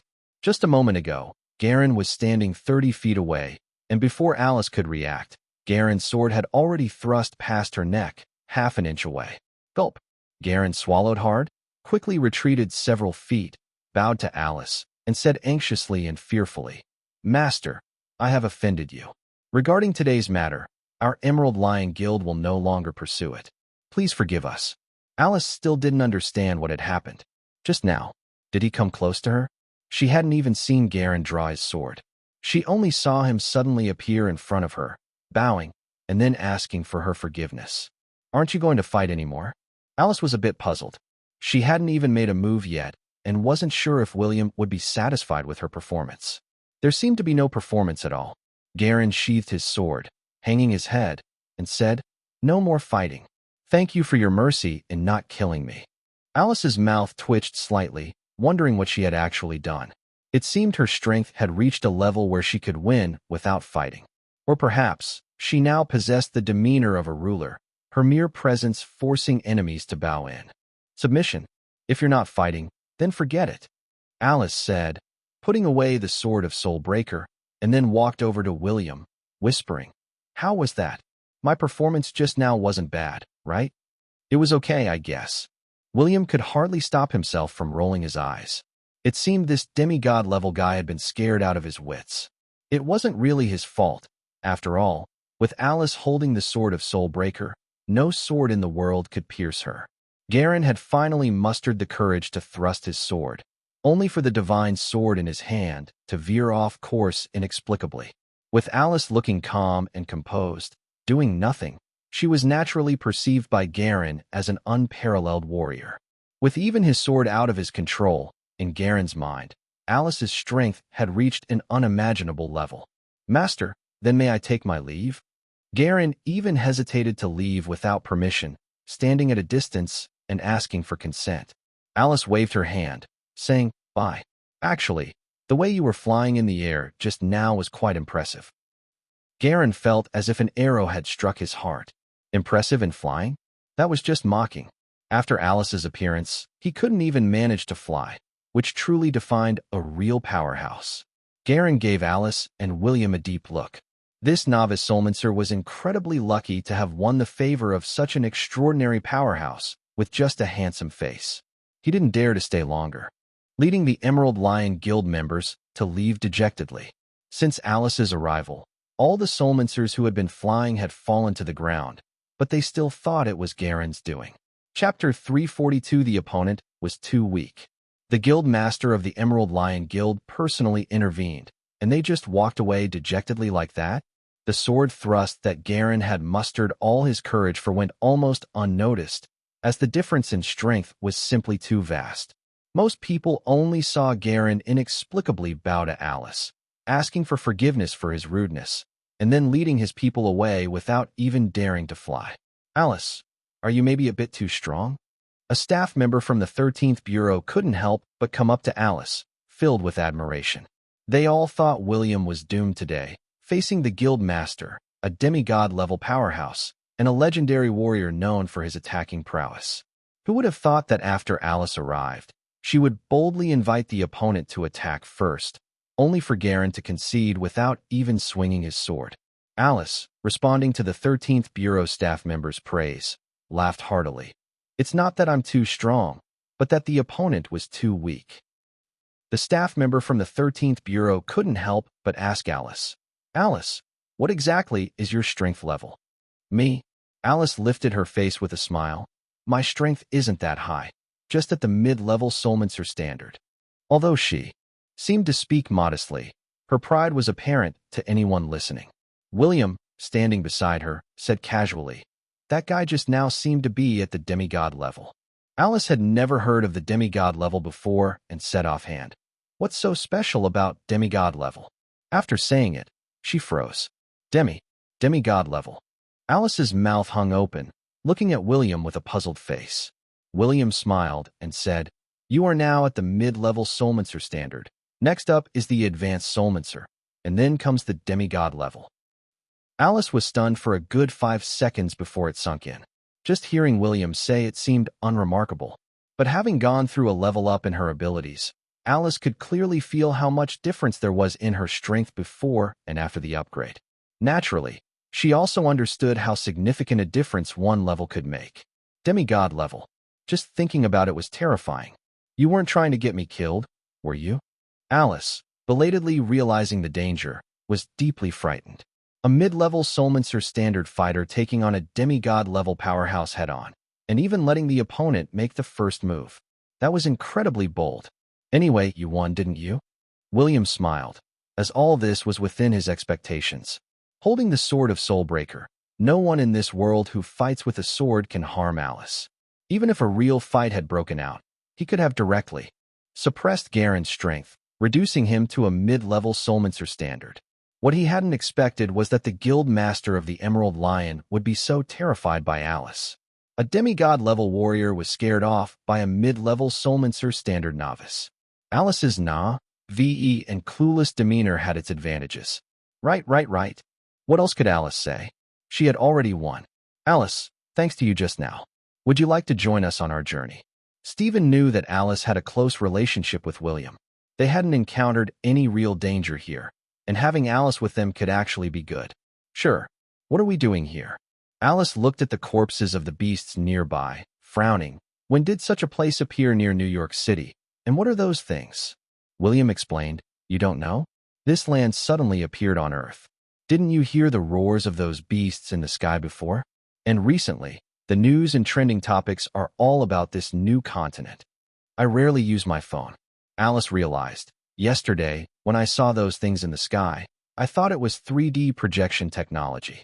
William then felt that Alice seemed even more out of touch with this era than he was.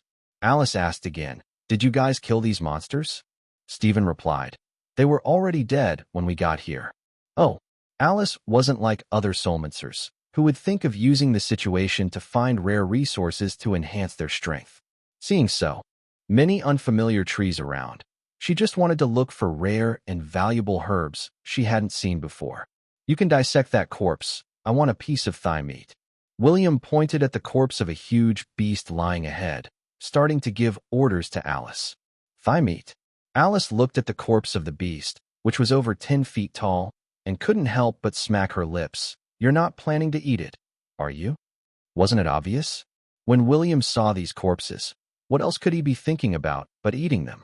Although technology had progressed, many types of meat were farmed, lacking in texture and flavor. Talking about delicacies, like this fierce beast in front of them, it had been a long time since he last ate such. All right then. Alice pouted, a look of aggrievement on her face. He called her over, first to fight a demigod-level powerhouse, and now, after an easy victory without fighting, he was asking her to dissect the corpse of a fierce beast. She was a girl, after all. Wouldn't dissecting a corpse result in being covered in blood? In reality, William's intent was for Alice's benefit. To him, the beast's corpse was merely food, but for Alice and other Soulmancers, it was a treasure trove, especially the beast's soul essence within. If refined into pills and consumed, it would undoubtedly bring significant benefits. But if Alice did nothing and still received benefits, she would have to bear corresponding responsibilities and consequences. To lessen the ties of cause and effect between her and himself, having her participate in dissecting the corpse and taking a piece of thigh meat could be seen as a task she performed for him. Just like when he agreed to help Serafina reshape her body, he also asked her to complete some tasks in exchange. Alice, the hide of this beast is very tough. Can you try to dissect it? Stephen actually felt quite embarrassed. The corpse of the beast was right there, and he, being at the peak of mid-level Soulmancer strength, couldn't even break through the beast's skin. Alice took out the sword of Soulbreaker again, thought for a moment, and realized that dissecting this body wasn't going to be easy. It seemed like this was an opportunity her master had given her for practice. Holding the sword of Soulbreaker, she channeled her energy, focused intently on the corpse of the beast in front of her, and with a sharp cry, she swung her sword. Phew! The sword of Soulbreaker struck the beast's corpse, cutting through it as easily as a knife through bread, contradicting Stephen's earlier claims about the difficulty. Huh? Just this? It's not that hard. Alice was also slightly stunned. What happened to the promised toughness of the surface? The staff members of the 13th Bureau nearby all looked on with newfound respect. At this moment, they no longer believed Alice was just at mid-level Soulmancer standard. Stephen had tried earlier, and even at the peak of mid-level Soulmancer strength, he couldn't penetrate the hide of the beast. Alice's sword cut through it so effortlessly. Considering Garen's reactions earlier, Alice must undoubtedly be an extraordinary powerhouse. They couldn't simply think the demigod-level guild master was a fool, could they?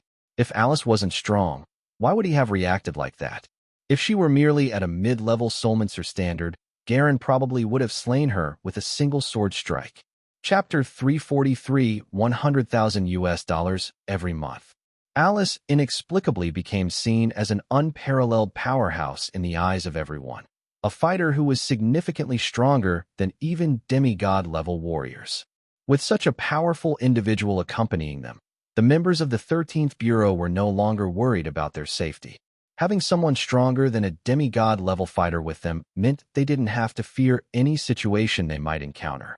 As they continued their journey inward, they collected various items including the corpses of fierce beasts, along with soil and plant samples.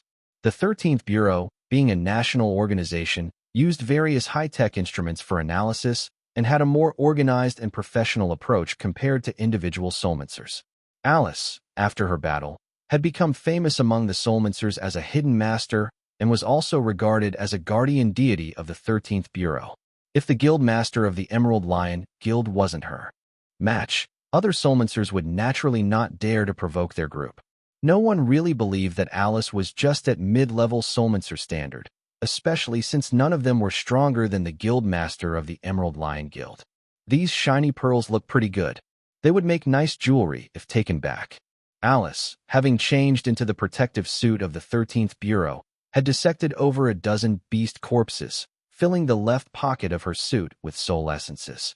She didn't realize that these shiny pearls she mentioned would be considered incredibly precious in the ancient Soulmancer circles. If it weren't for the abundance of fierce beast corpses around, even a single soul essence could cause Soulmancers to fight over it.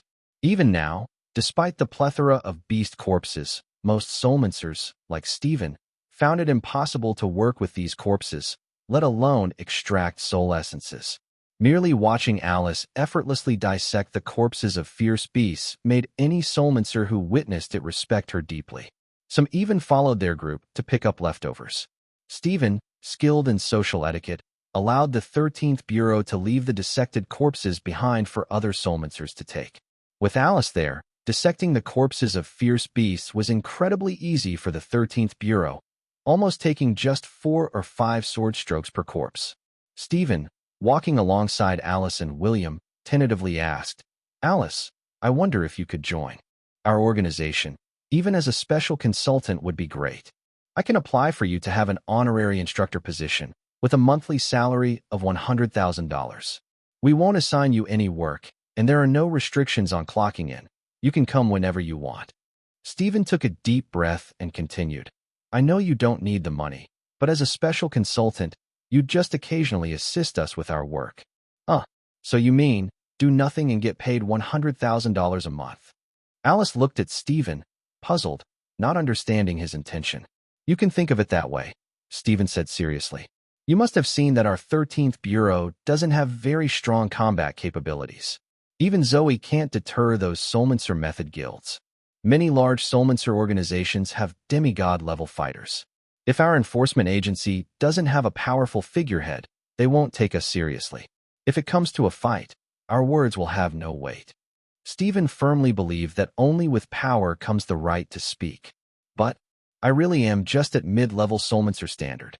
Alice almost cried. She understood Stephen's point.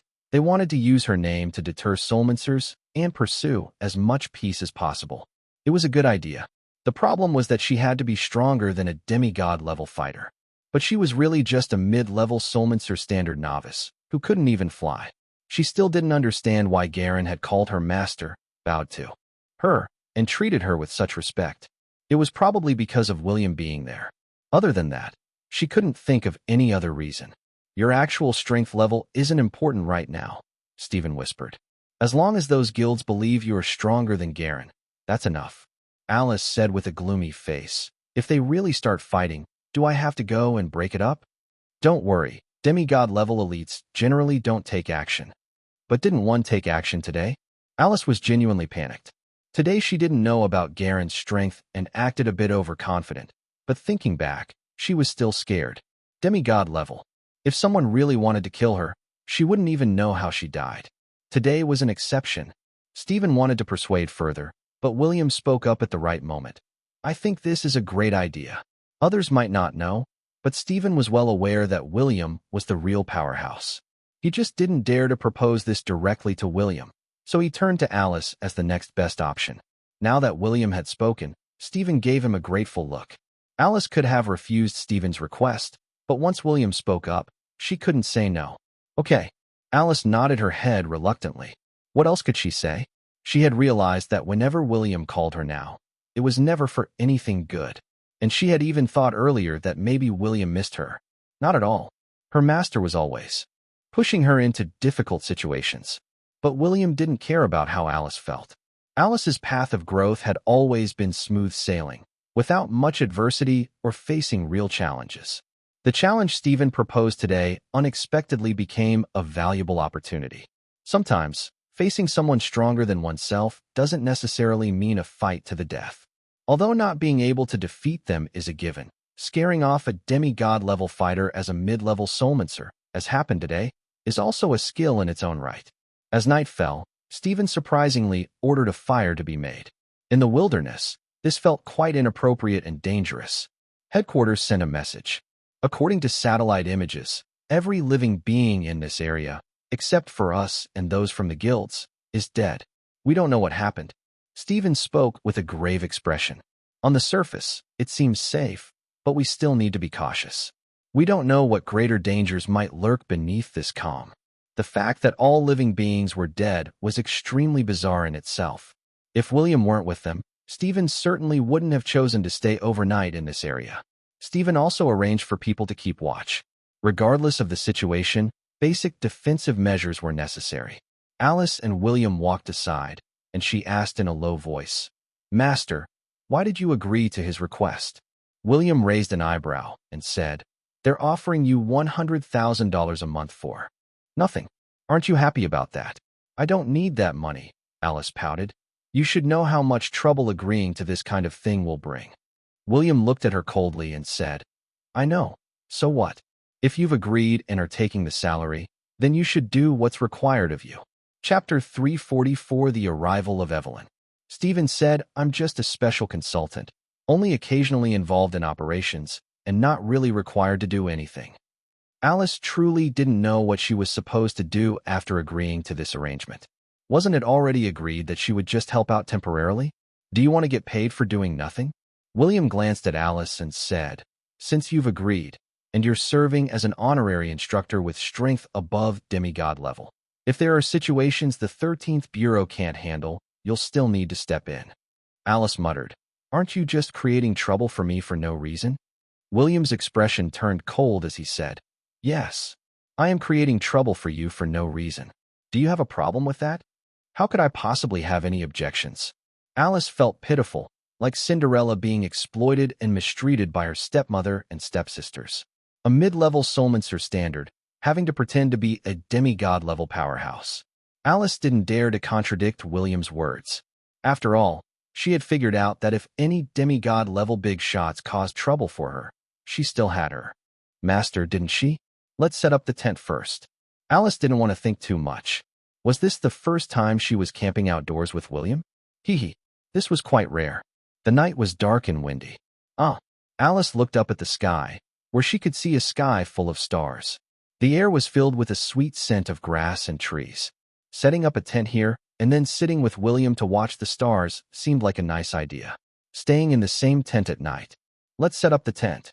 William had been watching for a while and had a rough idea of how these tents were set up. Although he didn't need to sleep, he still preferred the feeling of having a normal daily routine. "I'll set up the tent with you. Let's share one. I don't know how to set up a tent." At this moment, Alice suddenly became more cunning. Realizing that a girl must show some vulnerability to elicit a man's sympathy and the urge to offer protection and help. "Are you stupid?" William glanced at Alice. "I just stood here for a while and figured it out, and you still don't know how." "I am stupid." Alice wasn't upset at all, reasoning that as long as she could share a tent with William, being thought of as foolish was fine. William had no choice but to help her set up the tent. He was quick and efficient, while Alice mostly just watched, occasionally handing him tools and enjoying the process. After the tent was finally set up and Alice was about to crawl inside, Zoe came over. "Alice, why don't you sleep in my tent tonight?" That's not necessary. Our tent is already set up. Alice was completely taken aback by the invitation from Zoe, with whom she had an average relationship. At this moment, William also said to Alice, "Go with Zoe. You two are the only girls in the team." In fact, even if Alice had entered the tent, William certainly wouldn't have shared it with her. He and Alice were of different genders, and it was important to avoid any misunderstandings. In front of so many people, sharing a tent with Alice, would that be appropriate? Alice, pouting, had no choice but to follow Zoe into her tent. Truth be told, Alice didn't dislike Zoe. After all, when someone threatened to kill Alice, Zoe had stood by her side and even personally protected her family. In this regard, Alice thought Zoe was quite decent. The two girls staying in one tent naturally had plenty to talk about. As Zoe undressed and removed her chest binding, Alice couldn't help but feel envious. "Your figure is amazing, isn't it?" Usually, Zoe wrapped her chest for convenience in fighting. Now that she had removed the binding, her figure was indeed curvaceous and attractive. "Your skin is so good too." Alice, coming from a wealthy family, had never done any hard or dirty work, so naturally, her skin was quite good. But Zoe, who spent her days exposed to sun and rain and frequently engaged in fights, often ending up battered and bruised, surprisingly didn't have a single scar on her body. Her skin was fair and tender, which was enough to make anyone envious. Zoe didn't speak, but sized up Alice. After Alice undressed, Zoe couldn't help but frown and said with some surprise, "You don't bind your chest? I thought you did too." Alice nearly wanted to cover her face and cry. Was that supposed to imply she had low emotional intelligence? That was even more insulting than what Serafina said yesterday. "I thought you did too." Think about it. Really think about it. It was outright mockery and ridicule. Alice, with a downcast face, said, "Let's just go to sleep." Zoe asked earnestly, "How can I become as small as you?" "Well, that's so hurtful." Alice wanted to cry but couldn't shed any tears. She could only extend her hands and reach for Zoe's enormous chest. It didn't matter anymore. What she didn't have, she had to experience somehow. Zoe didn't resist. Normal physical contact between girls wasn't a big deal. Alice turned off the lights and snuggled up to Zoe, a smile appearing on her lips. She had to admit, the feeling was quite nice. No wonder those annoying men liked bigger breasts. Hadn't her master mentioned a secret technique for breast enhancement before? It had been so long, and he still hadn't given it to her. She would definitely ask him for it first thing in the morning. Alice, being quite thick-skinned, fell asleep while holding Zoe in her arms. William, meanwhile, was not idle. His consciousness swept across the area and found that Evelyn had also entered, albeit more than 2,000 miles away. Evelyn, accompanied by a group of underworld warriors, was sweeping through the area, subduing many isolated soulmancers. Even some guild elites were no match for them in their presence. After all, the underworld warriors knew too many secret techniques, and in terms of both numbers and strength, Evelyn and her group absolutely dominated. What surprised William was that Evelyn's group ran into Serafina. Serafina had entered this time in search of the magic lotus and eternal vine, so encountering Evelyn was indeed unexpected. Having received the power inheritance from Hades and fused with a drop of William's blood, Evelyn's strength had reached the pinnacle of advanced soulmancer level. Combined with the 30-something underworld warriors by her side, as well as the dozens of solitary soulmancers they had subdued, Serafina really only had two choices upon encountering her. Either die, or submit and become one of Evelyn's subordinates. Evelyn's current life goal was to become the queen of this era. Money and power were within easy reach for her, and now with the otherworldly beings arriving on Earth, her next step was to establish her own guild, aiming to become the largest in the global soulmancer circles. Such a life was truly extraordinary. Serafina, who came from the divine realm, once managed her own territory in the divine realm and was a ruler in her own right. Evelyn wants her to submit? Impossible. If she were willing to submit, she wouldn't have come to Earth. Kill her. Evelyn, now possessing Morgana's memories, was no longer the meek little girl she once was. Decisive in her actions, she knew that such resolve was necessary to become a great queen. Since Serafina refused to submit and possessed demigod-level strength, Evelyn had no choice but to engage in battle straightforwardly.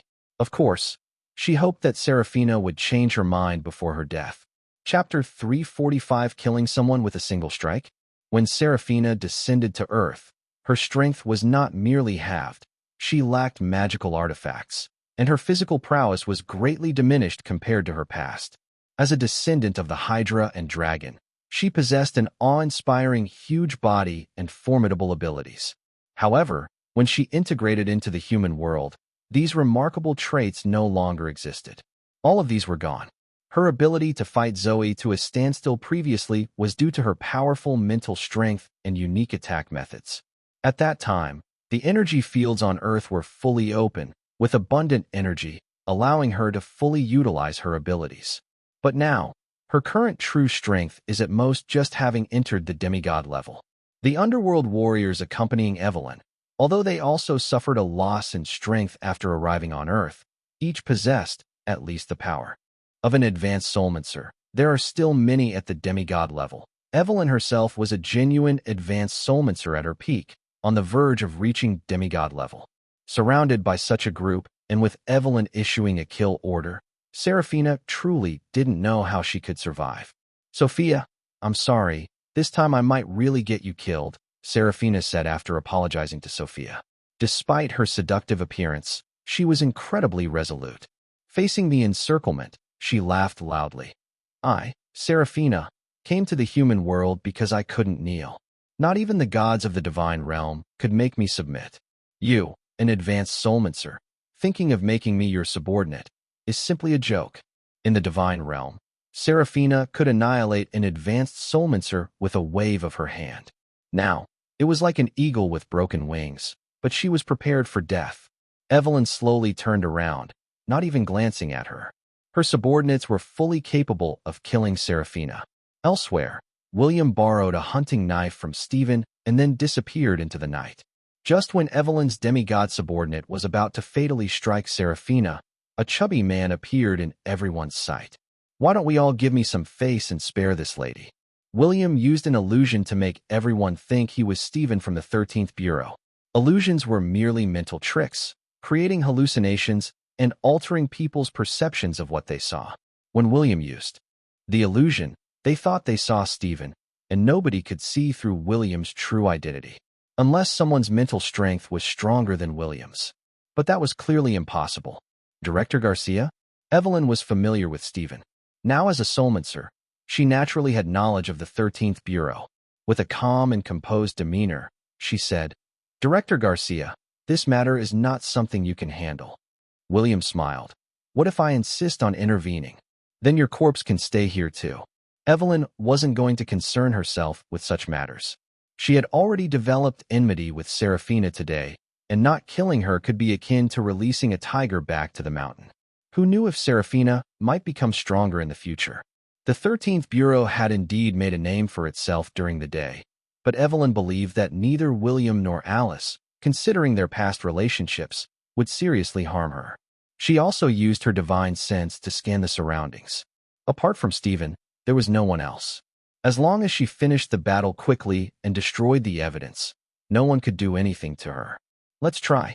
William thought that the day's events would have made Evelyn more cautious. He had known Seraphina and had promised to help her escape Sophia's body, so he couldn't let her just be killed by Evelyn. What he didn't expect was that Evelyn, since Nathaniel's death, had undergone a drastic change in personality, viewing human life as insignificant. A peak mid-level soulmancer? One of the underworld warriors sneered, not understanding where this chubby man got the courage to speak such words. Try what? What's there to try? Both of them had to die. Hades' subordinates, having been on Earth for some time, had consolidated their strength. Each one of them possessed the power of an advanced soulmancer, especially their secret techniques, which were unpredictable and hard to defend against. Just as William finished speaking, a shadow appeared silently behind him like a ghost. The underworld warrior, wielding a sharp blade, was about to slit his throat. "Fat man, be careful." Seraphina reacted and hurriedly shouted at William. She too couldn't see William's true form and simply addressed him as the fat man.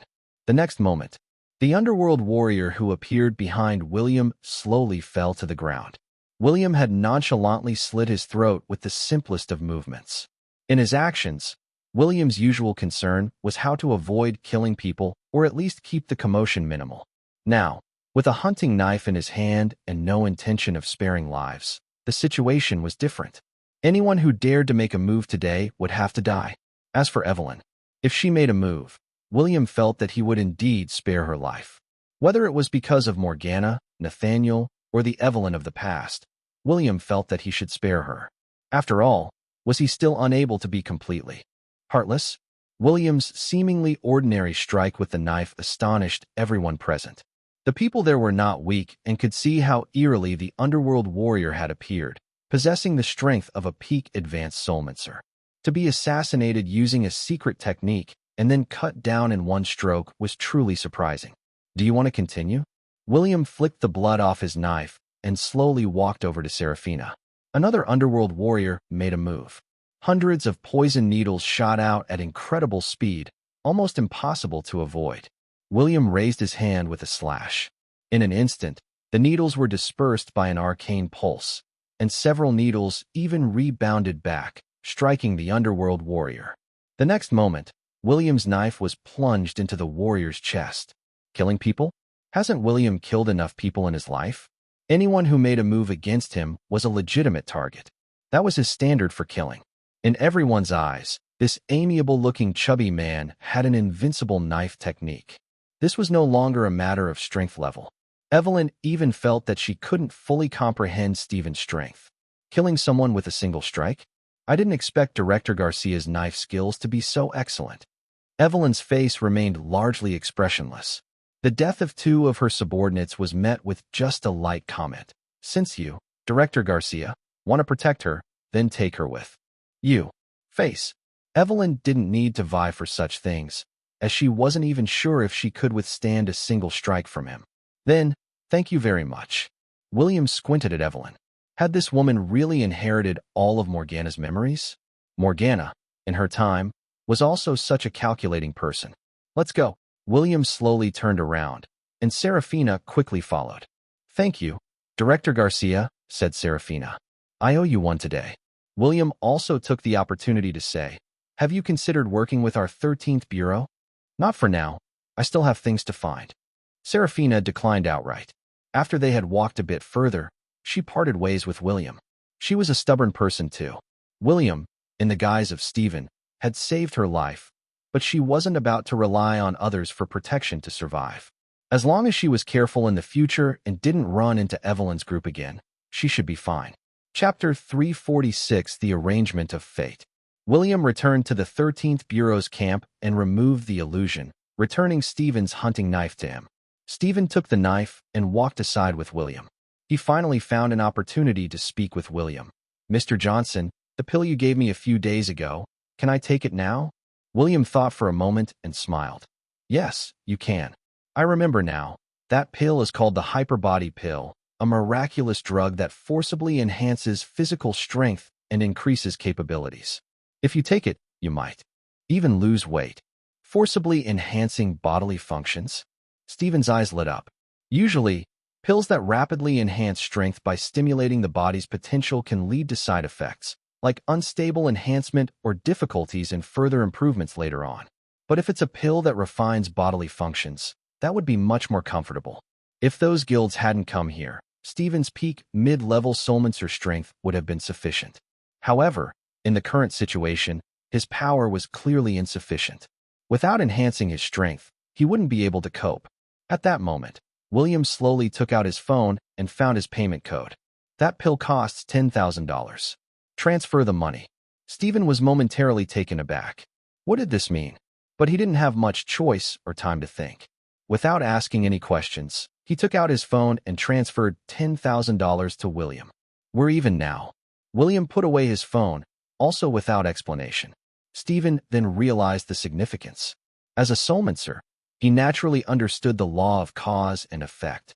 Establishing a connection with a super-powerful figure like William and receiving such a substantial benefit could lead to unforeseen consequences in the future. Now, settling the law of cause and effect for $10,000 was an excellent deal. Thank you, Master. Stephen bowed slightly, understanding that this was also William's way of protecting him. The hyperbody pill that William provided was worth not just $10,000, but even $1 million. I told you we're even now. There's no need to thank me anymore, William said casually before entering his tent to rest. The members of the 13th Bureau had no idea that just a few minutes earlier, William had impersonated Stephen and killed 2 underworld warriors. The next day, as soon as dawn broke, numerous foreign teams entered the area.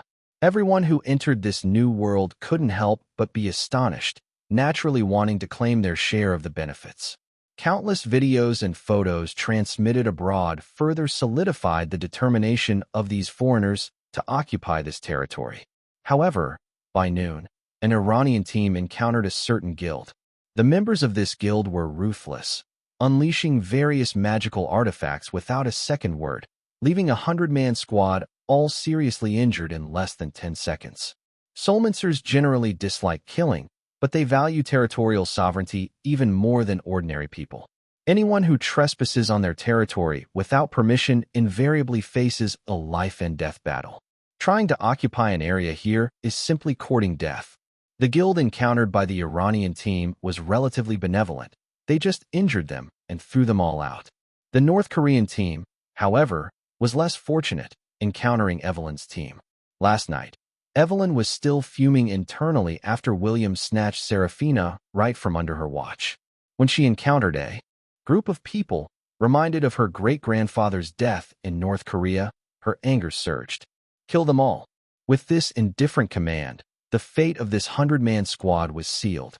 Evelyn's subordinates, warriors from the underworld, were all dark power wielders. They took pleasure in the slaughter, and within minutes, the entire group was buried there. Escape was impossible. Their combat strength was like child's play in front of these underworld warriors, offering no resistance whatsoever. The methods of the Soulmancers, captured in various videos and images, shocked the general public, who found Soulmancers terrifyingly powerful.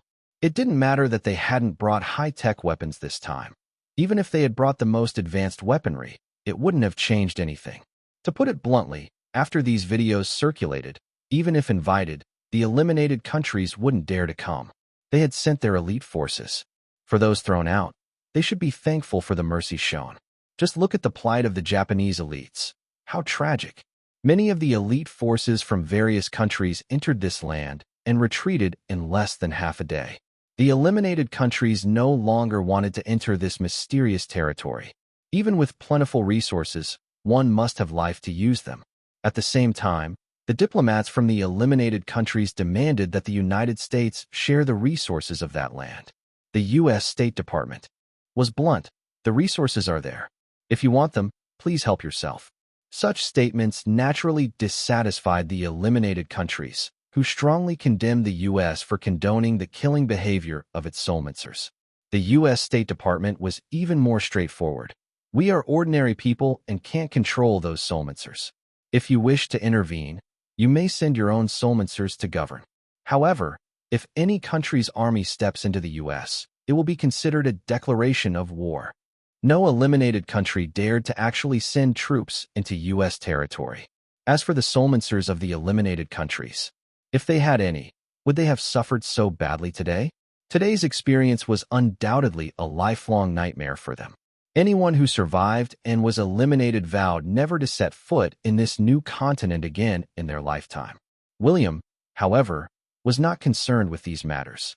The idea was his, and the outcome was within his expectations. The next day, they scoured the territory again, bringing back many things. Stephen, having taken the hyperbody pill given by William the night before, was in excellent spirits and his strength had risen to that of an advanced Soulmancer. His old work-related ailments had healed, and his overall condition had greatly improved. Finally, they encountered Evelyn and her group in front of an eternal vine. At the same time, they ran into Serafina. This could really be considered fate. Other Soulmancers might not be interested in the eternal vine, but for the underworld warriors, it was an invaluable treasure. Having descended into the world of ordinary humans, the bodies they occupied weren't top-notch, and their ability to regain strength wasn't fast. If they could use the eternal vine to rebuild their bodies, their strength would increase rapidly. Serafina needed it, and so did Evelyn's subordinates. Faced with such a valuable item, who could easily give it up? Chapter 347: The Initial Appearance of the Demon God. Serafina was also greatly frustrated. She had tried her best to avoid Evelyn and others, but her luck was just terrible. Just as she had finally found the eternal vine and was carefully handling its roots, intending to extract it, Evelyn and her group arrived. Serafina thought of escaping, but how could she possibly get away?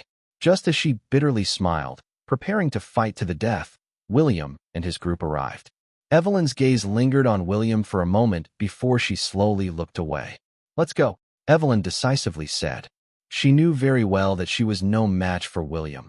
Otherwise, she would have killed him long ago. "Leader, that eternal vine." One of the underworld warriors expressed reluctance, hinting that Evelyn could contest them for it. In their view, although Stephen's swordsmanship is terrifying, they are also exceptionally strong. With so many elite underworld warriors swarming together, what is there to worry about? What is there to fear? Retreat. Evelyn turned around resolutely, without any discussion with her subordinates. If it's just Stephen, even if his swordsmanship is excellent, Evelyn and the others can still fight against him. But the one Evelyn truly feared was only William. During William's last visit to her office, just the slight aura he emitted made her feel unfathomable depths. Even now, with her drastically increased strength, just thinking of the terrifying aura William had released instinctively made her fearful. And William also said he was Arthur, not just some reincarnation, which was even more thought-provoking.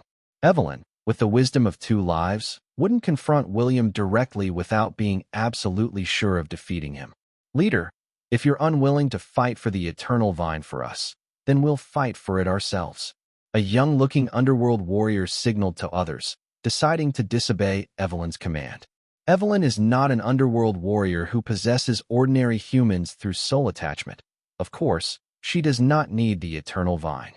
Last time, backing down from Stephen and not avenging the fallen comrades already caused dissatisfaction among some underworld warriors. Now, concerning their own interests, the underworld warriors naturally wouldn't obey Evelyn's orders anymore. "Yes, we control our own destiny. Leader, if you are scared, we won't blame you." Another underworld warrior also spoke up, loudly, saying, "We will first snatch back the eternal vine, then we will apologize to you later." Disobeying orders? They were only following Evelyn because she was a direct disciple of Hades. Faced with such an opportunity, how could they simply give it up just because Evelyn said to leave? There were 36 underworld warriors present, all with strength above that of an advanced soulmancer. If they employed their secret techniques, what would being an advanced soulmancer level matter? Evelyn paused in her steps, squinting at the underworld warriors present. She simply said, "Those willing to follow me, come along. I won't bother with those who don't." The underworld warriors looked at each other, and in the end, only 6 remained, along with a group of solitary soulmancers subdued along the way, following Evelyn. That left 30 underworld warriors. Today, they intended not only to seize the eternal vine, but also to avenge the 2 comrades who had died yesterday. "Fat man, come on, let's see your knife skills again."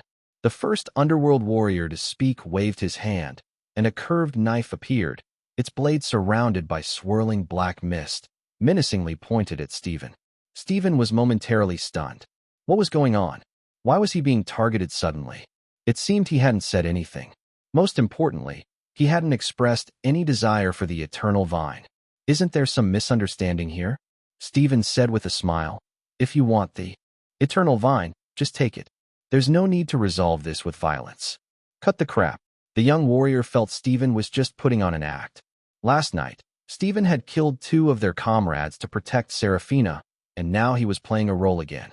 After the young warrior finished speaking, the underworld warriors behind him collectively deployed a secret technique, causing the surrounding energy to surge wildly.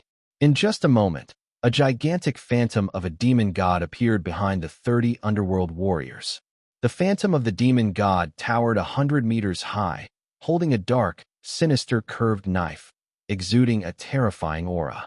Evelyn hadn't gone far when she couldn't help but look back. These underworld warriors were hopelessly foolish. Creating such a terrifying phantom of a demon god Wouldn't that provoke a siege from the entire Soulmancer community? It was highly possible that there were demigod-level powerhouses in this area. This was why she had refrained from letting the underworld warriors act yesterday. Preserving strength and waiting for the right opportunity was the most prudent strategy. The strength of these underworld warriors has not fully recovered yet. Acting so high profile could very likely bring about a catastrophic disaster. It was just the eternal vine. If it was here, couldn't it be found elsewhere? Why insist on a deadly confrontation here? From a distance, Evelyn's heart raced as she watched William. 30. Half-gods summoning a demon god through a secret technique. With the demon god's help, they should be able to fight a demigod-level powerhouse. She wondered if William could handle it. Her feelings were complex at that moment. If William were to die under this phantom of the demon god, would it mean she had truly cut off her emotions? Yet deep down, she didn't want him to die. But if even such a powerful phantom of the demon god couldn't kill William, then how powerful must William be? Evelyn's eyes showed her conflicting emotions. At that moment, she didn't even know what she was hoping for. Was she expecting William to turn the tables and defeat them? Or for William to die here? She didn't know. Her mind was in turmoil. The 30 underworld warriors summoned a demon god that roared furiously, causing a tumultuous upheaval in the air for 20 miles around.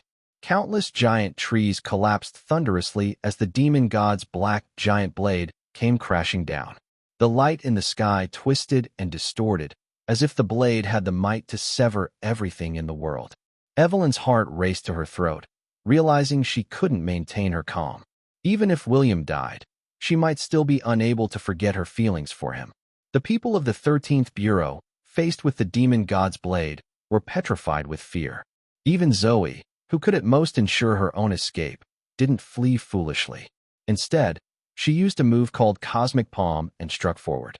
Alice also drew her sword. William stood behind her, and even Alice didn't notice William flicking the hilt of the sword of Soulbreaker with his finger. A gigantic black palm print and an arcane pulse simultaneously confronted the demon god summoned by the underworld warriors. The next moment, the giant blade of the demon god didn't manage to fall. A gentle breeze blew, and the huge phantom of the demon god dissipated like grains of sand. All the underworld warriors still stood in their places, but every one of them was already dead, breathless. William seemed as if he had done nothing, looking expressionlessly ahead. The people of the 13th Bureau hadn't yet recovered from their fear. They didn't even know how the battle had ended. But clearly, they had won. Evelyn gave William a deep look, turned her head, and said to those beside her, "Let's go." Chapter 348, Slaying the Great Demon Lord. So you really are that powerful. Zoe looked at Alice, inevitably feeling a bit of admiration. She was well aware that it was Alice's sword releasing the arcane pulse that had just annihilated the phantom of the demon god and those underworld warriors inhabiting human bodies. As for her own palm strike, it hadn't really caused any substantial damage to the demon god. Alice herself hadn't expected the arcane pulse she released to be so powerful. That monster, several stories high, had just been obliterated by her single strike, and all those people in front, all dead? Well, not too bad. Alice swallowed nervously, stealing a glance at William. William's face was expressionless, his gaze calm. He glanced at Alice and asked, "Why are you looking at me? You're handsome." Alice grinned foolishly. She didn't know why, but even with William's icy demeanor, she felt he wasn't truly heartless. That powerful sword strike just now must have had some issue. It definitely wasn't due to her own strength. Alice, with her hands behind her back and head held high, wore a faint smile on her lips. She didn't inquire further, knowing she didn't have the strength to obliterate such a terrifying entity with a single sword strike. William also turned his head away, indifferent to whether she guessed the truth or not. He wasn't about to admit anything. The commotion here naturally drew the attention of many Soulmancers. The destruction of the terrifying demon god affirmed that the 13th Bureau had at least one demigod-level powerhouse. Previously, the guilds had respected the 13th Bureau and complied with its management primarily because it represented the government. Now, they were compelled to respect the 13th Bureau because of its strength. Stephen, having narrowly escaped death, had a broader perspective. Alice's sword strike could be regarded as a stabilizing force in the Soulmancer community. That one strike, It ensured that the Solmancers would continue to abide by their previous agreements with the 13th Bureau, preventing any disruption to the lives of ordinary people. This sword strike could bring peace to the world. Serafina, having successfully obtained the Eternal Vine, thanked Stephen, Alice, and others before continuing her solitary search for the magic lotus. They roamed this domain for a few more days, during which the elites of the major guilds began to demarcate their territories. Stephen also visited them one by one, reaching agreements with each. Solmancers were not to kill ordinary people. If they chose to live in the world of ordinary people, the 13th Bureau would manage them and provide necessary assistance, ensuring they were treated as friends. Additionally, a new rule was added. Solmancers were not allowed to monopolize businesses of ordinary people.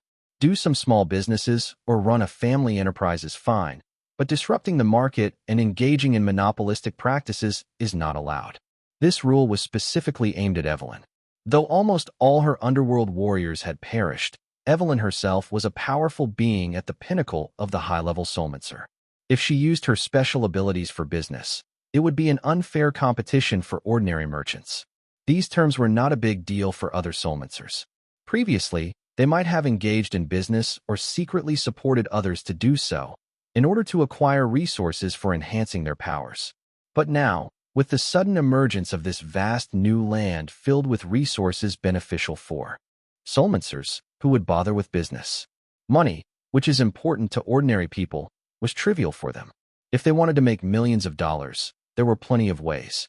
They could use precognition to predict stock market fluctuations, red mines in casinos, or during business transactions to understand the real intentions of their counterparts, among other methods.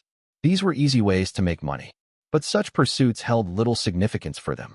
As Stephen put it, if any Solmancer friends needed money, they could just ask him. Lending a few $100,000 was not an issue. Moreover, with the sudden appearance of this new land, the major guilds became more active. They approached Stephen with the idea of recruiting more Solmancer apprentices from among ordinary people. Stephen also mentioned that he would report back to the senior leadership before giving a response.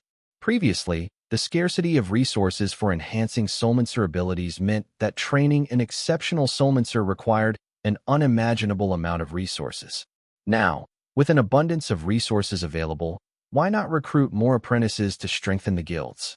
After visiting the major guilds, the 13th Bureau's team gathered some materials and selected a 200-acre plot of land for their base, then left the area. It seems that in this newly emerged territory, aside from plants, all animals are dead, Stephen said, clenching his fist. He was even contemplating what it would be like if the entire human race were taught to become Solmancers, and if Solmancer techniques were integrated with technology. What kind of unprecedented heights would civilization reach? Like the 096 power armor. If there were more gadgets like that, to what unprecedented level would world civilization ascend? Pondering these thoughts, Stephen deliberately walked over to William and asked in a low voice, "Master, what's your take on these guilds recruiting apprentices?" William pondered for a moment and replied, "That doesn't really concern me. You don't need to ask my opinion. How many ordinary people don't dream of becoming Solmancers, of becoming superpowered? Even if you disagree, would it matter?" In William's view, the difference between ordinary people and Solmancers was not significant. However, he now preferred the relatively peaceful world as it was. If the emergence of more Solmancers led to societal chaos, well, never mind. Even if things became chaotic, he didn't feel like interfering. After all, he had experienced all sorts of life. He would rather live a quiet, ordinary life. Hearing William's words, Stephen also silently nodded in agreement. With the sudden appearance of this new land causing a global surge in energy, the guilds recruiting apprentices and bolstering their strength was an inevitable trend. All he could do was report the situation to the senior leaders. William returned to school. Today, cozy Bookhaven was unusually quiet. The Solmancers, who used to flock here, had now mostly headed to the parallel dimension that had appeared, no longer considering this place as a treasure trove. The news of the major guilds planning to recruit apprentices in the new world must have spread. Instead of waiting for a stroke of luck here, those Solmancers might as well try their luck in the new world. William enjoyed a rare moment of leisure, sitting in the bookstore and reading for a while. when Lucien appeared at the bookstore's entrance. Hmm. William looked up at Lucien, noticing that Lucien's abilities had improved, likely due to some enlightenment in Maplewood Town. Most notably, Lucien now carried a new energy aura. This made William's lips curl into a slight smile. It was the energy from the object he had expelled from his body. This meant Lucien was also chosen by that object. Alice isn't here. Lucien looked at William with a strange expression and asked a question before sitting down opposite William. William smiled and said, "It seems that there's no one else within a 30-foot radius now, right? Then, I want to kill you." Lucien had an epiphany in Maplewood Town. Not only did his strength surge forward, but a system also appeared in his mind. The system informed him that William was the great demon lord of this world, and that killing him would grant 1,000,000,000 experience points, allowing Lucien to instantly become a god king. Lucien couldn't wrap his head around the idea of William being the great demon lord, a seemingly ordinary young man. Wouldn't killing him be an easy task? Could it be that this great demon lord had not yet fully developed his powers? Chapter 349, Do You Want to Be the Chosen One? Why haven't you made your move yet? William chuckled, slowly closing his book, finding reading uninteresting at this moment. Lucien gazed at William, falling silent for a long time, before finally letting out a deep sigh. "I really can't see anything special about you. If I have to point out something special, it's especially annoying." William didn't have a particularly bad impression of Lucien, but as Alice's mentor, he naturally had to be strict with those pursuing her. He also didn't find this young man particularly appealing. What's the use of unrequited love that gets no response? In the end, you'll end up with nothing. Isn't that a simple truth? My opinion of you is the same. William didn't ask Lucien why he wanted to kill him. He had figured out that if he killed Lucien, the energy entwined around Lucien would briefly dissipate and likely merge into another chosen one. Once William killed the last of these chosen individuals, the entity would gather the soul energy of hundreds of chosen ones and be reborn. Perhaps the entity thought that even if William saw through this, he wouldn't easily kill. Lucien's visit was, in a way, a declaration of war. The entity couldn't seriously think Lucien could kill William. Instead, Lucien was sent as a sacrifice. Not killing him would allow the entity within Lucien to help him grow, signifying William's defeat in this declaration of war. Killing Lucien would seem like falling into a trap, a no-win situation, just a childish trick. William didn't care about anyone's growth. If that thing he expelled could truly be reborn, he didn't see it as a big deal. Lucien, struggling with the decision to leave, finally couldn't help but ask, "William, what exactly is your power level?" William smiled, "Just a little bit higher than yours." Lucien furrowed his brows. "You were a bit stronger than me before, but now, I am still just a bit stronger than you," William interrupted him.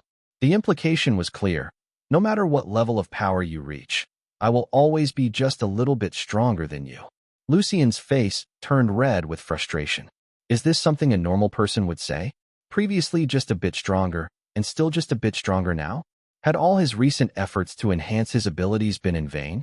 Feeling dejected, Lucien directly activated the ninefold stellar sanctuary magic array, enveloping the entire bookstore.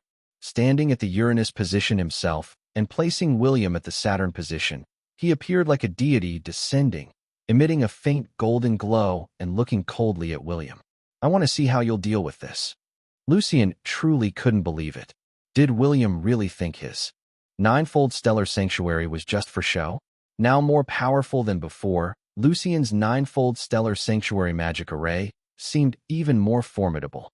William simply smiled, flipping open his book. Cough. Lucien didn't understand what had happened. He suddenly coughed up blood, the surrounding blue light abruptly vanishing. The ninefold stellar sanctuary magic array under his feet crumbled and dispersed, disappearing in an instant. William looked down at his book, speaking indifferently. "I'm in a good mood today. You should leave." Lucien, pale-faced with disbelief in his eyes, stared at William. Was this what being a little stronger meant? Just a little bit? He didn't even realize when William had made his move.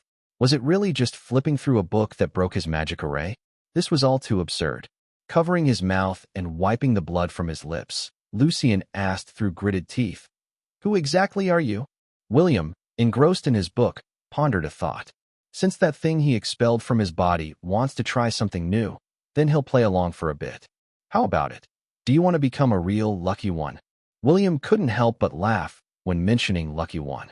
The chosen one? They were merely people with exceptionally good luck. But speaking of luck, William's fortune could truly be called defying the heavens. If the luck of 100 extraordinarily fortunate people were concentrated into one person, would that make them somewhat special? Lucien clearly didn't understand William's point, looking at him with a puzzled expression. Before William flipped the pages of his book, Lucien always thought of himself as a favorite child of destiny, even considering himself a so-called child of heaven. But just now, that notion had been completely overturned. Compared to William, a being of limitless power, he felt like an insignificant insect. If William had wanted to end his life just now, it would probably have been as easy as the way he effortlessly broke his magic, just as simple as flipping a page of a book. All right, you can go. In some time, let me see how powerful an opponent you can become. William had decided, if he was going to play this game, he would play it thoroughly. That entity had dispersed its power, hadn't it? Simple. He would eliminate the other 100 or so people, leaving only Lucien, to see what level he could eventually reach. Lucien, not daring to ask more, cast a deep glance at William before turning and leaving the bookstore. Alone in the bookstore, William finished reading War and Peace by 8 o'clock in the evening. His consciousness swept across New York and unexpectedly found a dozen people tainted with that entity's power. And among them, there were familiar faces. At this moment, David was immersed in the surprise of suddenly acquiring mysterious powers. A mysterious system voice had unexpectedly appeared in his mind, and he, a mere ordinary person, had become a novice soulmancer overnight. He finally understood why he had never been able to stand up against William.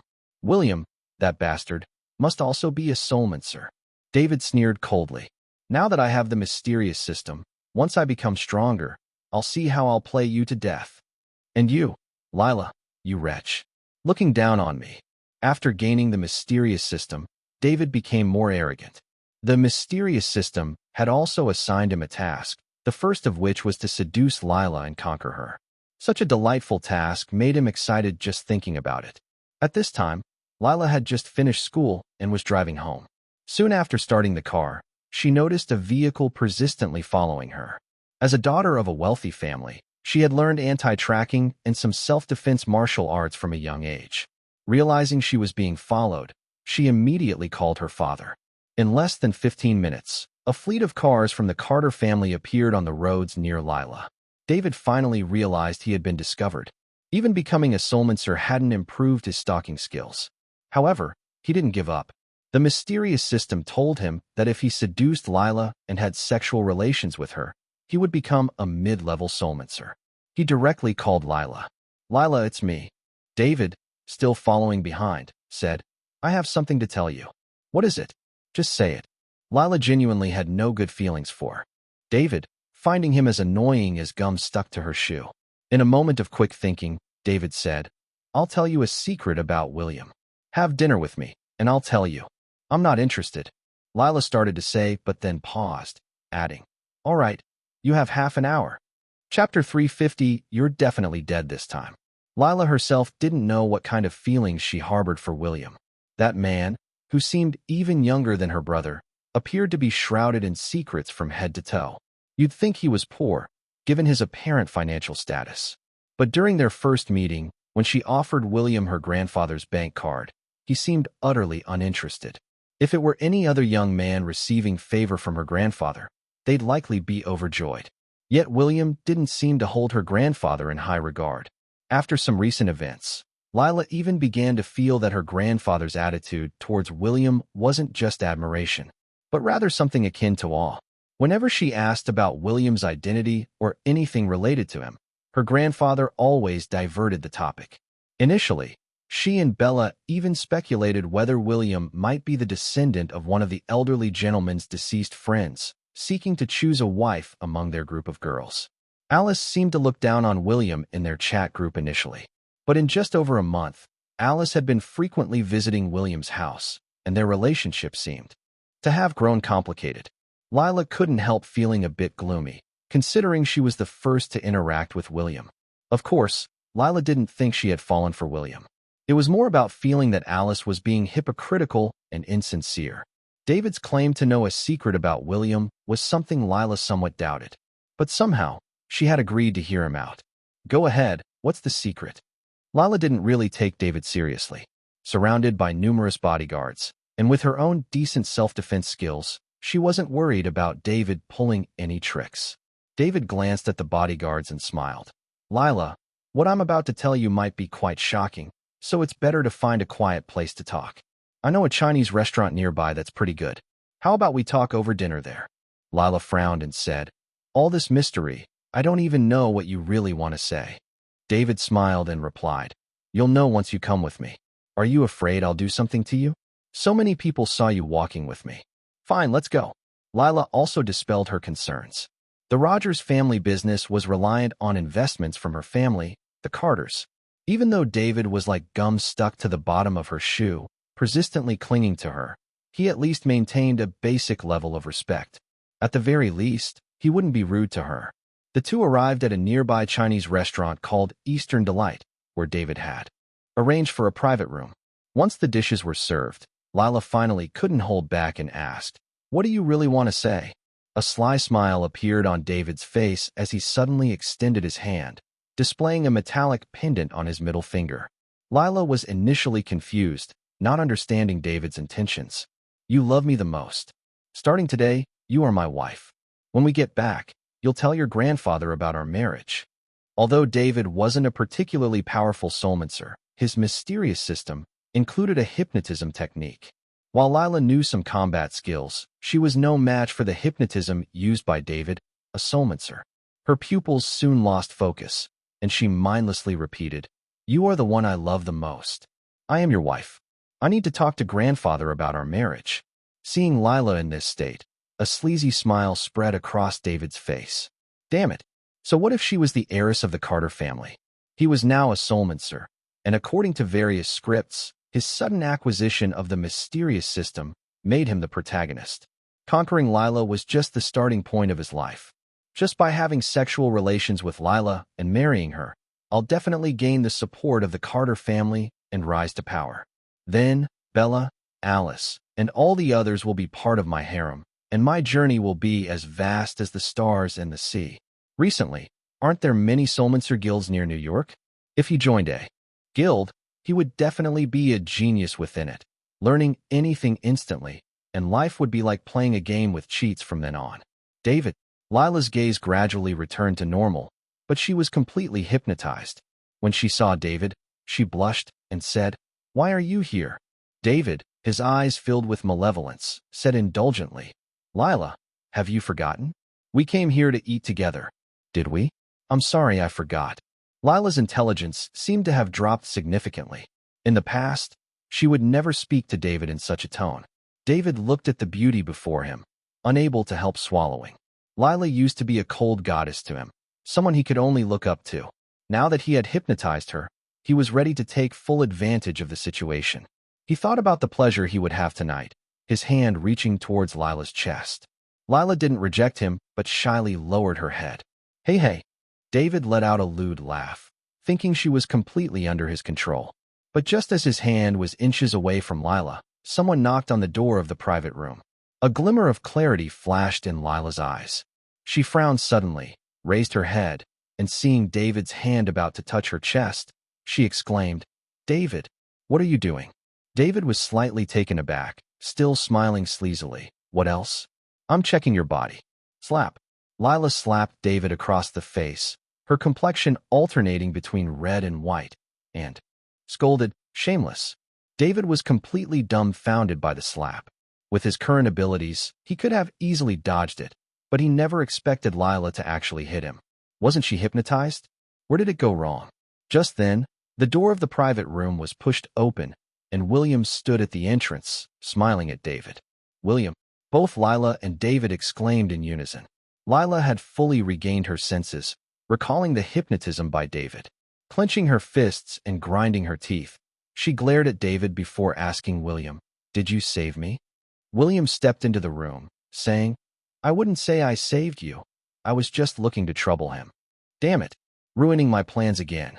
David now harbored deep hatred for William. Setting aside their past encounters, he never had any good experiences with William. Today, when he was finally about to succeed with Lila, this jerk showed up again. William chuckled. Should I apologize for interrupting you like this? Jerk, don't think you're leaving here alive today. David sneered. You think I'm still that weakling? I'm a soulmancer now. With that, he suddenly unleashed his energy, attacking William. His right hand transformed into a claw, aiming straight for William's throat. He had tested this move before, capable of snapping a steel bar as thick as an arm. In his eyes, William was as good as dead. Once William was dead, he could just hypnotize Lila again. Chapter 351 Being powerful is not just about having great strength. David's claw strike was incredibly fast. Had he been facing an ordinary warrior, that move would have surely been lethal. Unfortunately for him, his opponent was William. David felt as if his life were like a video game with cheats enabled, and William was like that person who, just as you're enjoying your game with cheats, pulls the plug, cuts the power, or even smashes your console to pieces. Before David's claw could even touch William's neck, William merely extended a finger and lightly touched it. In an instant, David's wrist snapped, bending at an odd angle.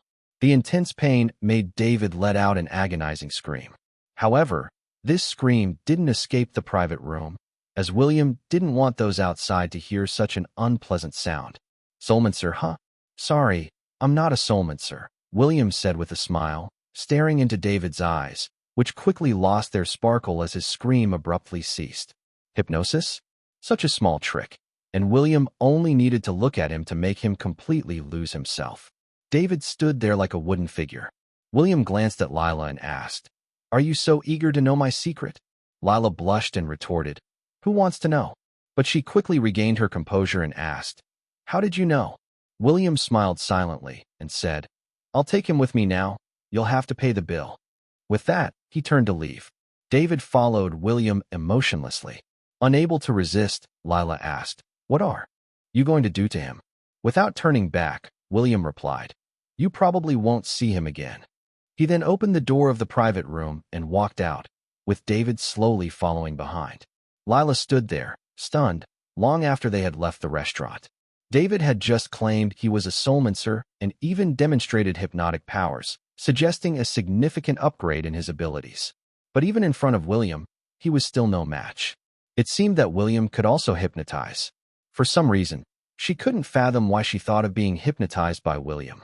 At that thought, she couldn't help but blush and feel her heart race. What am I thinking? Lila took a deep breath to clear her head. Soon, she realized that the world seemed to have changed. It wasn't her first encounter with a soulmancer. She had also seen online that many mysterious guilds had appeared, recruiting apprentices. Should she try her luck? In this era, news could spread across the world overnight.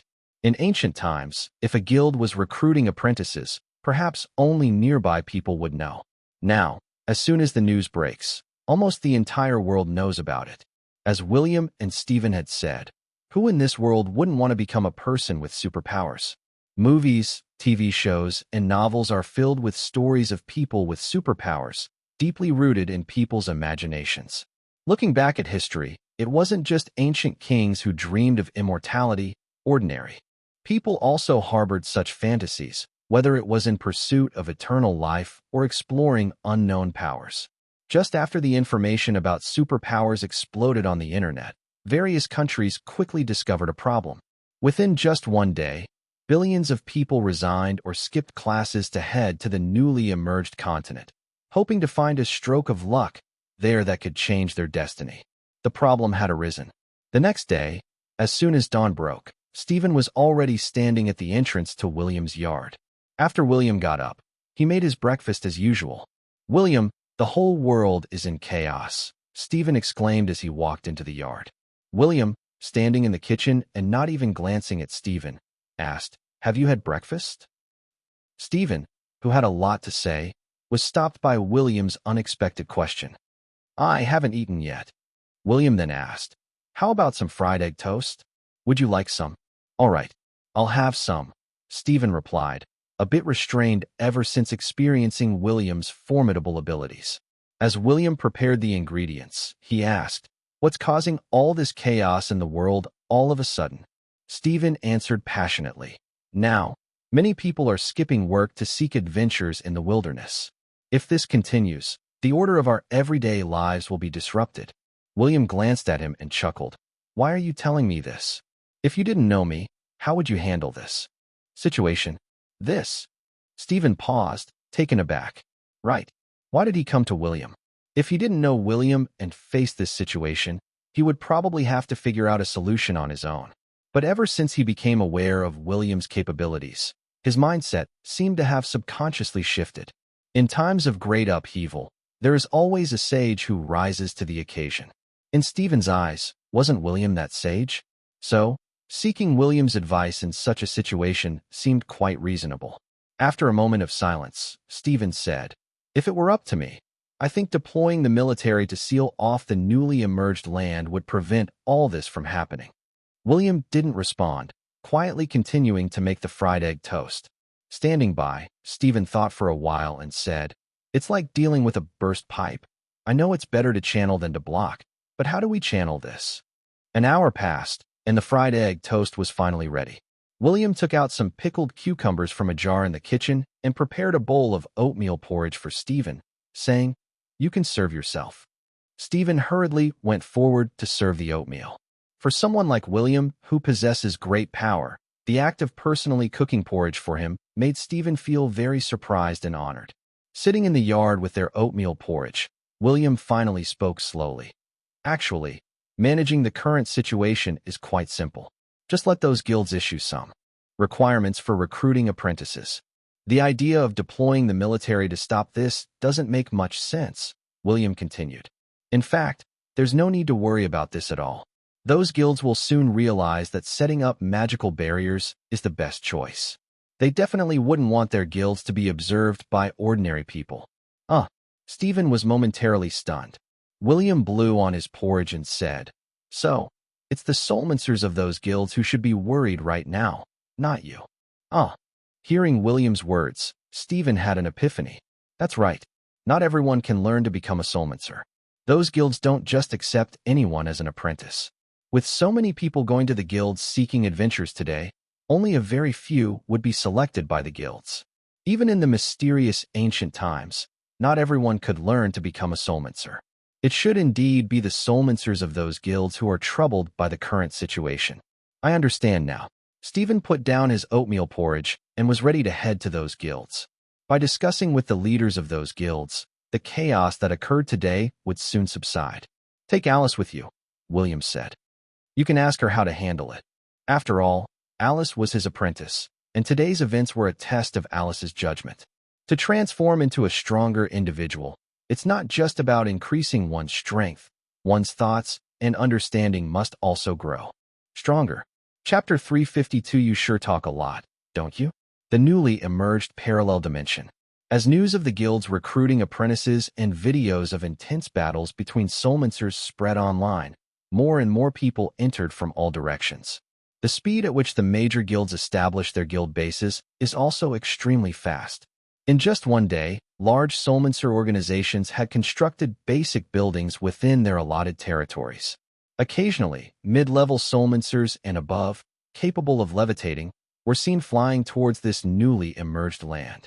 It's rare for a beginner soulmancer like Victor to fly, which is why there's a belief that reaching the mid-level soulmancer status changes the laws of nature.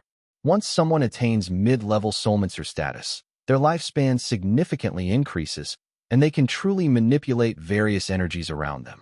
The Emerald Lion Guild also marked its territory in this area. After Garen Steele, the leader of the Emerald Lion Guild, chose an energy-rich location for the guild's base, visitors, mainly from other guilds, came continuously, mostly to inquire about Alice's true strength. "Garen, are you saying there really are gods hidden among ordinary people?"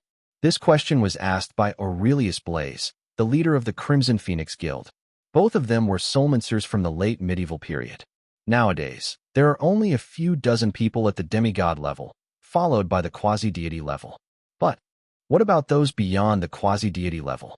It's said that after reaching beyond quasi-deity level, one must abandon their physical body and, in a soul state, reach the divine realm, known as lesser deity. After becoming a deity, even if a god descends, their strength couldn't possibly exceed the quasi-deity level, or be merely at the demigod level like Seraphina. Aurelius, being the founder of the Crimson Phoenix Guild, naturally knew this. It seemed like a universal law. Those surpassing the quasi-deity level shouldn't exist in this world, logically speaking. Yet Garen is a legendary warrior. Although he's only at the demigod level in terms of strength, his combat prowess is astonishing. Among those demigod-level powerhouses, he ranks in the top 10. Now, however, there's someone who made him choose to concede after just one move. Terrifying when you think about it. Garen took a deep breath, stood up, and paced twice in the hall. He waved his hand, summoning his enormous divine sword, and said, "Aurelius, you know me. My valor's edge may not be the ultimate divine weapon, but I have tempered it with my own essence for over 600 years. It has now developed its own sword spirit. The other day, I encountered Alice. Without doing anything, she severed the connection between my sword spirit and me, and I couldn't muster even a trace of energy." Garen said with a wry smile, "You remember my sparring with Astrius Titan from the Pantheon Guild too. 100 years ago, right? Astrius is at the peak of quasi-deity level, almost stepping into the divine realm. Although I was at a disadvantage in that fight, it wasn't to the extent that I couldn't even wield my sword." Hearing this, Aurelius's eyes twitched. The Pantheon Guild, as the most powerful guild of the present, with its leader Astrius, is recognized as the world's strongest soulmancer. According to Garen, does this mean that the person he met the other day is stronger than Astrius? Isn't that akin to a god? As they were talking, Valor's edge, which had been floating in midair emitting a faint golden glow, suddenly lost its light and fell to the ground. Garen was startled. The sword had already plunged into the floor. Aurelius and Garen exchanged glances. Garen's facial muscles twitched slightly, and he said with difficulty, "She's here." Aurelius, looking at the divine sword stuck in the ground, also took a deep breath. The person hadn't arrived yet, but Garen couldn't even control his own divine sword. What kind of power is this? It was said that the day Alice arrived, everyone lost the ability to levitate. Aurelius also tried to summon his own sword, but the result shocked him. He couldn't even summon his divine sword. "Don't bother trying. I can't even retrieve my sword now," Garen said with a bitter smile, pulling out the divine sword and then looking towards the entrance. Aurelius was now truly experiencing the terrifying extent of Alice's power. Just 3 miles away from the Emerald Lion Guild, Stephen, Alice, and their group were walking towards the guild. William also came along, persuaded by Alice's relentless entreaties. As the three of them walked through this area, occasionally people would fly over their heads, but suddenly, these people would fall from midair, landing on the ground with bewildered expressions.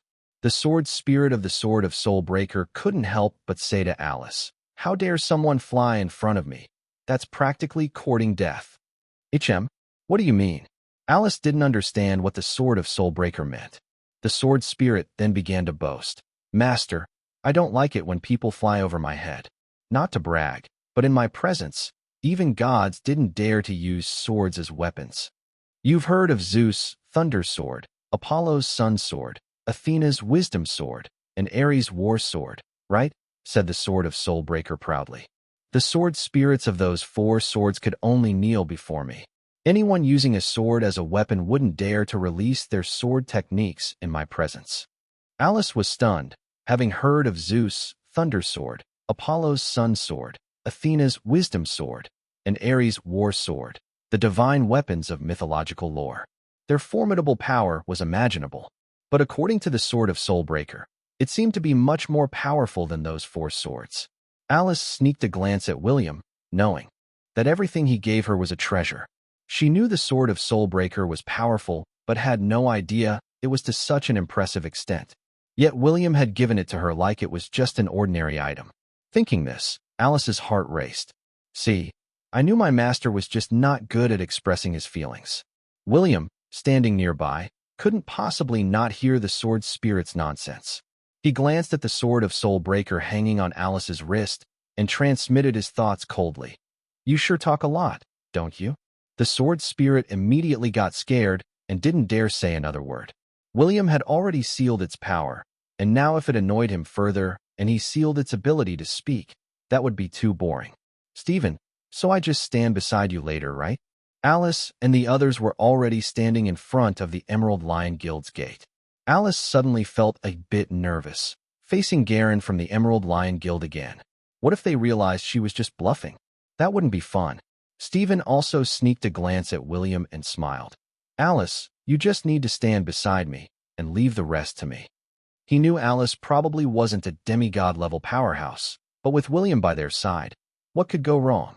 Most importantly, their visit today was just to discuss matters regarding ordinary people with the Emerald Lion Guild. He believed Garen wouldn't give them a hard time. Chapter 353 Terrified. The reason William came. Along this time, apart from Alice's incessant nagging, was also because of several chosen ones in this area. Yesterday, he didn't rush to eliminate everyone completely. Such matters, of course, are more interesting when done slowly. If things go as expected, the ultimate mission of these chosen ones is to kill William.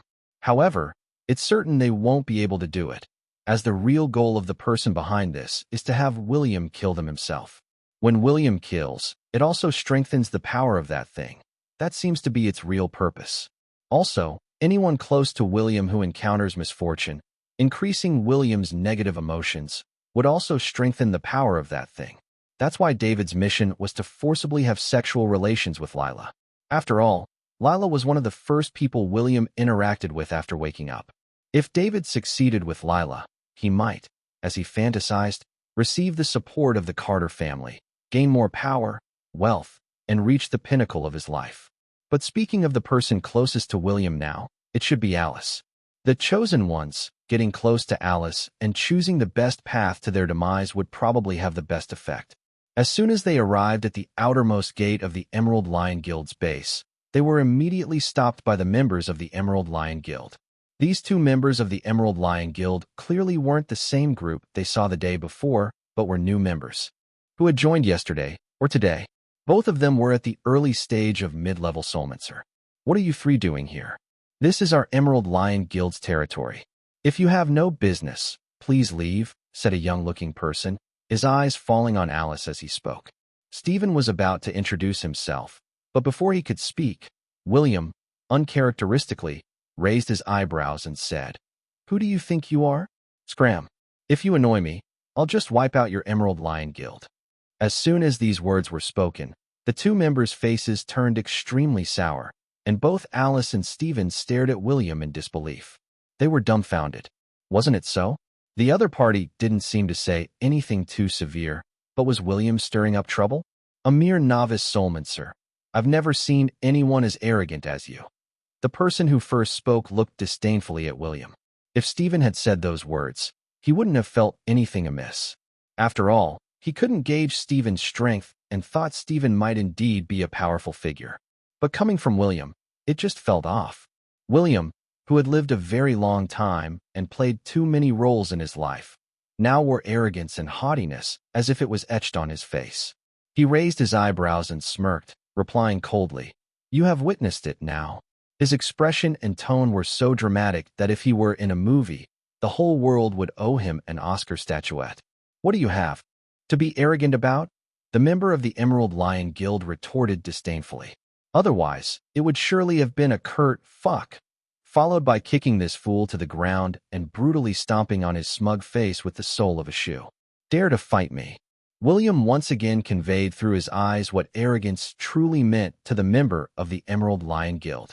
Finally, the guild member couldn't hold back and reached to draw his sword, only to find he couldn't. It wouldn't come out. How embarrassing. Just then, Garen and Aurelius came out from the main gate. The two demigod-level big shots were startled. Thankfully, the sword hadn't been drawn. If the sword had been drawn and they had angered the other party, and the Emerald Lion Guild really got decimated, that wouldn't be fun at all. "I'm sorry, Master. It's my fault for not managing our guild members well. Please don't take it out on these kids." Garen, upon seeing Alice, immediately bowed in apology. Although the incident started with William's provocation, in the soulmancer world, the strong are revered. Since William was Alice's secret lover, and although he was useless, it wasn't wise to offend him. The two members of the Emerald Lion Guild never expected that their own guild leader and Aurelius would come out to welcome them personally. Master. The guild leader was addressing this person as master?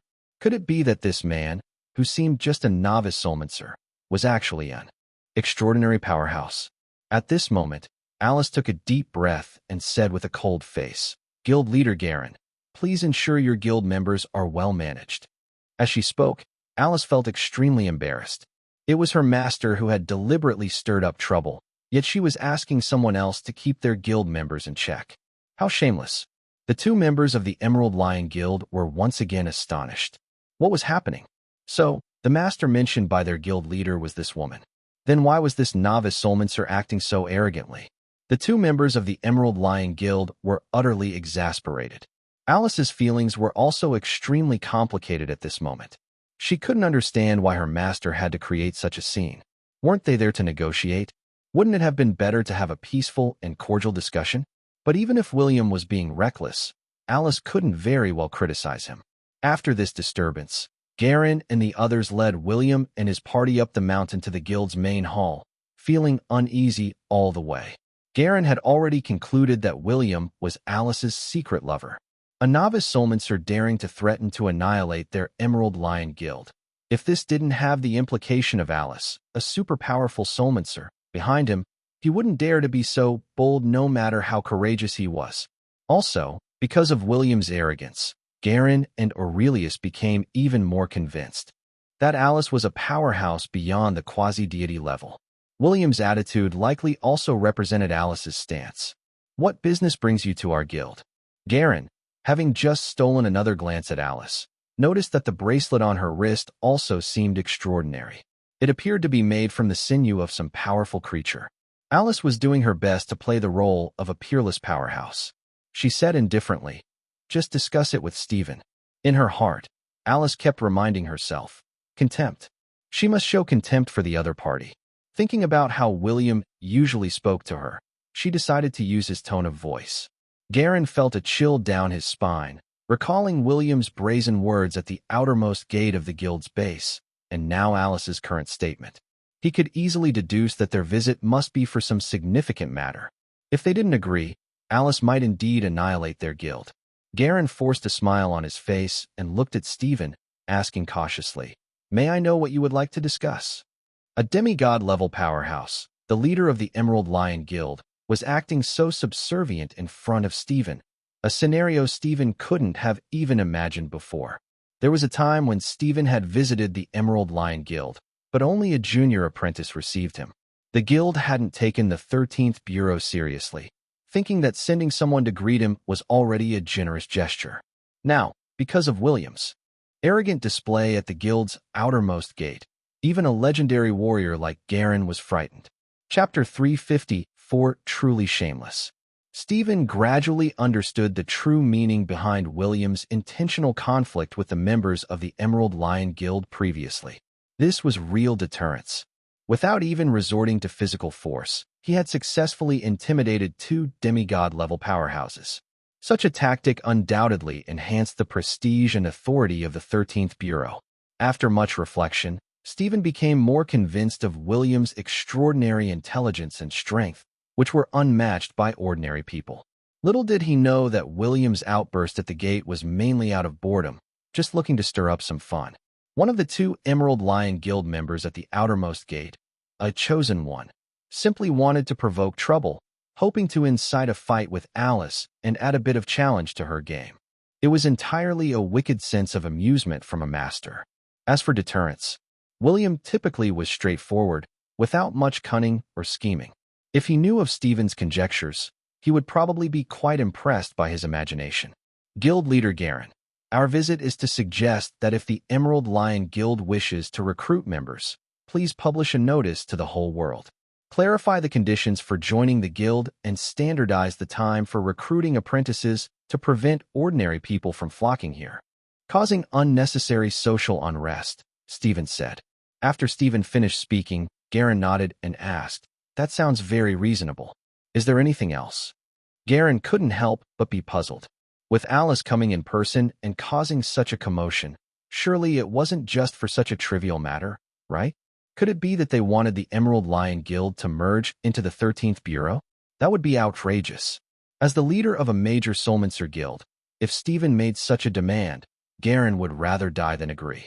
Stephen paused, then said, "Additionally, I suggest that all major Soulmancer guilds establish a protective magical barrier around their territories. This would serve to conceal the guilds and prevent ordinary people from accidentally wandering in. In the past, major Soulmancer organizations also did this, as no guild wanted to become a tourist destination for ordinary people. The Arcane Society was an exception, given that Glacier National Park was already a famous tourist spot, so they didn't prevent ordinary people from going up the mountain. This should be done." Garen seemed a bit bewildered and then asked, "Is there anything else?" "That's all," Stephen replied, his smile carrying a hint of awkwardness. "That's all." Garen's left eyebrow raised in surprise. "Is that it?" Stephen nodded, confirming again that this was indeed the purpose of their visit today. At this moment, Alice opened her mouth to speak. "Guild leader." "Garen." This call made Garen tense up again, anticipating some more serious business. "Master, do you have any instructions?" Alice paused, then said, "Why don't you gather the leaders of all the major Soulmancer guilds and discuss this matter with them? We'd rather not visit each guild individually." Ah. Garen's face was a picture of confusion throughout. In his view, this was something they were going to do over the next few days anyway, and all major Soulmancer organizations would do it even without Alice's reminder. Was it really necessary for Alice to personally say it? Is there a problem? Alice's heartbeat quickened a bit. After all, she was speaking to a demigod-level powerhouse with such brazenness. Wasn't she afraid of being rebuked? "No problem, I'll get right on it." Garen, quick-witted, thought Alice might want to gather all the guild leaders to announce something important. Given Alice's status, visiting each guild individually was impossible, so delegating this task to him seemed appropriate. Please wait a moment. The demigod-level powerhouses, with their powerful telepathic abilities, could almost instantly spread their consciousness across the entire world. Garen used his telepathy to send messages to all guilds, inviting all demigod-level powerhouses to come to the Emerald Lion Guild. Alice and the others were in the Emerald Lion Guild's hall. After Garen had notified all the demigod-level powerhouses, he ordered his disciples to serve them American coffee. During this time, he couldn't help but glance at William, feeling a deep sense of discontent towards him.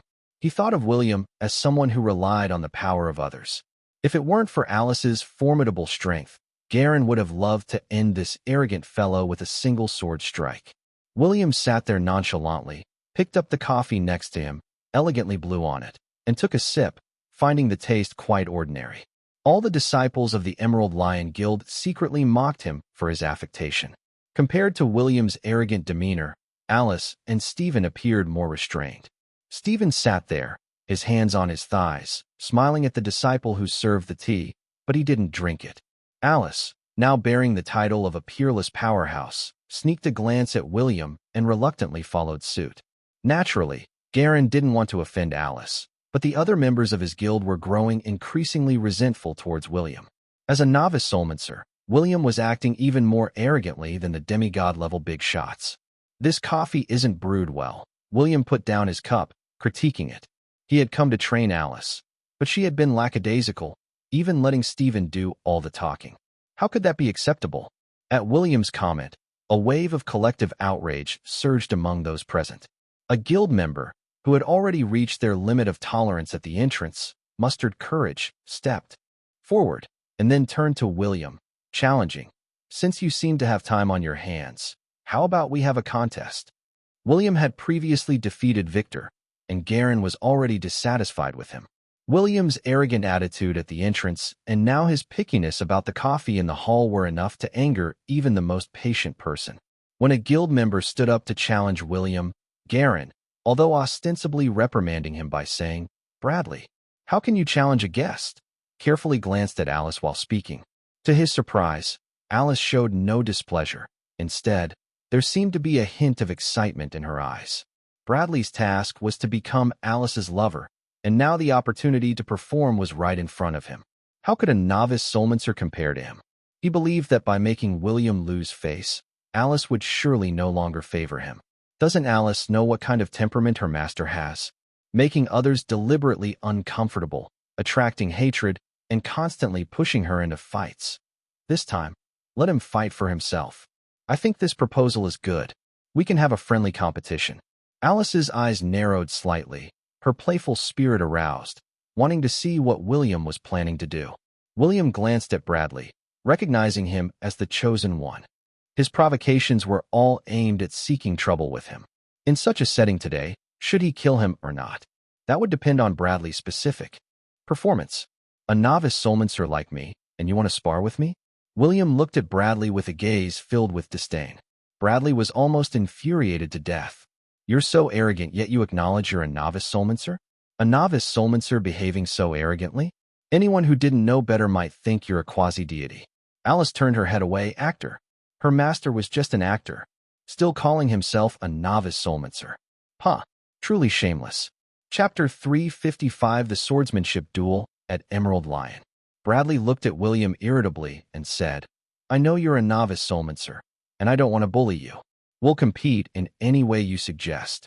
I see you're carrying a sword, so let's have a swordsmanship contest, William suggested, well aware that the sword of Soulbreaker's suppression meant these people couldn't draw their swords. Since he was already being shameless, he thought he might as well take it to the extreme. A contest of swordsmanship? A smirk appeared on Bradley's lips.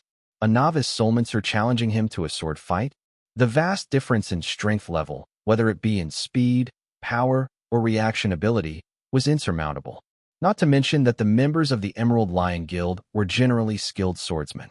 Even if Bradley had never used a sword, the gap between their levels was so wide that he could defeat William with just a stick. Are you sure you want to have a sword fight with me? Bradley looked disdainfully at William, puzzled by his arrogance. Afraid, are you? William said with a smile as he stood up. The members of the Emerald Lion Guild now had a clear understanding of what arrogance meant. Come on, Bradley, holding his sheathed sword, declared, I won't draw my sword. William squinted at him. Can you even draw it? Garen was infuriated. No wonder this guy wanted a sword fight. He knew Bradley couldn't draw his sword. He was completely relying on Alice's support. How could there be someone so shameless in the world? If it weren't for his reputation and Alice's strength, Garen would have wanted to cleave this scoundrel in half with a single sword strike. Even if I can't draw my sword, I have enough to deal with you. Bradley felt no need to draw his sword, confident that even with the scabbard, he had more than enough to handle William. William nodded slightly, then turned his gaze to Alice and said indifferently, Lend me your sword. Without any hesitation, Alice summoned the sword of Soulbreaker with a thought. She stood up and handed the sword to William. In Alice's hands, the sword still looked like a wooden sword, but once it was in William's hands, its true form was revealed. The blade shone like a mirror, emitting a cold, deadly aura. William effortlessly removed all the seals on the sword of Soulbreaker. As the seals were lifted, a powerful aura swept across the entire area, and a terrifying wave of energy engulfed the world. Even Garen and Aurelius trembled under this overwhelming presence. They finally understood why they couldn't draw their own swords. The sword in William's hands. What level of divine artifact was it? With the sword drawn, it seemed as if everything around it was compelled to submit. Even Garen's valor's edge, placed to the side, trembled softly, emitting a faint sound. Above the Emerald Lion Guild, the sky changed dramatically, with strange phenomena appearing as if heralding a significant shift. Bradley, watching from the side, was completely astounded by the scene before him. He couldn't draw his sword, while William was here brazenly using a divine sword to provoke.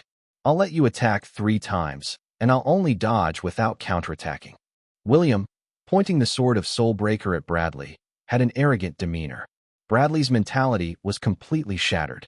To say he'd let him attack 3 times first, was this normal behavior?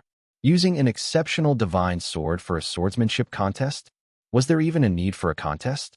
Just the overwhelming pressure emitted by the sword spirit of the divine sword was enough to immobilize everyone in the room. Was there any need to launch an attack? Bradley stood rigid, unable to even move his fingers, let alone launch an attack. Seeing the situation was amiss, Garen quickly intervened. Stop. No more contest. How could they have a contest under these circumstances? For a novice, soulmancer like William, how could he possibly wield such an exceptional divine sword without Alice's permission? Just touching it would probably result in him being torn to shreds by the sword's energy on the spot. Yet now, William was holding this divine sword. Remember, when Alice confronted Garen with the Sword of Soulbreaker previously, its power was completely sealed. Now, with all seals released, what did that signify? Even Garen, at the demigod level, felt he couldn't withstand a single strike from William with the sword. No, this was essentially like Alice allowing the sword spirit of the divine sword to battle Bradley. What's the point of competing then? William, considering whether to kill Bradley or not, hesitated for a moment but decided to spare the kid. He then returned the sword to Alice. Alice then took back the Sword of Soulbreaker, which transformed back into a bracelet on her wrist. Garen and Aurelius were left shaken, the terrifying pressure of the sword's aura having frightened even them, demigod-level powerhouses. Now they probably understood what a true powerhouse was. Such was real, formidable strength. Merely a sword, yet in the hands of a novice soulmancer, it was this terrifying. In Alice's hands, wouldn't it be invincible? Aurelius also finally deeply understood what terror meant and realized why Garen had surrendered after just one strike. Why not surrender? At this point, Aurelius was even beginning to question his life. Alice's strength was definitely beyond the quasi-deity level. After all, just possessing this divine sword should be enough to annihilate all the strong beings in the world today. Thinking of this, a cold sweat broke out on Aurelius's forehead. No contest then. William returned the sword, then arrogantly sat back down in his chair and telepathically communicated with Alice. When the presidents of those guilds come later, you should talk to them. Don't let Stephen handle everything. Are you being paid for nothing? William was intent on training Alice. Being weak was one thing, but was she just going to sit there and drink coffee while pretending to be a strong fighter? Is earning $1 million a year that easy? Alice pouted, feeling a bit unhappy. They had clearly agreed on a monthly salary of $100,000 without needing to do anything. And when the presidents of those guilds arrived, wasn't it agreed that Garen would talk to them? Why was this task falling on her again? And besides, is $1 million a year a lot? It's just enough for some clothes and jewelry. Alice was already wealthy and not interested in a salary of $1 million. If it weren't for William's request, she wouldn't have agreed to be an honorary instructor at the 13th Bureau for Stephen. The leaders of over a dozen guilds soon arrived at the entrance of the Emerald Lion Guild. If it were just Garen's invitation, the leaders might not have all shown up, but the terrifying energy released earlier had alerted all the guilds. With such a frightening energy fluctuation, many thought Garen had broken through his power level limitations and reached an unimaginable realm. Even the Pantheon Guild, known as the strongest, had to reassess the Emerald Lion Guild. Astrius, the leader of the Pantheon Guild, sensing this terrifying energy from tens of thousands of miles away, hurriedly flew over. What kind of fortune has that lad Garen stumbled upon? Has he reached the lesser deity level? Astrius was grave in his thoughts. He had not immediately visited this newly emerged land, and now somewhat regretted it. This newly emerged land could contain countless treasures. With some luck, breaking through the demigod level wasn't impossible. The powerful members of major soulmancer organizations were all aware of Garen's strength. A demigod-level warrior, no matter how strong, shouldn't emit such terrifying energy fluctuations unless he had obtained some divine artifact. Thinking this way, these powerful beings somewhat regretted arriving late to this new land and also envied Garen. Perhaps Garen was on his way to becoming the strongest among humans. Chapter 356 Proskinesis. Astrius flew through the air at an astonishing speed, like a sword cutting across the sky. However, when he got about 10 miles from the Emerald Lion Guild, his divine sword suddenly began to tremble, and then the sword spirit of the divine sword lost contact with his mind. Had it not been for his immense strength, he might have plummeted from the sky. Quite a move, Garen. Just because you've improved a bit, now you dare restrict my flight. Unable to fly, Astrius naturally assumed it was Garen manipulating behind the scenes. He was still skeptical of Garen's strength. After all, a few days earlier, it was said that Garen, when confronted by a member of the 13th Bureau, was so frightened that he immediately admitted his mistake and apologized. Such behavior, in Astrius's view, was a disgrace for a demigod-level powerhouse. In his worldview, a true strongman, even when facing a formidable enemy and knowing he couldn't win, only had the option to fight to the end. Admitting defeat and apologizing, losing even the dignity of a strongman. How could such a person have made significant breakthroughs in strength? Although he couldn't fly, Astrius still leapt down and arrived in front of the great hall of the Emerald Lion Guild. At this time, no one else was in front of the hall. Garin and Aurelius, sensing Astrius's presence, quickly came out to greet him. The history of the Pantheon Guild could be traced back to ancient Rome. As its senior guild leader, Astrius had lived for over 2,500 years. He had not yet become a lesser deity, but his life essence was nearly exhausted, and the end of his life seemed not far off. In the world of soulmancers, Astrius was once regarded as the strongest, even though he now appeared aged and frail, seemingly on the verge of collapsing at any moment. Only demigod-level powerhouses like Garin knew the terrifying extent of this elder's strength, representing the pinnacle among quasi-deity-level beings. Alice was naturally categorized as a powerhouse above the quasi-deity level. "Garin, you really are full of yourself," said Astrius, his face wrinkled, back bent, and clothes tattered, giving off a decrepit vibe, like a beggar on the streets. But when he gently lifted his head, the sharpness in his squinting eyes and his powerful aura immediately enveloped Garin and Aurelius, revealing his true might. Given his limited time left to live, Astrius acted without restraint. Even if Garin had obtained some precious treasure from heaven and earth, what of it? Given Garin's attitude in restricting his ability to fly, a confrontation seemed inevitable. It would be a fight to the death. After all, he had lived long enough. If he were to die by Garin's sword, it wouldn't be a life wasted. "Astrius, what are you doing?" "This must be a misunderstanding," Garin exclaimed in shock, sensing the murderous intent emanating from Astrius. This old man was unpredictable, and Garin had no idea how he might have offended him. With a cold snort from Astrius, Garin and Aurelius felt as if their hearts were struck, both of them groaning and spitting blood simultaneously. The difference in their strengths was not minor, especially since Garin couldn't muster any energy, facing Astrius like a helpless child. "Please show mercy," Garin hastily said. "I don't know where I have offended you." Astrius slightly lowered his head, puzzled. Hadn't Garin grown stronger? Why did he seem weaker than before? If Garin had caused him to lose his ability to fly, it meant Garin should be stronger than him. So why would they spit blood just from his cold snort? The energy fluctuation just now? Wasn't that released by you? Astrius took a couple of steps forward, his brows furrowed. Clearly, the terrifying energy fluctuation was not from Garin. Garin bitterly smiled. "Of course not. That person is inside." Joking. How could it be? If he could release such a powerful energy fluctuation, would he have been reduced to spitting blood by a mere cold snort from Astrius? "Master."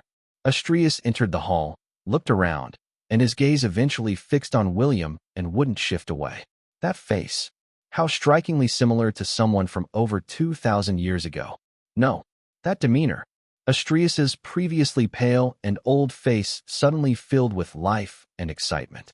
He stepped forward and, astonishingly, performed a proskynesis in front of William.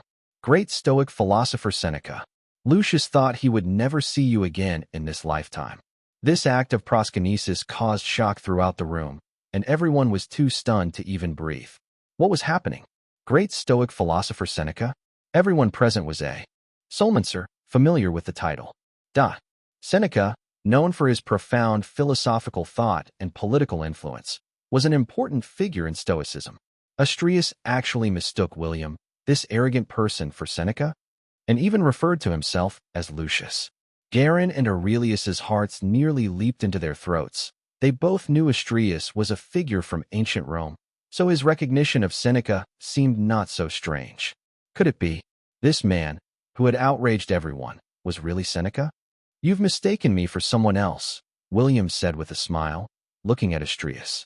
He had indeed lived as Seneca for a time, but as for this person before him, he was sure he did not remember him. Perhaps they had met. But over 2,000 years ago, Astrius surely didn't look like this. Maybe when they knew each other, Astrius was still a handsome young man. Astrius slowly lifted his head, looking at William's face. If he weren't a soulmancer, he might indeed believe he had mistaken someone else. But just by looking into William's eyes, he knew for certain he hadn't mistaken him. Such penetrating eyes, exactly like those of Seneca the Younger from over 2,000 years ago. He couldn't possibly be mistaken. Astrius took a deep breath, realizing that if a person released such a terrifying energy fluctuation as earlier, it would be perfectly normal. There was nothing wrong with it. Astrius, you've mistaken the person. Garen finally couldn't help but step forward to say. The person over there is actually. Get up. William, still casually seated, said. At your age, prostrating before everyone. What does that look like? The expressions on Garen and Aurelius's faces were indescribable. Looking at his attitude and hearing his words. Damn it, is he showing off his special relationship with a super-strong individual? A mere secret lover being so arrogant. Astrius, after all, is the strongest person next to Alice. Without her protection, this guy would probably die a gruesome death. Astrius then slowly stood up, convinced he hadn't mistaken the person. But if the person before him insisted he was wrong, then he must accept it as a mistake. My apologies. It was my old eyes mistaking someone else, Astrius said as he stood up and bowed to William. Garen and Aurelius's eyes nearly popped out of their sockets. Were they blind? With Astrius's temper being so peculiar and encountering someone as arrogant as William, shouldn't he have simply annihilated him with a glance? Could it be that he too was considering Alice's strength and didn't dare to act? Chapter 357 Entrapment. Garen quickly arranged for Astrius to be seated and instructed his disciples to prepare coffee for him. This time, he emphasized that the service must be exquisite and attentive, with every detail perfected to show respect to Astrius. Given Astrius's peculiar temperament and Garen's evident unwillingness to provoke him, he was very strict with his disciples to avoid any minor mistake that could cause unnecessary conflict. Meanwhile, the leaders of other guilds also gradually entered the grand hall, with the atmosphere becoming increasingly solemn and tense. Some of them had actually arrived at the foot of the mountain earlier, but seeing Astrius's grim expression, they dared not approach and waited for a while. Only after seeing that the Emerald Lion Guild's grand hall wasn't turned upside down did they dare to enter. As they all believed Garen's strength had significantly increased, they thought it was almost inevitable for a confrontation with Astrius's arrival. Upon entering the grand hall, the guild leaders exchanged greetings. Some of them also noticed Alice and William sitting there. They had heard about Alice's formidable strength the previous day, so her presence there was not surprising. However, William sitting next to Alice was a bit odd. It seems Alice is very fond of her secret lover. They didn't think William was Alice's regular partner. Given the vast disparity in their strengths, William could only be seen as Alice's plaything. The guild leaders tacitly understood this, not daring to mention it explicitly or to speak out of turn. Seeing more people arriving, Alice gathered her thoughts and courageously asked in a soft voice, "Is everyone here?" She could have remained silent, but William had pushed her into a corner. It was better to address the matter quickly and leave as soon as possible. Alice's voice was soft and mellow, lacking any air of authority or dominance. However, given her previous display of power, almost everyone regarded Alice as a peerless powerhouse. Her gentle manner of speaking might be an attempt not to intimidate them. What a benevolent and peerless powerhouse, Garen responded. Almost everyone has arrived, except for the members of the Crimson Emissaries Guild. The Crimson Emissaries Guild, with a long and ancient lineage tracing back to powerful wizards of ancient times, derives their power in a manner distinct from other soulmancers.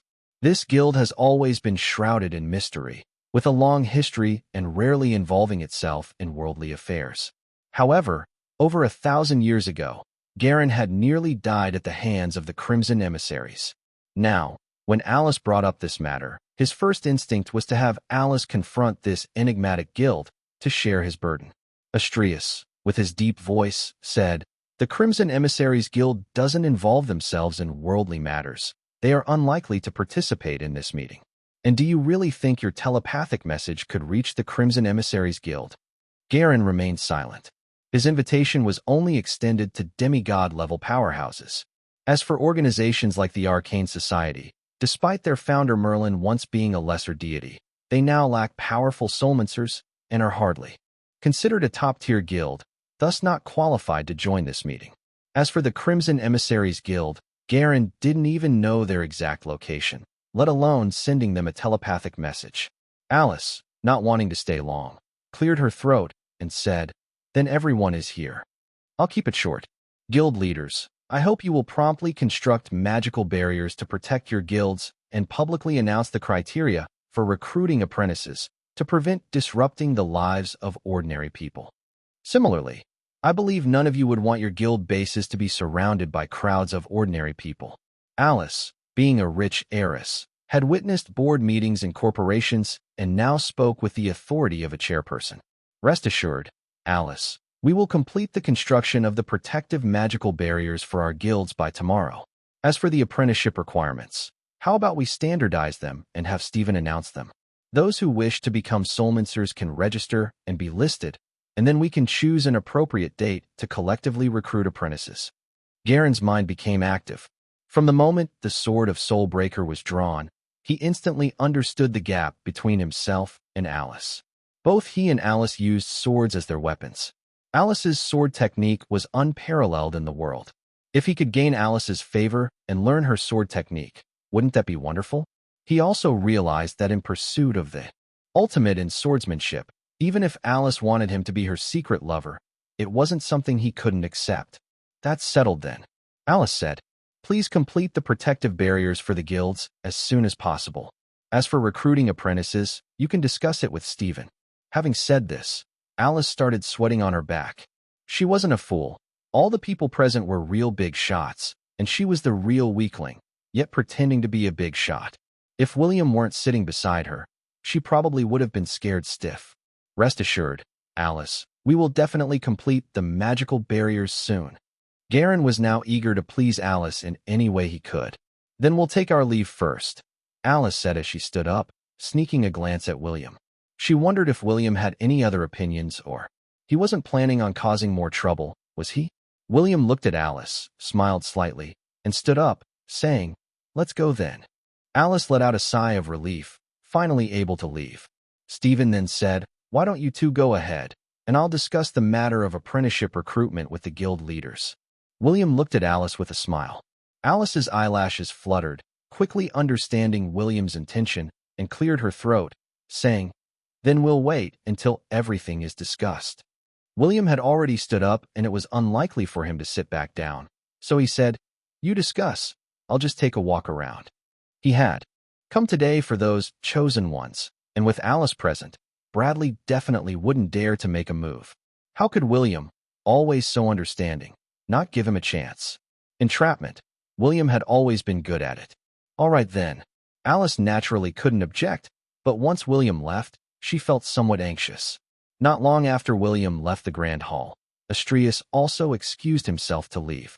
He had never really regarded Alice as significant, let alone the others. When he decided to leave, Alice naturally didn't dare to raise any objections. Without William by her side, how could she dare to ramble to a quasi-deity level powerhouse? Was he seeking a premature interim life? As soon as William descended the mountain, Bradley indeed followed him. True to his title as a chosen one, he never considered that if Alice really were a peerless powerhouse, even if William was just a novice soulmancer, could he kill William from such a distance? Bradley's only concern was to prevent William from sending a distress signal and to kill him instantly, leaving no trace. Living well wasn't good enough for him. He was seeking his own demise. Hiding in the shadows, Bradley was unaware that his every move was under William's control. Not just that, Astrius had also locked onto his aura. Die! Bradley, with a face full of resentment, suddenly launched a steel needle at William from 300 feet away. The next moment, he exploded on the spot. Astrius directly shattered Bradley's soul. The steel needle flying towards William hovered a few inches away from him, unable to move any closer. Chapter 358, just over 2,000 years, and already weary of life? William turned around, slowly extended his hand, and took the steel needle hanging in the air to examine it. A poison needle? He couldn't help but laugh. Back in the day, he studied various medicines with the clear goal of exploring the mysteries of medicine in this world. As a result, it turned out that he not only enhanced his own medical knowledge but also organized various treatment methods, later being revered as the father of medicine, Hippocrates. And now, someone thought this little poison could harm him? That was rather laughable. Astrius approached William, his voice trembling slightly as he called out, "Master, it really is you." William looked at Astrius, unable to recall who he was. Having lived for so long, with numerous periods of slumber, William had forgotten some unnecessary memories, so it was natural he couldn't remember everyone. "You don't remember me? I am Lucius," Astrius said excitedly, looking at William. He truly hoped William would remember him. It was William's casual guidance that had led to his achievements. Seeing William again stirred profound emotions in Astrius. Lucius? William's memory of Lucius was vast, but he couldn't recall Astrius. Perhaps it was because the name Lucius was too common. "I don't remember," William shook his head and didn't deny his identity further, instead asking, "Do you need something?" "Nothing. Nothing at all. Just seeing you again is enough for this lifetime." Astrius's eyes flashed with a hint of disappointment, but he quickly composed himself. What did it matter if William didn't remember him? Wasn't it enough just to see him again? William first glanced at Bradley's corpse. Bradley was dead, and the wisp of energy enveloping him had dissipated. This energy was probably divided among the chosen ones. "That man was killed by you," William said, looking at Astrius with a smile. Astrius, solemn in his demeanor, replied, "He dared to offend you. His death is well-deserved."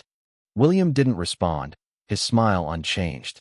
Astrius, having lived for over 2,000 years, immediately understood William's intention. This man was killed by me. He realized that William didn't want to reveal his strength in front of everyone. The death of Bradley needed to be communicated to Garin and others. Just a notification. If dissatisfied, Astrius could cause trouble for the Emerald Lion Guild again, and Garin would be helpless to stop him. From the incident with Bradley, William also realized that even if the chosen ones didn't die by his hand, the energy attached to them would still dissipate and be divided among the surviving ones. This process resembled a last man standing or survival of the fittest scenario, where the chosen ones were competitors in an elimination game, with the final survivor gathering everyone's power. How strong could such a resurrection method be? William could have dissipated the energy of the dead, chosen ones. Though possible, there was no need. William, having nothing better to do, found it entertaining to have someone to play this game with. If the opponent was too weak, it wouldn't be fun. "You seem to have not much time left in your life," William observed Astrius. Even for quasi-deity level powerhouses, the lifespan of the physical body is limited. In mythology and philosophy, life is perceived as composed of a sacred flame or light of life granted at the creation of the world. This force is infused into every living being at birth, forming the basis and energy of their life. For beings like Astrius, they have strengthened their life flame through years of accumulation and continuous cultivation, extending their lifespan and enhancing their abilities. Yet, even so, the flame of life will eventually burn out. After over 2,000 years of consumption, Astrius's life flame was nearing its end, indicating that his time was almost up. This is a mysterious and cruel cosmic law, one that even powerful quasi-deities cannot escape. Astrius appeared nonchalant, saying, "Having lived for so many years, I've lived enough, and I'd like to see the divine realm." His current strength allowed him to abandon his physical form and enter the divine realm in a soul state, but he still had some unfulfilled wishes, hence his reluctance to leave. William nodded slightly, pondering the concept of living for many years. Just over 2,000 years, and already weary of life? Compared to the pursuit of eternity and truth, it still seemed insignificant. William himself, despite having experienced countless ages and changes, now cherished life and the meaning of existence more than ever. He realized that every moment was filled with infinite possibilities and new discoveries. Now, William didn't want to die. After all, since he couldn't die, Being alive allowed him to witness more new and wonderful things. As for entering the divine realm in a soul state, William was even less interested in that. The so-called divine realm was, at most, just another dimension. And those who created that dimension were all people William had once effortlessly defeated. Why would he venture into it? To cause trouble? You help me kill a few people, William said, not wanting to bother himself.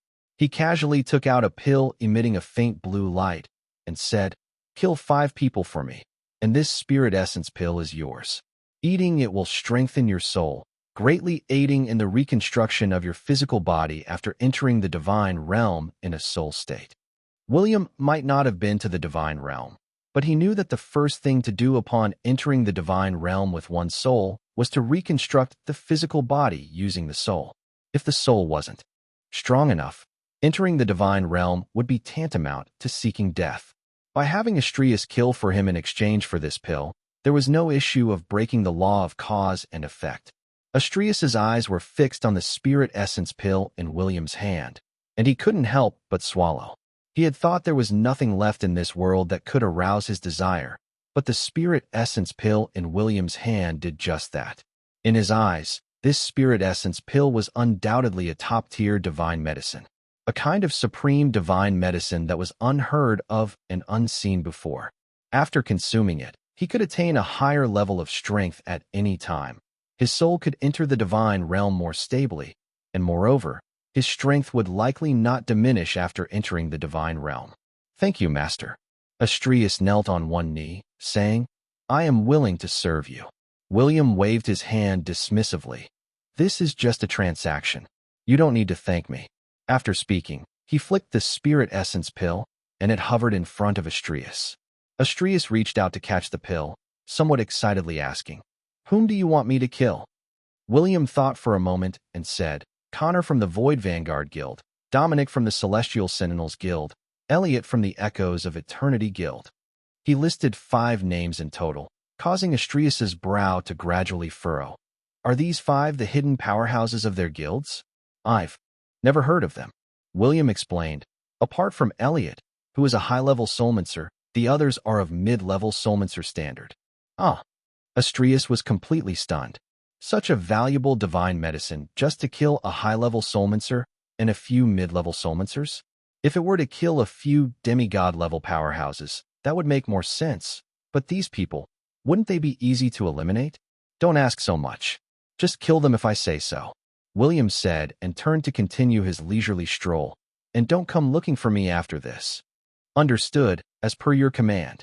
Astrius responded and slowly stood up, still bending at the waist to respectfully see William off until William disappeared from his sight. Then he straightened up and left. Chapter 359, Legs Too Weak to Walk. William was actually quite curious whether Astrius could eliminate these 5 chosen ones. The fate and talents bestowed upon these 5 were so extraordinary that even a quasi-deity level powerhouse like Astrius couldn't compare. To many, fate is an elusive and undefined mysterious force. However, William was well aware that those with higher talents don't necessarily defeat opponents of higher levels, but they seem to always turn danger into safety during critical moments. Even when pursued by far stronger enemies, they always encounter unexpected turns of fortune. If the enemy's strength is only a level or 2 higher than theirs, attempting to defeat, these chosen ones might lead to a counterattack, with the chosen ones possibly gaining unexpected opportunities due to the pursuit. When killed, they also distribute their accumulated experience to other chosen ones. This is probably what they call providing experience points. But after all, Astrius is a late-stage quasi-deity level powerhouse. There is still a certain possibility he could handle them.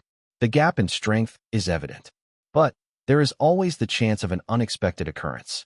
William gazed at the sky, where the fates were unpredictable, mostly stirred up by the entity he expelled from his body. Besides the chosen ones, there were also souls of strange beasts escaping from the underworld appearing. His methods were indeed endless. As William reflected, Astrius had already arrived at the Void Vanguard Guild.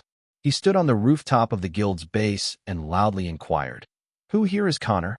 As a quasi-deity level big shot, his questioning terrified everyone in the Void Vanguard Guild. Their guild was just a third-rate one, with the guild leader's strength at the later stages of a mid-level soulmancer.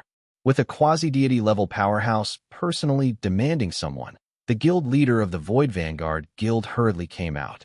"What do you want with Connor?" asked the Void Vanguard Guild leader, with a young man who appeared to be in his early 20s following behind him. The young man bowed to Astrius. "This is Connor from our guild."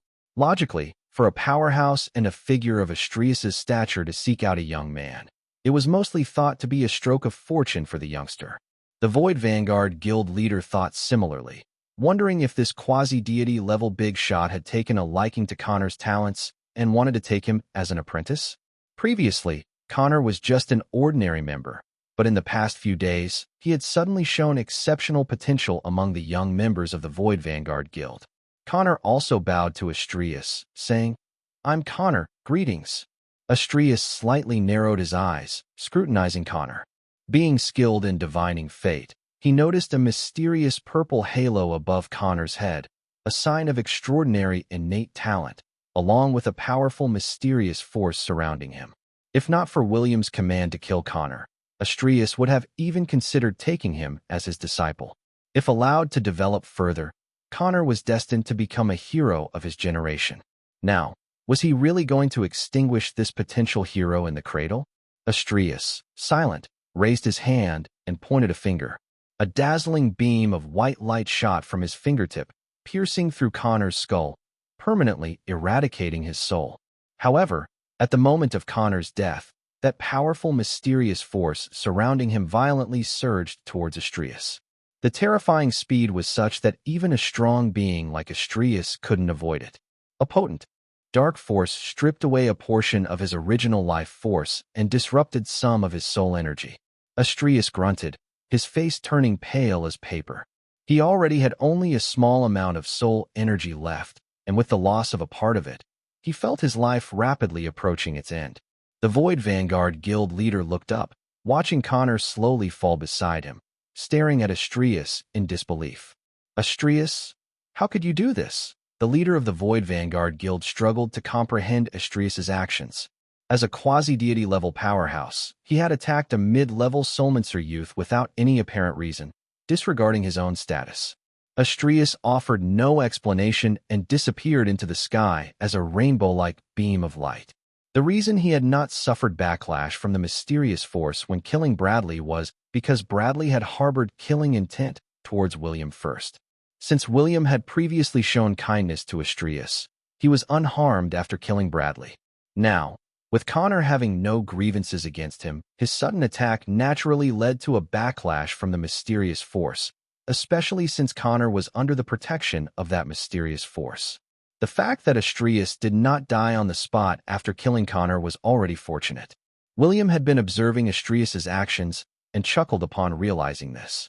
It turned out that the entity he had expelled from his body was sparing no effort for its resurrection, orchestrating events so that either William personally killed these people, thereby allowing it to snatch some of William's energy, or face the consequences. This was the entity's most perfect plan. However, William didn't see much significance in this. Let the game continue. He was curious to see what tricks the entity would play next.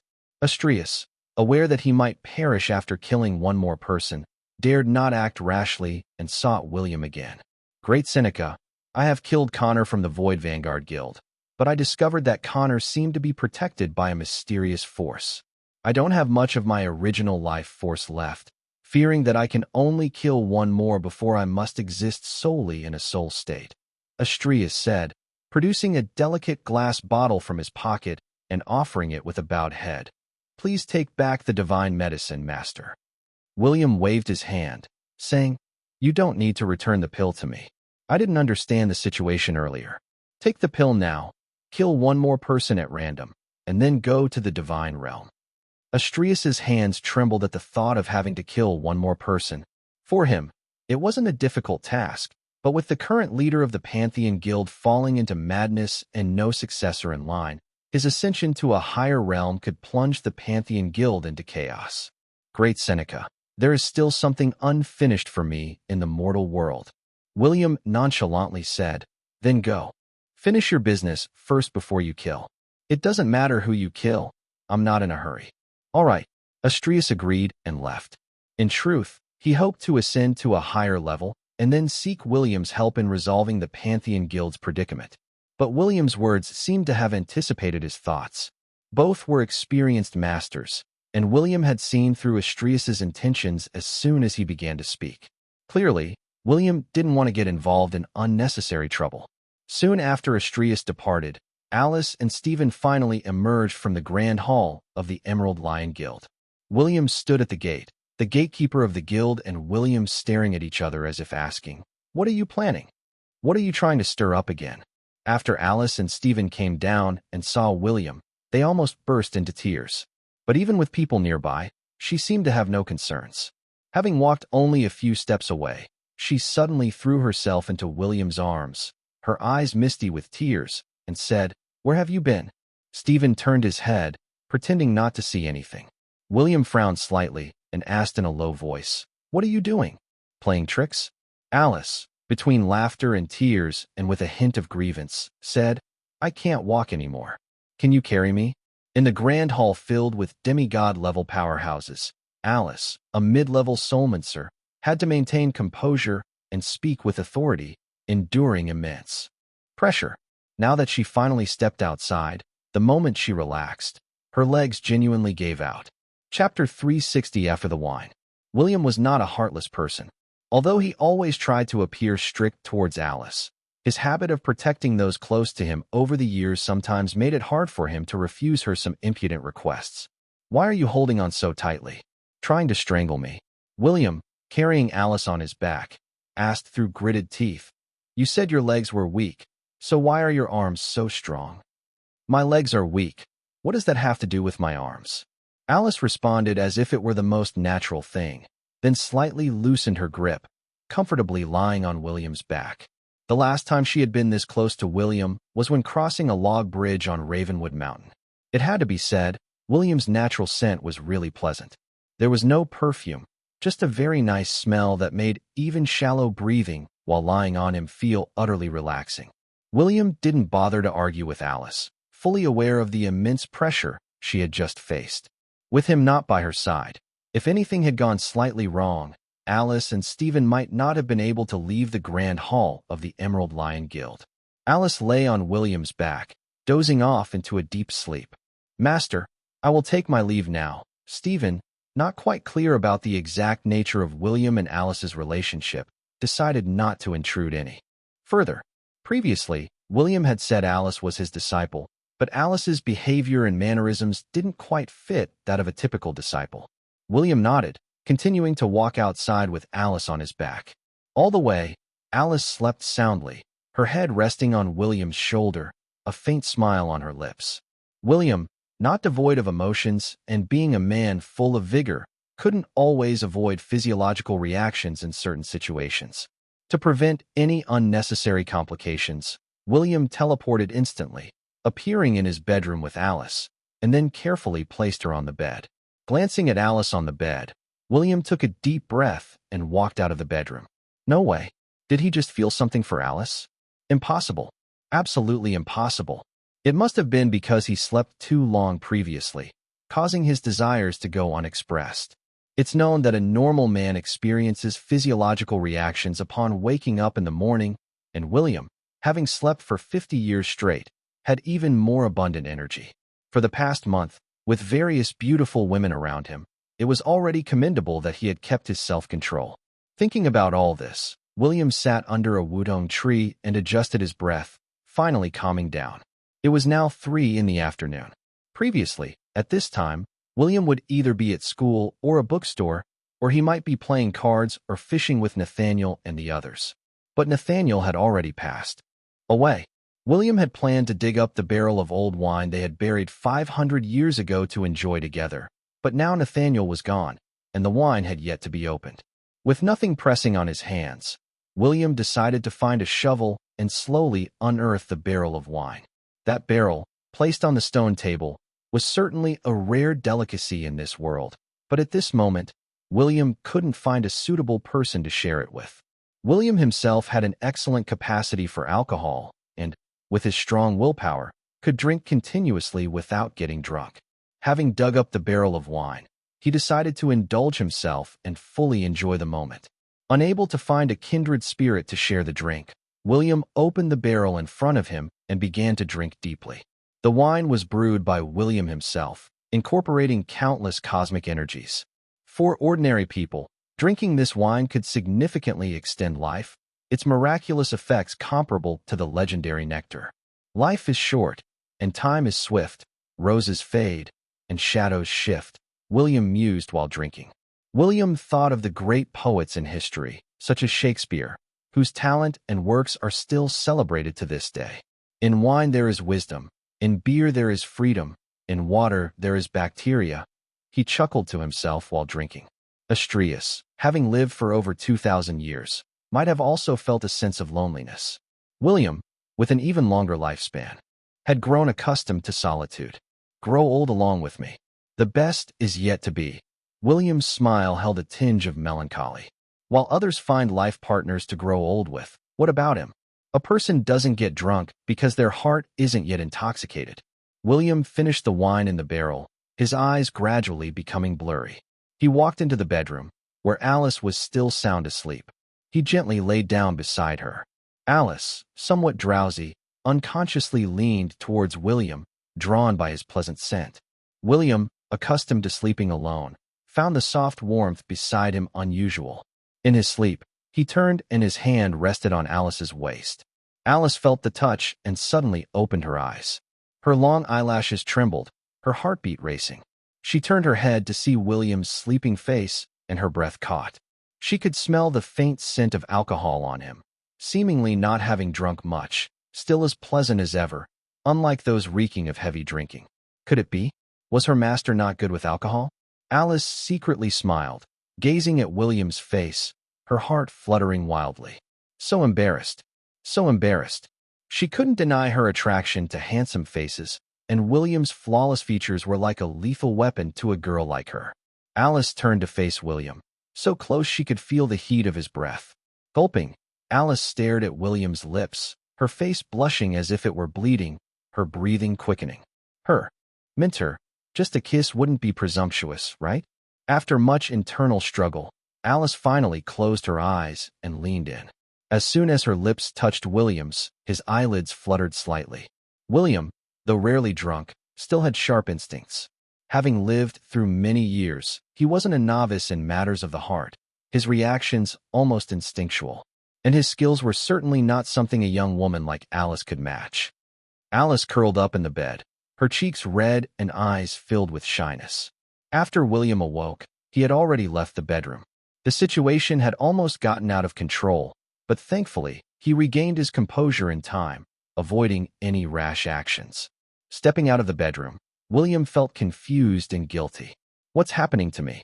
Why did I drink at that moment, he wondered. Was it deliberate? This thought unnerved him. William sat on a stone chair, supporting his forehead with his hand, deeply reflecting. That moment, he had almost crossed an irreversible line. Now, he pondered over his actions, feeling deeply conflicted and puzzled. William wasn't overly conservative. He didn't believe that romantic feelings between a mentor and apprentice were inherently unacceptable. But the problem was, he was still unsure about his feelings for Alice. What exactly did he feel for Alice? Was his recent behavior a mere instinctual response, or something more? Chapter 361:10. 10 days? Alice lay in bed, her mind in turmoil, feeling too embarrassed to step out now. She wasn't even sure how to face William. Should she call him master as before? Or had their relationship progressed significantly after what just happened? Half an hour later, William approached the bedroom door, knocked, and asked with composure, "Are you hungry? I'll make some late-night snacks." Alice had just calmed down, but William's question made her face flush red again. It sounded like something a male lead would ask in a movie after being intimate with the female lead. But what they did today? It was only halfway, wasn't it? Yes, Alice replied, her voice as faint as a mosquito's buzz. Lucky for her, William, with his keen hearing, could catch the soft response. Why are you still lying there? Get up if you want to eat. William behaved as if nothing had happened, like those men who act indifferent after getting close. Okay. Tears welled up in Alice's eyes. Though she verbally agreed, She didn't move, completely unsure of how to face William now, especially since she couldn't decipher his current attitude. She didn't know how to interact with him anymore. If they had truly been intimate, it would be different. William would be considered her boyfriend, right? But what did today's events amount to? It all hinged on William's attitude. William, likely aware of Alice's complex emotions, didn't rush her and silently headed to the kitchen. For the late-night snack, he prepared some vegetable salad and meat from a fierce beast left over from a couple of days ago. Although Alice's powers were strong, her foundation was unstable. Unlike other soulmancers who usually train their bodies first before harnessing their soul energy, Alice, due to William's influence, had skipped the physical training phase entirely. The fierce beast meat, meticulously cooked by William, had cosmic energy infused into it, which combined with the rich life essence inherent in the meat, which is greatly beneficial for the conditioning and strengthening of the body. Alice emerged from the bedroom a few minutes later. William had already served the cooked dishes on the stone table. "Try this. It tastes quite good," William said, sitting on a stone bench with a barrel of wine also on the table.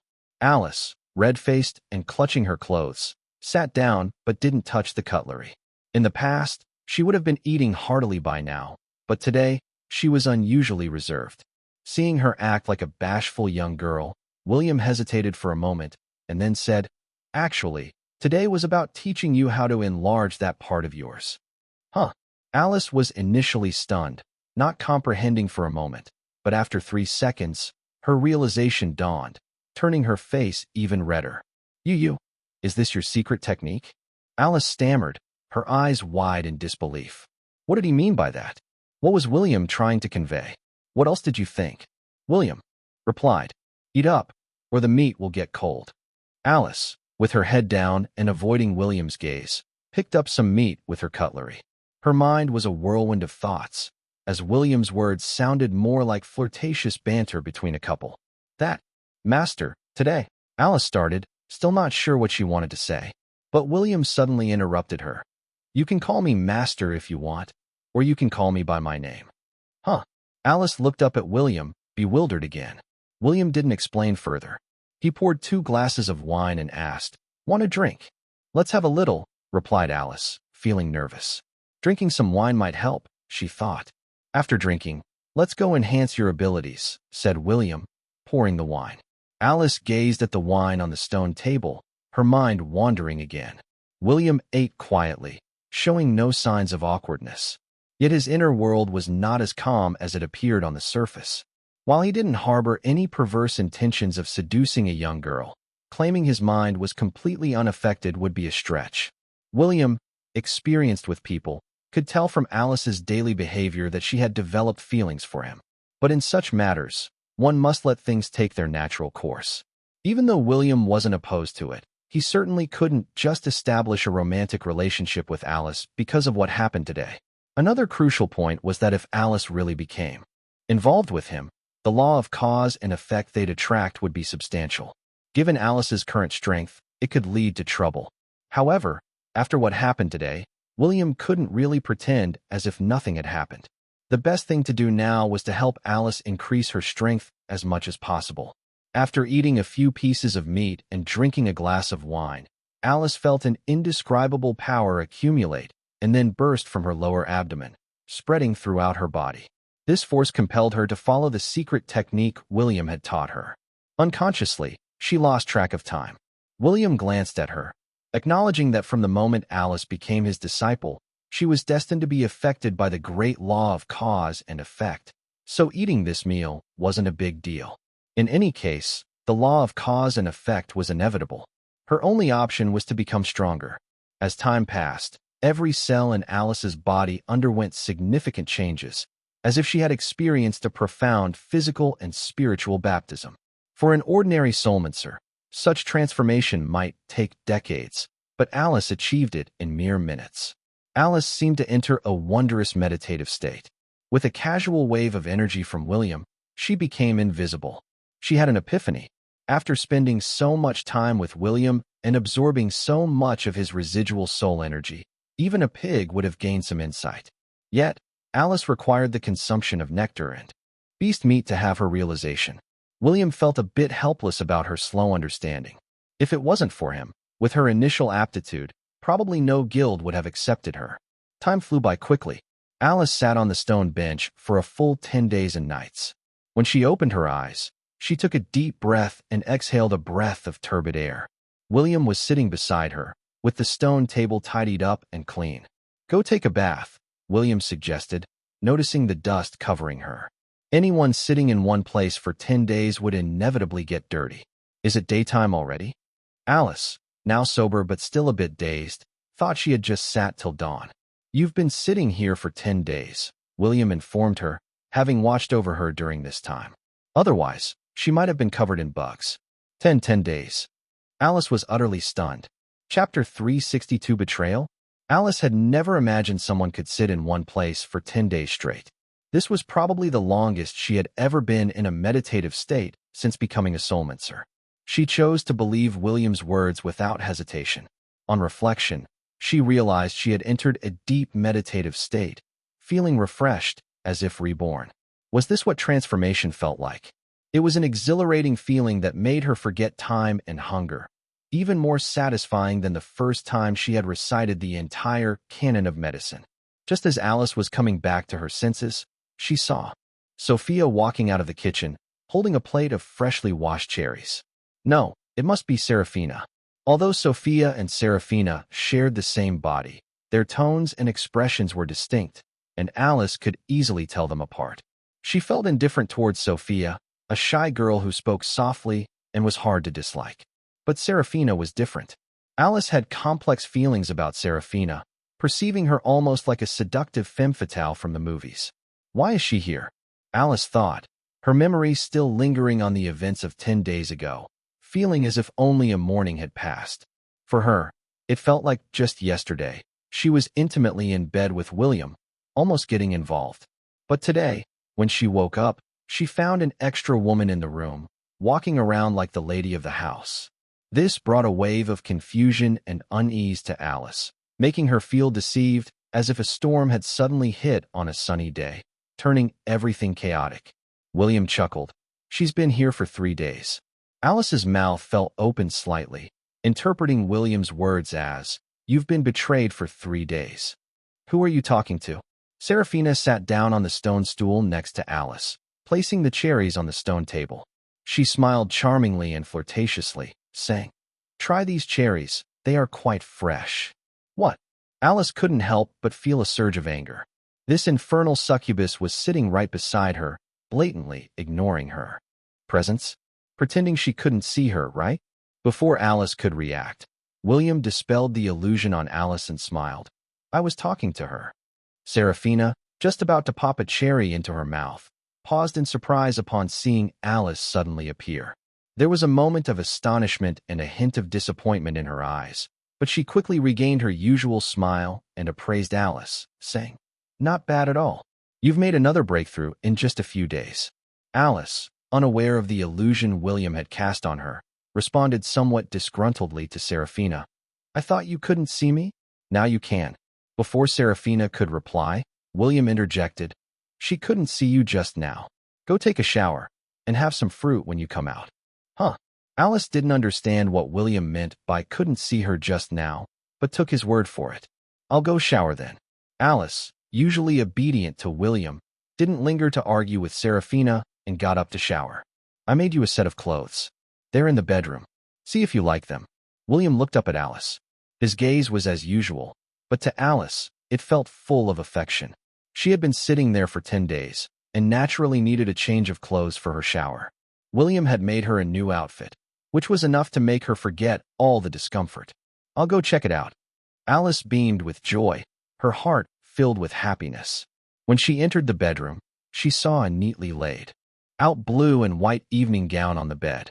Beneath the evening gown, there were also lingerie and panties. Alice gently touched the evening gown. She was a wealthy heiress and was no stranger to such dresses, but she had never worn one before. The gown on the bed, in terms of fabric, craftsmanship, and the exquisitely embroidered exotic flowers, was so beautiful that one couldn't help but like it. Especially when she saw the lingerie, Alice couldn't help but blush again, her young heart fluttering. Betrayal? How could that be possible? Seraphina, that succubus, certainly didn't receive such treatment. She carried the clothes out of the bedroom. Suddenly, William called out, "There are some herbs in the bathtub, and I've already heated the water for you. You need to soak for an hour." Oh, Alice exchanged a shy glance with William and walked into the bathroom with small, cautious steps, her head lowered. Seraphina sat across from William and said with a smile, "No wonder you asked me to heat water every day. So that's why." William didn't know when Alice would wake up from her deep meditative state. Just as Seraphina arrived and asked for his help, these mundane tasks naturally fell to her. The herbs in the bathtub were also gathered by Seraphina from the newly emerged continent. At first, Seraphina thought these herbs were for her use, but she never expected that they were all reserved for Alice. Heating water every day without using it was just waiting for Alice to wake up after her breakthrough. William ignored what Seraphina said and looked at the eternal vine planted in the corner. "You've done well these past 3 days. Tomorrow, I'll help you separate your soul from Sophia." Indeed, Seraphina had performed well, handling tasks like chores and gathering herbs, acting like a competent servant. "Thank you," Seraphina smiled, then asked, "Are you still taking apprentices?" "No, I won't take any more disciples." William decisively refused, leaving no room for negotiation. He himself didn't know why he had impulsively taken Alice as a disciple in the first place. Now Seraphina wanted to become his disciple? Impossible. Seraphina smiled with dimples showing, saying, "I just think being your disciple is truly good. With Alice's talents, if she hadn't met you, she probably could never have become a soulmancer in her life. But now, it seems she might become a being akin to a lesser deity in the future." William remained silent. A lesser deity? Still too weak. But as Seraphina said, Alice's talents were always too poor. Even if William did everything he could, she might not be able to reach the level he expected. After all, being overly eager to accelerate the process of development might actually lead to worse results. Seraphina sat there, her eyes shimmering. Being rejected as a disciple was within her expectations, but she still felt somewhat unwilling to give up, saying, "If I reshape my body, may I serve at your side?" William glanced at her. The meaning in Seraphina's eyes was quite clear.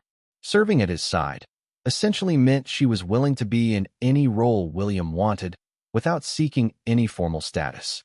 "Once you've reshaped your body, kill someone for me, and that's all," William said. These past few days, he had been in the courtyard guarding Alice or making an evening dress, letting those chosen ones be. In these 10 days, they must have made some progress. He had previously agreed to help Seraphina reshape her body, but on the condition that she kill someone, thereby severing the law of cause and effect. Chapter 363, A Shared Bath for Two. William lives near East 62nd Street in New York, an upscale and historic area. The house he lives in, though quite old and full of character, having been renovated along the way, is typically equipped with modern amenities, including a water heater and bathtub. Alice added some more hot water to the bathtub, which immediately released a faint, pleasant herbal fragrance. Initially, Alice had thought William's instruction for an herbal bath meant soaking in something dark and smelly. However, these herbs were neatly contained in fabric pouches, preventing them from floating all over the bathtub. Upon immersing herself, Alice could distinctly feel strands of peculiar energy seeping into her body through her pores. Now a soulmancer herself, she was quite sensitive to such energies. After 10 days of consolidation, not only had her physical strength improved, but she also felt her mental strength had become more substantial and profound. Could this be the peak of a mid-level soulmancer? Alice pondered while soaking in the tub, now able to probe her inner soul core through concentration. She could clearly see strands of blue energy continuously integrating into her soul core. The soul core of a typical mid-level soulmancer is usually a pale gold color, but Alice's was a faint blue. If those demigod-level experts like Astrius knew about the color of Alice's soul core, they would surely be astonished. A blue soul core? Was that even still within the realm of a mid-level soulmancer? Her entire soul core was interwoven with the power of cosmic laws, something unheard of. Of course, all this was thanks to the secret techniques taught by William. Additionally, Alice had always been by William's side. She consumed food personally prepared by William, which in the age of gods would have been a sacred object coveted by many deities. Yet, she enjoyed it regularly. Such treatment was enough to make any deity envious. As Alice soaked in the bath, there was a knock at the bathroom door. "Who is it?" Alice instinctively asked upon hearing the knock. No way. No way. It couldn't be William coming in at this moment, could it? A shared bath for two? It's broad daylight, and there are people outside. Is this really okay? Alice, it's me.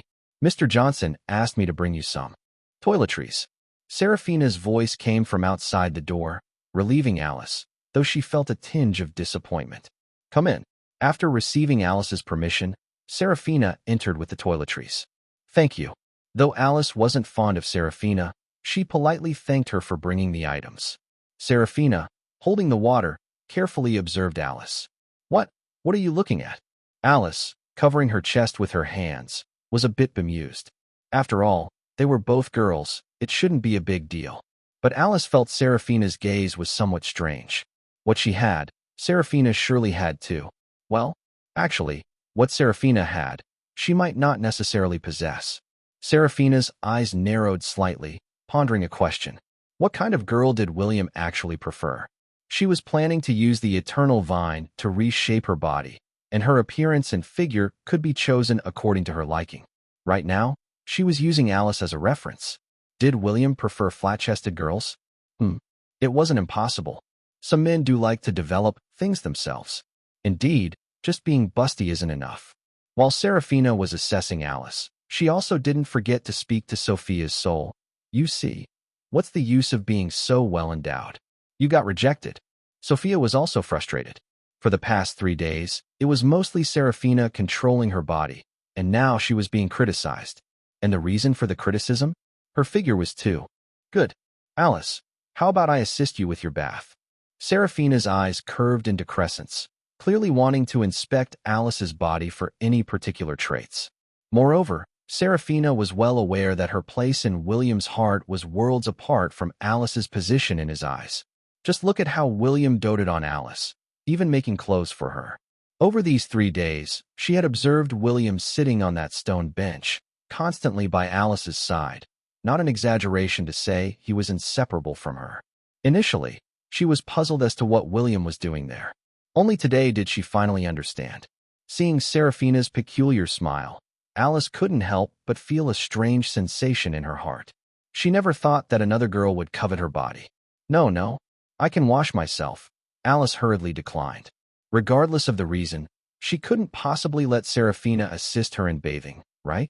Then let's bathe together, Seraphina suggested, beginning to undress. Alice wanted to refuse, but Seraphina had already stepped into the bathroom. William's bathroom featured a spacious modern bathtub, large enough for 2 people. Soon, the bathroom was filled with laughter and chatter. Seraphina playfully splashed water towards Alice, who initially was a bit reserved, but quickly got into the spirit and began to retaliate. They frolicked and splashed in the water, creating a lively scene.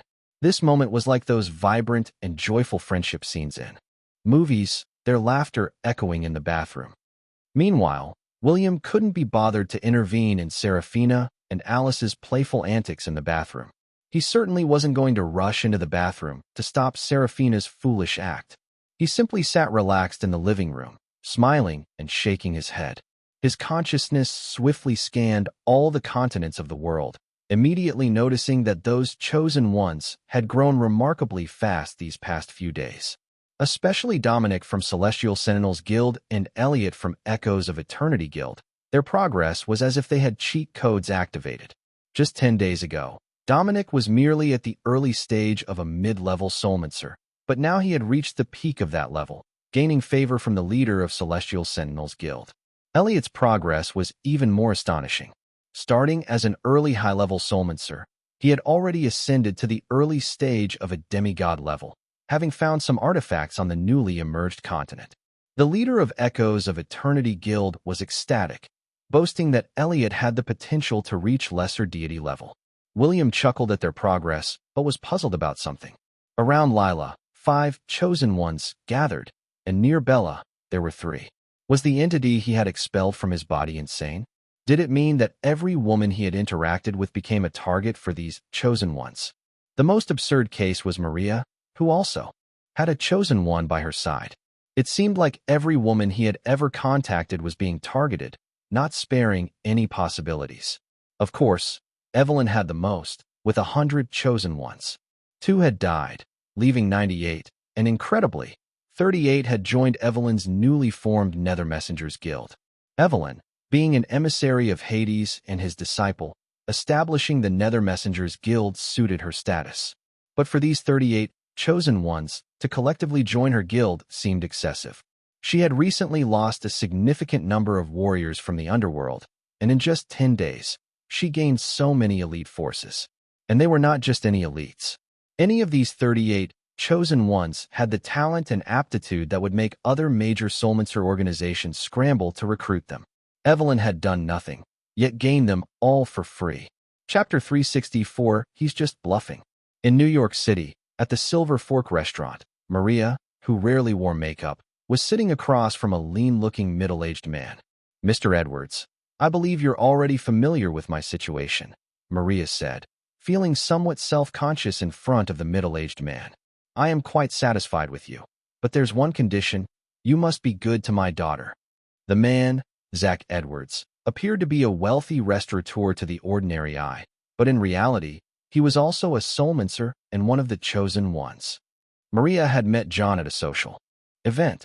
John, with his decent looks and wealthy background, had never been married. For a divorced woman like Maria, with a child, finding such a date was rare. She had no grand demands, just hoping to find someone to spend the rest of her life with steadily. Her only requirement was that John must treat her daughter Amy well. Otherwise, she would rather remain alone. Zach's expression was sincere, and his smile radiated charm. "Maria, rest assured, if we are together, I will treat your daughter as my own." Having previously worked in nightlife, Maria knew well the sweet nothings men often said to woo women, and she wasn't naive enough to take such promises at face value. "It would be best that way," Maria said. "I think we should get to know each other for a while, and if it feels right, we can get married." For someone of Maria's age, love wasn't the sole pursuit of life. Adult dating was more about practicality and straightforward intentions. If the other person seemed suitable, marriage was considered.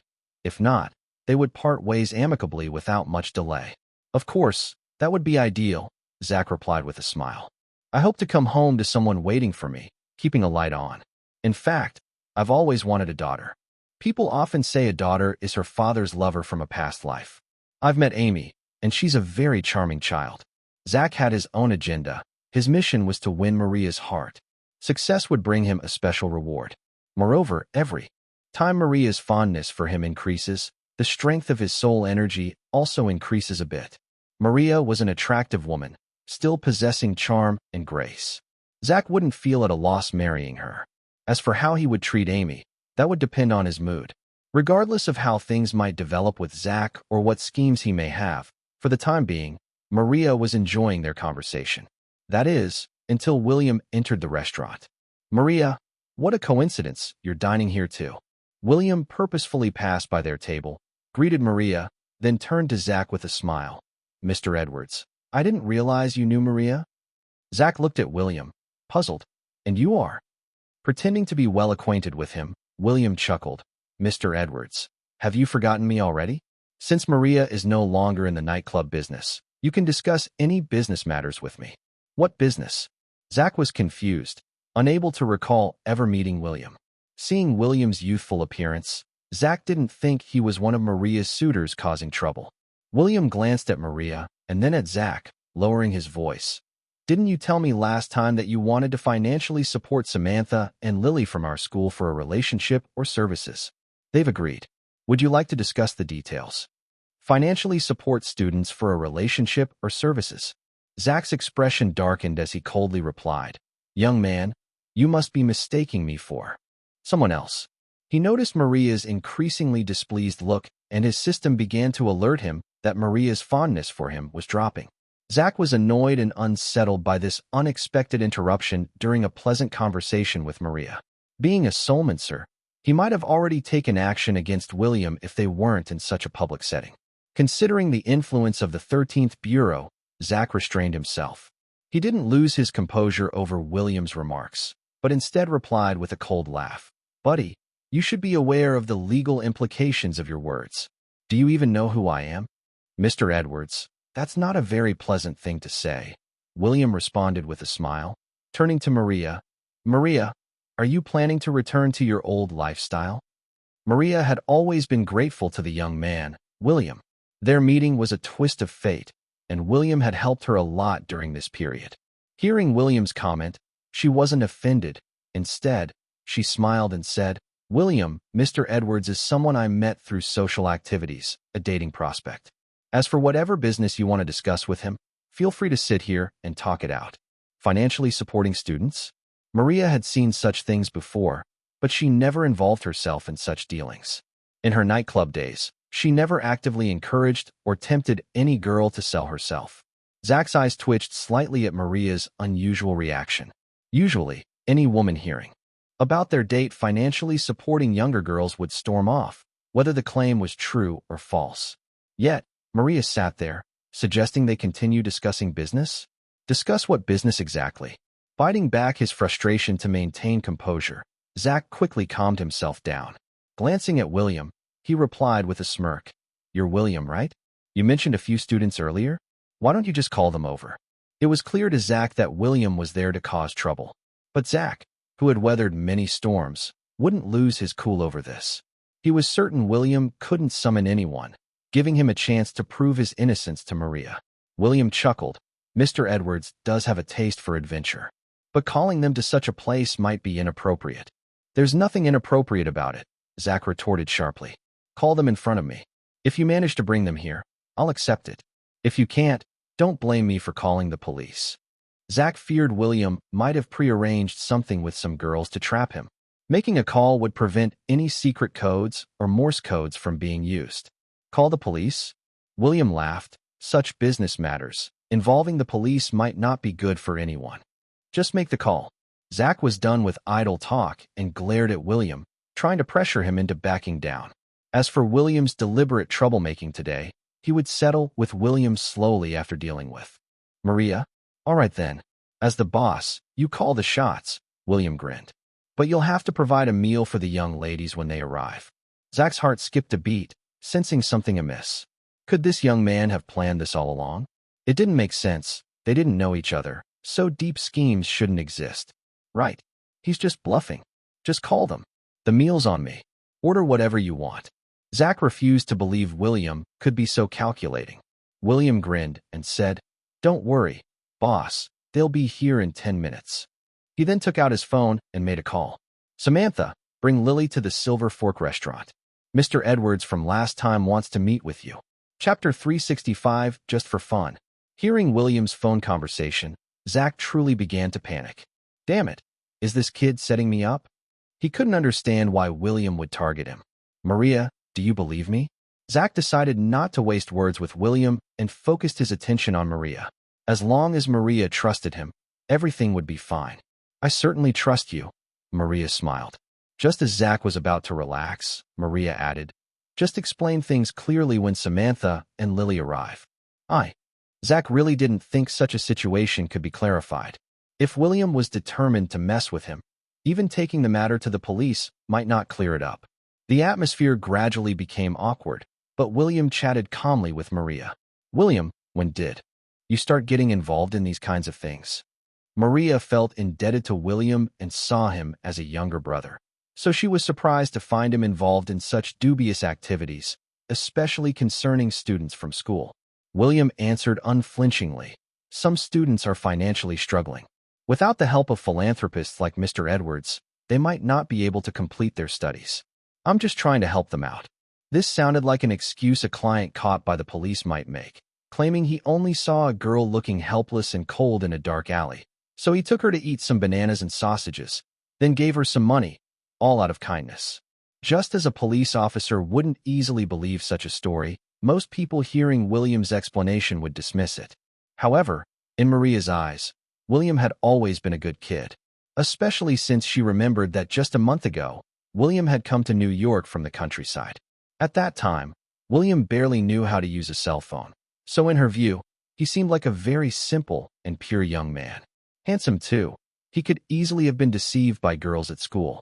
William, don't just believe everything you hear. You should know that the prettier the girl, the more likely she is to deceive, Maria frowned and earnestly advised. In this day and age, if they can afford to attend college, they're generally not that impoverished. Besides, if they are financially needy, schools usually provide assistance. With a bit of part-time work, they shouldn't have to resort to such things. Oh, I see, William said, appearing to have an epiphany. Zach's left eyebrow twitched, and his mouth opened slightly in utter shock. What's happening? Why would Maria believe such nonsense? If William was involved in such matters, then his image in Maria's eyes should definitely be tarnished. Yet, it was clear that Maria seemed to think William had been deceived. Maria, who is this young man to you? Zach finally couldn't hold back anymore, noting Maria's apparent differential treatment.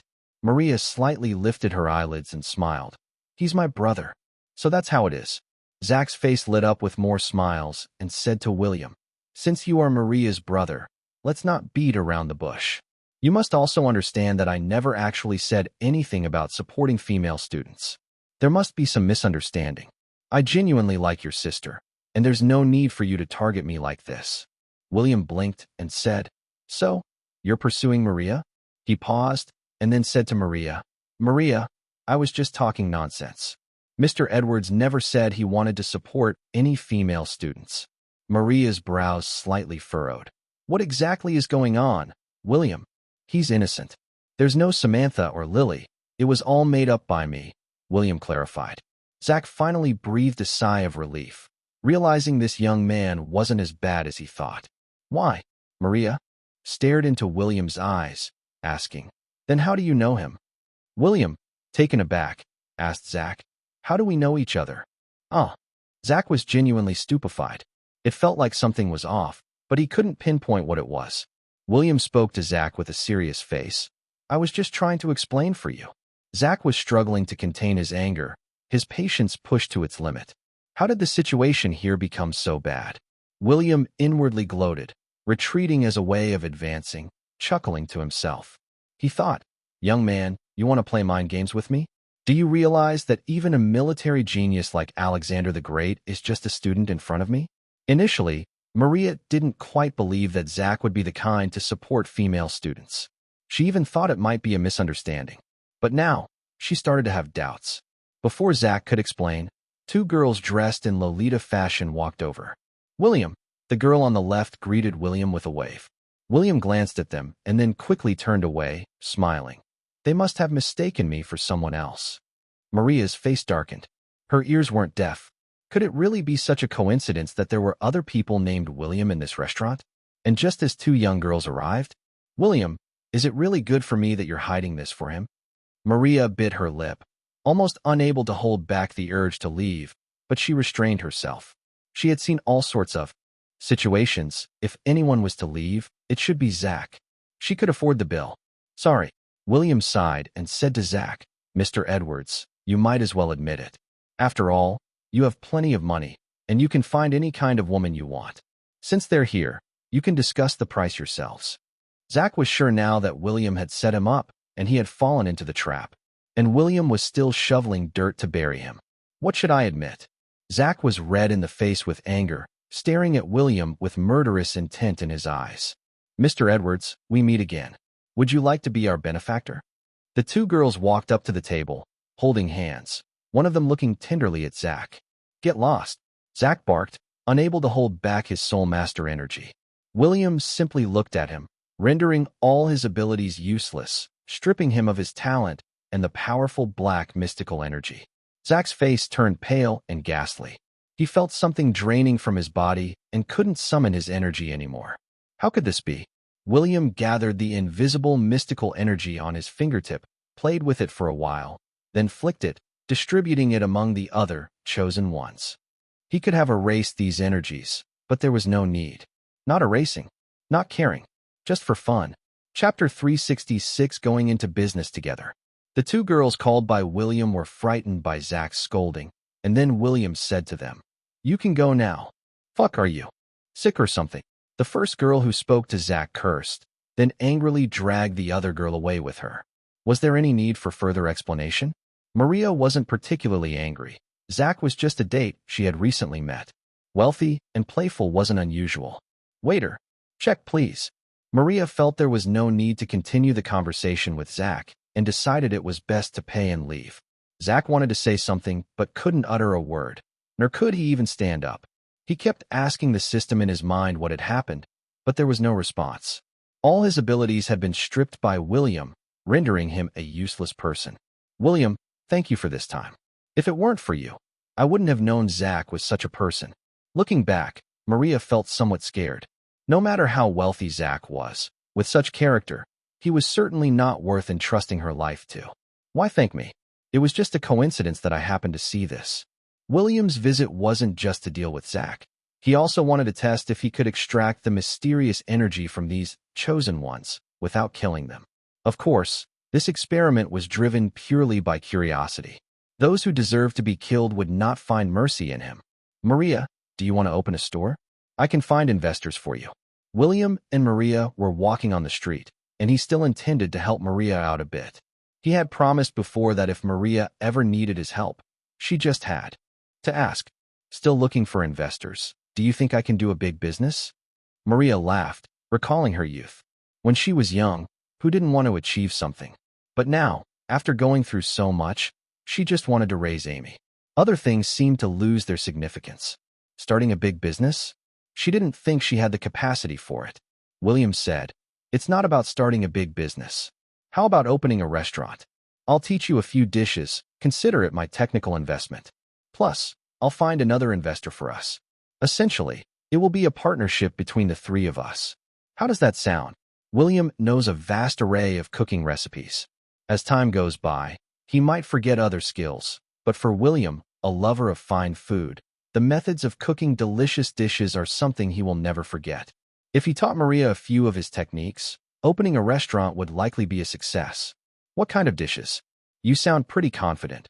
Maria wasn't new to the restaurant business. She knew that success wasn't easy unless the menu was truly unique. And with 3 partners, how much profit could each person really make? It seemed like a lot of effort for potentially little reward. William smiled slyly. You'll know once I cook for you. Who else is involved? Maria asked, puzzled.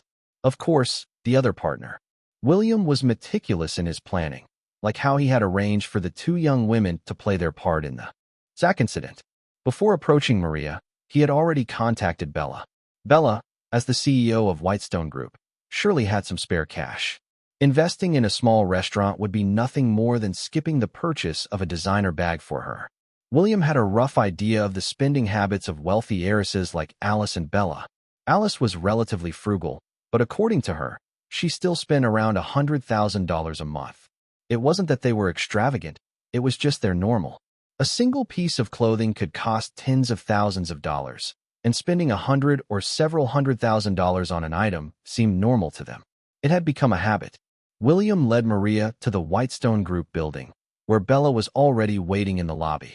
Although William had rejected her marriage proposal, he had helped her several times afterward. Apart from anything else, given her grandfather Daniel Bell's attitude towards William, Bella felt it was worth coming down to meet him personally. William, you're finally taking the initiative to meet me, Bella said with a smile upon seeing William. Previously, it was always her seeking him out, and his indifferent attitude was somewhat disheartening, to the point where Bella even started doubting her own charm. This is about discussing business, isn't it? William had fully adapted to this society by now. He understood what it meant to be in a business partnership and was aware of the current level of consumer spending. As for Bella, he had no ulterior motives. Being friends was good enough for him. What business do you want to discuss with me? Let me tell you, my personal charm in romantic relationships has been quite impressive lately, so I don't need to pay you to take me out for a meal. Bella chatted casually with William before turning to Maria. Maria, are you the potential partner William mentioned? Are you planning to open another bar? Maria, of course, remembered Bella, the wealthy heiress. As the young lady of the Bell family and the CEO of Whitestone Group, Bella's personal assets had already exceeded $1 billion at the young age of 25. Maria was surprised that William's mentioned partner was her. Maria was almost too nervous to speak. She vividly remembered Bella's first visit to the bar, where she had ordered wines worth several $100,000. With Bella's status, any business deal she discussed would likely be worth millions. Smaller deals probably wouldn't even merit her attention. Now, William was bringing her to Bella to discuss partnering in a small restaurant. "William, didn't you say you were going to cook 2 dishes for me to try? Let's go to my house. Whatever ingredients or kitchenware you need, I'll have someone arrange it now." Bella originally had some other things to do today, but when William came to find her, she promptly put all her work aside and took William back home. Her grandfather should be very happy, she thought. That's fine. William had 3 reasons for approaching Bella. The first was to find an investor for Maria. The second was to deal with the chosen ones around Bella. And the third, when William used his divine sense to scan the Bell's house, he discovered that Daniel Bell's life force was about to extinguish. Daniel had once been a chef in William's household. Although William only taught him a few simple dishes and the rest was Daniel's own learning, since he was going to cook at the Bell house, it seemed right to see Daniel one last time. Should I come along too? Maria was still feeling somewhat out of place. What right did she have to enter the mansion of a wealthy family like the Bells? You're William's friend, which makes you my friend. Of course, you should join us for the meal. Bella, linking arms with Maria, smiled. Don't worry, there's not many people at my house. My parents are working outside. I think only my grandfather is at home right now. Chapter 367, The Wealthy William. Since William and the others were walking to the Whitestone group earlier, after learning about this, Bella made a phone call, and soon a black Rolls-Royce car arrived in front of them. After the car came to a halt, a driver, dressed in expensive brand clothing, stepped out. The driver, looking no more than in his 20s, had features reminiscent of a young Brad Pitt. He opened the car door with a charming smile and said, "Miss and distinguished guests, please." Bella nodded in satisfaction and then turned to William. She had intended to show off her handsome driver to William, but noticed that he hadn't paid any attention to her. William glanced at the driver and thought, another chosen one. Maria thought to herself how luxurious the car was and how surprisingly young and handsome the driver was. To the unaware, he could easily be mistaken for a scion of a wealthy family. "Felix, take us home," Bella said to the driver with a smile. "Of course, miss," the ever-smiling driver Felix responded. William just gave a faint smile and then looked at Bella, deciding to let her show off a bit. "How about that? My driver is even more handsome than those Hollywood actors, right?" For someone like Bella, boasting about luxury cars was nothing new, but flaunting a handsome man by her side did bring her satisfaction. As she initially told William, she was quite fortunate in her love life recently. There's absolutely no need to pay William to act as her boyfriend. After the recent incident with Lucy, William now knows that many celebrities have special quirks. Facing Bella's bragging, he nodded in agreement. He is quite handsome. When do you plan to get married? Bella shot him a look that said she didn't want to bother explaining. He's the driver. The driver, do you understand? She thought to herself, somewhat annoyed. Asking her when she's getting married, she felt that William's question was a bit too direct. By the way, Maria, what kind of business do you want to do? Bella abruptly changed the topic and said, if you want to open a bar, I think opening the biggest bar in New York would be great. I can promote it to those wealthy trust fund babies, and the business should be good. She still thought Maria wanted to open a bar. Miss Bell, I don't want to open a bar anymore. Maria felt compelled to take this opportunity that William had provided her, to be introduced to a big boss like Bella. William's idea is for the 3 of us to partner up and open a restaurant. He'll contribute his cooking skills as a technical share and teach me how to cook. A restaurant? That sounds great. William's cooking is indeed excellent. Bella excitedly said to William, actually, I've always wanted to eat at your place, but it seems you and Alice have gotten quite close recently, so I felt awkward coming over. Bella had been to William's house twice, and each time could feel the tangible hostility from Alice. As a woman, how could she not notice? You better not come over just for meals. Just take care of our restaurant's business. William wasn't fond of people who freeloaded meals. Many years ago, he also ran inns, which were certainly very profitable. However, the food he cooked was so delicious that it often led to customers dueling outside the inns to secure a meal. Therefore, William currently has no intention of personally cooking as a chef, and he Dislikes people who come to mooch off meals every day. Looks like your wedding is around the corner. Bella giggled. You're not planning to get married right after graduation, are you? William just smiled without saying anything. Fine, then I won't come to your place anymore. What ingredients do you need this time? I need 1 fresh leg of lamb, 5 onions, 2 cinnamon sticks, 5 bunches of lavender, 2 tablespoons of rosemary, half a liter of marigold beans, 1 liter of aromatic rice, some Brussels sprouts, a few bay leaves, a small handful of sage, and some fresh tarragon. Bella felt overwhelmed and looked at William, confused. Does this sound more like cooking ingredients or an herbal recipe? William didn't answer her, but asked, Did you remember it all? Got it. Bella, with a good memory, immediately sent a message to her household staff. What exactly are you going to make? Bella genuinely didn't know what these ingredients were for. Is it roasted lamb? William replied, It's called herbal brise lamb broth. Have you heard of it? Bella and Maria looked puzzled, hearing the name and considering the ingredients. It sounded like an ancient dish that incorporated elements of herbal medicine, somewhat reminiscent of Ayurvedic food therapy, and perhaps even had a hint of Mediterranean flavor. William laughed. This soup, if you insist on calling it a herbal soup, that works too. It nourishes the body, warms the stomach, and aids digestion. But most importantly, it tastes really great. So, this is a healthy and nutritious dish. Bella pondered for a moment and then said, Now that you mention it, I recall a restaurant in Paris that specializes in this dish, and it does very well. I saw it on a business trip, but was too busy to try it. You're not the only one making this dish in the market, Bella added with a smile. But if you make it well enough, you can definitely attract customers. I've tasted the one made by that Parisian restaurant. It has a history of about 200 years, William said confidently, smiling. The thyme they use isn't as good as the one I've found, so naturally, the taste can't compare to ours. To William, a restaurant with 200 years of history wasn't much. He remembered tasting it over 100 years ago in Paris, and the flavor was just okay. So how exactly is herbal brise lamb broth made? Maria couldn't help asking, growing more curious with William's description. It's a special, French-originated herbal soup primarily made by simmering specially selected thyme and lamb.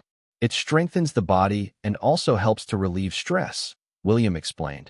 The thyme I found this time is of exceptional quality, so the flavor is absolutely top-notch. The thyme he found was on the newly arrived land, a truly natural and rare find, having grown for hundreds or even thousands of years. The thyme from this new land was quite rare, and its flavor was incomparable to that used by the Parisian restaurant.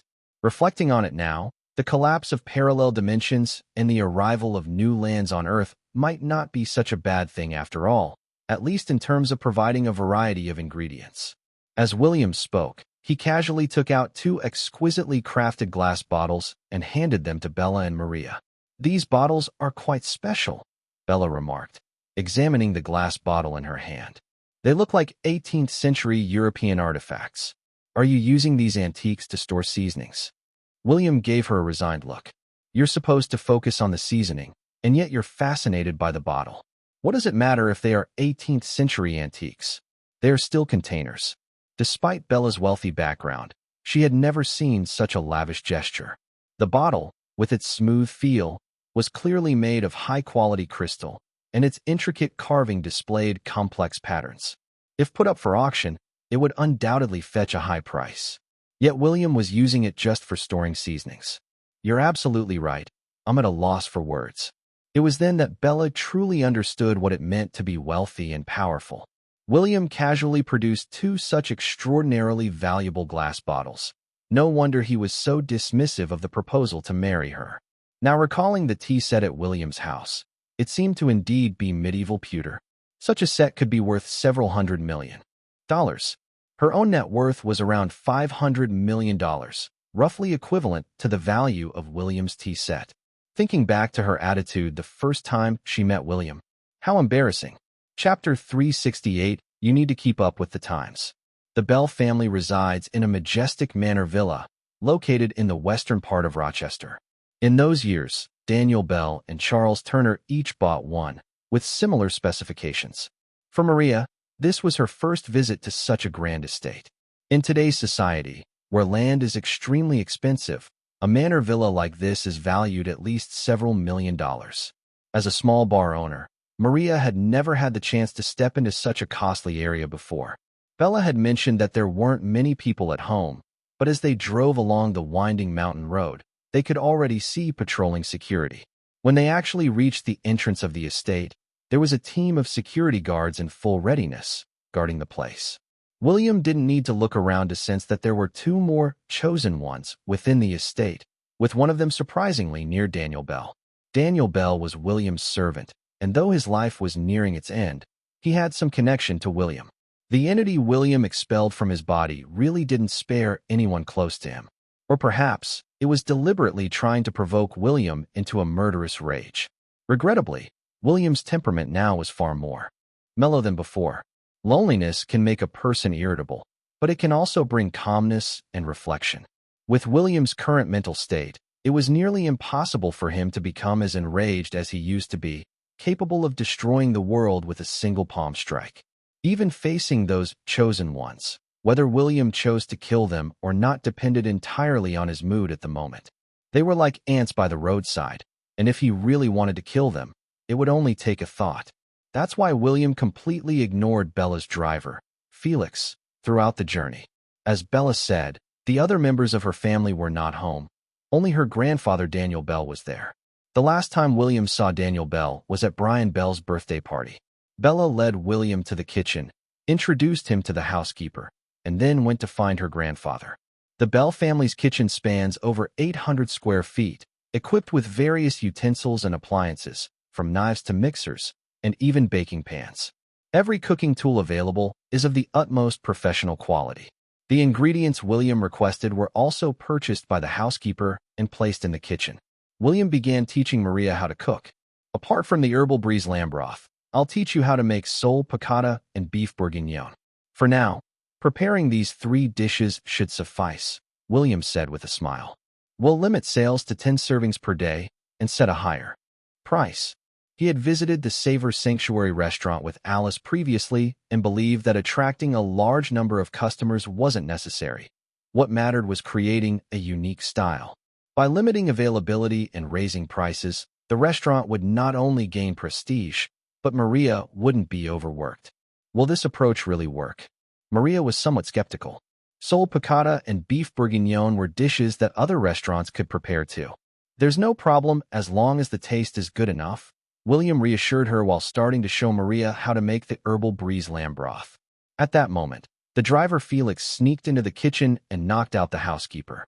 Maria, focused on William's cooking instructions, didn't notice another person had entered the kitchen. Felix, now dressed in different clothes and wearing a ghost mask, stood behind William and Maria with a blade in hand, his eyes gleaming maliciously, ready to eliminate William, whom he perceived as a rival in love. However, just as he raised his blade to strike a fatal blow, William slightly curved the corner of his mouth. Felix trembled, his eyes became vacant, and he turned and walked out, seemingly soulless. This inevitably caused some noise. Maria turned to look, but only saw his retreating figure. "What's he doing here?" she asked absent-mindedly. "Who knows? With such a large household like the Bells, he's probably a patrolling security guard," William casually responded.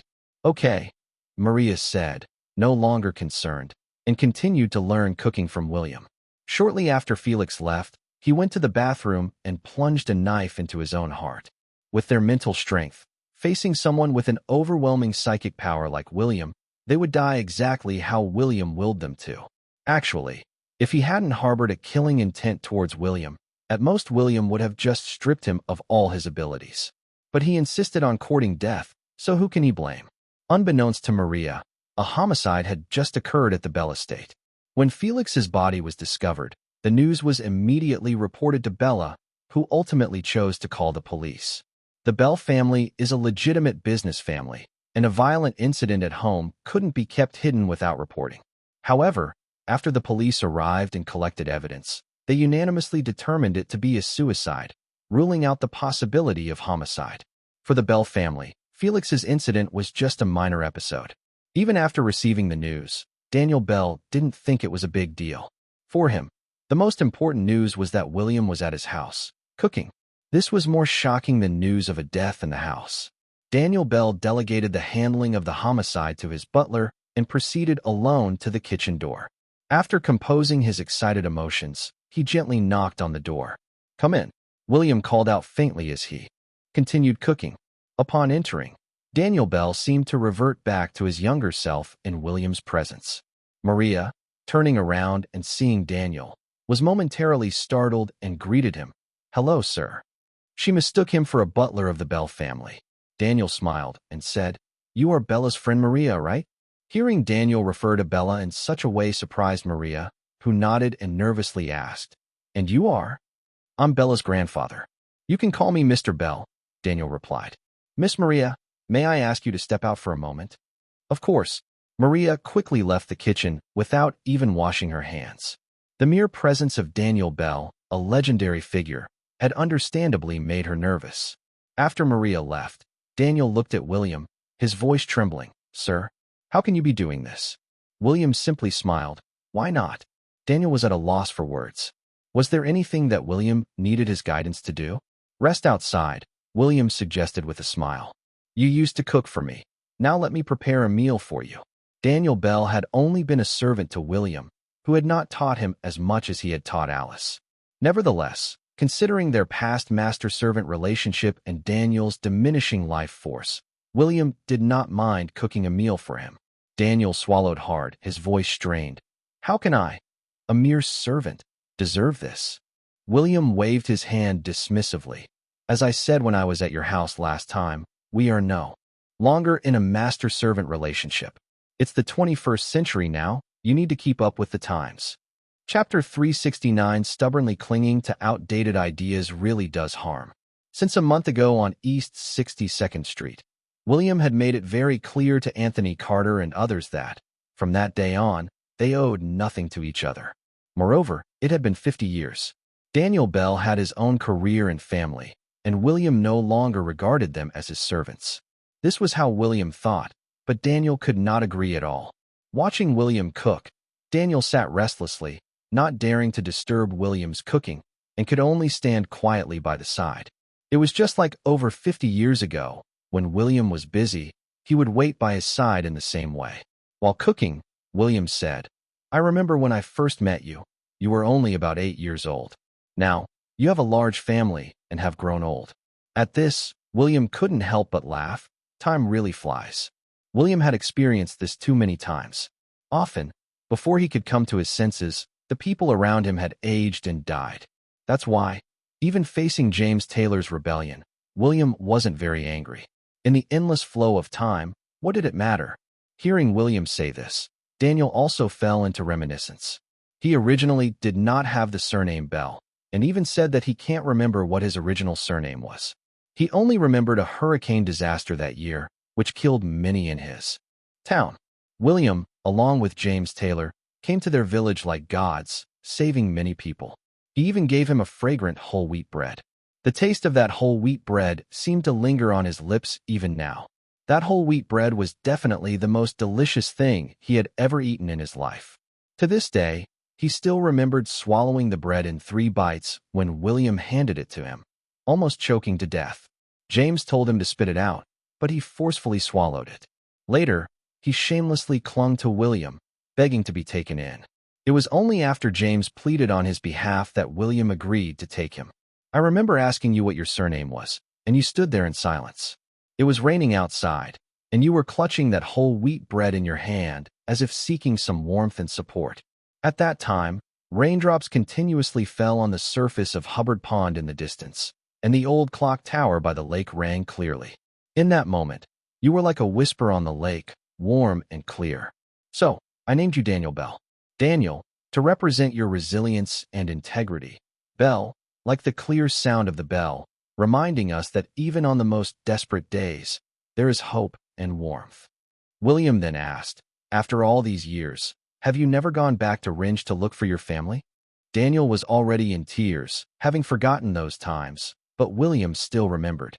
"I tried to go back," Daniel said with a choked voice, "but the hurricane was too fierce. Many people in Ringe and the surrounding towns didn't survive. The destruction in our area after the hurricane was too great. Many families were torn apart, many were left homeless. I searched and asked, but the disaster nearly erased everything. I couldn't find any clues. William didn't ask further, serving a bowl of herbal breeze lamb broth to Daniel. Try this. I'm planning to open a small restaurant with your granddaughter and Maria. What do you think of the taste? Daniel took the soup from William with trembling hands and slowly tasted it. Delicious. Daniel couldn't help himself after just one sip. William had actually made soup for him, and the taste, indeed, was extraordinary. That settles it. Let's eat together later, William smiled. Why don't you rest outside for a bit? Although William was much older than Daniel, Daniel was already frail, and standing for too long was not good for him. No need. I'll just stand here, Daniel said, holding the bowl without finishing it, but leaving half, and stood obediently at the side. He knew his own body well, not many days left. Even being able to pass things to William made him quite content. After a while, William said, Go call Maria in. I'll teach her cooking. I'll go now. A smile finally appeared on Daniel's face. He wiped away his tears and walked out. He always felt something was missing when standing there. If William didn't instruct him to do something, he felt somewhat uneasy, as if he was old and of no use.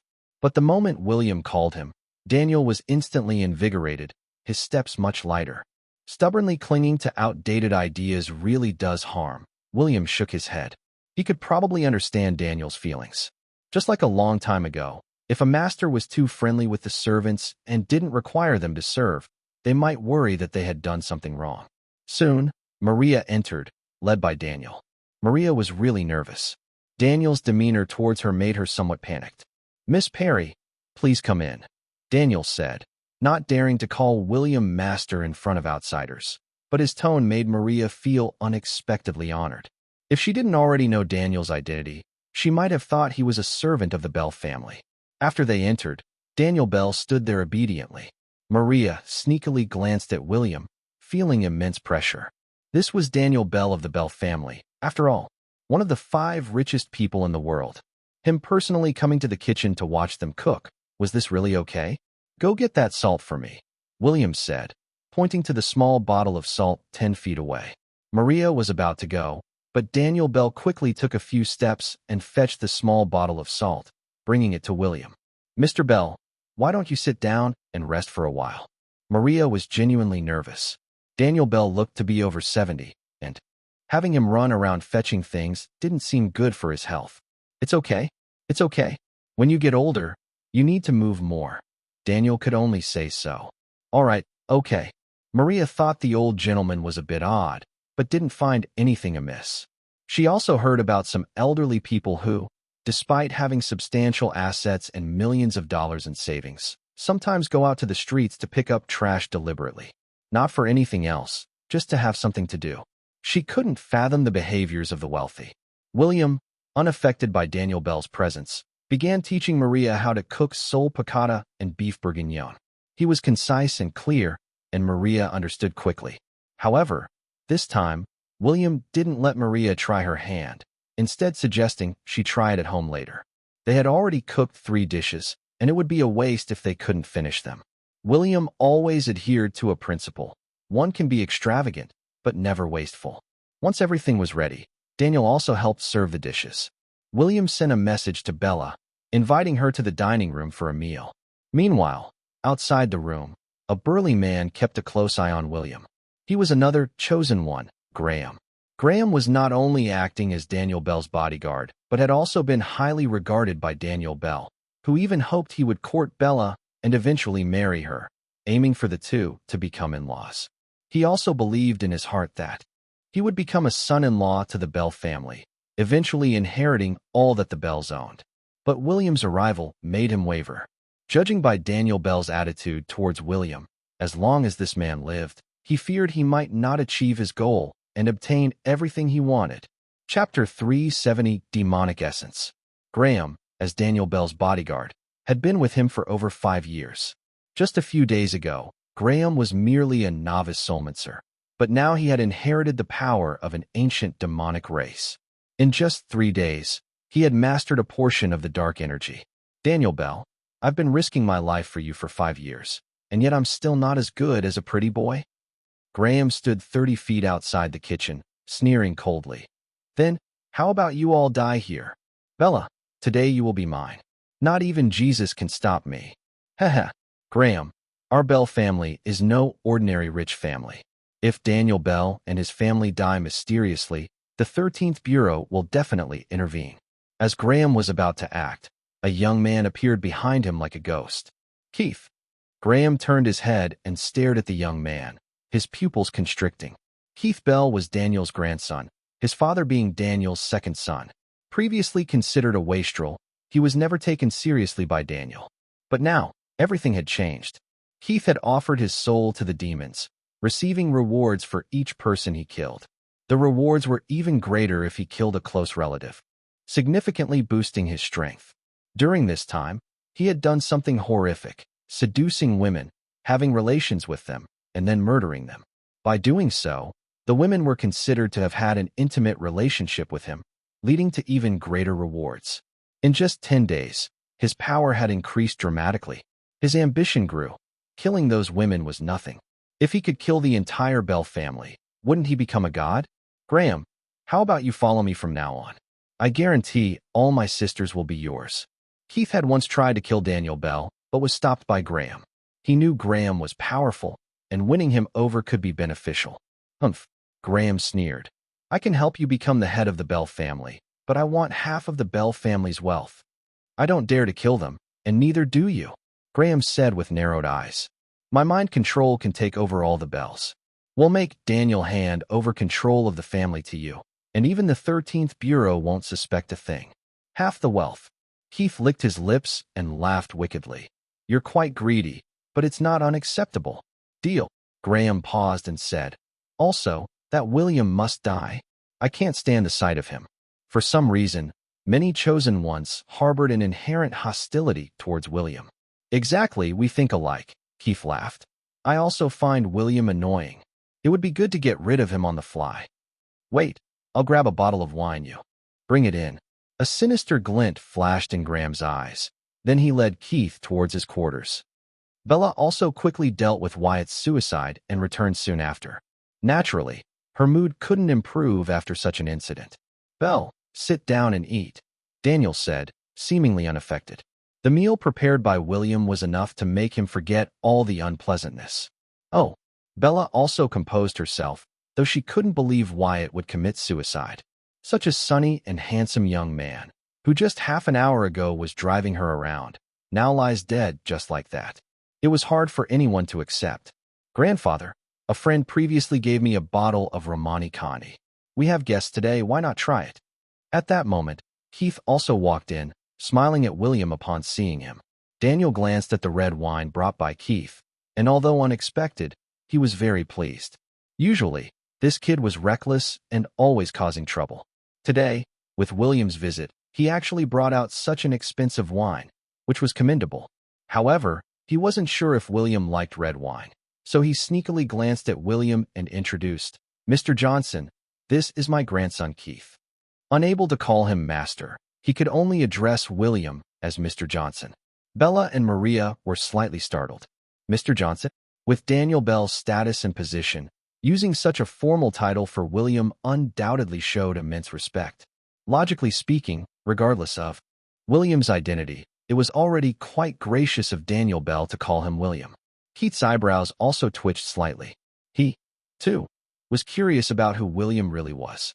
But when he sized up William, he realized that he was just a novice soulmancer and secretly laughed to himself. Was it really necessary to mix demonic essence into the wine to kill such trash? It was only to avoid attracting the attention of the 13th Bureau, otherwise. Have a drink, said William, who didn't make a fuss about refusing. His tone, as if he was the host. Then I will. Daniel hadn't been this happy in many years, drinking with William. It was something he never dared to dream of before. Keith personally decanted the wine and then poured a glass for each of them. Graham quietly observed everything from outside the room, ready to use his demonic magic. The demonic essence mixed into the wine was known as mind poison. Those affected by this demonic magic would feel extreme anxiety, a strange taste in their mouth, blurred consciousness, irritability, hallucinations of demons, and hear the voices of evil spirits. They might feel as if they had committed a grave sin or encountered a terrible enemy, eventually leading to suicidal thoughts. Graham and Keith, both wanting to eliminate William, naturally chose a lethal form of demonic magic. With Graham present, Keith decided to spare Daniel and Bella for the time being, as he would receive rewards only if he personally killed them. Mr. Johnson, I toast to you. Daniel raised his glass to toast with William. This was a family dinner, and Daniel, knowing his time was limited, hoped his attitude towards William would provoke deep thoughts in Bella and Keith. As long as they respected William more in the future, their lives would not face any problems. William also raised his glass and drank with Daniel. Demonic essence. The taste wasn't bad. Seeing William drink his glass, Keith's lips curled into a smug smile. William glanced at Keith, deciding not to let Daniel experience the pain of losing a grandson. At the table, Daniel's face glowed with happiness, tasting William's sole piccata and smiling even more. The meal was quickly finished, plates clean with not a single grain of rice left. Daniel, now wealthy, would never forget the days of hunger and disaster from his childhood, so he never wasted food, not even a small piece of bread. Bella and Keith also did not waste any food. William, this restaurant will definitely be popular. How much funding is needed? Bella, a smart person, understood from her grandfather's attitude that this was more than just a partnership with William, and it wasn't just about the taste of the food. Even if William asked her to partner in a recycling business, she would never refuse. Discuss the details with Maria, William smiled. I'm only providing cooking methods, a technical investment, so I can take a smaller share. Keith, listening on the side, sneered secretly, thinking of a technical investment? You might as well partner with the ruler of the underworld. Chapter 371. He had already been invincible for 1,000,000,000 years. I personally saw that William drank the red wine. The demonic essence was in that glass. How could it have no effect? Keith went out to find Graham, and the two of them entered a secluded room. Keith frowned deeply as Graham revealed that he couldn't sense the demonic essence in William's body, thus unable to activate the demonic magic and kill William. He even wanted to ask if Graham's mastery of demonic powers was insufficient. But after hesitating, he decided not to voice it out. The demonic essence has disappeared. Graham was also frowning deeply. After a moment of silence, he took a fearful deep breath and muttered to himself, could it be that William is not as simple as he seems? A novice soulmancer, a rookie. What's so special about that? Keith was very disdainful of William's power. Thinking about William's abilities and then considering Graham's failure in such a trivial matter, he even doubted if he had chosen the wrong person. With such abilities, and yet he arrogantly claimed he could control the entire Bell family. There was no reaction after drinking the demonic essence, and it's not even the state after consuming a purification potion. Moreover, I personally refined that demonic essence and mixed my blood into it, connecting it to my consciousness. It just disappeared. Graham, biting his teeth, said in a tone of disbelief. The moment William swallowed it, I could no longer sense it. What? A purification potion couldn't cleanse it. Keith almost laughed out loud.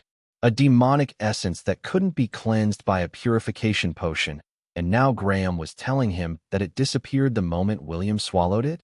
Was this a joke? You don't understand. Graham had realized something was amiss. Logically, even an elite mid-level soulmancer who got hit with his mind poison would have no escape but death. Could it be that William was a high-level soulmancer? Graham, deeply frightened, realized the danger and prepared to flee. As they were talking, the room door was suddenly knocked on. Who? Graham's pupils abruptly constricted, his eyes filled with murderous intent. William directly opened the room door, standing at the entrance and looking at them, a smile gradually appearing on his face. Demonic essence, huh? Gulp. Graham swallowed hard. The smile on William's face seemed eerie to him. Ha. You had a choice of heaven, but you chose hell. Interesting. Keith couldn't help but burst into laughter. In his eyes, a minor character like William, if killed, would not warrant a deep investigation by the 13th Bureau. They could just burn the body somewhere, leaving no remains, and see how the 13th Bureau would investigate then. However, Graham didn't dare to speak. he wasn't as confident as Keith. Did he really think he was invincible? Since William knew they had put demonic essence in the wine and still dared to confront them, there must be a problem. At least William didn't seem like someone with a problematic mind. But Keith, what a fool. Graham's eyes narrowed slightly, preparing to take the opportunity to flee when Keith and William start fighting, and thereafter leave New York for good. There was something truly strange about William. Have you ever seen The Gates of Hell? William looked at Keith and smiled. How about I give you a glimpse? Die? You trash.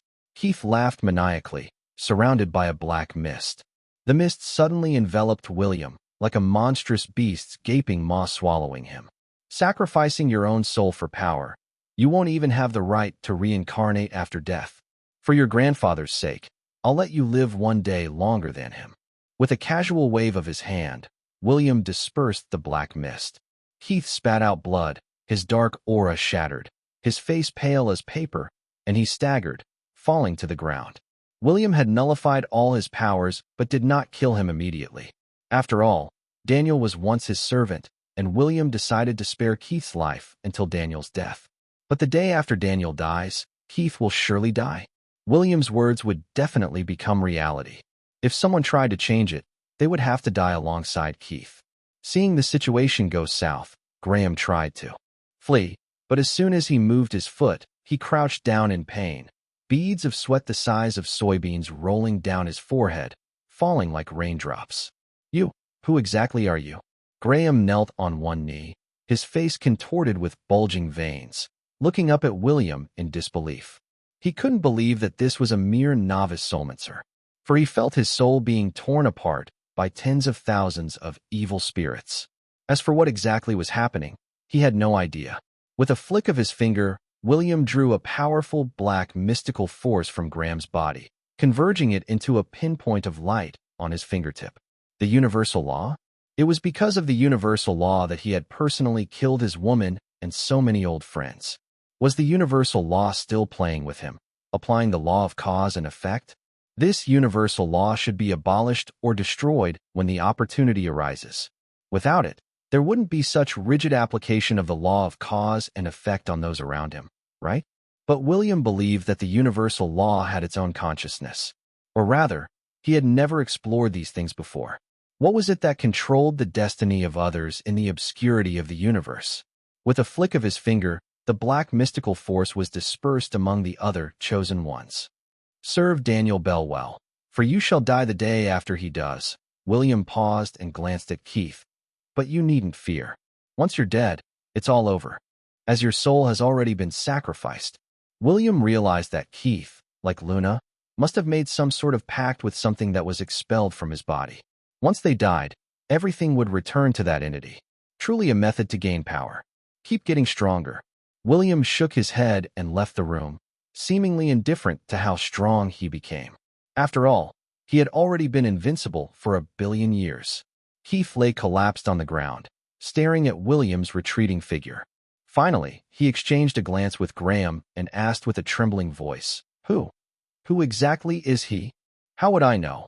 Graham had just endured the excruciating pain of his soul being tortured, a pain that seemed to emanate from the depths of his soul and was infinitely magnified. Yet he couldn't even faint from it. William's power was beyond his imagination. To think, just now, he hadn't even seen William make a move. If he had to describe any action, it was just a wave of the hand. Graham gave a self-deprecating laugh, filled with bitterness. They had thought about killing William? Now, doesn't that seem utterly ridiculous? What do we do now? Keith was completely lost, not knowing what to do. Graham exhaled deeply, stood up, and said, What else can we do? Didn't you hear him? If Daniel Bell dies, we die. Keith was left with lingering fear. Previously, he had thought about killing all the other members of the Bell family, including his father and mother. Now he fears he can only be a well-behaved grandson, hoping every day that Daniel Bell lives a long life of 100 years, and if given the chance, he would genuinely wish to extend his grandfather's life by 1,000 years. Chapter 372 Alchemy. After resolving the issue with the 3 chosen ones around Bella, William returned with Maria. William, Miss Bell said she would invest $5 million and only take a 10% share, leaving the rest for us to divide." Maria really didn't know what to say. $5 million was not a small amount. Such a large sum of money, converted into cash, would fill several boxes. To open a small restaurant, the maximum investment is usually just a few $100,000. $5 million could open what kind of restaurant? William smiled and said, "I only want a 10% share too. As a technical investment, I don't dare ask for more. You guys, doing this, I really don't know what to do." Maria knew that Bella wasn't short of money, and with William only wanting such a small share, she, who wasn't contributing anything, would end up owning 80% of the shares. What kind of situation is this? How can this be acceptable? What kind of favor was she owing? After the restaurant opens, you'll mostly be in charge. Bella and I won't be much help to you, so it's fine for you to take 80%. William preferred earning money through his own labor. For him, getting shares through technical skills seemed to lack technical substance. All right then, I'll handle the distribution of money. Maria had thought it through. She would give them a larger share, especially Bella, who was investing $5 million. If they were to distribute just a few $1,000s a month, how long would it take to recoup the investment? Up to you. You should go back and practice your cooking skills. William was also thinking about whether he should deal with the chosen ones around Lila. Based on today's events, those chosen ones were a dangerous lot. The Carter family, although wealthy like the Bell family, couldn't handle these superpowered individuals. One point was that the 13th Bureau surprisingly didn't have chosen ones infiltrating it. Probably they were scared off. Rumor had it that the 13th Bureau had at least a quasi-deity level big shot. Who would dare to mess with them? Returning home, it was already near evening. Serafina was set to undergo soul separation with Sophia tomorrow, and today they still needed to loosen the soil for the eternal vine. "Sister, will this little plant flower?" Amy, squatting nearby, curiously asked Serafina as she loosened the soil around the eternal vine. Serafina looked at Amy with a gentle smile. "This little plant can not only bloom but also grow into a beautiful big sister." Wow! Amy's mouth opened wide in amazement as she looked at Serafina and asked, "Will it grow into a fairy sister?" "Huh." Serafina laughed merrily, finding the child even more adorable. "Of course, it will be a fairy sister." Amy looked thoughtfully at the little plant in front of her, not saying a word. "How about you take care of this little plant from now on?" Serafina didn't really expect William to take good care of the eternal vine, so she had to entrust it to Amy. Okay, Amy happily agreed. A plant that could grow a fairy sister. If she grew it, would the fairy sister grant her lots of tasty snacks? Serafina didn't leave William's yard but decided to stay. Seeing that Serafina hadn't left, Alice naturally wouldn't leave either. If she did, who knew what this succubus might do to William? Time flew quickly, and it was already 11 p.m. Looking up at the full moon, William said to Serafina and Alice, "Get ready, both of you." At this time, the nearby neighbors were asleep, so basically, whatever William did wouldn't wake them. The full moon was the best time to practice alchemy. "What should I prepare?" Alice looked at William, puzzled. "Learn alchemy." William glanced at Alice and said, "Alchemy can enhance your control over psychic power. Don't you want to learn to fly in the air? Learning alchemy is the first step." Flying in the air also involves controlling the body with psychic power, similar to controlling objects to fly, requiring strong control over psychic power. Alchemy, on the other hand, can train the control of psychic power to a very detailed and precise level. William had decided to properly teach Alice, and as for what level of achievement she could reach, it would depend on her own abilities. "Master, are you going to use alchemy?" Serafina couldn't help but feel nervous. Normally, a soul from the divine realm coming to Earth would either erase the host's soul or, like her current situation, share a body with someone like Sophia. It was only because of meeting a super powerful being like William that she believed in the possibility of soul separation. But even with alchemy, a normal alchemist couldn't guarantee a 100% success rate in every experiment, could they? But the person in front of her was William. "Yep." William responded nonchalantly and said to Alice, "Watch carefully." He then summoned an alchemy furnace out of thin air. The furnace was of an ancient bronze color, adorned with complex carvings and various mysterious runes, clearly not an ordinary item. This was the celestial furnace William had used thousands of years ago. When the celestial furnace was summoned, Seraphina felt an overwhelming force sweep over the area, with a faint scent of herbs bringing a sense of comfort. The wutong trees in the yard even began to bloom slowly, with umbrella-shaped white wudong flowers drifting in the air under the moonlight, creating a unique atmosphere.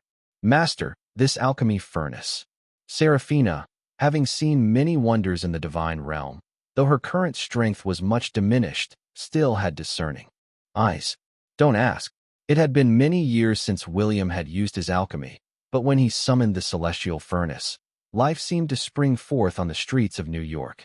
Even in the heat of summer, the sparse greenery in the city was revitalized, flowers in the parks bloomed competitively, and even the winter jasmine, which usually bloomed only in winter, miraculously flowered with yellow blossoms. Seraphina held her breath. She wasn't foolish. She knew this alchemy furnace was definitely divine. The first thing to do is control the materials you put into the alchemy furnace, William said with a slight frown. Then it's about controlling the heat. Alice stood by, bewildered. Controlling the heat? There wasn't any fire burning underneath, and she had no idea how to handle fire. Wasn't this making things difficult for her? You just remember the process for now, and I'll give you a book on alchemy tomorrow, William said. Alchemy is similar to medicine in some ways. Nothing too complicated. Seraphina stood by, dumbfounded. William, you can't be serious. Doesn't alchemy require intense concentration? Teaching an apprentice while performing alchemy, isn't that a bit too casual? William smiled and replied. Pay close attention. The essence of alchemy lies in the control of elements. As he spoke, he extended his hands, his fingers gently moving as if drawing some invisible pattern in the air. As he gestured, mysterious halos began to flicker around the celestial furnace, and streams of colored light flowed from his fingertips, wrapping around the furnace, forming a complex magical array. Then came refinement complete. A crystal-clear, gem-like divine medicine flew out from the celestial furnace and landed in William's hand. Alice and Seraphina were both astonished. Ah, so simple. This is alchemy. Are you kidding? According to legend, didn't Nicholas Flamel spend decades trying to transmute the philosopher's stone? William's approach seemed almost like cooking. No. William was even more serious when he cooked. He just put the ingredients in, didn't seem to do much, released a magical array, and then the divine medicine was created? All this in less than 10 minutes. This was probably like making instant oatmeal or toasting a slice of bread. What they didn't know was that if William wasn't teaching Alice, even the process of releasing the magical array would be unnecessary. In the past, when he used alchemy, he would just throw things in, wave his hand, and it was done. Do you need to cast magic when using alchemy? Chapter 373, Poor Tolerance for Alcohol. Have you learned it? William looked at Alice after he had concocted the divine medicine. Alice stared at him blankly. How could she possibly learn it from such a quick process? Seraphina also looked bewilderedly at William. If alchemy was this simple, wouldn't alchemists be everywhere? Didn't understand? William was silent. He had already slowed down his actions a lot and demonstrated the steps in detail. If Alice couldn't learn it, it could only mean that her aptitude was somewhat lacking. His previous apprentices were all top-notch geniuses who would understand anything as soon as it was taught. They didn't even need much explanation, a little guidance, and they could learn by analogy. Considering Alice, he had practically taken her through the process step by step, and she still didn't get it. What more could he do? He threw the newly concocted soul essence pill to Seraphina, somewhat displeased. Master, this divine medicine, should I just eat it? Holding the divine medicine, Seraphina was excited. Could she finally have her own body? William glanced at her and said coldly, Otherwise, how do you want to eat it? Do you want a bottle of brandy? Seraphina asked wide-eyed. Would the medicine work better with brandy? William looked at her expressionlessly. Cough. I spoke too much. Seraphina coughed lightly and said, Then, I'll leave the rest to you. William said, Didn't you ask Amy to help take care of the eternal vine? Ah. Seraphina spoke a bit gloomily. Master, please keep an eye on it too. She really didn't feel comfortable entrusting her new body to the care of a child. William's face gradually showed a slight smile. I believe Amy can take good care of it. Please don't really do that. Serafina had chatted with Amy because she often saw her feeding a rabbit in the yard, so she assumed Amy was a kind-hearted child who loved small animals. After some detailed questioning, she discovered that Amy was feeding the rabbit only because it was still small and because it wasn't enough to eat. Serafina sneakily glanced at the eternal vine, relieved that it didn't look particularly appetizing. You can start now. After you swallow this soul essence pill, focus your mind and attach your soul to the eternal vine. When the time is right, I will help you reshape your physical body. Alice, come with me. William then headed to his study. Serafina could feel that William's attitude towards her wasn't very warm, but he had already helped her this much. She couldn't expect him to treat her the same as Alice. After consuming the soul essence pill, Serafina began to gather the energy around her, focusing her mind. When the time came to reshape her physical form, she was determined to become the person William would like. Before parting, Serafina also shared many heartfelt words with Sophia. In the yard, the wutong flowers were falling, and Serafina's soul began to gather, finally sending a beam of white light from her forehead onto the eternal vine in the corner of the courtyard. Sophia shuddered slightly and slowly opened her eyes. Now, Serafina had finally left her body. During this time, she had learned a lot from Serafina.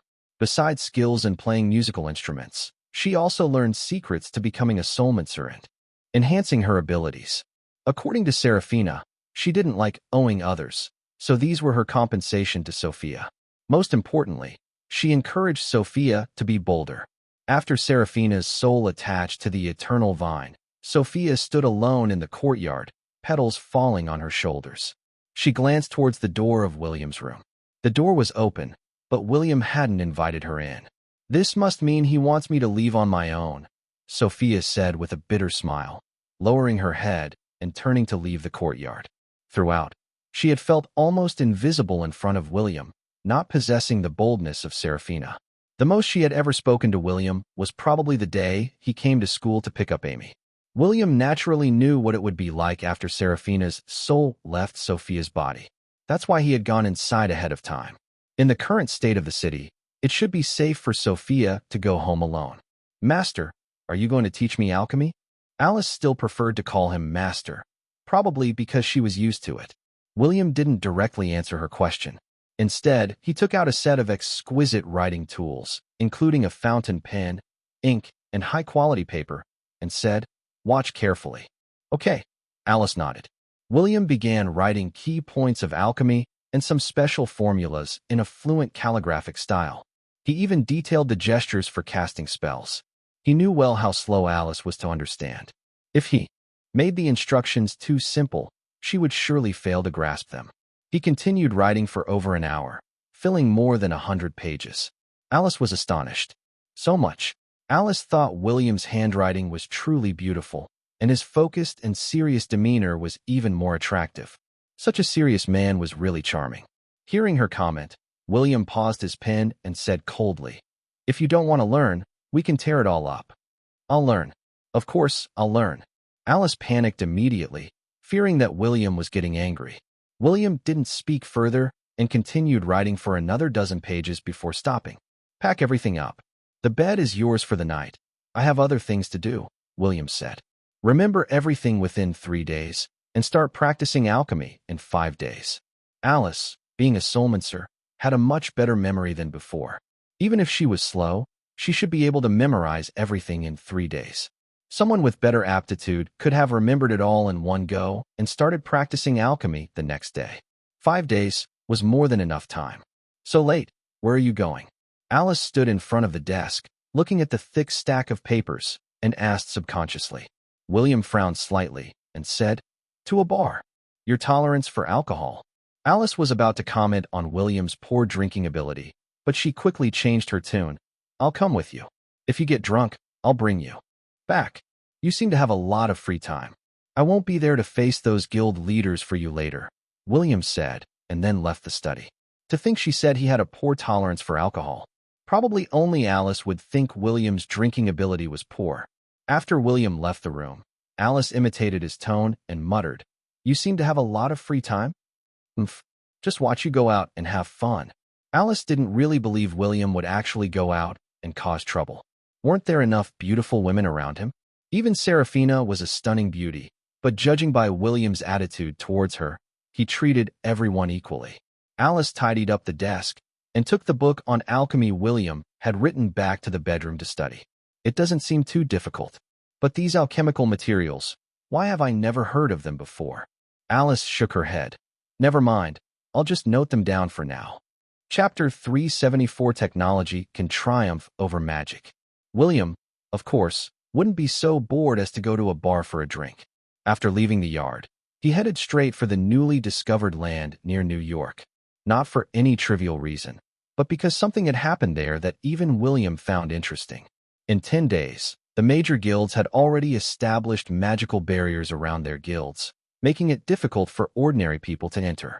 Any ordinary person who tried to approach the edge of this area seemed bewitched and couldn't enter. Soulmancers had too many ways to deal with ordinary people. Simply keeping them out was easy. So now, naturally, there weren't as many people around there.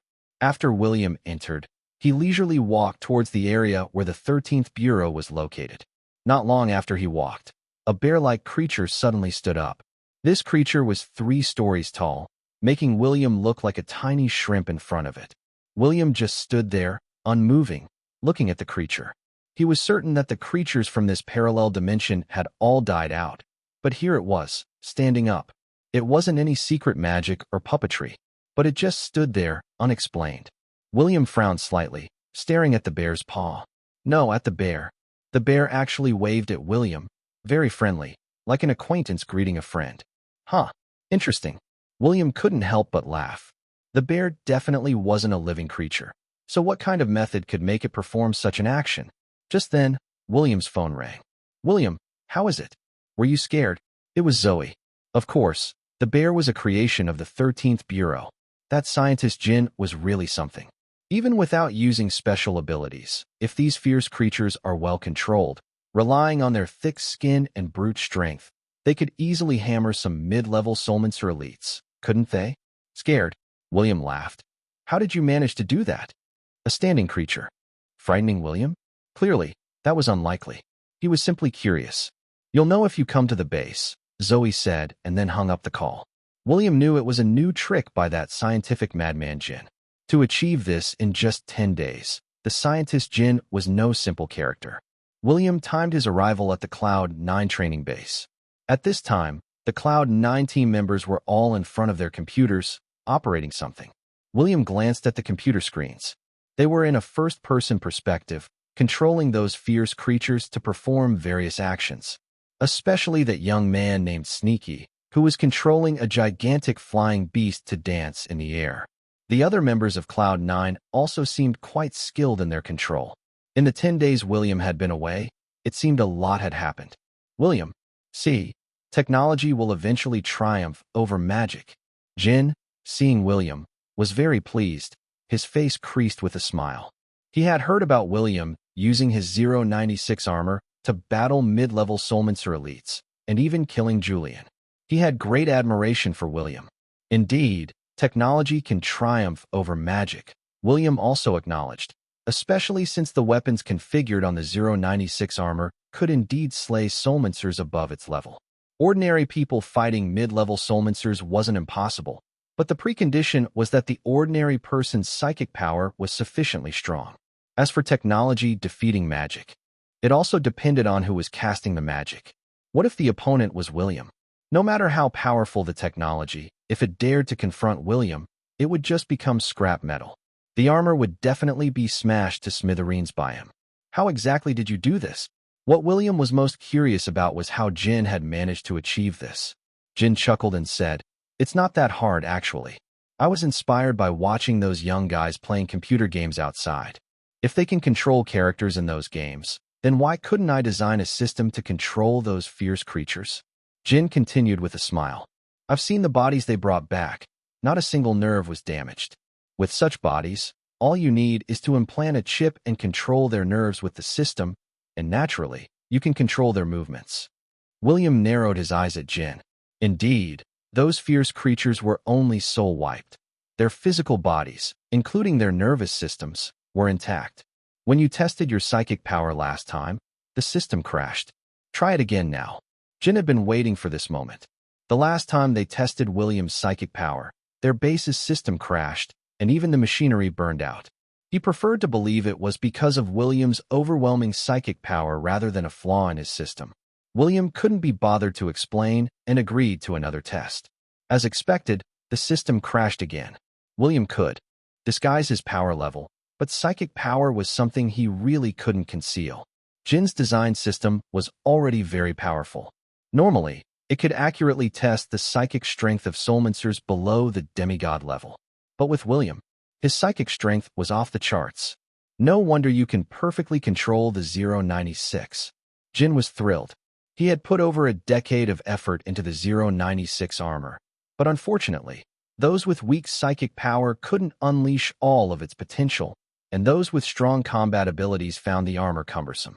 But now, William's combat ability wasn't strong, but his psychic power was.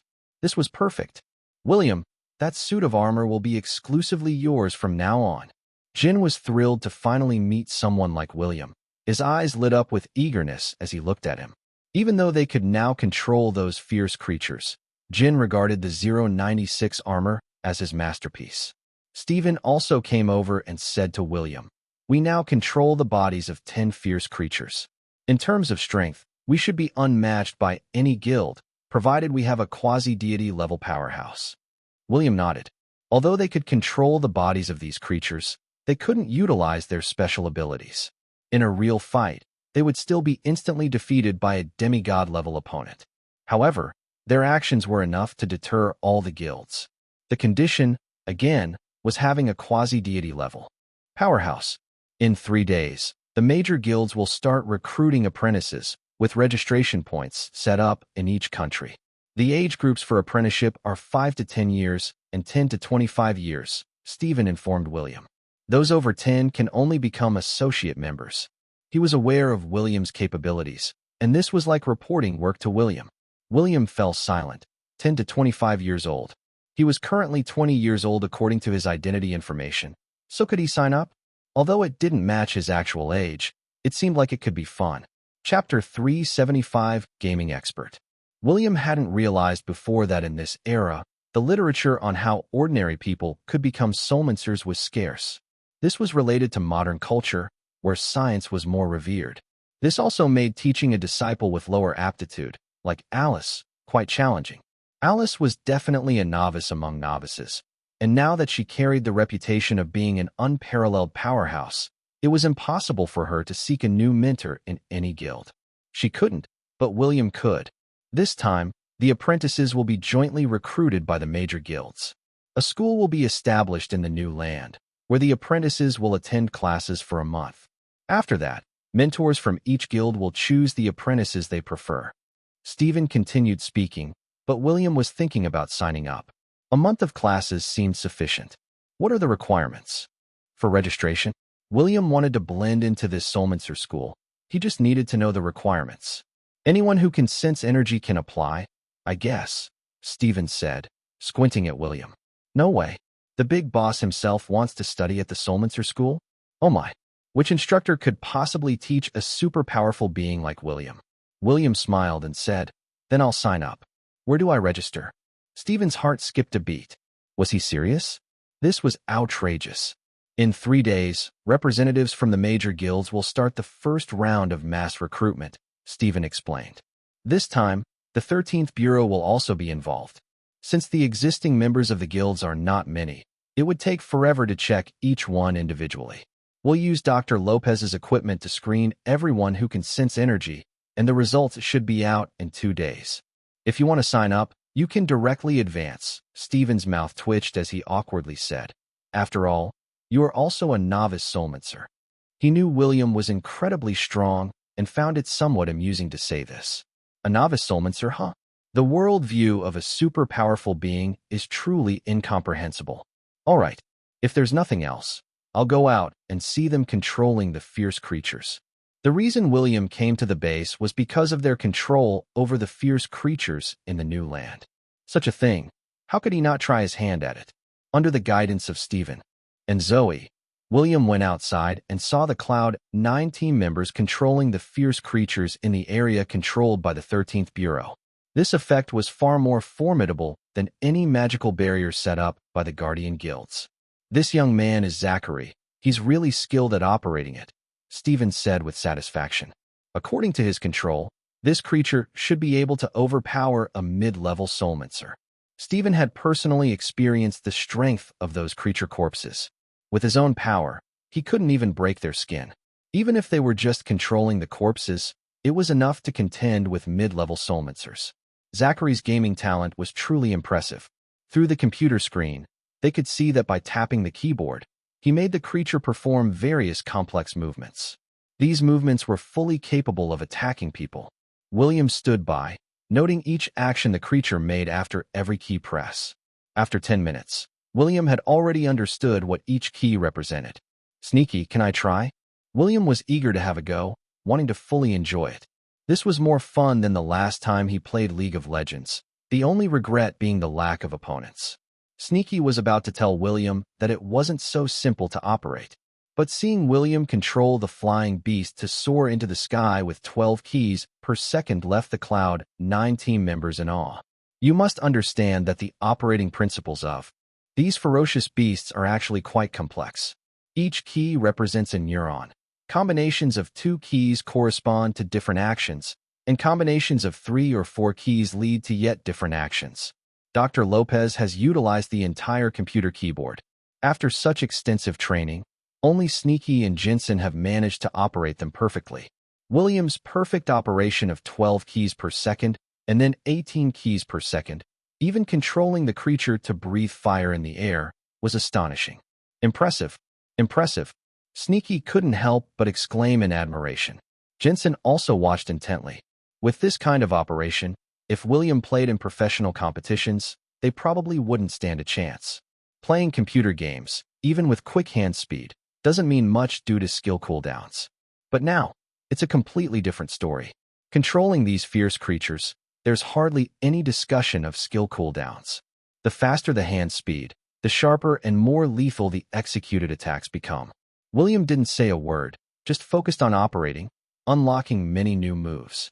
The fierce creatures, which already performed spectacularly in Sneaky's hands, became even more terrifying with William at the helm. William's understanding of these creatures far exceeded that of an ordinary person. Once he grasped the principle, he could stimulate the soul core within the creatures through the keyboard, unlocking their special abilities. With William's control, even a super evolution was possible. If Sneaky and the others could use these creatures to fend off mid-level soulmancer elites due to their tough skin, even if they couldn't kill, they could still frustrate their opponents. Then the creatures under William's control could absolutely thrash any mid-level soulmancer elite. It would be a flashy thrashing. This is what it truly means to bring the creatures to life. Zoe, watching the screen with shining eyes, said, "Wait for me. I'm coming over now. Let's have a match." She was undoubtedly a belligerent person, eager to try out how powerful these creatures were after seeing William's operation. A real fight. Stephen felt a bit scared. Based on William's control over the exotic beasts, he felt that Zoe really wasn't a match for him. Of course, a real fight. Don't hold back. Wait for me. Zoe's strength had also improved rapidly. Previously, William had covertly taught her the cosmic palm technique through telepathy, and she had fully mastered it. Her warrior god constitution was no joke. She could easily defeat mid-level soulmancer elites before, and now she would not be at a disadvantage even against a demigod-level opponent. William didn't express any opinion, but if Zoe were the opponent, it might be more fun. With her warrior god constitution, she would only get stronger as the battle progressed, and with William's operation, the risk could be minimized. At worst, it would be serious injury. Death was unlikely. Zoe didn't give them time to object, quickly leaving the base, and in less than half an hour, she appeared in the area controlled by the 13th Bureau, finding the creature controlled by William. "William, let's start," Zoe said after arriving, even making a special call to William. William's lips curved in a smile. He certainly wouldn't go easy on Zoe just because she was a woman. Chapter 376. Indeed, the weakness was too obvious. During the time it took for Zoe to arrive, William had already roughly understood the extent of the maximum damage this fierce creature could inflict. Therefore, when they started fighting, he could perfectly control the level of damage. Zoe's fighting style was almost entirely based on instinct. If there were any systematic technique she used, it was probably William's cosmic palm. Right after the phone call, Zoe directly descended with a cosmic palm from above. He remembered that back at Ravenwood. This move of hers required charging and left her completely exhausted after execution. Today, although her cosmic palm was less powerful than the one at Ravenwood, its speed had increased tremendously. Sitting in front of the computer, William executed a series of maneuvers. The creature with giant wings glided through the air in a beautiful trajectory, perfectly dodging Zoe's strike. By this time, many soulmancers were watching from a distance. The 13th Bureau had informed the major guilds about their high-tech development. The soulmancers had already witnessed the behavior of these fierce creatures under the control of the 13th Bureau. How to put it? They had some combat effectiveness, mainly due to the astonishing defensive strength of the creatures' corpses.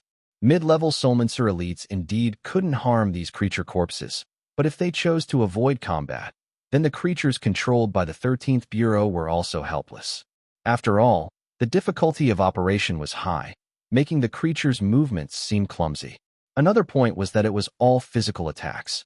Even though Sneaky's operations were so fluid and his hand speed was at its peak, he couldn't trigger more powerful attack methods. But today was different. When William was testing earlier, he directly made the creature breathe fire. That fire burned up half the sky, changing the significance entirely. It meant that the 13th Bureau could now control the creatures to use magical and special abilities. Zoe's battle with the creature controlled by William seemed more like a military exercise to the members of the guilds. It served as a form of deterrence. The battle had already begun, with William's hand speed blazingly fast, dodging attack after attack, his agility leaving onlookers agape. The soulmancers watching were dumbfounded. When had these fierce creatures become so fast? If every one of these creatures was this monstrous, how could they, the soulmancers, continue to compete? The creature controlled by William carved trails of afterimages in the sky, moving so swiftly that even Zoe was struggling to keep up. "William, you're too strong," people from the 13th Bureau said as they watched beside him. They had never seen such operation before. On the computer screen, the movements were almost too fast to see, but William continued furiously tapping the keyboard. Can all these actions be operated and used? They saw William's fingers moving like shadows, hitting 104 keys, each press effective. What about 12 keys per second? William showed them 100 keys per second. Remember, each key on the keyboard was connected to a neuron in the creature. If there was an error in operation, the creature might perform some ridiculous actions. Yet under William's control, the creature's movements were fluid like drifting clouds and flowing water. Zoe, powerful as she was already feeling disoriented just with William dodging. Zoe was also equipped with a camera, and the 13th Bureau staff watched William's controlled creature through the camera on her. The speed has surpassed 10 times the speed of sound. With such speed, it's no less than any mid-level soulmancer. Plus, with the creature's claws and venom, it can totally kill a mid-level soulmancer. Zoe also drew her own alloy combat knife. This knife, designed by Jin, was tough and capable of breaking magic. Moreover, it carried a voltage of 100,000 volts. Zoe drew her alloy combat knife, holding it behind her in the darkness, resembling a figure holding lightning. At the same time, her gaze became serious, and she coldly said, "William, get serious." The chip installed in the creature, in addition to controlling its neurons, also received audio, video, and had location tracking functions. Zoe's words were transmitted to William through the headphones on his desk. Not serious enough? William smiled slightly, put on the headphones, and said with a laugh, "Then let's seriously have some fun." William still hadn't triggered the creature's special abilities, relying solely on speed to charge at Zoe. The creature's claws, over 5 feet long, were even longer than Zoe's combat knife. As it dived down, the creature aimed a claw at Zoe's head.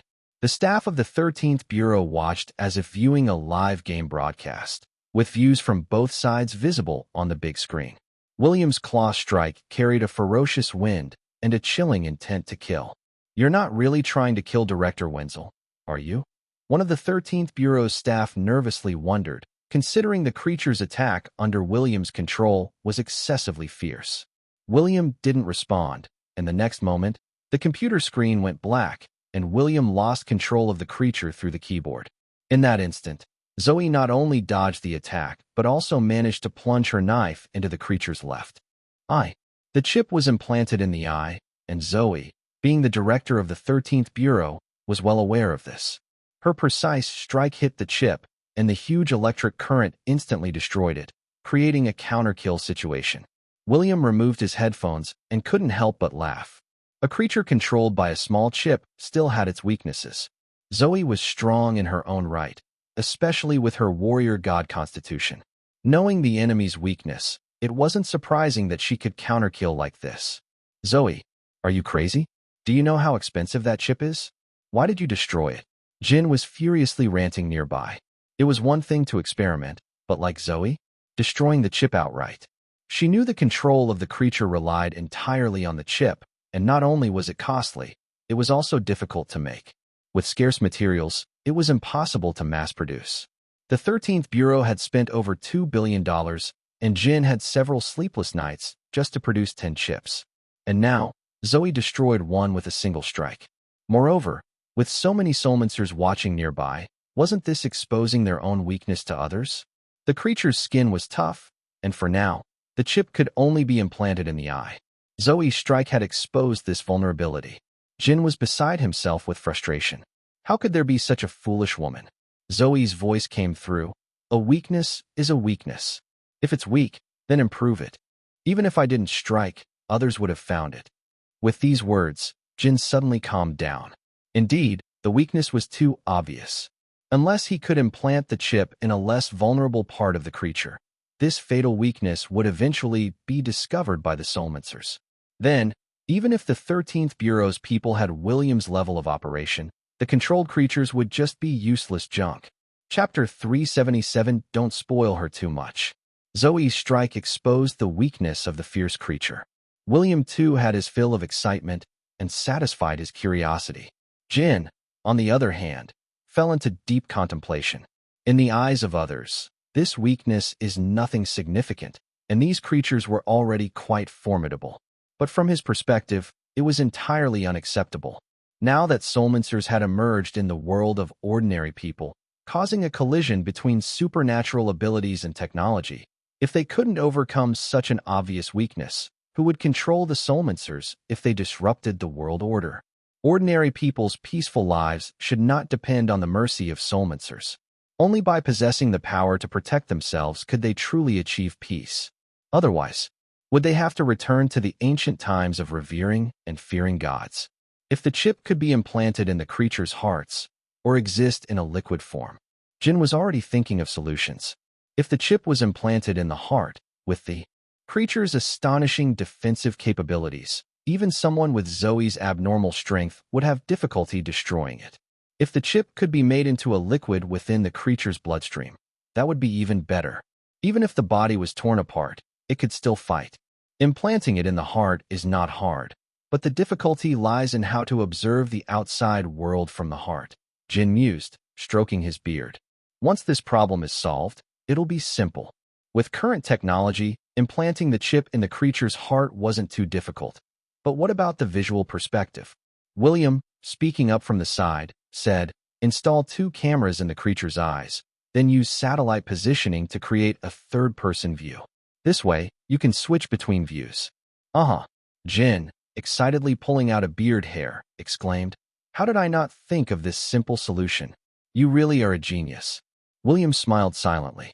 The solution might sound simple, but the real difficulty lay in controlling the creature through the chip. The perspective? With current technology, it was easy to solve. Yet Jin was fixated on integrating the chip with the camera. William had previously used his psychic perception to see that various major soulmancer organizations were also utilizing the corpses of these fierce creatures. Alchemy was just the most basic. They also controlled the creatures' corpses using magic, puppetry, and dark energy. These methods, weren't necessarily weaker than Jin's chip implantation. However, William had no desire to bother with these trivial matters. Let them play their small tricks. Only through continuous innovation could there be progress. Stephen, Dr. Lopez, I'm going back to sleep. William casually made an excuse to leave. In 3 days, the guilds would start recruiting apprentices, and William planned to prepare for that. Wyatt and his roommates shared a dorm with William, which seemed like fate. Why not give them a simple tome on how to harness energy? As for how much they could improve, that entirely depended on their own talent. William didn't want to interfere too much. The next day, as the golden morning light entered the yard, Amy ran into William's yard. "Mr. Johnson, turn your head away." "Huh?" William looked at the little girl, puzzled by her request. Amy's face turned red as she said loudly, "I need to pee. Boys aren't supposed to look." William turned his head to the side, saying, "Don't you know to go to the bathroom?" Running into his yard to pee in the early morning? Was this kid's brain broken? "Miss Serafina told me to take good care of this little grass," Amy said as she began peeing near the eternal vine. "Is this how you take care of it?" William said irritably, "Why don't you just poop there too? It would make good fertilizer." After saying this, he regretted it immediately because he already smelled something foul. "Amy, don't," William called out, softly, not expecting the little girl to actually poop. "Can this thing be so readily available?" As if not hearing him, Amy continued pooping while shifting her position to avoid getting it on herself. After a few minutes, Amy started asking, "Mr. Johnson, do you have any paper?" William felt completely at a loss. If it were anyone else daring to poop in his yard early in the morning, he would have beaten them half to death. Not only did Amy do that, but she even asked him for paper. William had originally planned to go to school early today, but Amy's actions made him hesitate. He even specially found some bamboo to make a fence around the eternal vine. He was convinced that Amy, the foolish child, would definitely return the next morning. Since Maria had started preparing for the opening of her store after going home yesterday, she didn't set up her breakfast stall today. Maria had thought about making breakfast for Amy, but she had disappeared before she could. When Maria walked in front of William's yard, she saw Amy already sitting on a stone bench eating an egg sandwich, while William was busy building the fence in the corner of the yard. Maria curiously asked, "William, what are you doing with that? Are you going to plant some more flowers or keep some small animals?" William glanced at Amy, who was engrossed in her sandwich, and after composing his words, said, "Building a toilet." He guessed that if he told Maria the truth, Amy might get a good beating when she got home. "Why are you building a toilet here?" Maria asked casually, without much thought.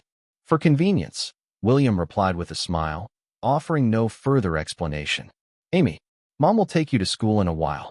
Don't always rely on Mr. Johnson for meals," Maria said, paying more attention to Amy's psychological health after the incident at the parent-teacher meeting.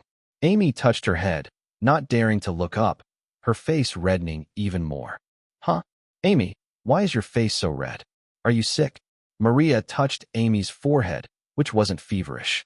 Although young, Amy vaguely felt that if her mom knew what she had just done, she might get a spanking. But if she didn't tell her mom, would that make her a bad kid? So, she looked up and said, "Mommy, I just did doo-doo over there because Miss Serafina told me to take good care of the fairy grass so that a fairy would grow from it." Maria stood frozen, unable to speak.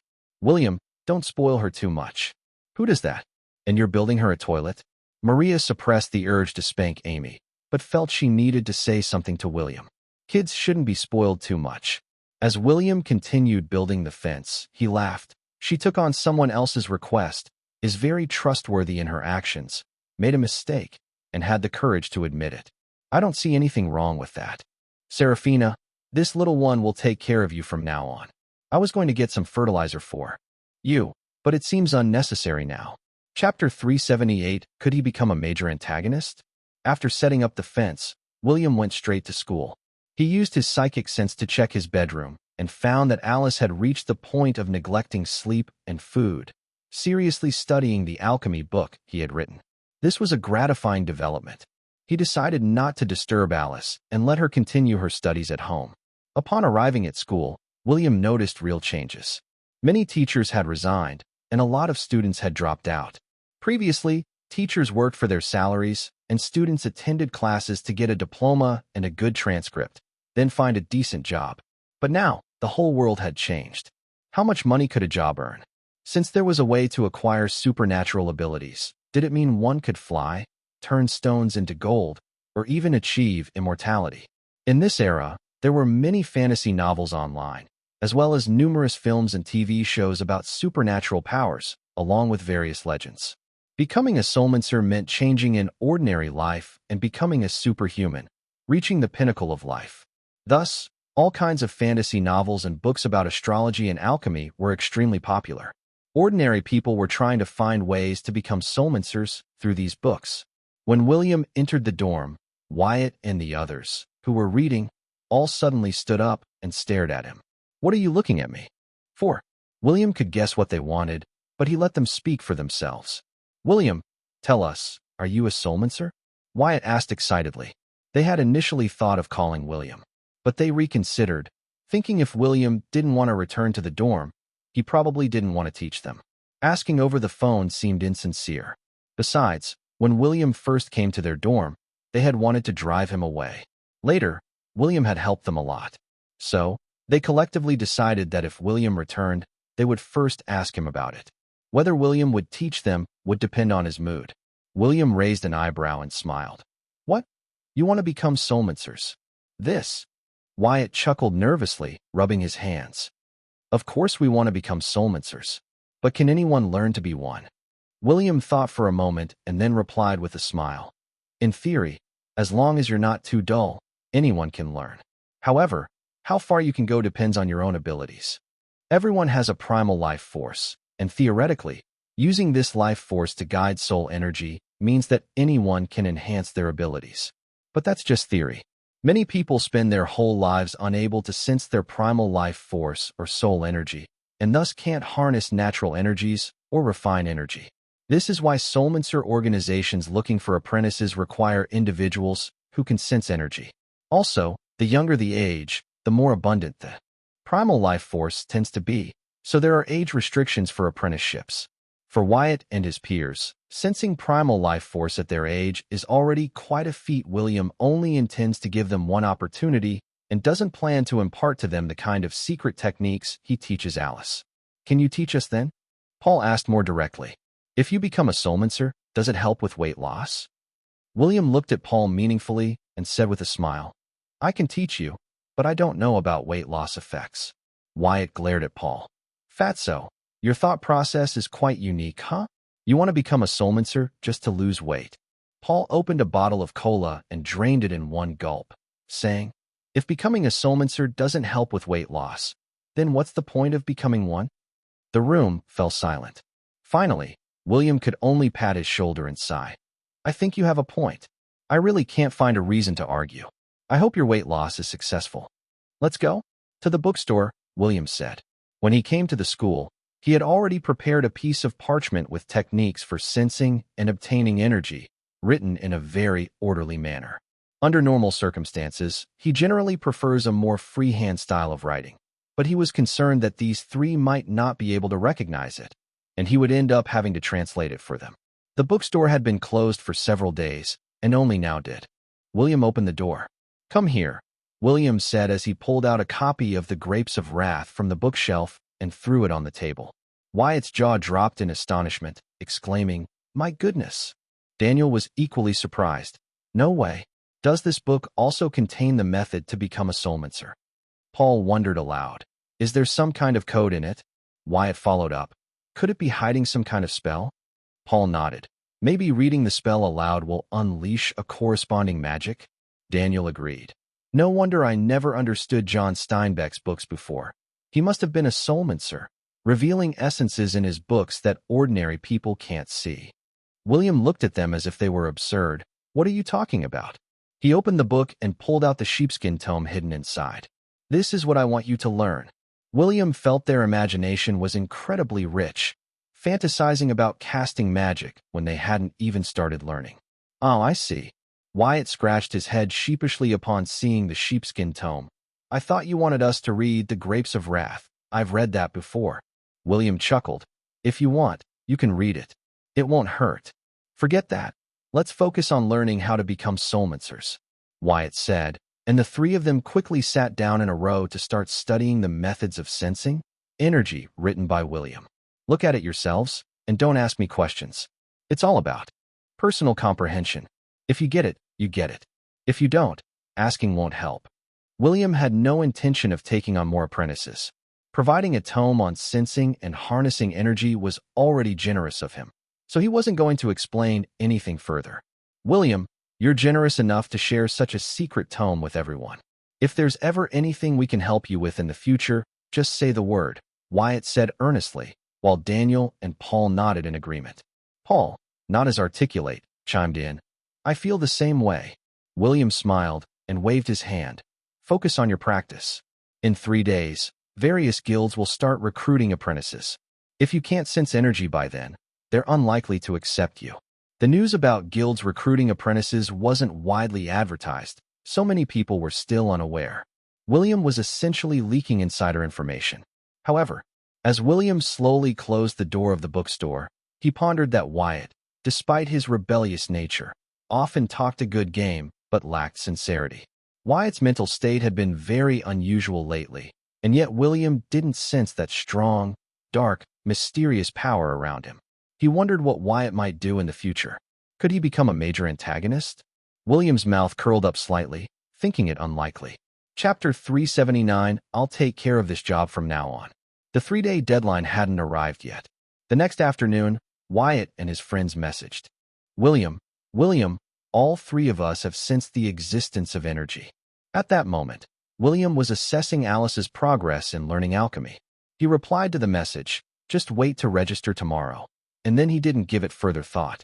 He had already done enough for Wyatt and his friends. Master, I've memorized everything, Alice said, sitting opposite William, her eyebrows curved into crescents. William was leaning in his wingback chair, reading Peter Atkins's Physical Chemistry. He found modern physics and chemistry to be quite comprehensive. Could technology really not overcome supernatural powers? Well, that wasn't necessarily true.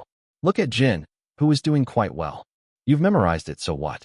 You want me to praise you? William glanced at Alice, wondering how she could be proud with such limited aptitude. Alice grinned and cooed. Please, just a little praise? Yeah, you really are a cutie. William was fast learning the art of backhanded compliments. In some contexts, calling someone cute could be interpreted as an irony. Alice burst into exaggerated laughter. You really praised me. I think you're quite cute too. William slowly closed his book and stood up. Let's go. I'll buy you an alchemy furnace. An alchemy furnace? Where do we buy something like that? Alice paused, then asked, an antique market? William almost burst out laughing. How naive could Alice be? An alchemy furnace, typically engraved with mysterious symbols and runes and blessed with magic, was not something one could find at an antique market. What a joke. Recently, the Soulmancers have set up a market where things can be exchanged. You should be able to find one there. You can trade this for it. William casually pulled out a small glass bottle and tossed it to Alice. If you find a suitable one, use this to trade. Alice quickly caught the glass bottle, curiously fiddling with it. This bottle is so pretty. Does it contain some special magical item? Like those in Harry Potter, capable of storing memories or showing the future? Or like those mythical bottles that capture dreams? Alice excitedly said, using such a magical thing to trade for an alchemy furnace feels like a bit of a loss. Finally, William couldn't help but knock her on the head. Are you silly? There's a pill inside. Ouch! Alice cried out in pain, tears welling up in her eyes as she looked pitifully at William. Don't knock me silly. Humph. William, too lazy to elaborate, glanced towards the corner of the yard at the hedge and said, You go and tidy up the fertilizer that Amy applied. I'll wait for you outside. Ugh. Alice was on the verge of tears, dismayed that she had to do such a task. After William had already left, Alice, wearing a mask, reluctantly began turning over the soil. Serafina, you think you can do whatever you want just because you're busty? Eat shit. Initially frustrated, Alice suddenly found excitement in the thought that the eternal vine would eventually become Serafina's body. She even giggled foolishly while turning the soil. She even imagined a scenario where, after Serafina reshapes her physical body, would she have a strong, unpleasant odor? Later, I can proudly tell her. You were nurtured with our poop and pee, Alice thought, bursting into excited laughter again. She didn't really get knocked silly, did she? William pondered upon hearing the manic laughter from the yard, wondering if anyone could find such joy in handling feces. After more than 10 minutes, Alice finally came out. William looked at her strangely and asked, "Tired?" Alice removed her mask, a meaningful smile on her lips. "Not tired. I'll take care of this job from now on." "You like it? That's good." What else could William say? Such an unusual hobby was indeed rare. William and Alice entered the newly emerged land. Alice was well known, and no one dared to provoke her along the way. Before this new land emerged, the Solmancers already had their marketplaces. Now, they have rebuilt one here, as the Solmancers are gathering in this new land to seek collective development. Because currently, no magical barriers are set up around the perimeter of the new continent's marketplace, anyone can enter. It's mostly frequented by those who aspire to become Solmancers. Before entering, William had warned Alice not to speak carelessly and not to reveal her novice abilities. If she saw anything she didn't understand, she should just keep quiet. Otherwise, once she enters the marketplace, she would look like a fool, asking questions here and there. A careful observer would easily spot the problem. The Solmancers market was built like a small town. The town had only one street, with lofts constructed on both sides of the road. These lofts were shops belonging to the various large Solmancer organizations. In these shops, it was generally impossible to buy fake goods, as they represent the authority and reputation of their guilds. Selling counterfeit goods would be an embarrassing matter if word got out. There were also many people setting up stalls along the roadside. These included Solmancers not affiliated with any guild and powerful individuals from guilds exchanging items they no longer needed for other things. Essentially, it was a simple resource exchange. The most frustrating part was the lack of a common currency like crystals described in novels for Solmancers to use in transactions. Ordinary human currency was even less acceptable. This often led to situations where Solmancer A wanted something from Solmancer B, but Solmancer B was not interested in Solmancer A's items, leading to a failed transaction. Mostly, Solmancers put up items they no longer wanted, so they weren't too picky about what they got in return. Typically, the party initiating the trade would offer additional items as compensation. William and Alice stopped in front of a loft named Mystic Attic. The name sounded like a mysterious place, but it was actually the busiest spot in the market. It was a shop owned by the Pantheon Guild, specializing in selling pills. While there was no universal currency like crystals for Solmancer transactions, the divine pills produced by the Pantheon Guild were as valuable as gold in the secular world, serving as a solid currency. Upon entering, the shop's manager, a demigod-level Solmancer with some clout in the Pantheon Guild, looked at William and asked with a smile, "Sir, are you interested in any divine pills? If so, you can collect the corresponding materials nearby. It's just that it will take 100 times the materials." "I'm not here to buy pills," William said. "I'm looking for an alchemy furnace." Chapter 380 Creepy Guy. Trading for an alchemy furnace? You know alchemy. The manager looked at William with interest. This man had a decent aura, but as a novice Solmancer, did he really know alchemy? It sounded like a joke. Any pills he concocted would probably just be for sale in the ordinary human world, at best curing some common diseases. And yet, he had come to Mystic Attic to buy an alchemy furnace? Currently, there was indeed an alchemy furnace in Mystic Attic, but it was the manager's personal item, used for casually concocting a few pills for fun. Sell it. That was absolutely out of the question. Don't worry about whether I know alchemy.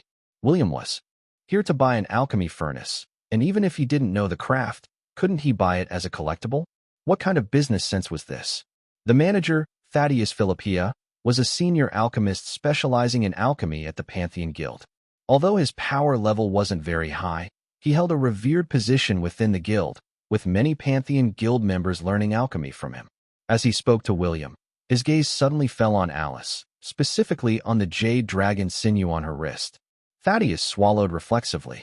Alice noticed this unusual gaze and the sound of swallowing, instinctively crossing her arms in front of her chest. This man, wearing a felt hat, with a shaggy beard and bean-sized eyes, plus that swallowing sound and his odd look, He was like the creepy guys from the rumors. Little girl. Thaddeus completely ignored William and greeted Alice with a smile. What do you want? Don't come any closer. Alice pointed at Thaddeus, becoming increasingly wary. His smile made him look even more like a creepy guy. Thaddeus coughed lightly, trying to appear dignified and respectable. Little girl, do I look like a bad person to you? Alice nodded vigorously, but then remembered she was a formidable person herself. She gave him a stern look and warned, "Take one more step forward and you'll face the consequences." Alice was famous, but not everyone recognized her, especially people like Thaddeus, who focused only on alchemy and was unaware that the formidable person from the 13th Bureau was this young girl in front of him. Alice's performance just now indeed didn't seem very impressive. Little girl, don't misunderstand. I just wanted to ask what you need, Thaddeus said, somewhat excitedly, his gaze lingering on Alice's wrist like a thief eyeing his target. William, standing nearby, was speechless. Did Alice mistake that person for a pervert? Even if he was a pervert, it seemed unnecessary for her to cover her chest like that. Finally, Alice regained her composure and coldly stated, I want an alchemy furnace. An alchemy furnace? Yes, I have a top-quality one inside. Why don't you come in and have a look? If you don't like it, I can go back to the guild and find another one for you. Thaddeus chuckled. As long as you give me the string on your hand, not just one alchemy furnace, this entire shop will be yours. Thaddeus clearly wasn't cut out for business, showing his eagerness all too plainly and making wildly disproportionate offers without even discussing the deal properly. Even if Alice didn't know the value of the string on her wrist, Thaddeus's behavior would have clued her in. This string, Alice raised an eyebrow. Are you dreaming? You think I would exchange my treasure for your shop? Thaddeus inwardly cursed his miscalculation. He had thought Alice, with her low strength, wouldn't know the value of the string, only to find she was quite discerning. This complicated things. Cough. Thaddeus coughed heavily. Little girl, you may not be very powerful, but you're quite impolite. If you want an alchemy furnace, you need to offer something of comparable value. Honestly, I have my eye on that string you're wearing. While he didn't know the shiny string on Alice's wrist was a dragon's sinew, his intuition told him it was a valuable item. Alice, who came from a wealthy background, might not have done much business herself, but she was no stranger to valuable items. She gave Thaddeus a dismissive look. I haven't even seen your furnace. How do I know if it's any good? As a buyer, shouldn't I check the item first? Go ahead, come inside. Thaddeus, still fixated on the string, failed to notice the small wooden sword hanging from it, the real artifact. Alice, mindful of her identity as an unparalleled expert, walked into the shop with her hands clasped behind her back. William followed her at a leisurely pace. You two together? Thaddeus glanced at William. Yes, I'm buying the alchemy furnace for my use, William said, further reinforcing Alice's formidable image. A demigod like him wouldn't be interested in the alchemy furnace inside. William's usual tool for alchemy was a celestial furnace, far too high-end to give to Alice. Despite his fondness for her, he wouldn't offer it for her use. The furnace inside would suffice for Alice, who had just begun learning alchemy. Making one himself would result in an overly high-quality furnace, not conducive to her learning process. Is it you who wants to use it?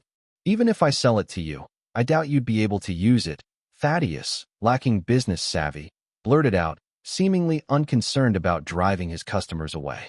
Alice, unaware of Thaddeus's strength level and seeing him as just a regular employee, found his excessive talking annoying. We'll buy whatever we like, it's none of your business. Hey, Thaddeus, are you really planning to sell your own alchemy furnace? A bystander in the busy mystic attic remarked. Some recognized Alice, but chose not to disclose her identity. A super-strong person incognito, the onlookers pretended ignorance, watching how Thaddeus would handle the situation with Alice, potentially leading to an interesting development. Sure, I can sell it, but it depends on what this young lady offers in exchange, Thaddeus replied casually. Usually secluded in the Guild for Alchemy research, he sought a breath of fresh air and human interaction. Can we come in and have a look? Asked a customer, eager to join the excitement. If you're interested, come on in. I'm selling my soft cloud furnace today. If you want it, just offer something valuable in exchange, and if I find any of the items appealing, We can make a deal. The situation took on the air of an auction, drawing in both those who recognized and didn't recognize Alice, all converging inside to be part of the excitement. Chapter 381 Items of the Legendary. Level are still too subpar. A group of people, led by Thaddeus, arrived at the magical alchemy room inside the mystic attic, where they saw a human-sized alchemy furnace. The furnace was a dark yellow color, adorned with various complex symbols and runes, exuding an ancient and solid appearance. Inside the room, two young apprentices were intently using various peculiar alchemy tools and instruments, busy mixing, heating, and transforming mysterious substances in intricate alchemical experiments. This soft cloud furnace must be of the rare quality, right? Mused a soulmancer who clearly had no clue about alchemy furnaces, standing not far away. Rare quality? You're underestimating Thaddeus. I think it's definitely legendary quality, laughed another soulmancer of intermediate level. Items like alchemy furnaces, weapons, and potions were categorized by soulmancers into 4 levels: legendary, epic, rare, and common. Anything above legendary was considered an artifact, something ordinary people were unlikely to ever see. These comments made Thaddeus blush. Legendary quality? His furnace was merely common quality, not even reaching rare. The highest quality alchemy furnace in the entire Pantheon Guild was just one of epic quality, which obviously couldn't be brought out. Cough.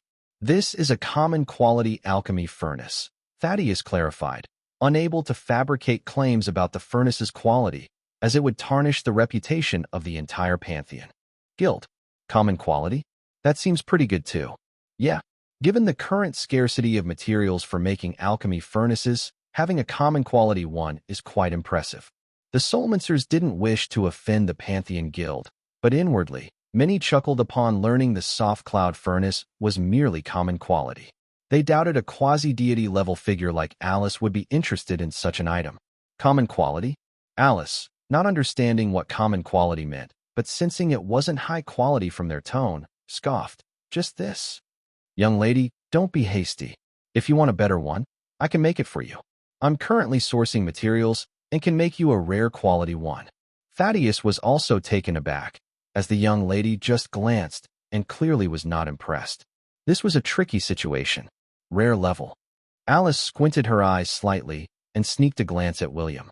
She didn't have much concept of these rankings, but in her opinion, terms like legendary, epic, rare, and common couldn't possibly compare to the furnace her master had shown her that day. Since this sleazy old man could make a furnace, her master could surely make one too. No need for another one. This will do. William glanced at the soft cloud furnace. This thing was very ordinary, and its success rate in alchemy was low, which would be better for training Alice's patience. What he wanted wasn't for Alice to produce some high-quality divine medicine. He just wanted to train her mind. This furnace was just right. If the furnace's quality was too high and the success rate too great, alchemy would become too easy. What would be the point of that? Alice didn't quite understand William's reasoning. Why did he settle for such a worthless item? Well, let's go with this one then. Alice was somewhat dissatisfied but didn't dare to question further. If William said this was the one, then this was it. Thaddeus took a deep breath, sized up Alice and William, and asked, "So, what treasure will you trade for it?" As he spoke, he eyed the jade dragon tendon on Alice's wrist and said, "Little girl, let me be honest with you. Unless you give me that string on your wrist, I won't trade for anything else." Alice couldn't be bothered to argue and simply pulled out the bottle William had given her. "I'll trade this." Alice knew anything her master gave her was definitely a treasure. She took out the small glass bottle, extended her hand, and let this sleazy-looking old man have a good look. Thaddeus stared at the glass bottle in Alice's palm. His bean-sized eyes first flashed with confusion, then he scrutinized the bottle closely. "This bottle? Little girl, are you joking? You want to trade a broken bottle for the soft cloud furnace?" Some soulmancers who didn't recognize Alice laughed when they saw her pull out such a small bottle. Maybe the bottle contains divine medicine? Ha ha ha ha. Some laughed, but those who knew Alice, seeing this situation, instinctively moved away from the alchemy furnace. Damn, are these idiots suicidal? Daring to mock a quasi-deity level powerhouse. With the current commotion, it was not a good time to be involved. If Alice got provoked and suddenly lashed out, annihilating everyone on the spot, wouldn't their deaths be in vain? Before Alice could speak, Thaddeus couldn't hold back any longer and barked, "All of you get out." The powerful aura of a demigod-level expert instantly oppressed those present, halting their laughter and sending them scurrying out in disarray. Thaddeus waved his hand at the two young apprentices, saying, "You too, out as well." After the young apprentices had left, Thaddeus then asked, "Young lady, where did you get this bottle?" The bottle, made by William's own hands, though not offensive in nature, was imbued with extraordinary magic. Storing pills in this glass bottle ensured their aroma wouldn't leak, and even after 10,000 years, their potency wouldn't diminish. As an alchemist, Thaddeus instinctively recognized that this glass bottle was indeed a precious item. It had an extraordinary aura, but what specifically made it special, he couldn't quite see through. The patterns etched on the bottle were merely for aesthetics, not runes of any sort, but such engraving skill was rare in the world. It seems that the way the bottle was obtained is irrelevant to you. Alice suddenly felt infuriated and said, "I want to trade the pill inside the bottle with you, not the bottle itself." Ah, Thaddeus was taken aback. He indeed had been a bit absent-minded, mainly because the bottle seemed so extraordinary. Even though he hadn't discerned its secrets, he felt that trading his furnace for this small glass bottle was a huge win. But now, Alice was saying she wanted to trade the pill inside the glass bottle for the furnace? Did she not realize that he, Thaddeus, was a senior alchemist? In the entire Pantheon Guild, he was the best in alchemy, even surpassing the guild leader in this field. And she wanted to trade a pill for an alchemy furnace? Did she really think her pill was some kind of divine medicine? Trade an alchemy furnace for a pill? Only if it's a legendary level pill. Thaddeus, who had studied alchemy for over 300 years and had only managed to produce 3 legendary level pills, reasoned. If the bottle indeed contained a legendary level pill, trading it for a common level alchemy furnace was not an issue. If it was just an epic level, honestly speaking, Thaddeus could refine those himself, though it took a bit longer. Trading for such wouldn't make much sense. Alice didn't bother with further discussion and simply said, "See for yourself." The book on alchemy her master William had written for her didn't mention anything about legendary, epic, rare, or common categories, just the names of the pills. After all, William had never concocted anything as low-end quality as a legendary level pill. Chapter 382 Altruism. Thaddeus carefully took a delicate small glass vial from Alice's hand. He examined it closely, seemingly sensing some mysterious power drawing his consciousness. As a demigod-level entity, Thaddeus had some understanding of the universe's truths. Merely gazing at the small vial in his hand, he felt as though the solutions to his long-standing problems were beginning to emerge. He slowly opened the vial stopper. Instantly, a mysterious medicinal fragrance wafted out, emitting a faint white light from within, as if some rhythm was flowing through it. Thaddeus couldn't help but inhale sharply in amazement. Ordinarily, he could tell the ingredients and methods used in a pill just by smelling it. But this pill in the vial, it was divine. Divine medicine. What legendary level pills? Compared to the divine pill in the vial, those were nothing but trash. Thaddeus quickly sealed the vial again, trembling with excitement, and looked at Alice. "Miss, do you really intend to exchange this divine pill for an alchemy furnace? Using such a rare, god-level medicinal item to exchange for a common alchemy furnace?" He couldn't find the right words to describe Alice. Was it extravagant? Wealthy? Ostentatious? Rich enough to rival a country? No.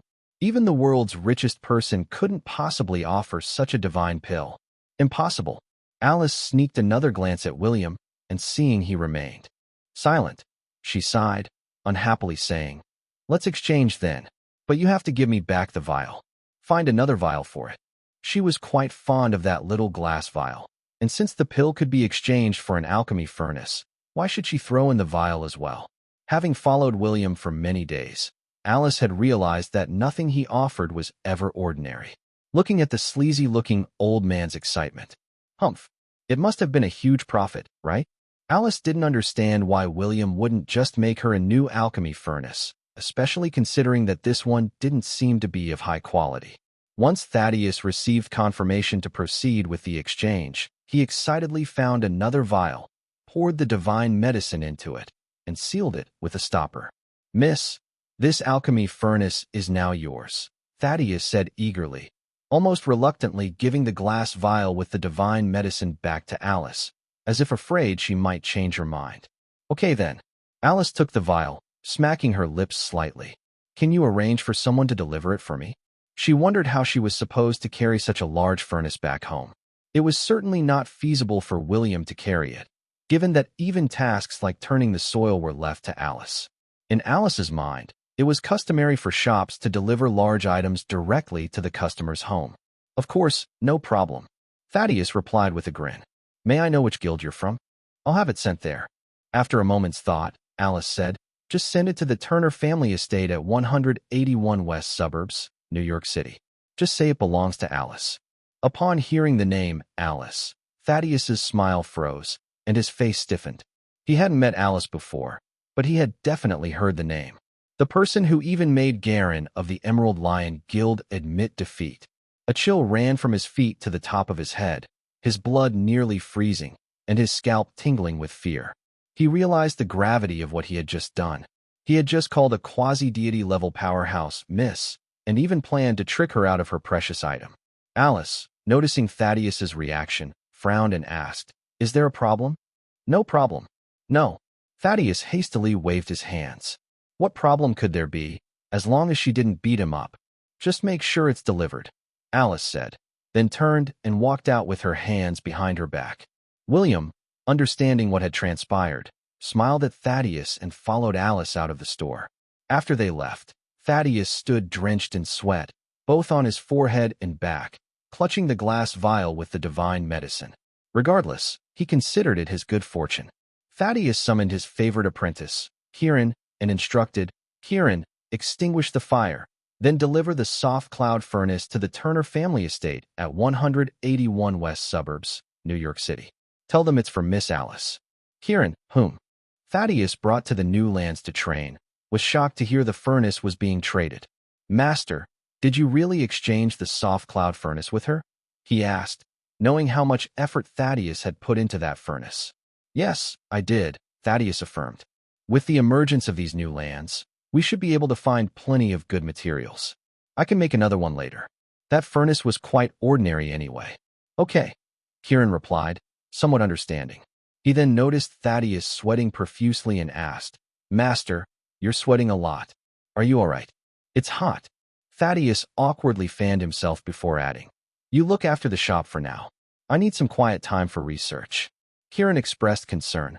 "Master, our guild leader Ares Flame's condition is deteriorating. Are you planning to concoct a special potion for him?" Thaddeus tensed up at this. The guild leader of Pantheon Guild, Ares Flame, had suffered a mental breakdown due to a mishap while practicing a secret technique. Despite efforts to control it, his condition wasn't improving. The idea of giving the divine medicine to Ares crossed Thaddeus's mind. If this divine medicine is given to Ares, could it possibly save him? But it was a divine medicine. If it were just a legendary-level pill, Thaddeus would have given it to Ares without a second thought. But this was a genuine divine medicine. Torn between his personal ambitions and the greater good, Thaddeus pondered. He initially wanted to isolate himself to assimilate the divine medicine. Finally, Thaddeus sighed. "Keep an eye on the shop for a few days. I need to go see Ares." He decided to give the divine medicine to Ares. As an alchemist, Thaddeus doesn't particularly pursue the enhancement of his personal power. He is more passionate about the research and practice of alchemy. He isn't overly enthusiastic about improving his own abilities, as his primary interest lies in exploration and innovation. Giving the divine medicine to Ares could significantly benefit the Pantheon Guild. Ares, considered a once-in-a-millennium talent, had reached demigod level in less than 800 years, his combat power rivaling Astraeus.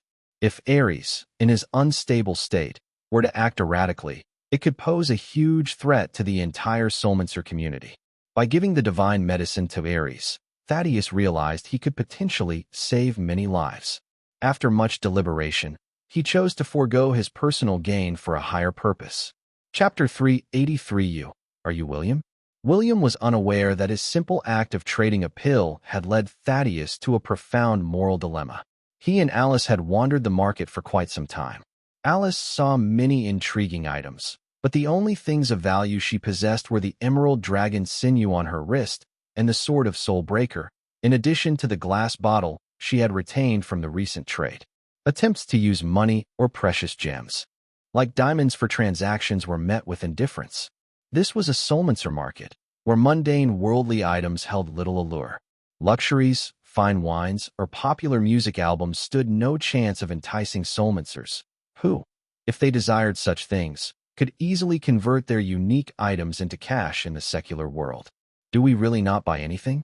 Alice kicked a pebble on the ground, her boredom apparent. Shopping without buying anything was frustrating. In the past, if she liked something, she would simply use her credit card. Despite having billions of dollars in her account, she found herself unable to buy anything in this market. Along the way, she had taken a liking to various items, like a pearl that offered beauty, sleep, and tranquility when placed near a pillow, and pets for sale, including a golden retriever that could walk upright, and even box, reminiscent of Puss in Boots. She was quite taken with its fluffy appearance. "You want to buy? You buy yourself," William responded. "That golden retriever you liked is just an animal with some consciousness. What's so special about that? And I think it's the stall owner's pet. They probably won't sell it to you." "I know, but—" Alice hesitated, not daring to ask William for another pill to trade, and reluctant to part with her precious glass bottle. She sadly followed William as they left. "You've been reading for 2 days now. Go find the materials you need for alchemy. I'm heading back." William's book on alchemy had detailed records of the materials needed, including their appearance and properties, all available in the new lands. Just like that, he was ready to leave. "Okay, I'll find them myself." "Where are you going?" Alice asked, noticing William's somber expression. "I've got something to take care of," William replied, his face not looking very good. He then vanished from the spot, as he had just received a message in the 13th Bureau's group chat about some bizarre individuals on Mount San Juan Tiadahuaca causing a massacre, with even the Bureau's agents. Timothy Hill, William's former butler, had learned some divination techniques while working for him. His ability to predict and avert disasters earned him the reputation of a living deity among many people. However, with the emergence of various soulmancer guilds in the ordinary world, and the news reports about the discoveries at Mount San Juan Tiadahuaca, certain individuals harbored malicious intentions and sought to seize what was found there. The government forces sent to protect the archaeological team were incapable of safeguarding Timothy Hill. At Mount San Juan Tiadahuaca, Vinumbury, the drunkard who had previously accompanied Luna and others, had taken control of everyone nearby. Under the influence of his wine, Timothy Hill had become ferociously violent, engaging in brutal fights with others on the site. What was once a serene place had transformed into a hellish battlefield, with blood staining the ground. Inside a house on the site, Vinumbury discovered numerous items previously used by William, which he considered precious.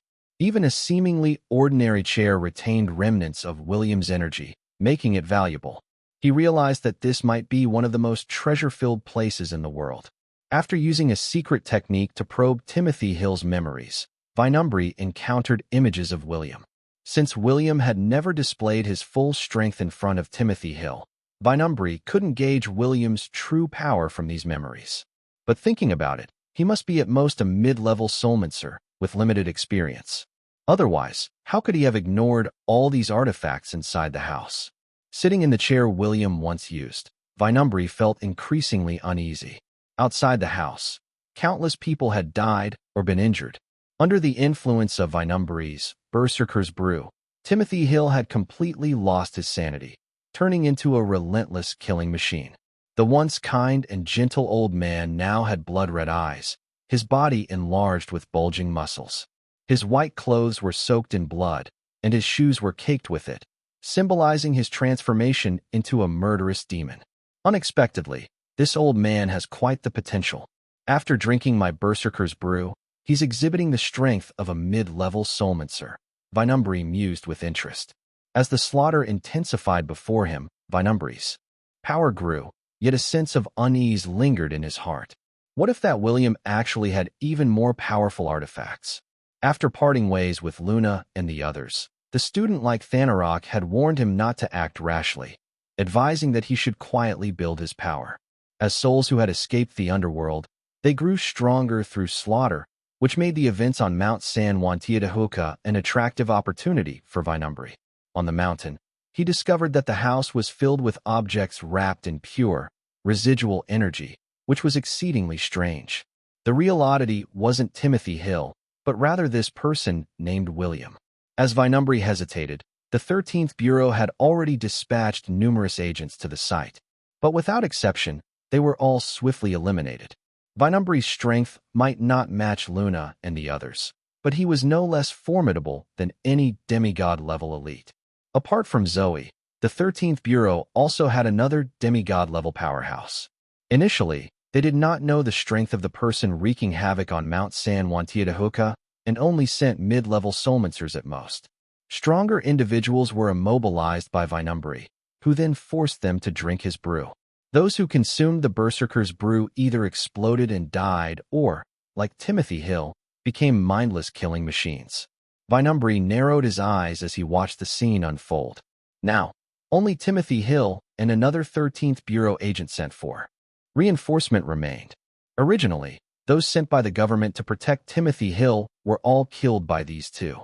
The mountaintop was a scene of carnage, with a heap of corpses and a stench of blood in the air. Haha, let's see which one of you will become my minion. Fight it out. Vinumbri, not bothering with details, used a spatial storage bag to empty the house of its contents. He then prepared to leave after watching Timothy Hill and the 13th Bureau agent finish their deadly duel. As for that person named William, just kill him if you encounter him. He really didn't believe that this world of ordinary people could have anyone surpassing the strength of a quasi-deity level powerhouse. In his eyes, the world would ultimately be under their control. Just as Timothy Hill and the 13th Bureau agent were about to engage in a fierce battle, a figure suddenly appeared on the mountain. William, with a cold gaze, swept over everything before him. Stepping forward, both Timothy Hill and the 13th Bureau agent instantly snapped back to their senses.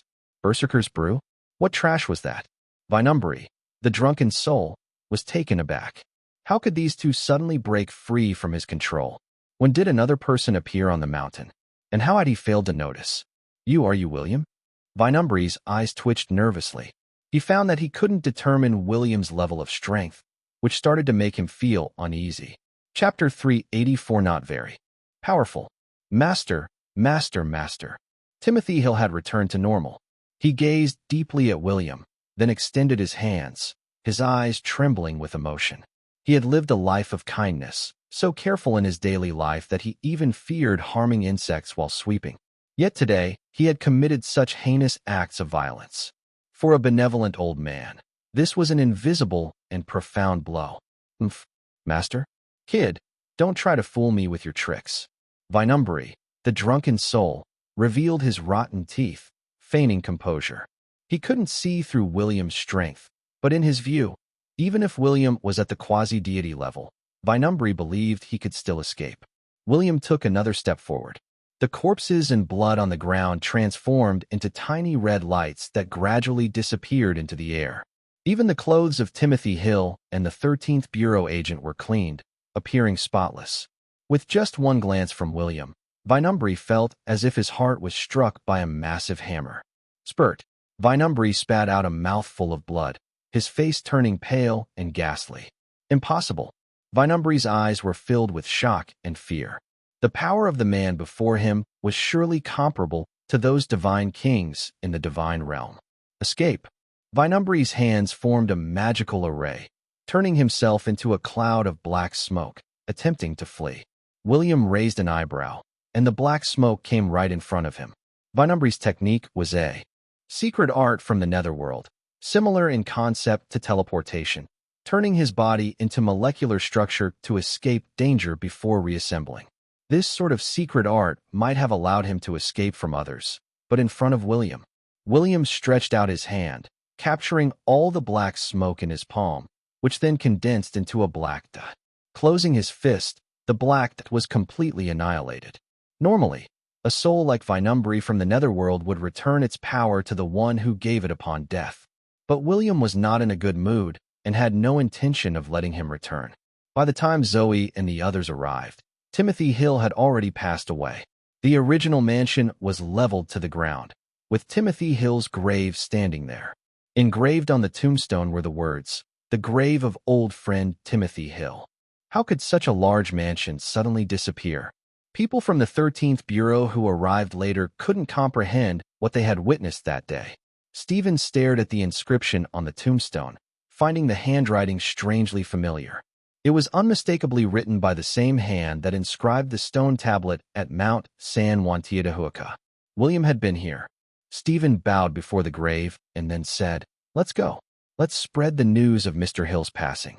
From now on, no guild is allowed to establish itself on Mount San Juantiatehuaca, and no one is permitted to build houses here."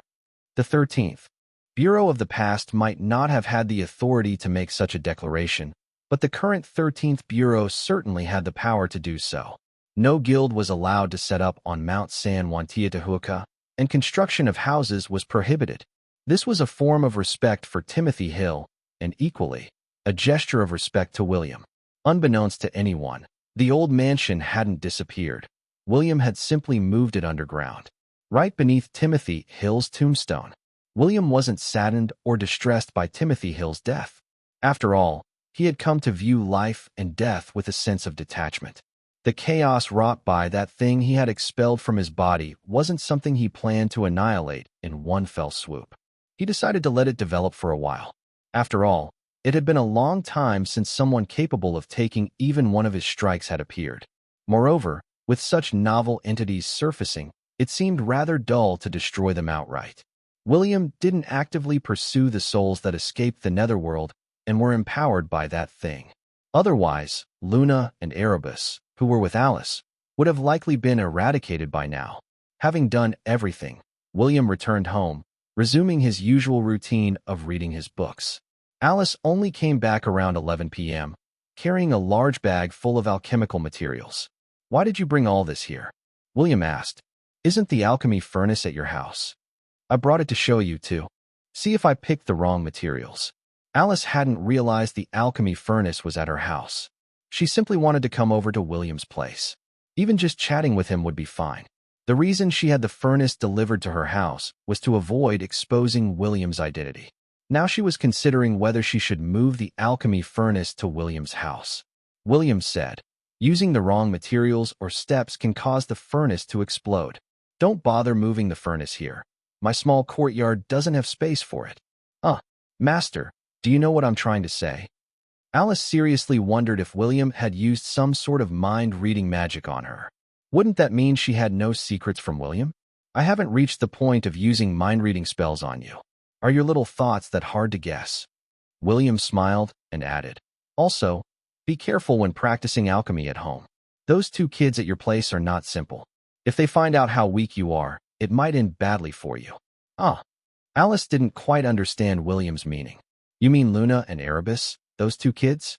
William's eyes narrowed slightly as he replied, "Who else would it be?" Alice fell silent for a moment before finally asking, "Are they that powerful?" After thinking for a moment, William said, "Not very powerful, I guess." "Phew." Alice exhaled deeply and said, "Master, you know, scaring people can actually scare them to death." It was then that William mentioned, "That girl could probably kill Garen with a single slap." At that moment, Alice began to understand what William meant by not very powerful. After all, Garen was a demigod-level powerhouse. "If I really anger Alice, I'm sure I'd just get instantly killed," Alice thought to herself. Now William was telling her that the little girl could kill Garen with a slap? Such a dangerous kid was living in her house, and she had no idea. Moreover, she had even forced the two kids to take baths before. What if they got upset? Or if Alice's bathing skills weren't up to par? Could she be killed on the spot? "I don't want to go back. It's too terrifying." Although Alice had been pretending to be a super powerful being lately, she knew very well that she was just a weakling. What's more, she had never used alchemy to make anything, and William said a mistake could cause an explosion. Thinking about the huge alchemy furnace, if it exploded, could she end up disfigured? And if she used a common-level alchemy furnace to practice alchemy at home, and Luna really was as powerful as Williams said, wouldn't she instantly see through Alice's true strength? Once those two devil-like characters found out she wasn't the powerful figure she pretended to be, William laughed. Do you think you can just stay here and not leave? I'll just stay here and not leave. Alice, on the verge of tears, said, unless you come back with me. And once we go back, you have to bring those two little ones to live with you here. William replied, I don't have space here either. After a pause, he continued, fine, I'll go back with you. But those two kids must stay at your place. How you deal with them is up to you. Chapter 385. We have a guest coming. You can stay at my house tonight. Alice was genuinely scared. At first, she thought those two kids were harmless and innocuous. But after William's description, it seemed terrifying. Let's do some calculations. Garen could easily kill her. If Luna can kill Garen with one slap, then what about adding Erebus to the equation? By that logic, Alice was as vulnerable as an ant in front of those two adorable kids. If she somehow angered them, she could indeed meet a grisly end. Just for tonight, William was planning to go to the Turners anyway. Since Luna and Erebus were already living at Alice's house, for whatever reason, he intended to leave their handling to Alice. If Alice mishandled the situation and ended up dying at their hands, that would be her own issue. Even with William's extraordinary abilities, Alice needed to grow on her own. Consider it a form of trial. William and Alice drove to the Turner family estate. On the way, Alice had already called her dad to prepare a room, as her master was coming over. Calvin, still unclear about William's identity, could sense something extraordinary about him, considering his father Charles Turner's attitude towards William and the changes in Alice lately. William was going to sleep at his house. Alice asked him to prepare a room? Lately, he had heard quite a few rumors, especially what Brian Bell said during a drink session a while back, mentioning how envious he was of Calvin for having such an impressive son-in-law. Alice hadn't been home for over 10 days. In the meantime, when Calvin called to inquire about her whereabouts, William informed him that Alice was staying at his place. This meant his daughter had been living at William's house for nearly half a month. Could he not guess what was happening? Alice wasn't particularly young, and her father, Charles Turner, seemed to be of the same generation as William. It seemed likely that William, as a soulmancer, maintained a youthful appearance and was guiding his daughter to become a soulmancer. Their romantic union seemed perfectly acceptable to Calvin. Moreover, considering William's maturity and experience, despite being older, he would surely cherish and care for his daughter. Thinking this, Calvin couldn't help but grin broadly. Mia, tidy up Alice's room well. We have a guest coming. Mia, the family's nanny of similar age to Calvin and someone who watched Alice grow up, was puzzled. Why would a guest stay in Alice's room? As soon as she asked, she realized the implication and said with a smile, Congratulations, sir. Ha ha ha. Hurry and get it ready. Calvin laughed heartily. And for those two kids staying in Alice's room, prepare 2 separate rooms for them. Luna and Erebus had already been living at Alice's house for more than 10 days. Besides eating, they spent their days in Alice's bedroom, fixated on a painting on the wall. But on this particular day, Calvin wouldn't let anything ruin the occasion. He only had one daughter, and eventually, the Turner family's assets would have to be entrusted to a son-in-law. Calvin also hoped to see Alice have children soon. Mia agreed and began tidying up Alice's room. Luna and Erebus were still gazing at William's painting. In just 10 days, Luna had broken through 3 levels. Now, even facing a divine realm god, she would undoubtedly hold her own, making her all the more unwilling to leave. Luna, Erebus, come out for a moment. Mia needs to clean the room. Alice will be back soon. Mia, fond of children and finding Luna and Erebus adorable, never imagined she would be casually addressing 2 beings once dubbed as little devils. In the past, anyone doing so might have prematurely ended up in the morgue. The 2 kids initially showed some restraint at Alice's house, wary of overstepping boundaries. However, over the past 10 days, Mia had been preparing all kinds of delicious meals for them. Gradually, they felt it was acceptable to be addressed directly by this ordinary person, much like a pampered cat tolerates its owner who cleans up after it. Let's go to the bed, Luna suggested, making her way towards the bed. Mia quickly intervened. My little darlings. You can't sleep in this room today. Why not? We can share the bed with Alice. Luna was keen to continue contemplating the painting. Mia picked up Luna, gently patting her bottom, and said with a smile, "Today, Alice has brought a friend home." Luna, with a sense of entitlement, argued, "Then let Alice's friend sleep in another room. There seem to be plenty of rooms in the house." "That won't do," Mia said firmly, carrying Luna out of the room. "How about being good and sleeping with Mia tonight?" "Okay, but I want blueberries and king crab." Luna finally compromised, convincing herself it wasn't just for the food. She knew if Alice didn't approve of her sleeping in the room, she wouldn't dare enter it. Seeing Luna relent, Erebus had no choice but to reluctantly leave the bedroom. The painting by William held less insight for him due to his race. While their powers were initially comparable, Luna had far surpassed him in these short 10 days, reducing him to more of a servant role and no longer daring to call Luna a maid. Just as William and Alice arrived at the Turner estate, Calvin, accompanied by a team of servants, was there to greet them. "William, good to see you again." Calvin greeted William warmly. "Hello," William replied with a nod. He wasn't quite comfortable addressing Calvin as Mr. Turner. Charles Turner used to be his servant, addressed him as Master. Even though William regarded Charles as a peer, Calvin was still Charles's son. If William were to assert his role as Alice's master, he should call Calvin Mr. Turner. However, if he were to consider himself as Alice's boyfriend, William had always found addressing others to be a tricky affair over the years. So, a simple greeting seemed the best approach.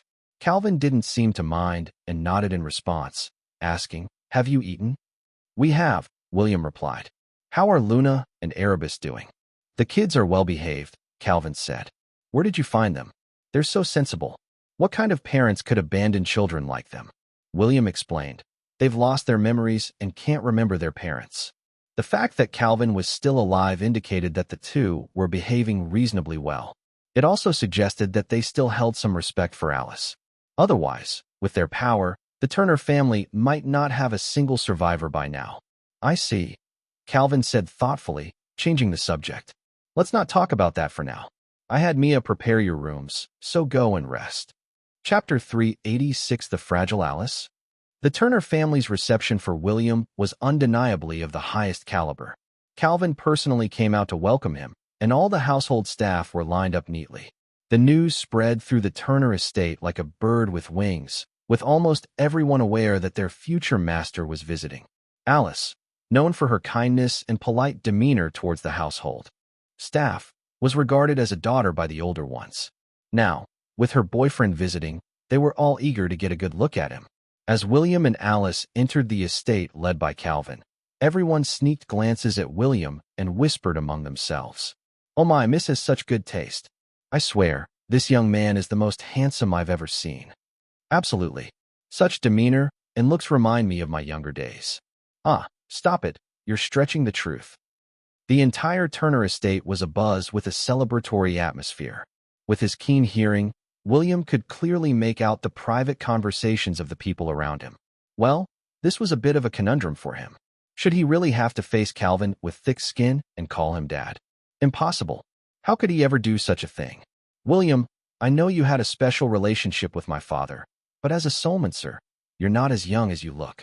I think it's better if you call me Mr. Turner." Calvin finally spoke after a silent walk, smiling.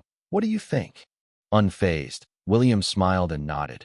"Mr. Turner, I think you're absolutely right." At this, Calvin's face lit up with joy.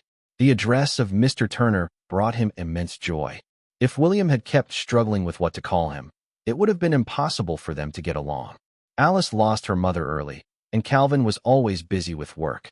Now with Charles gone, Calvin sincerely hoped for a good man to take care of. "Alice. All right. Then I'll thicken my skin and call you William." Calvin led them into the house and said to Alice, "By the way, Alice, someone delivered a furnace today, said it was yours. I've put it in the western courtyard." "Okay. Thank you, Dad." Alice was still somewhat bewildered. She was, after all, a mid-level soulmancer, and her hearing had significantly improved. She naturally heard the same whispers that William did. What was going on? What message had her dear father conveyed to the servants? As they entered the house, they saw Luna and Erebus feasting at the dining table. Alice was a bit fearful seeing them, but Luna immediately put down her king crab, sweetly greeted, "Alice, you're back." Erebus also nervously put down his food. It was Alice who scared him. The painting had revealed so much to him. He feared upsetting Alice with any misstep. "Hello? You guys keep eating. We have some things to do." Alice was unsure how to act around these two little ones. William had told her to treat them as she always had, but it wasn't that simple to do. It was a real test of Alice's mental fortitude. She felt that if she could be as thick-skinned as William, she would surely manage. William was led by Alice to the western courtyard. This courtyard housed a detached villa, filled with Alice's possessions. In addition to various gifts and some unused items, there were rows of books, almost like a private library. My dad really is a genius. 2. Put such a big furnace here. He's not afraid of setting all my books on fire. Alice was embarrassed as she entered and saw the alchemy furnace placed next to a bookshelf. "You can just move it yourself," William said nonchalantly. Being a book lover, he was more interested in the books around him than in Alice's predicament. He casually started browsing through a medical book he picked up. "Move it myself? It looks so heavy," Alice said, momentarily forgetting her own immense strength. "Do you want me to help you move it?" William glanced at her. Alice eagerly nodded, her eyes filled with hope. William chuckled and continued reading his book. "I'm busy. A mid-level soulmancer pretending to be a delicate woman? That furnace weighs at most a little over 1,000 pounds. Alice could easily drag it with one hand. Alice rolled her eyes, realizing how silly she had been to think William would help her with the furnace. Curse it. She had been foolish again. Since William showed no intention of helping, Alice had no choice but to lift the alchemy furnace herself and carry it outside. Alice, standing at 5 feet 8 inches, struggled with the nearly 7-foot-tall, over 1,000-pound furnace. Rolling up her sleeves, she wrapped her arms around it and walked out. William sneakily glanced at Alice. Her demeanor was far more imposing than Hercules of old. Could anyone still believe that a girl like Alice was fragile and delicate? Lifting the heavy furnace effortlessly, Alice managed to move the 1,000-pound alchemy furnace to the courtyard without so much as a pant. Am I really this strong? It was the first time Alice had lifted something so heavy. She hadn't realized her own strength until now. It was only because William suggested she try that she even attempted it. William, carrying his book, leisurely walked out and said, "You don't have a clear concept of your own strength. Even a junior soulmancer could easily lift this furnace, let alone a mid-level one like you. You don't still think you're frail and delicate, do you?" Alice nodded excitedly. "So, can I start practicing alchemy now?" Anyone who discovers they have grown stronger can't help but feel excited. Knowing she had become so powerful, Alice was naturally overjoyed. "Give it a try," William said. "The book I gave you has detailed methods for summoning alchemical arrays." Alice had memorized the alchemy book written by William in the past 2 days. It contained 132 spellcasting methods, 18 of which were for summoning alchemy arrays. Alchemy doesn't use ordinary fire. Standing in front of the alchemy furnace, Alice took a deep breath and began to mobilize the energy within her body. Her expression became focused as she formed hand gestures and released a spell. A blue flame appeared at her fingertips. "Huh," William was surprised. "A blue flame? If it was according to the method William taught, the summoned flame should be orange." Chapter 387. My fingers cramped up. Alice was completely unaware that there was anything special about the flame she had summoned. In William's alchemy book, everything was explained very clearly, except for the significance of different flame colors. From a scientific perspective, a flame occurs because the atoms of a substance gain energy at high temperatures and release this energy during electron transitions. This energy is emitted in the form of light. Since different atoms or the same atoms in different excited states release different amounts of energy, the color of light emitted by burning different substances or the same substance under different conditions varies. Hence, the same substance can produce flames of different colors at different temperatures. Red and orange flames are typically around 3,000 degrees Celsius. Yellow and white flames are around 4,000 degrees, while cyan and blue flames reach temperatures of 5,000 to 6,000 degrees. Magic-induced flames, generated through magical gestures and channeling energy, are enormously powerful and even more intense than normal flames. Alice's blue flame was a manifestation of her pure spirit. William remained silent, observing quietly. His gaze fell on Alice, piercing through to her core where a cyan energy nucleus, infused with the force of universal truth, resided. He almost laughed aloud. How did this innocent girl come to possess such incredible luck? It seemed she had caught the attention of some cosmic entity, a mysterious power woven into the very fabric of the universe. Alice had become a true chosen one. Previous cases, like Lucian and Elliot, were merely individuals with good bloodline and talent who had caught the interest of the entity William expelled from his body and were granted some mystical powers. Calling them chosen ones would be a stretch. They were more of a common occurrence, with hundreds appearing in the same era. However, Alice was different. In his billion years of existence, William had encountered only a handful of individuals like her. This includes figures like Zeus, Jupiter, Odin. What is luck? This is what true luck looks like. Even Artemis, back in her time, didn't have such a fate. Is this cosmic entity trying to compete with me for my disciple? William smiled, not so much at Alice's extraordinary fortune, but at the realization that this cosmic entity seemed to want to challenge him directly through Alice's body. The most significant aspect was that Alice should have been a being of very ordinary talent. The sudden intervention by the cosmic entity indirectly proved that it possessed a complete self-awareness. Other people weren't chosen, but it specifically chose Alice. Isn't this like competing with William for a disciple? For years, William had remained unconstrained by the cosmic laws of the cosmic entity. Could it be that the entity was driven to frustration by this? Or perhaps, William's eyes narrowed slightly, a smile curling at the corners of his mouth. The entity he had expelled from his body seemed to have some connection with the cosmic entity. William remembered how those so-called gods loved their games of the gods. The world was their chessboard, and mortals mere pawns. They manipulated others' fates, treating lives as pieces in their game, all while claiming it was for the welfare of humanity.